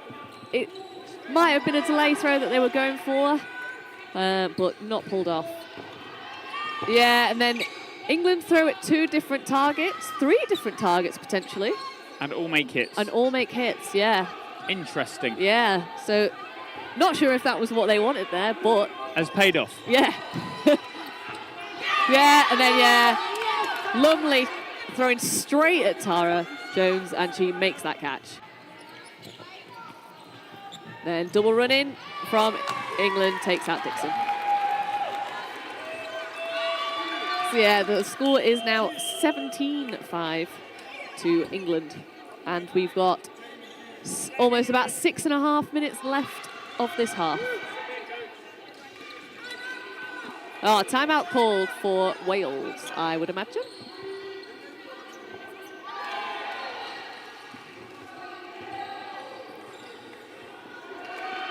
So yeah, do you feel that there's what do you think Wales can really do with this last 6.5 minutes now? They need those sets. There's 2 sets, maybe 3 sets in it. Yeah. You take those 3 sets, and 17-11 doesn't quite look as bad as it has been in this game. And as we've said, those set points will be so clinical later on. Yeah. It's what they'll need to progress past these group stages. They'll need a couple of wins under their belt as well, but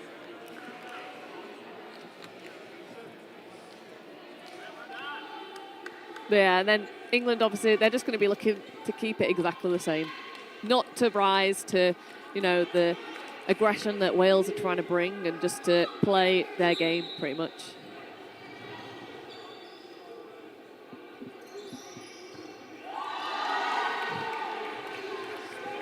England doing some degree of deciding with hands up. I'm not sure if they're deciding where they want to play. Yeah. Or who's enjoying the dodgeball game? Yeah. Hands up, who's having a good time? I mean, hopefully not, because only about half of the players put their hands up at that point. The insider information we'll never know. If only we had a previous ex-England player. Oh, we do. Unfortunately, I've never been You never played that game? Well, I've never been asked to take a vote during any of my previous England games, so that is a new thing, potentially brought in by Simon. So, so we've got D'Arcy on for England now, and no changes. No, we've got Jones on, Amy Jones now for Wales as well.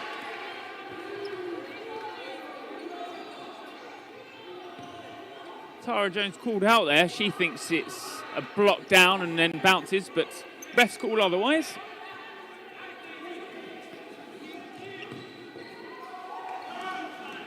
So Wales 1 player in hand. Single ball from centre. Number 15, Charlotte Jones.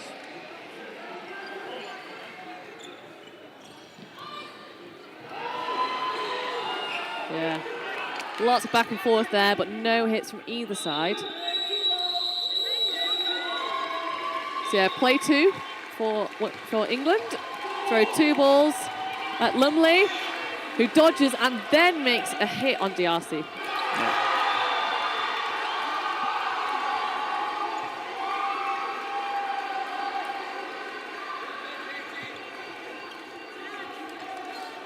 Good dodgeball there. Meg White just decided not to go for the catches. Maybe a little bit out of reach. Yes. Meg White, we saw earlier on, take those single ball catches. Yeah. So clinical, and Dalkin Dite just that. Yeah, and then a double running counter from Gower and Town takes out another Welsh player. So 3-5 to England in this set. Oh, Lumley, I thought she got away with that one, No, but I just think clipped. one has just grazed her knee. Yeah. So there's just over a minute left in the set. Yep, and 4:30 left on the game clock. Oh. Jones looks at taking the catch, but doesn't quite get hands quick enough around it. Yeah. Jones and Town, arms not to be messed with. So, yeah. Thomas looking to make a catch, manages to get out of the way there. She does now have 4 balls and 40 seconds left with a 5-1 deficit. Yeah, so, definitely a block that time around. Yeah. So yeah, England going to look for the running counter coming in. Does make the catch and then out. So that's Jones out, Dixon in. Dixon looking for an aggressive hit, but just goes past. A 1v4. Yeah, 10 seconds left. Hits on the no-look, does not find it. Town doesn't need to play aggressive, neither does Gower. She knows. Dixon throws 2 balls in the hope of making a hit. The time is over. So yeah, so potentially with the reset, just 1 set left. But it's going to depend on how quickly the next set finishes. So obviously it is now 19-5 to England.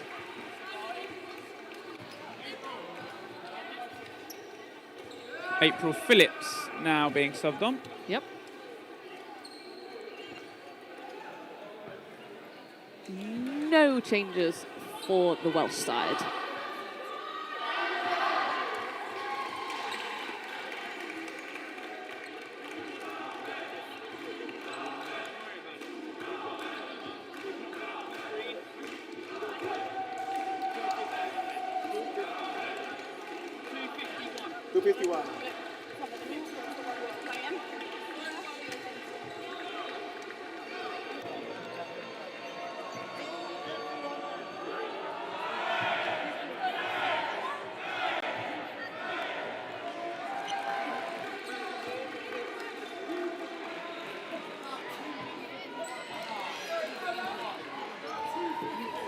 Yeah, so slight pause. Slight pause in time. There's 2:51 left on the clock. Yep.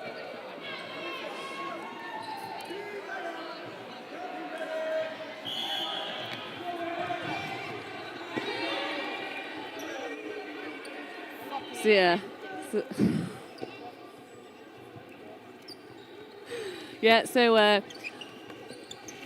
Well, if it goes to does the full time, there's going to be no time for a second set. So Wales really, they need this last 2 points. Yeah.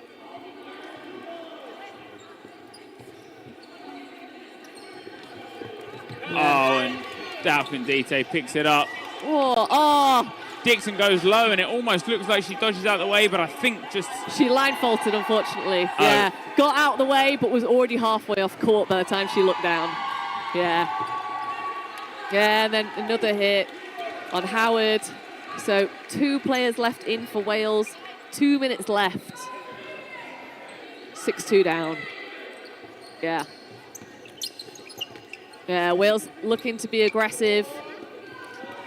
What they're really looking for there is they want England to come back at them so they can try and take those catches on the backtrack, but England too wise for that. They know that's what Wales want, and they don't give it to them. Yeah, and then 3-ball attack straight at Jones. Tries to catch one, but doesn't pull it off. So we've got Lumley left in against an entire England team. And no matter if the game finishes now or in 20 seconds times, there will be a 90-second set.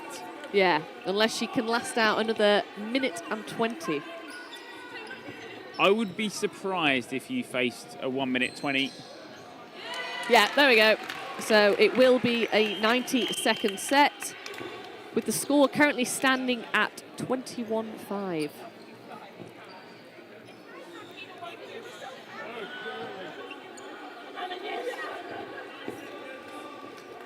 So yeah, final 90-second set. And what we said about the 17-11, if Wales had picked up the last couple of sets, would have been great. England have taken everyone past that. They've been clinical, they've looked calm, they've done everything right. Yeah, and it's one of those things that quite often, if you look at the team we started with, the team we've got now, the amount of substitutions they've made, but they've still managed to keep the gameplay exactly the same, which, you know, is one of those things that's quite impressive, because quite often when you do those changes, it's quite difficult sometimes for those players to get on and get going, but they've really managed to do that.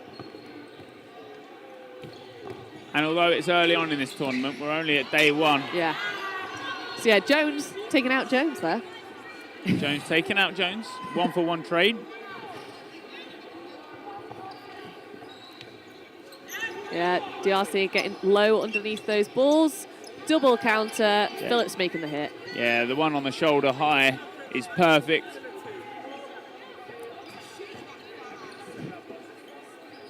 So 3 balls from Wales. 2-ball attack at Phillips, doesn't hit. And then double counter at Mans, made by Phillips and Gower. So we've got left in Jones and Thomas for Wales. Single ball gets released. It gives England 4, and they'll just reset with that. Yeah. Well, it gives them 3 because England did actually make a single back. So, yeah. Thomas looking for that catch there, but quite managing to pull it off. So it's pretty much time. There we go. There we go. So the final score by our reckoning is 23-5. Yes. But obviously, please see 25 for the official confirmed final score after this game. So yeah. Yeah, gonna say that. Yeah! Look at us, got the right score. We can do tallies. Yeah, that was textbook from England there.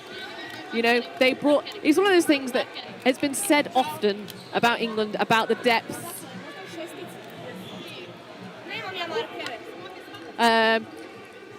Yeah, so England, they do have a lot of depth, and it's one of those things that's good to see that they've done a lot of rotation in that game, and they've managed to keep exactly the same mindset and tactics throughout, which really sets them up, because it's one of those things that it means they can play a number of players in those knockout rounds. Whether they choose to do so, different matter entirely, but that game shows that they can do that. For Wales, I think that's going to be a big disappointment for them, particularly with how well they played against England at last year's European Championships, and already having that loss against Hungary, which by all accounts, you know, we're very upset about. And, you know, it means that going into day 2, they're at the bottom of the group, and, you know, Yeah, and then it's one of those things that, you know, get that loss last year for Wales, not getting through that group stage, it really then didn't give them the right mindset for the positionals, and they really could have done better on the position than they should have, really. So it's one of those things that hopefully, with them not going through that, I would like to see them do better in that sort of bottom knockout group so that they can really show the ranking they kind of more deserve. Yeah.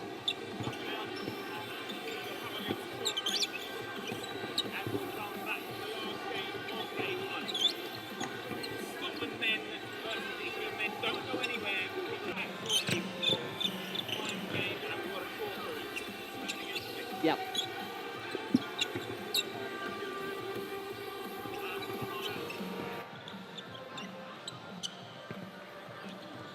I think you might have been muted for that.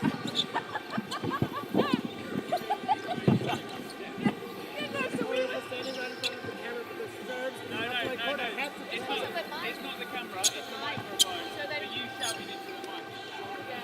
Sorry, but I have to get the attention. I needed an address. Yes, we were just timing for the live stream, but it turned out the rest of the time. So we were the only ones with the time.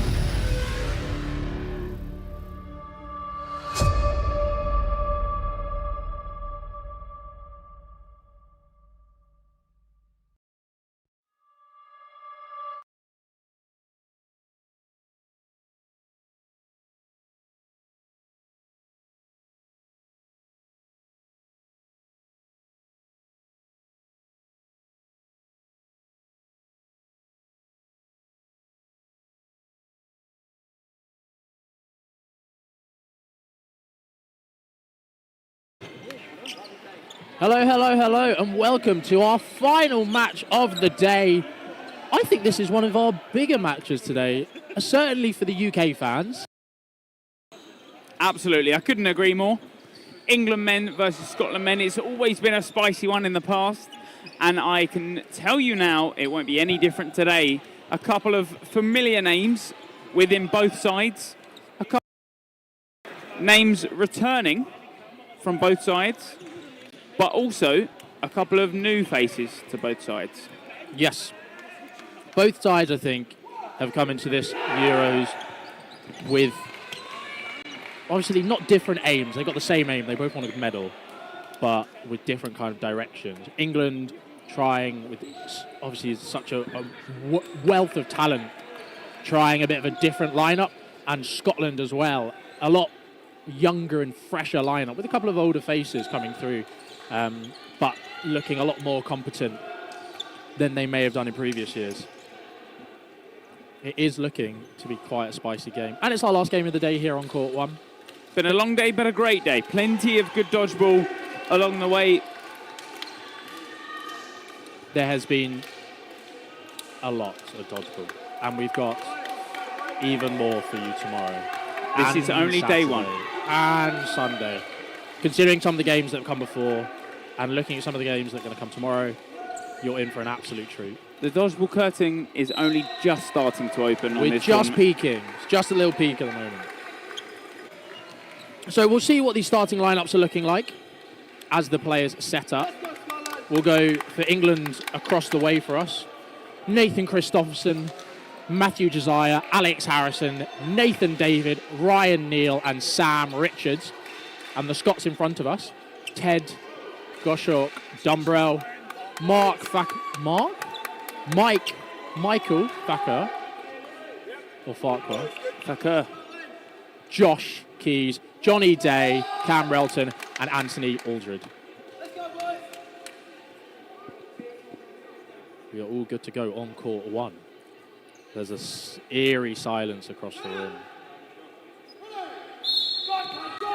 40 minutes separates us from a winner here.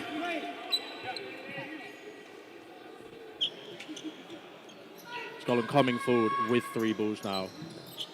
Big single from Johnny Day in the middle. Interesting because he's normally a wing player. He is. Well, we'll have to apologise early on. We know a lot of these players quite personally, so if we use first names instead of surnames, we will try and correct ourselves as much as possible. But just to preface that, Scotland coming forward with 3 balls as well. David blocks into Richards, or just a straight hit onto Richards from Aldred. So the first blood taken by Scotland. Josiah hitting that cross court. And that is what he will do so well in that top left corner. He will always look at punishing players if they are left stranded in that high neutral zone. Double ball on Fakir.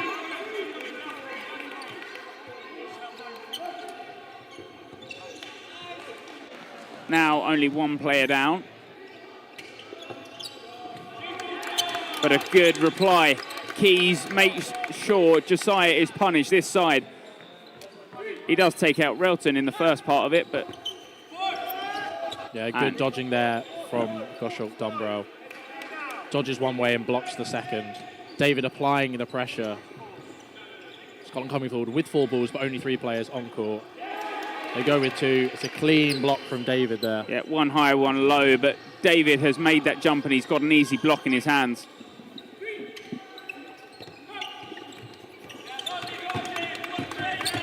Bloody hell. Sorry, pardon my language there. The ball came through the net here and has knocked a speaker off next to us, or a crate off next to us. So, apologies for my language there. Some loose playing there by the Scottish, giving away 4 balls to only the 3 English players left. They release all 3 onto Aldred, making the hit, leaving Keys and Goshawk Dumbrell left in on If he faces forward there, makes that block, but obviously when you try to make that block, you're then trying to get as low as possible. Yeah, he just... Last one, I think, grazes. Exposes his back a bit. David blocks it in. No hit called by the ref. Yeah, blocks into ground.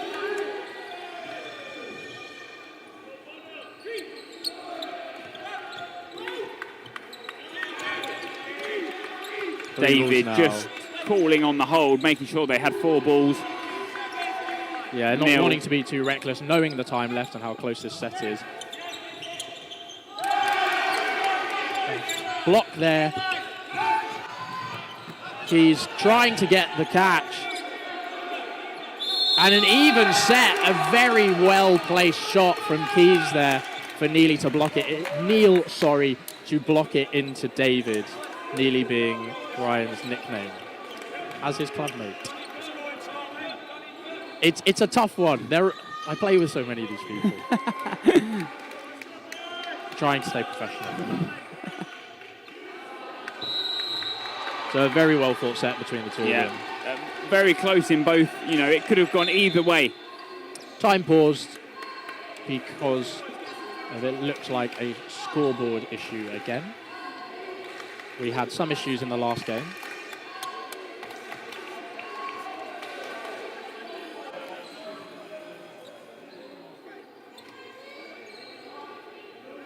I believe it's either been fixed or we're going for pen and paper and clock.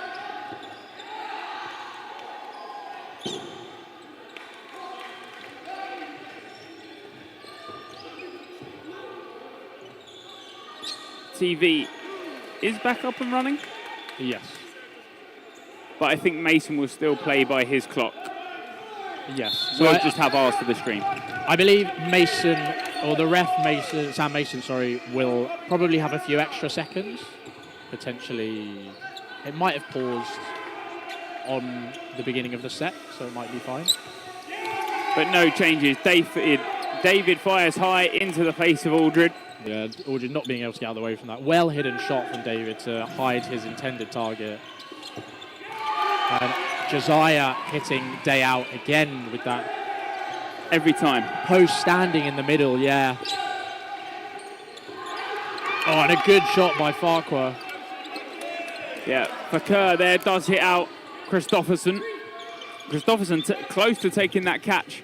Harrison almost getting Michael there with a shot.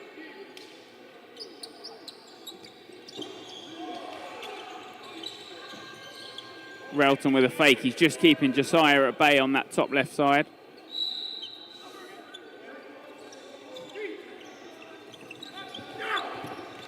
David fires wide and Josiah is just making sure that he is trying to capture everyone's eyes. He's making sure that whoever the ball is coming from, they're not quite sure because Josiah is trying to track eyes with every single player. Yeah, lots of cross courts coming in from the left-handed Sam Richards. Nathan David also targeting that 3 position. Richards doesn't make the catch, but Josiah somehow makes it stick. Yeah, Almost should have been a 1-for-1, but somehow an England come forward with 4 balls. I think Hit there on Fakir's, Keys. as he's jumped and sort of thrown, you lose quite a lot of power in that motion. Yeah. I think Josiah's happily just picked that back up on his track back. Yeah, a bit of an unfortunate one there. I do remember Dave Poole once saying, stop throwing at Matthew Josiah. He can only catch with his eyes closed. Always. Twinkle toes. Relton there, just avoiding that back line. Goshok Dumbrell and Relton left in.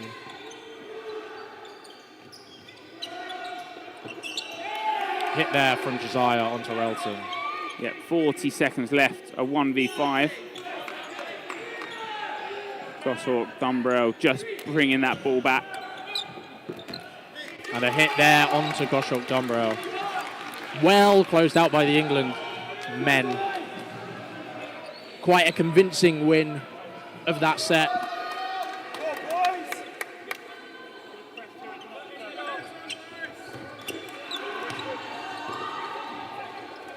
I can imagine how I see the England Lions squad lining up is this 6 will be a complete different 6 in the second half. Yeah. They do have quite a wealth of talent in their outbox. So you can have 14 in your full squad, but per game you can only put forward 12. Ah, okay. Yeah. I didn't know that. Yeah. Scotland as well do have different styles of players that I think will make a difference in this game. They have quite a wealthy bench, as not as numerical, I guess, as England do, but Definitely players that can make an impact if they are called upon.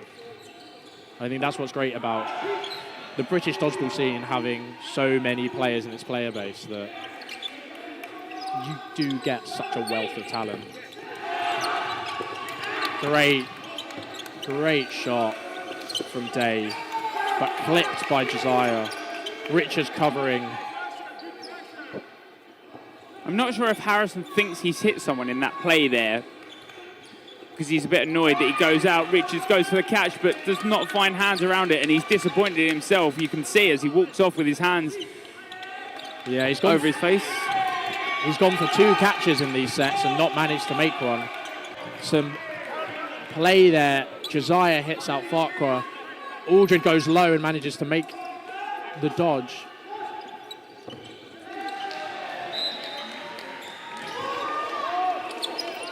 Aldred tries to get the shot onto Neil, not managing to execute. But Scotland are up 4 players to 3.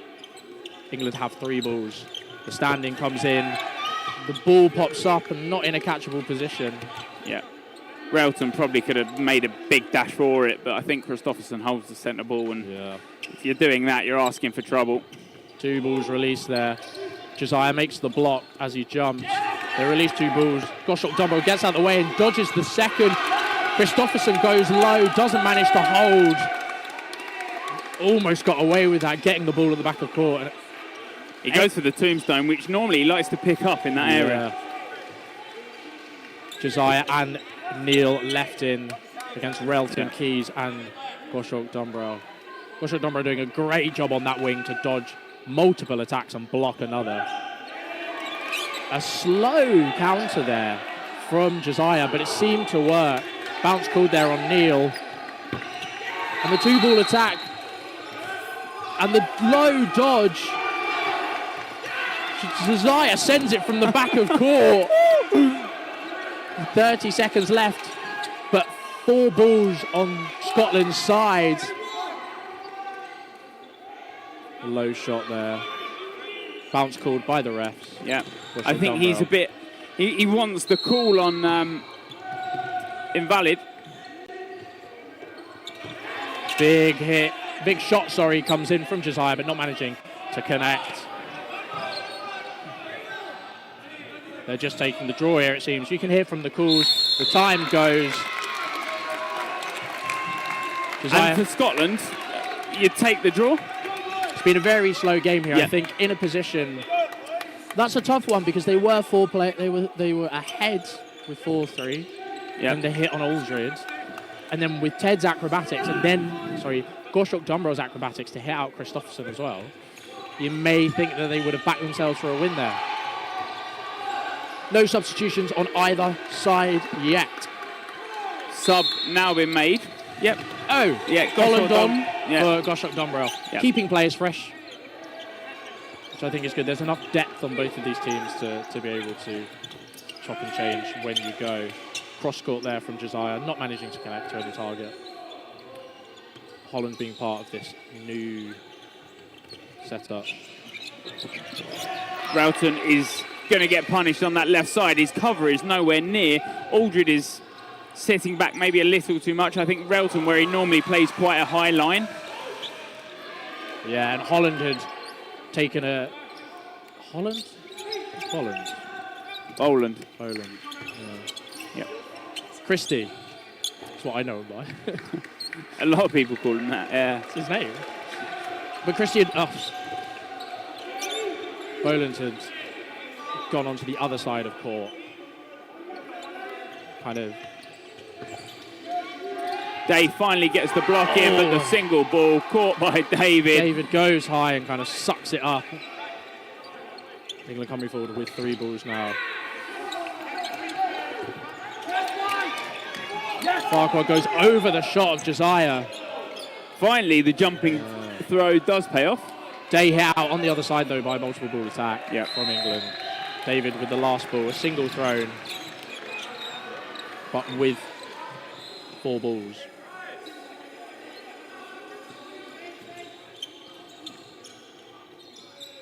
Single ball in the way of Harrison, and Harrison does stand on the back line, which could 4v3 now.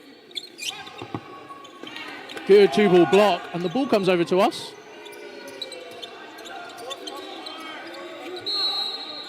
So each team is allowed 3 ball retrievers within the confines of the net and the ball retriever outside the net for stuff such as this. David doesn't manage to get the standing counter, but then gets hit for his troubles. Scotland coming forward with 3 balls now. Block there from Christopherson. Richards doesn't make the hit onto... Yeah, and that step off from, well, that line infringement from Harrison has not paid off. Neil bites in and takes the hit. Yeah. Keys and Farquhar left in on their own.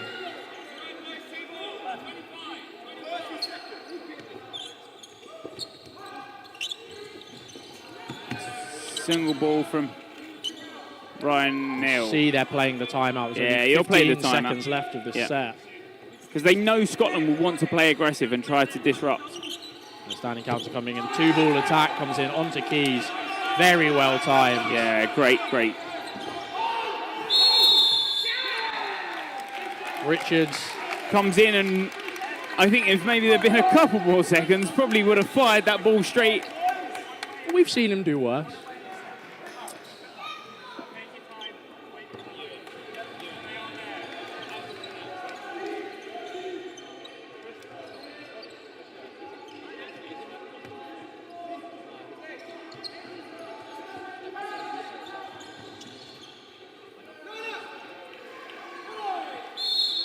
There we go, back underway. England 6-2 now.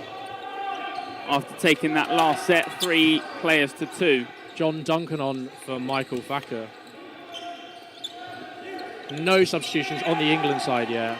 Big 2-step there by Nathan David onto Anthony Aldred. Yeah. Certainly a lot more dominant on that right side. And again, Nathan David really gets a whip as he brings his arm round. Yeah, Nathan David is playing very aggressive on that right side, and it's not exactly like he's going for the toe shots every time. He's putting into chest every time. Yeah, and he's backing his arm. Player that backs his arm. Yeah, and also 100. these players they back their catching as well. Hit called there. Yeah, I think just hits him on the underarm. Side of his arm. Yeah. This set has been a lot quicker than other sets have gone. Keys out. I believe caught? Yeah, catch there as Josiah dislodges the ball in the hand and loses it. Gabrielson hit out. Quite a dominant set from England there. 1:15 on that set. Yeah. Timeout called. 1 minute on the timeout clock. What needs to be said here from Scotland, personal opinion, is playing that aggressive game. Playing that aggressive game is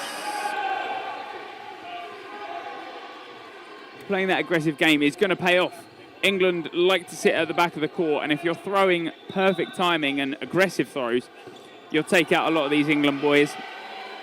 Some of these Scotland lads, they've got arms, but I feel like they're not using them together enough. They're only playing single ball, and they're preferring the single ball. Yeah, they seem to be... I don't think they're backing their arms enough when these early singles are coming through, because they are playing a bit of an earlier single game. They're aiming down the middle, but that's about it. They're not really going for hits, and I think they're a bit worried about the catching ability of the England players.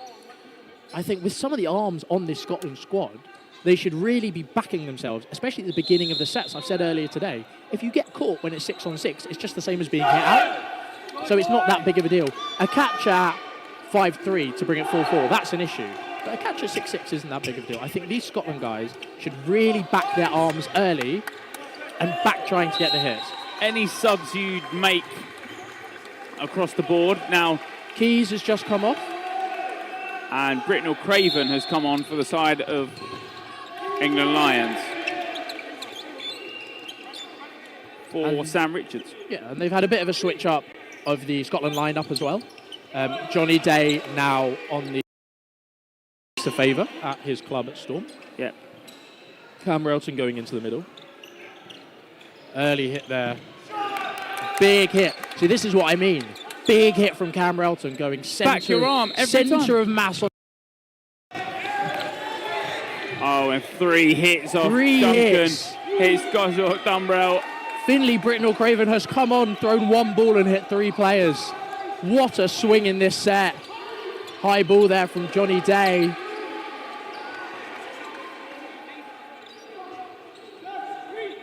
England Sometimes stuff like that does just happen. block there from Johnny Day on the 2-ball attack. England happy with throwing 2 there as Scotland don't have 4 players on court. Nearly running across court to switch position.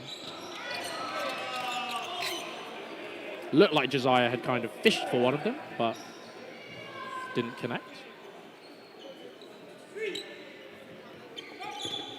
Block there from Britnell Craven in the middle from the standing counter from Day. Yeah. A hit there called? Yeah, the block comes off and hits his elbow. David, yeah, in his throw. 2 very composed running counters there. Yeah, Day looks for the catch low, but Josiah has tracked him all the way down as well. 4 balls now for the England Lion men. And the hits come across. Just an unfortunate set. You can't really do a lot when 1 ball hits out 3 players. That's exceptionally unfortunate from Scotland's side. And if you're on the side of Scotland there, it's really dejecting to look across court and see 3 players walk off at the same time. I think at this point, you've got that 2.5 minutes left now, or just under. 2:20 will be left on the clock. So looking at the last set, Scotland, if they take this set, it's not within marathon distance. No. The scoreline is the way it is, but the first few sets were quite close. 3-on-2, 4-on-3, maybe decided in the last 30 seconds. So it's not like these sets are being stormed away from Scotland. Yeah. Day there surviving a 2-ball attack as he gave away 4 balls.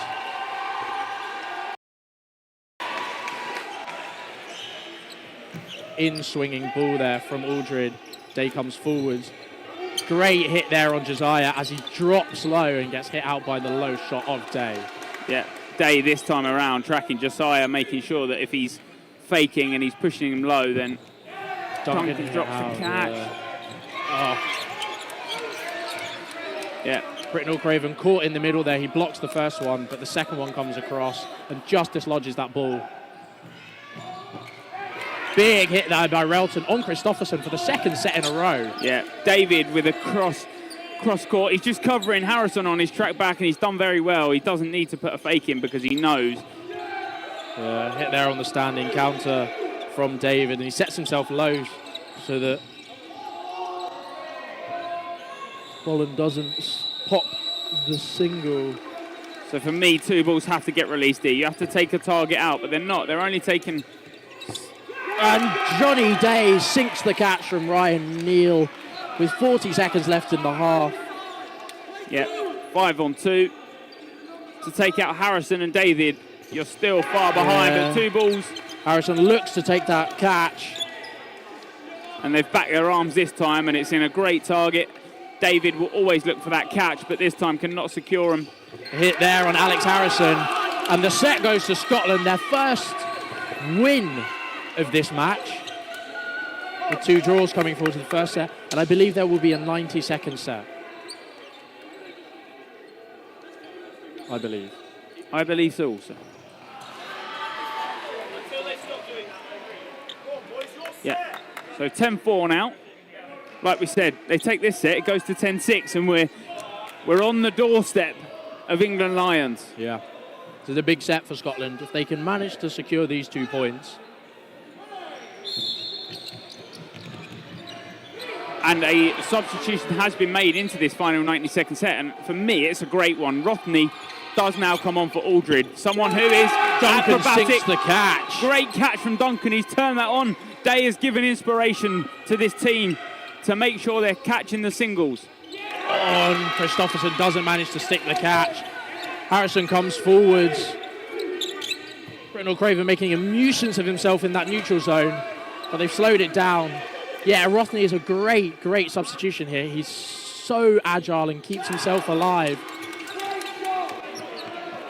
Yeah, Hit has just on his back foot as he brings it forward. It has been called by Sam Mason there. Britnell Craven dodges out the way and comes forwards. And hits Day out with a high shot, not allowing him to be able to take that catch as he sets himself low. 4 on 3 now, with 30 seconds left in the set. Block there. Holland goes low. 20 seconds left. 1 player difference. And all it takes is a catch or a big hit in this game to turn around. Fake comes in. Only a single comes from Gossor at Dunborough. 10 seconds left on the clock. I think they're going to a 2-ball attack here. Rothney with a dodge. The calls to go is there. And the set goes to Scotland. 10-6 at the half.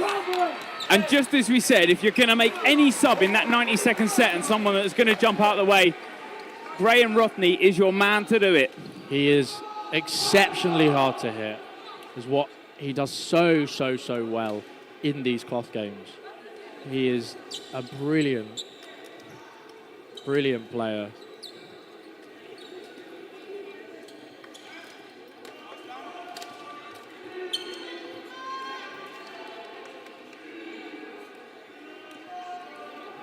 So if you're England there, who had a couple of really commanding sets, a minute 15 set, and then kind of those last 2 sets going really much the way of Scotland. Do you bring on some depth? What would you do? What substitutions would you make? With your intimate knowledge of this England setup, who do you think can make the right difference in this game? Josiah, although doing things right, the last couple of sets, whether it is him becoming tired or Scotland now figuring him out,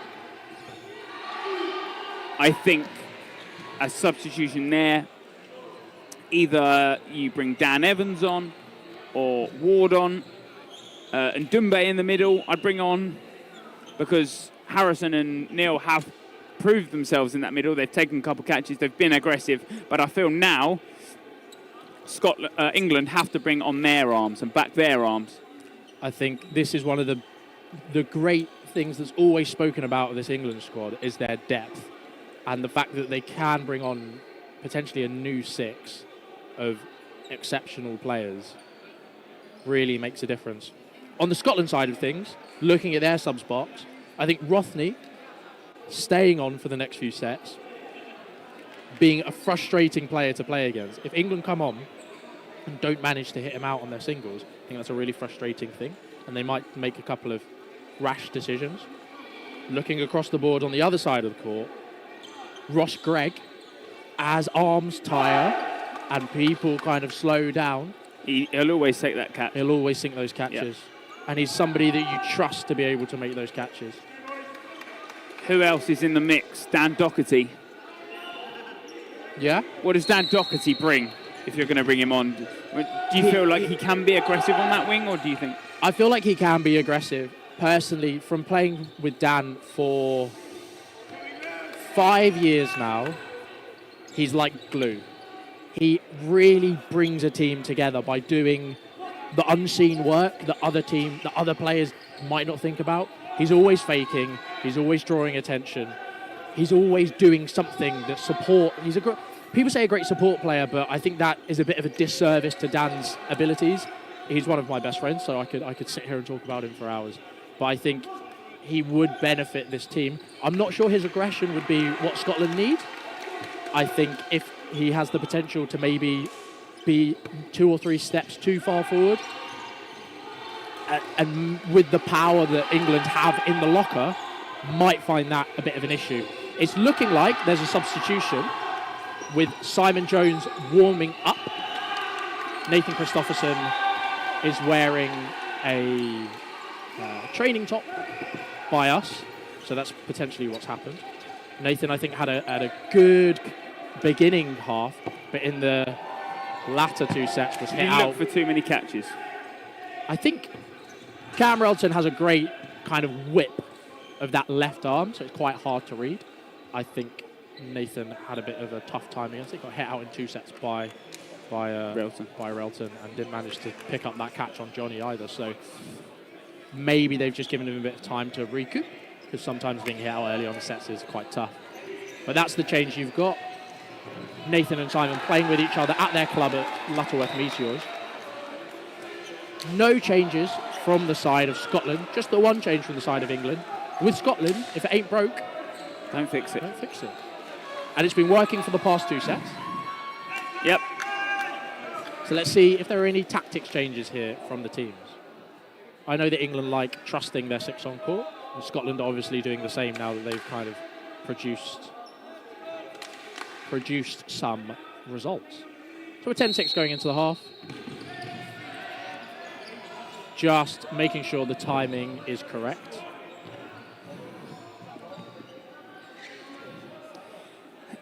And now my only problem would be is if Scotland make this next set, what do England do in response? Is it an early timeout to sort of adjust the team? Is it then too late? Not to draw from the past, but where we've seen in the past, where they played NI and they went 8 down, that it was so far gone. You try to change anything. I think that's a really interesting game to kind of call back to as well. But this England side is so different. Cam Relton with another strong hit. Simon Jones facing the same fate as Nathan Christopherson. And it's always hard because Christopherson was in on the game. And a great single there and a lovely release there. With 3 players in quick succession leaving that England court. And now this game has only just started in the second half, but already... And it goes up. And as John Duncan looks up at the ball, Britnell Craven pops the shot and hits him out. A very well-constructed play by David and Britnell Craven, sorry. Good attention to detail, good Big dodge. No line fault. As there is a line ref right in the bottom right corner. No hit called on the 2-ball attack. David and Britnell Craven now with 4 Scotland players coming forwards. Who releases that ball? It's a good fake. Only one comes from Rothney. David charges up, Britnell Craven charges up, but they decide against it. They would rather the 3-ball attack. Yeah, they back their 3-ball accuracy. Neil looking like he wants to pop a shot. Big fake coming through from Britnell Craven. Rushes forward. Fakes in the neutral zone, but not wanting to go. England come forward with 3 balls.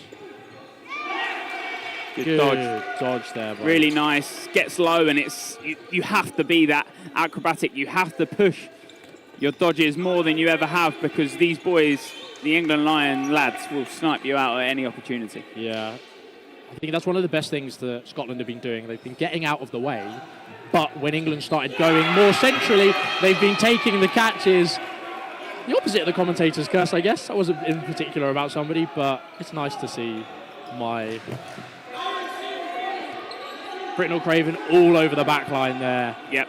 Called out by not just line ref, but his own ball retrievers as well. And the set goes to nope, that was a different whistle. I apologise. Yep, but only 12 seconds left in this set. Scotland being safe there, not wanting to go at all. David comes forward. Relton just dodges out the way. He doesn't need to go aggressive on it. And there it is, the next Scotland set. 10-8 now. 10-8? 10-all.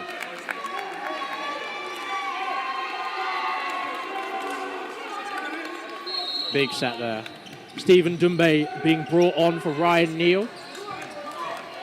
Now, mentality is a big thing that is going to come into this game. Any substitutions from the side of Scotland? No. Not that we can see. Once again, if it ain't broke, don't fix it. Don't fix it. Not sure how many times we're going to say that with the Scotland side, and this specific Scotland lineup as well. That's now 3 sets in a row. 4 balls released, or 4 balls given away there. Yeah, but good honesty from Rothney in the centre. Oh, Keys, Josh Keys has been brought on for John Duncan. 4 balls now for the England side. So I think there was a 2-ball hit on that side. Keys goes low there and doesn't manage to get hit. Yeah, so I believe Johnny Day was hitting that first instance of play, and that rebound has then hit Rothney.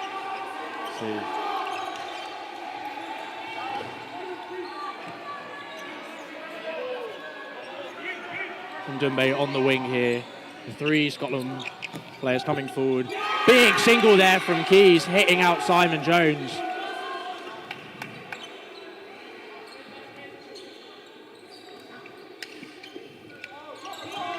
Ndumbe not managing to hit, to find his target.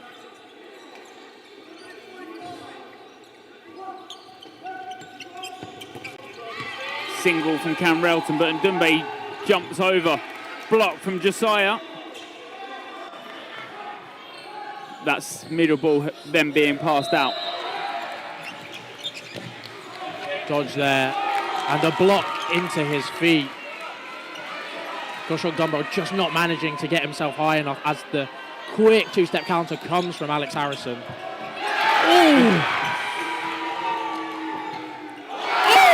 Oh, and Ndumbe takes the catch. Shouts of Steve come from behind us, but 2 amazing catches. They just stick in the block. Yeah, big jumping catch from Ndumbe. Charges forward, then the second ball sticks behind the ball that he's got in hand. Just so unfortunate for the Scottish players. Because they've done everything right. Because they've done nothing wrong, yeah. No. There's nothing you can do about it. Aldred is now on for Christy Holland.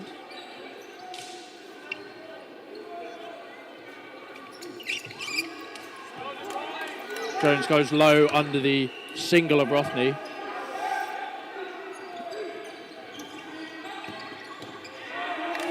Another hit there.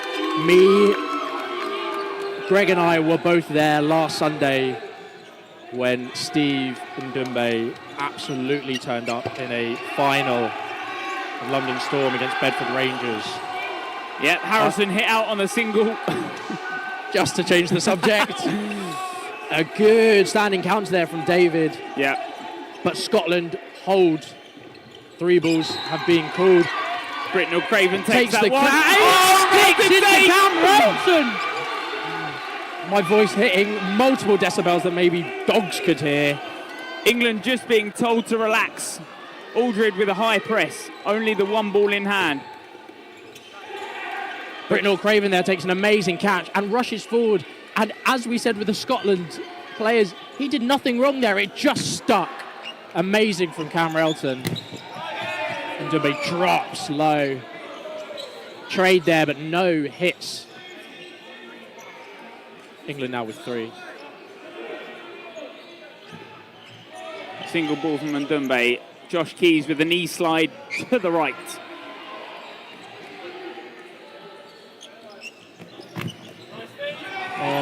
And Josiah hits Keys like he was doing early on in that first half. Relton now with a cramp in his thumb. Aldred releases early and gets hit out by multiple from the England Lions.